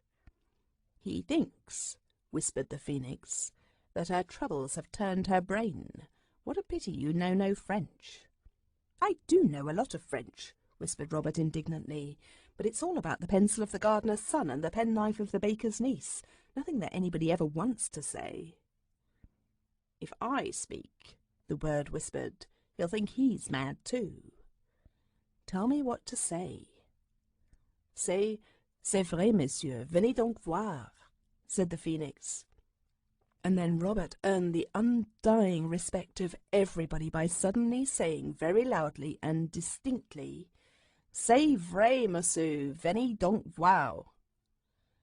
The priest was disappointed when he found that Robert's French began and ended with these useful words, but at any rate he saw that if the lady was mad, she was not the only one, and he put on a big beavery hat and got a candle and matches and a spade, and they all went up the hill to the wayside shrine of St. John de Luz. "Now," said Robert, "I will go first and show you where it is." So they prized the stone up with a corner of the spade, and Robert did go first, and they all followed and found the golden treasure exactly as they had left it. And everyone was flushed with the joy of performing such a wonderfully kind action. Then the lady and the priest clasped hands and wept for joy as French people do, and knelt down and touched the money, and talked very fast and both together, and the lady embraced all the children 3 times each, and called them little garden angels, and then she and the priest shook each other by both hands again, and talked and talked and talked, faster and more Frenchy than you would have believed possible, and the children were struck dumb with joy and pleasure. "Get away now," said the phoenix softly, breaking in on the radiant dream. So the children crept away and out through the little shrine, and the lady and the priest were so tearfully talkatively happy that they never noticed that the guardian angels had gone. The garden angels ran down the hill to the lady's little house, where they had left the carpet on the veranda, and they spread it out and said, "Home," and no one saw them disappear except little Henri, who had flattened his nose into a white button against the window glass, and when he tried to tell his aunt, she thought he had been dreaming, so that was all right. "It's much the best thing we've done," said Anthea when they talked it over at tea-time. "In the future we'll only do kind actions with the carpet." "Ahem," said the phoenix. "I beg your pardon?" said Anthea. "Oh, nothing," said the bird. "I was only thinking."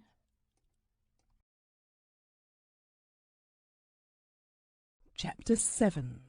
Muse from Persia. When you hear that the 4 children found themselves at Waterloo Station quite untaken care of, and with no one to meet them, it may make you think that their parents were neither kind nor careful. But if you think this, you will be wrong. The fact is, Mother arranged with Aunt Emma that she was to meet the children at Waterloo when they came back from their Christmas holiday at Lyndhurst. The train was fixed, but not the day. Then Mother wrote to Aunt Emma, giving her careful instructions about the day and the hour and about luggage and cabs and things, and gave the letter to Robert to post. But the hounds happened to meet near Rufus Stone that morning, and what is more, on the way to the meet, they met Robert, and Robert met them, and instantly forgot all about the posting Aunt Emma's letter, and never thought of it again until he and the others had wandered 3 times up and down the platform at Waterloo, which makes 6 in all, and had bumped against old gentlemen and stared in the faces of ladies, and been shoved by people in a hurry, and by your leaved by porters with trucks, and were sure, quite sure, that Aunt Emma was not there. Then suddenly the truth of what he had forgotten to do came home to Robert, and he said, "Oh, crikey!" and stood still with his mouth open, and let a porter with a Gladstone bag in each hand and a bundle of umbrellas under one arm blunder heavily into him, and never so much as said, "Where are you shoving to now?" or "Look out where you're going, can't you?" The heavier bag smote him at the knee, and he staggered, but he said nothing. When the others understood what was the matter, I think they told Robert what they thought of him. "We must take the train to Croydon," said Anthea, "and find Aunt Emma."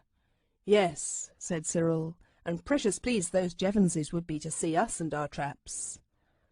Aunt Emma, indeed, was staying with some Jevonses, very prim people. They were middle-aged and wore very smart blouses, and they were fond of matinees and shopping, and they did not care about children. "I know Mother would be pleased to see us if we went back," said Jane. "Yes, she would, but she'd think it was not right to show she was pleased, because it's Bob's fault we're not met. Don't I know the sort of thing?" said Cyril. "Besides, we've no tin.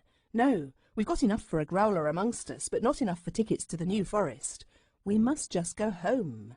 They won't be so savage when they find we've really got home all right. You know, Auntie was only going to take us home in a cab." "I believe we ought to go to Croydon," Anthea insisted. "Aunt Emma would be out to a dead cert," said Robert. "Those Jevonses go to the theatre every afternoon, I believe. Besides, there's the Phoenix at home, and the carpet. I votes we call a four-wheeled cabman." A four-wheeled cabman was called. His cab was one of the old-fashioned kind with straw in the bottom, and he was asked by Anthea to drive them very carefully to their address. This he did, and the price he asked for doing so was exactly the value of the gold coin Grandpapa had given Cyril for Christmas. This cast a gloom, but Cyril would never have stooped to argue about a cab fare, for fear the cabman should think he was not accustomed to take cabs whenever he wanted them. For a reason that was something like this, he told the cabman to put the luggage on the steps, and waited till the wheels of the growler had grittily retired before he rang the bell. "You see," he said with his hand on the handle, "we don't want Cook and Eliza asking us before him how it is we've come home alone as if we were babies." Here he rang the bell, and the moment its answering clang was heard, everyone felt that it would be some time before that bell was answered. The sound of a bell is quite different somehow when there is anyone inside the house who hears it. I can't tell you why that is, but so it is. "I expect they're changing their dresses," said Jane. "Too late," said Anthea. "It must be past 5. I expect Eliza's gone to post a letter and Cook's gone to see the time." Cyril rang again, and the bell did its best to inform the listening children that there was really no one human in the house. They rang again and listened intently. The hearts of all sank low. It is a terrible thing to be locked out of your own house on a dark, muggy January evening. "There is no gas on anywhere," said Jane in a broken voice. "I expect they've left the gas on once too often, and the draught blew it out, and they suffocated in their beds. Father always said they would some day," said Robert cheerfully. "Let's go and fetch a policeman," said Anthea, trembling. "And be taken up for trying to be burglars? No, thank you," said Cyril. "I heard Father read out of the paper about a young man who got into his own mother's house, and they got him made a burglar only the other day." "I only hope the gas hasn't hurt the Phoenix," said Anthea. "It said it wanted to stay in the bathroom cupboard, and I thought it would be all right, because the servants never clean that out. But if it's gone and got out and been choked by gas, and besides, directly we open the door we shall be choked too. I knew we ought to have gone to Aunt Emma at Croydon. Oh, Squirrel, I wish we had. Let's go now." "Shut up," said her brother briefly. "There's someone rattling the latch inside." Everyone listened with all its ears, and everyone stood back as far from the door as the steps would allow. The latch rattled and clicked. Then the flap of the letterbox lifted itself. Everyone saw it by the flickering light of the gas lamp that shone through the leafless lime tree by the gate. A golden eye seemed to wink at them through the letter slip, and a cautious beak whispered, "Are you alone?" "It's the phoenix!" said everyone in a voice so joyous and so full of relief as to be a sort of whispered shout. "Hush!" said the voice from the letterbox slit. "Your slaves have gone a-merrymaking. The latch of this portal is too stiff for my beak, but at the side the little window above the shelf whereon your bread lies is not fastened." "Righto," said Cyril, and Anthea added, "I wish you'd meet us there, dear Phoenix." The children crept round to the pantry window. It is at the side of the house, and there is a green gate labelled Tradesman's Entrance, which is always kept bolted. But if you get 1 foot on the fence between you and next door, and 1 on the handle of the gate, you are over before you know where you are. This at least was the experience of Cyril and Robert, and even, if the truth must be told, of Anthea and Jane. So in almost no time, all 4 were in the narrow gravel passage that runs between that house and the next. Then Robert made a back, and Cyril hoisted himself up and got his knickerbockered knee on the concrete window-sill. He dived into the pantry head first as one dives into water, and his legs waved in the air as he went, just as your legs do when you're first beginning to learn to dive. The soles of his boots, squarish muddy patches, disappeared. "Give me a leg up," said Robert to his sisters. "No, you don't," said Jane firmly. "I'm not going to be left outside here with just Anthea and have something creep up behind us out of the dark. Squirrel can go and open the back door." A light had sprung awake in the pantry. Cyril always said the phoenix turned the gas on with its beak and lighted it with a waft of its wing. But he was excited at the time, and perhaps he really did it himself with matches and then forgot all about it. He let the others in by the back door, and when it had been bolted again, the children went all over the house and lighted every single gas jet they could find, for they couldn't help feeling that this was just the dark, dreary winter's evening when an armed burglar might easily be expected to appear at any moment. There is nothing like light when you are afraid of burglars, or of anything else for that matter. And when all the gas jets were lighted, it was quite clear that the phoenix had made no mistake, and that Eliza and Cook were really out, and there was no one in the house except the 4 children and the phoenix and the carpet, and the blackbeetles who lived in the cupboards on each side of the nursery fireplace. These last were very pleased that the children had come home again, especially when Anthea had lighted the nursery fire. But as usual, the children treated the loving little blackbeetles with coldness and disdain. I wonder whether you know how to light a fire. I don't mean how to strike a match and set fire to the corners of the paper in a fire somebody has laid ready, but how to lay and light a fire all by yourself. I will tell you how Anthea did it, and if ever you have to light one yourself, you may remember how it is done. First, she raked out the ashes of the fire that had burned there a week ago, for Eliza had actually never done this, though she had had plenty of time. In doing this, Anthea knocked her knuckle and made it bleed. Then she laid the largest and handsomest cinders in the bottom of the grate. Then she took a sheet of old newspaper. You ought never to light a fire with today's newspaper. It will not burn well, and there are other reasons against it. And tore it into 4 quarters and screwed each of these into a loose ball and put them on the cinders. Then she got a bundle of wood and broke the string and stuck the sticks in so that their front ends rested on the bars and the back ends on the back of the paper balls. In doing this she cut her finger slightly with the string, and when she broke it, 2 of the sticks jumped up and hit her on the cheek. Then she put more cinders and some bits of coal, no dust. She put most of that on her hands, but there seemed to be enough left for her face. Then she lighted the edges of the paper balls and waited till she heard the fizz, crack, crack, fizz of the wood as it began to burn. Then she went and washed her hands and face under the tap in the back kitchen. Of course, you need not bark your knuckles or cut your finger or bruise your cheek with wood, or black yourself all over, but otherwise this is a very good way to light a fire in London. In the real country, fires are lighted in a different and prettier way. But it is always good to wash your hands and face afterwards wherever you are.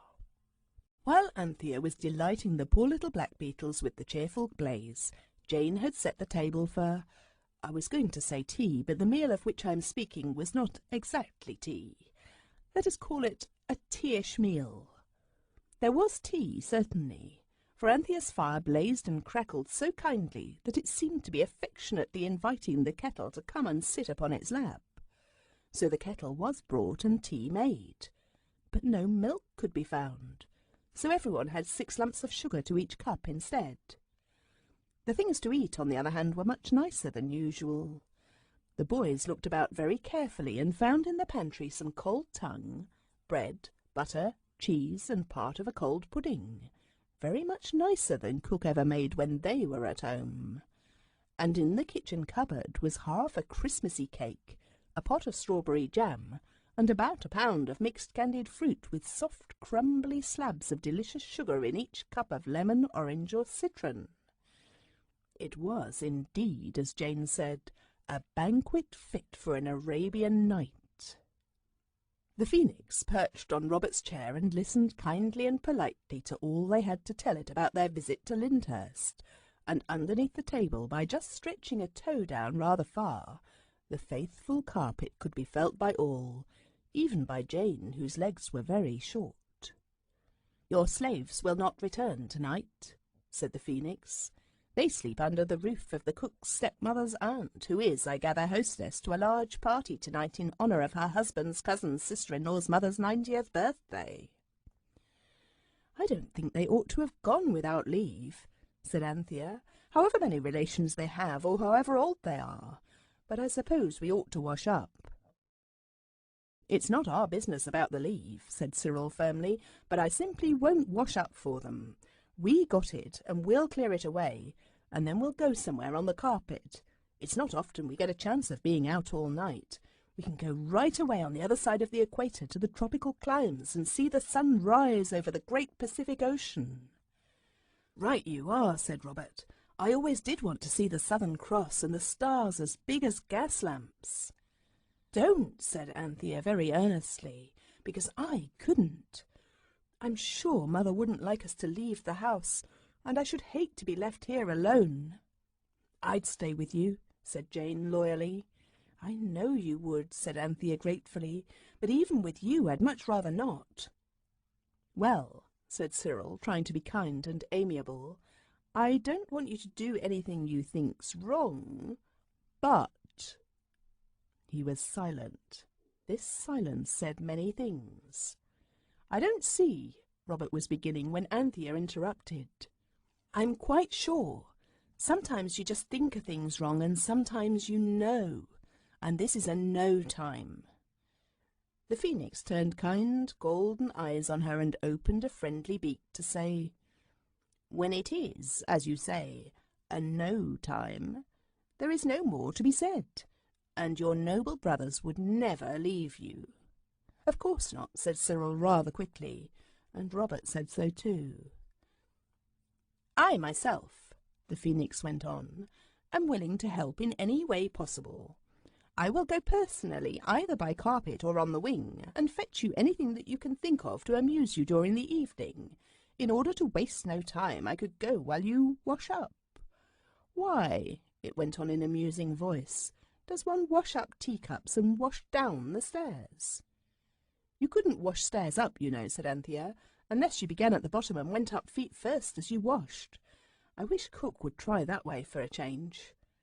"I don't," said Cyril briefly. "I should hate the look of her elastic side boots sticking up." "This is mere trifling," said the Phoenix. "Come, decide what I shall fetch for you. I can get you anything you like." But of course they couldn't decide. Many things were suggested. A rocking horse, jewelled chessmen, an elephant, a bicycle, a motor car, books with pictures, musical instruments, and many other things. But a musical instrument is agreeable only to the player unless he has learned to play it really well. Books are not sociable.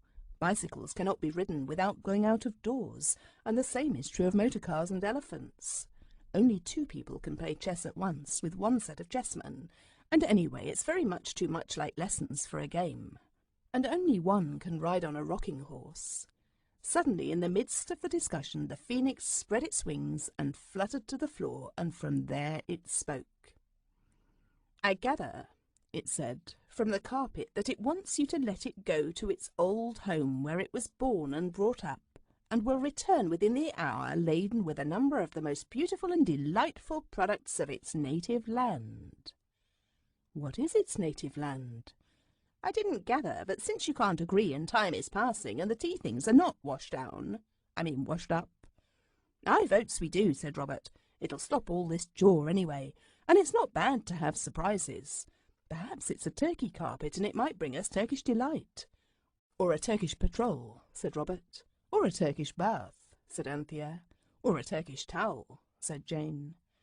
"Nonsense," Robert urged. "It's a beautiful and delightful, and towels and baths aren't that, however good they may be for you. Let it go. I suppose it won't give us the slip," he added, pushing back his chair and standing up. "Hush," said the Phoenix. "How can you?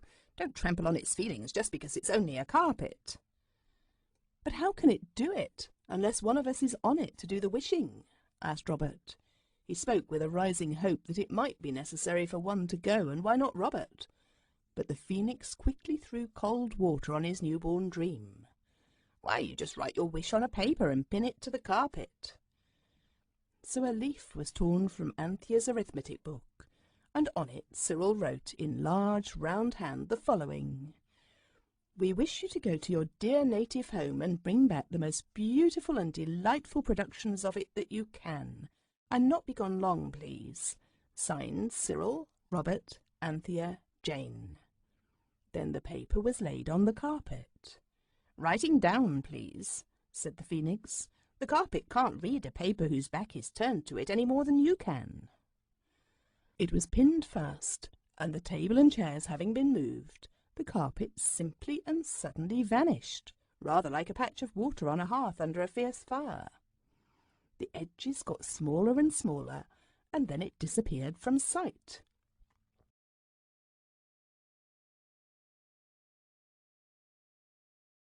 "It may take it some time to collect the beautiful and delightful things," said the Phoenix. "I should wash down." So they did.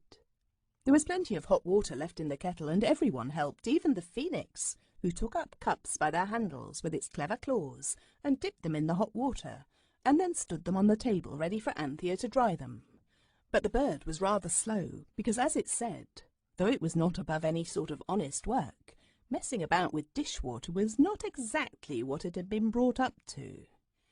Everything was nicely washed up and dried and put in its proper place, and the dishcloth washed and hung on the edge of the copper to dry, and the tea-cloth was hung on the line that goes across the scullery. If you are a duchess's child, or a king's, or a person of high social position's child, you will perhaps not know the difference between a dishcloth and a tea-cloth. But in that case your nurse has been better instructed than you, and she will tell you about it. And just as 8 hands and 1 pair of claws were being dried on the roller towel behind the scullery door, there came a strange sound from the other side of the kitchen wall, the side where the nursery was. It was a very strange sound indeed, most odd, and unlike any other sounds the children had ever heard of. At least, they had heard sounds as much like it as a toy's engine's whistle is like a steam siren's. "The carpet's come back," said Robert, and the others felt that he was right. "But what has it brought with it?" asked Jane. "It sounds like Levithian, that great beast." "It couldn't have been made in India and have brought elephants. Even baby ones would be rather awful in that room," said Cyril. "I vote we take it in turns to squint through the keyhole." They did, in the order of their ages. The Phoenix, being the eldest by some thousands of years, was entitled to the first peep. But, "Excuse me," it said, ruffling its golden feathers and sneezing softly. "Looking through keyholes always gives me a cold in my golden eyes." So Cyril looked. "I see something grey moving," said he. "It's a zoological garden of some sort, I bet," said Robert when he had taken his turn, and the soft rustling, bustling, ruffling, scuffling, shuffling, fluffling noise went on inside.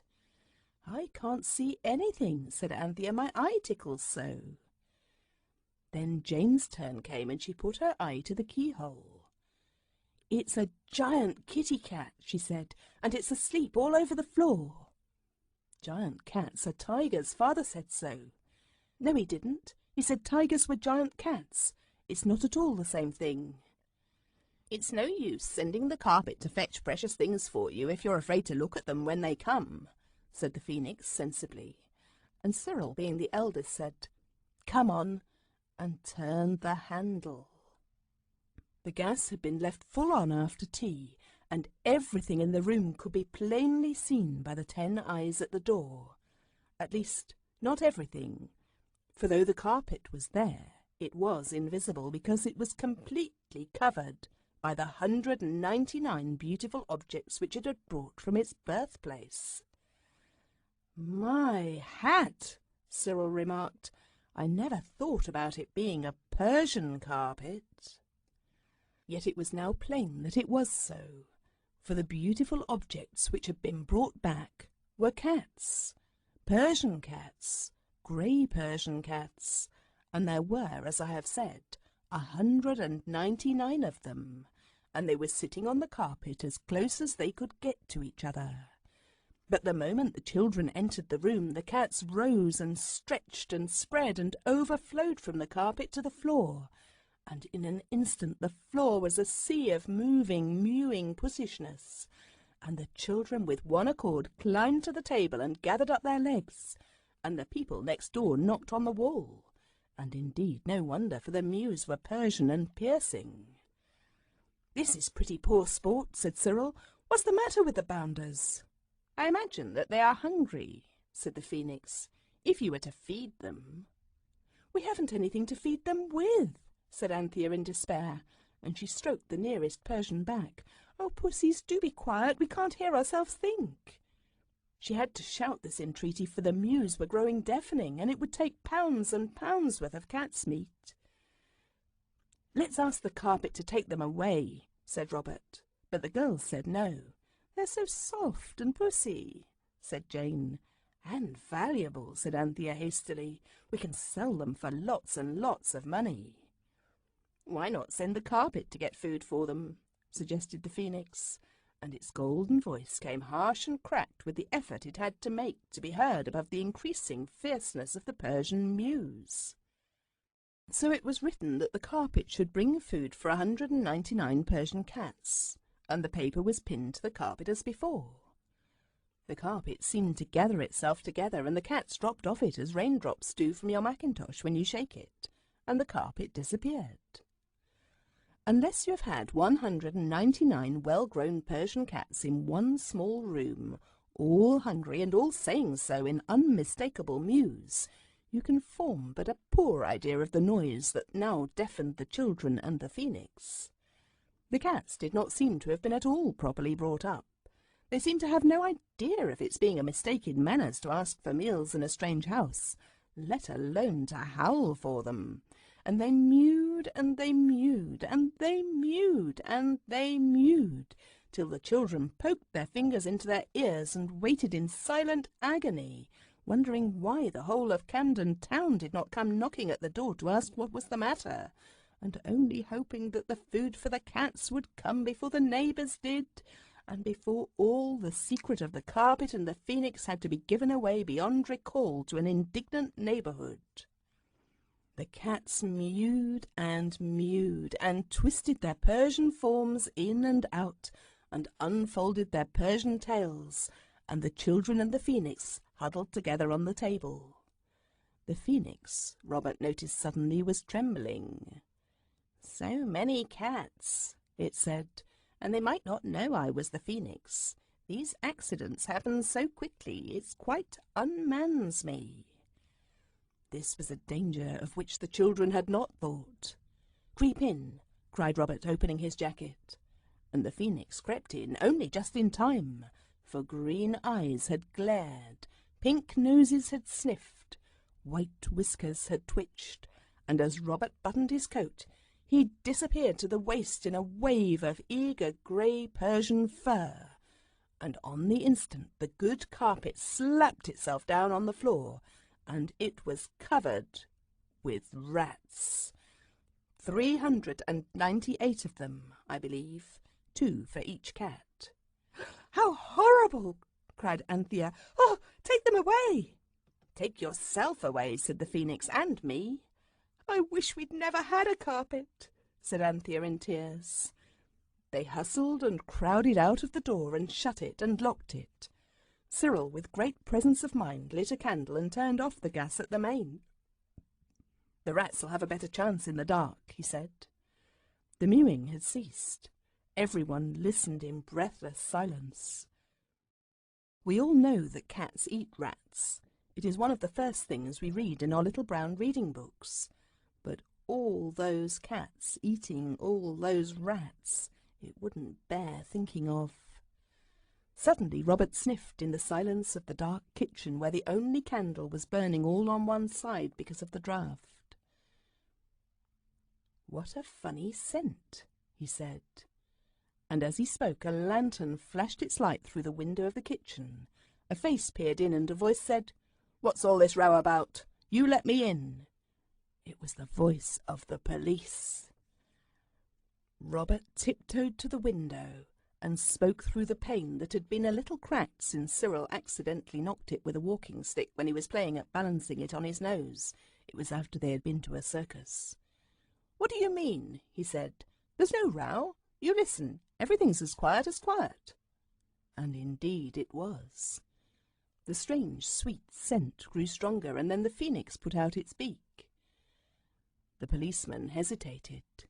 "They're muskrats," said the phoenix. "I suppose some cats eat them, but never Persian ones. What a mistake for a well-informed carpet to make. Oh, what a night we're having." "Do go away," said Robert nervously. "We're just going to bed. That's our bedroom candle. There isn't any row. Everything's as quiet as a mouse." A wild chorus of mews drowned his words, and with the mews were mingled the shrieks of the muskrats. What had happened?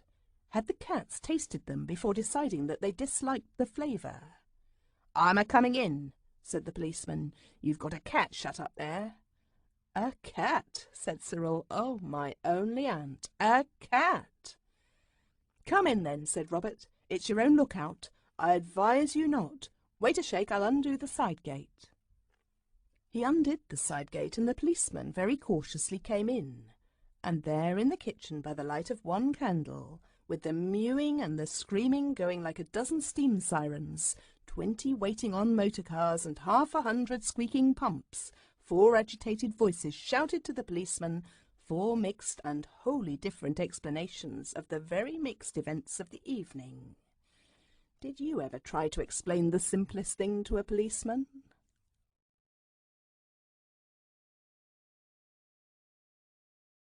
Chapter 8. The Cats, the Cow, and the Burglar. The nursery was full of Persian cats and muskrats that had been brought there by the wishing carpet. The cats were mewing and the muskrats were squeaking so that you could hardly hear yourself speak. In the kitchen were the 4 children, 1 candle, a concealed phoenix, and a very visible policeman. "Now then, look here," said the policeman very loudly, and he pointed his lantern at each child in turn. "What's the meaning of this here yelling and caterwauling? I tell you, you've got a cat here, and someone's ill-treating of it. What do you mean by it, eh?" It was 5 to 1, counting the phoenix, but the policeman, who was 1, was of unusually fine size, and the 5, including the phoenix, were small. The mews and the squeaks grew softer, and in the comparative silence Cyril said, "It's true, there are a few cats here, but we've not hurt them. It's quite the opposite. We've just fed them." "It don't sound like it," said the policeman grimly. "I dare say they're not real cats," said Jane madly. "Perhaps they're only dream cats."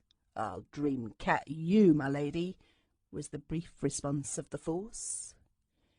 "If you understood anything except people who do murders and stealings and naughty things like that, I'd tell you all about it," said Robert. "But I'm certain you don't. You're not meant to shove your oar into people's private cat-keepings. You're only supposed to interfere when people shout murder and stop thief in the street, so there." The policeman assured them that he should see about that, And at this point the phoenix, who had been making itself small on the pot shelf under the dresser among the saucepan lids and the fish kettle, walked on tiptoed claws in a noiseless and modest manner, and left the room unnoticed by anyone. "Oh, don't be so horrid," Anthea was saying gently and earnestly. "We love cats, dear pussy soft things. We wouldn't hurt them for worlds, would we, pussy?" And Jane answered that of course they wouldn't, and still the policeman seemed unmoved by their eloquence. "Now look here," he said, "I'm a-going to see what's in that room beyond there, and—" His voice was drowned in a wild burst of mewing and squeaking, and as soon as it died down, all 4 children began to explain at once, and though the squeaking and mewing were not at their very loudest, yet there was quite enough of both to make it very hard for the policeman to understand a single word of any of the 4 wholly different explanations now poured out to him. "Stow it," he said at last. "I'm a-going into the next room in the execution of my duty. I'm a-going to use my eyes. My ears have gone off their chumps, what with you and them cats." And he pushed Robert aside and strode through the door. "Don't say I didn't warn you," said Robert. "It's tigers, really," said Jane. "Father said so. I wouldn't go in if I were you." But the policeman was quite stony. Nothing anyone said seemed to make any difference to him. Some policemen are like this, I believe. He strode down the passage, and in another moment he would have been in the room with all the cats and all the rats, Musk.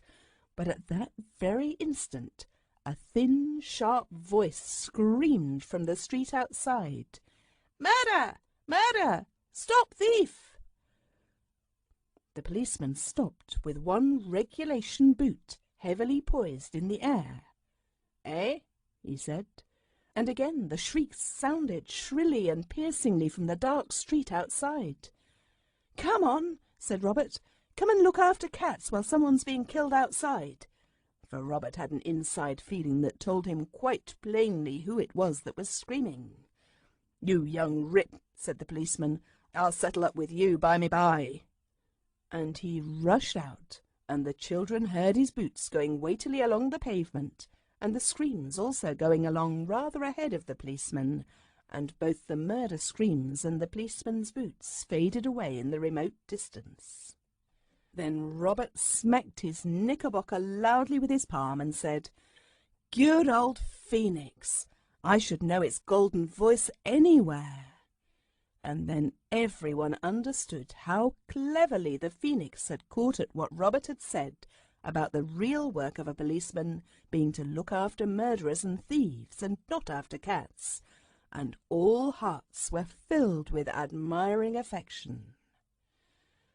"But he'll come back," said Anthea mournfully, "as soon as it finds the murderer is only a bright vision of a dream and there isn't one at all really." "No, he won't," said the soft voice of the clever Phoenix as it flew in. "He does not know where your house is. I heard him own as much to a fellow mercenary. Ah, what a night we're having! Lock the door and let us rid ourselves of this intolerable smell of the perfume peculiar to the muskrat and to the house of the trimmers of beards. If you'll excuse me, I will go to bed. I am worn out." It was Cyril who wrote the paper that told the carpet to take away the rats and bring milk, because there seemed to be no doubt in any breast that however Persian cats may be, they must like milk. "Let's hope it won't be musk milk," said Anthea in gloom as she pinned the paper face downwards on the carpet. "Is there such a thing as a musk cow?" she added anxiously as the carpet shrivelled and vanished. "I do hope not. Perhaps it really would have been wiser to let the carpet take the cats away. It's getting quite late and we can't keep them all night." "Oh, can't we?" was the bitter rejoinder of Robert, who had been fastening the side door. "You might have consulted me," he went on. "I'm not such an idiot as some people." "Why, whatever?" "Don't you see? We've jolly well got to keep the cats all night. Oh, get down, you fairy beasts, because we've had 3 wishes out of the old carpet now, and we can't get any more till tomorrow." The liveliness of Persian mews alone prevented the occurrence of a dismal silence. Anthea spoke first. "Never mind," she said. "Do you know, I really do think they're quietening down a bit. Perhaps they heard us say milk." "They can't understand English," said Jane. "You forget they're Persian cats, Panther." "Well," said Anthea rather sharply, for she was tired and anxious, "who told you milk wasn't Persian for milk? Lots of English words are just the same in French. At least I know meow is, and croquet, and fiancé. Oh, pussies, do be quiet. Let's stroke them as hard as we can with both hands, and perhaps they'll stop." So everyone stroked grey fur till their hands were tired, and as soon as a cat had been stroked enough to make it stop mewing, it was pushed gently away, and another mewing mouser was approached by the hands of the strokers.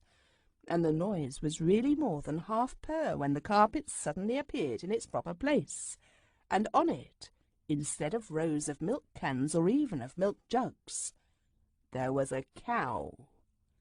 Not a Persian cow either, nor, most fortunately, a musk cow, if there is such a thing, but a smooth, sleek, dun-coloured Jersey cow, who blinked large soft eyes at the gaslight, and mooed in an amiable if rather inquiring manner. Anthea had always been afraid of cows, but now she tried to be brave. "Anyway, it can't run after me," she said to herself. "There isn't room for it even to begin to run." The cow was perfectly placid. She behaved like a strayed duchess till someone brought a saucer for the milk, and someone else tried to milk the cow into it. Milking is very difficult. You may think it is easy, but it is not. All the children were by this time strung up to a pitch of heroism that would have been impossible to them in their ordinary condition. Robert and Cyril held the cow by the horns, and Jane, when she was quite sure that their end of the cow was quite secure, consented to stand by, ready to hold the cow by the tail, should the occasion arise. Anthea, holding the saucer, now advanced towards the cow. She remembered to have heard that cows, when milked by strangers, are susceptible to the soothing influence of the human voice. So, clutching her saucer very tight, she sought for words to whose soothing influence the cow might be susceptible. And her memory, troubled by the events of the night, which seemed to go on and on for ever and ever, refused to help her with any form of words suitable to address a Jersey cow in. "Poor pussy, then, lie down, then, good dog, lie down," was all she could think of to say, and she said it, and nobody laughed. The situation, full of grey mewing cats, was too serious for that. Then Anthea, with a beating heart, tried to milk the cow. Next moment the cow had knocked the saucer out of her hand and trampled on it with one foot, while with the other three she had walked on a foot each of Robert, Cyril, and Jane. Jane burst into tears. "Oh, how much too horrid everything is!" she cried. "Come away, let's go to bed and leave the horrid cats with the hateful cow. Perhaps somebody will eat somebody else and serve them right." They did not go to bed, but they had a shivering council in the drawing-room which smelt of soot, and indeed a heap of this lay in the fender. There had been no fire in the room since Mother went away, and all the chairs and tables were in the wrong places, and the chrysanthemums were dead, and the water in the pot nearly dried up. Anthea wrapped the embroidered woolly sofa blanket round Jane and herself, while Robert and Cyril had a struggle, silent and brief, but fierce for the larger share of the fur hearthrug. "It is most truly awful," said Anthea, "and I'm so tired. Let's let the cats loose." "And the cow, perhaps," said Cyril. "The police would find us at once. That cow would stand at the gate and moo, to come in, and so would the cats. Now I see quite well what we've got to do. We must put them in baskets and leave them on people's doorsteps like orphan foundlings." "We've got 3 baskets, counting Mother's work one," said Jane, brightening. "And there are nearly 200 cats," said Anthea, "besides the cow. And it would have to be a different-sized basket for her, and then I don't know how you'd carry it, and you'd never find a doorstep big enough to put it on, except the church one, and—" "Oh, well," said Cyril, "if you simply make difficulties." "I'm with you," said Robert. Don't fuss about the cow, Panther. It's simply got to stay the night. And I'm sure I've read that the cow is a remunerating creature, and that means it will sit still and think for hours. The carpet can take it away in the morning. And as for the baskets, we'll do them up in dusters or pillowcases or bath towels. Come on, Squirrel. You girls can be out of it if you like." His tone was full of contempt, but Jane and Anthea were too tired and too desperate to care. Even being out of it, which at other times they could not have borne, now seemed quite a comfort. They snuggled down in the sofa blanket, and Cyril threw the fur hearthrug over them. "Ah," he said, "that's all women are fit for, to keep safe and warm while the men do the work and run dangers and risks and things." "I'm not," said Anthea. "You know I'm not." But Cyril was gone.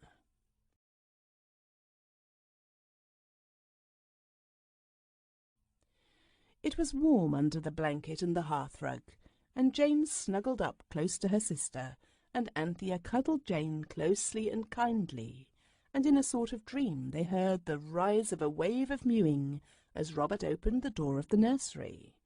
They heard the booted search for baskets in the back kitchen.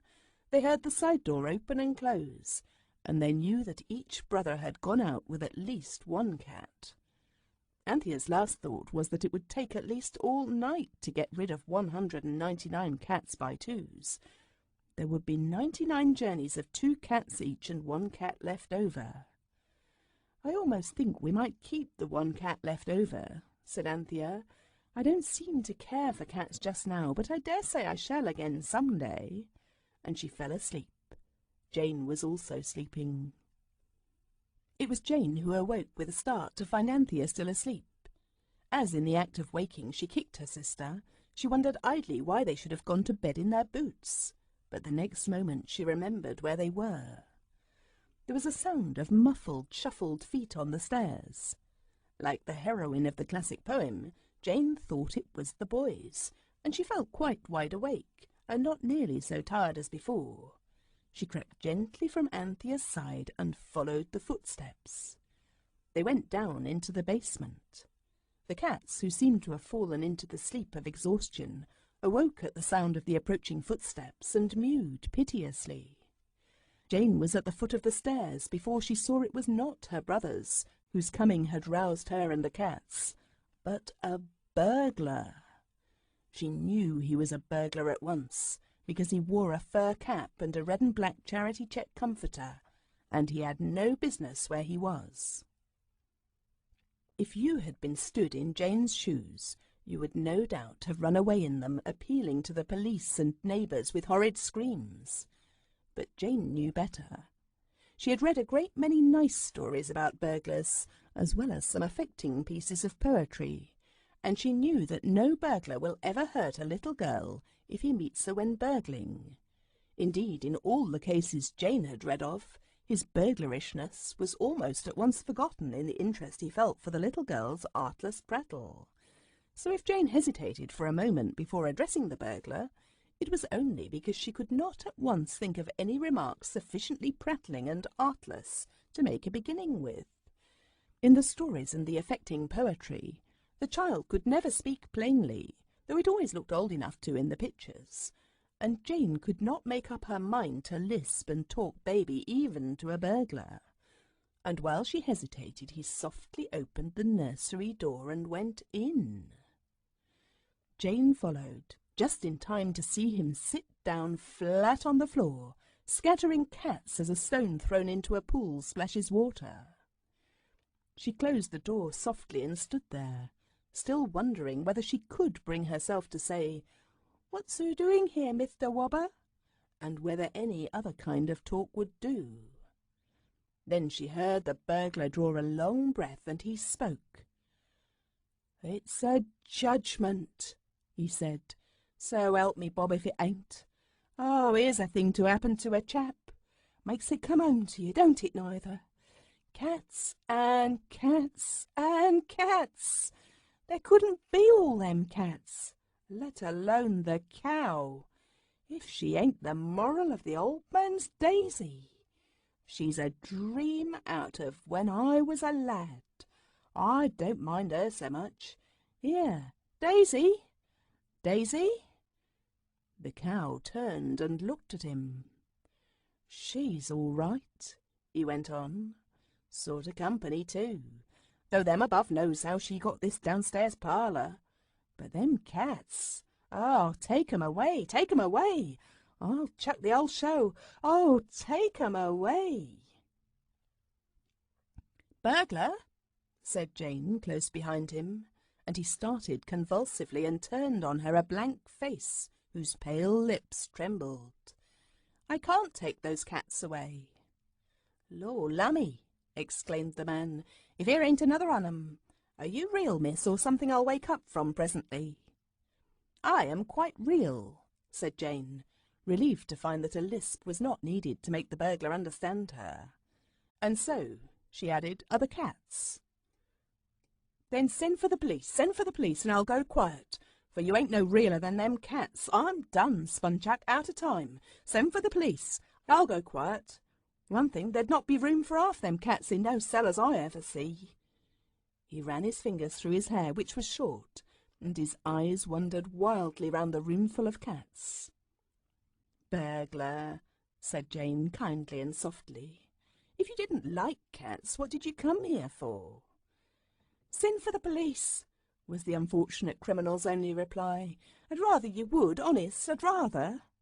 "I daren't," said Jane, "and besides I've no one to send. I hate the police. I wish he'd never been born." "You've a feeling heart, miss," said the burglar, "but them cats is really a little bit too thick." "Look here," said Jane, "I won't call the police, and I am quite a real little girl, though I talk older than the kind you've met before when you've been doing your burglings. And they are real cats, and they want real milk. And didn't you say the cow was like somebody's Daisy that you used to know?" "Wish I might die if she ain't the very spit of her," replied the man.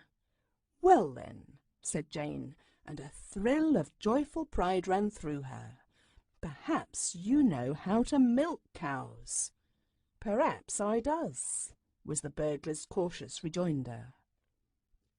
"Then," said Jane, "if you will only milk ours, you don't know how we shall always love you."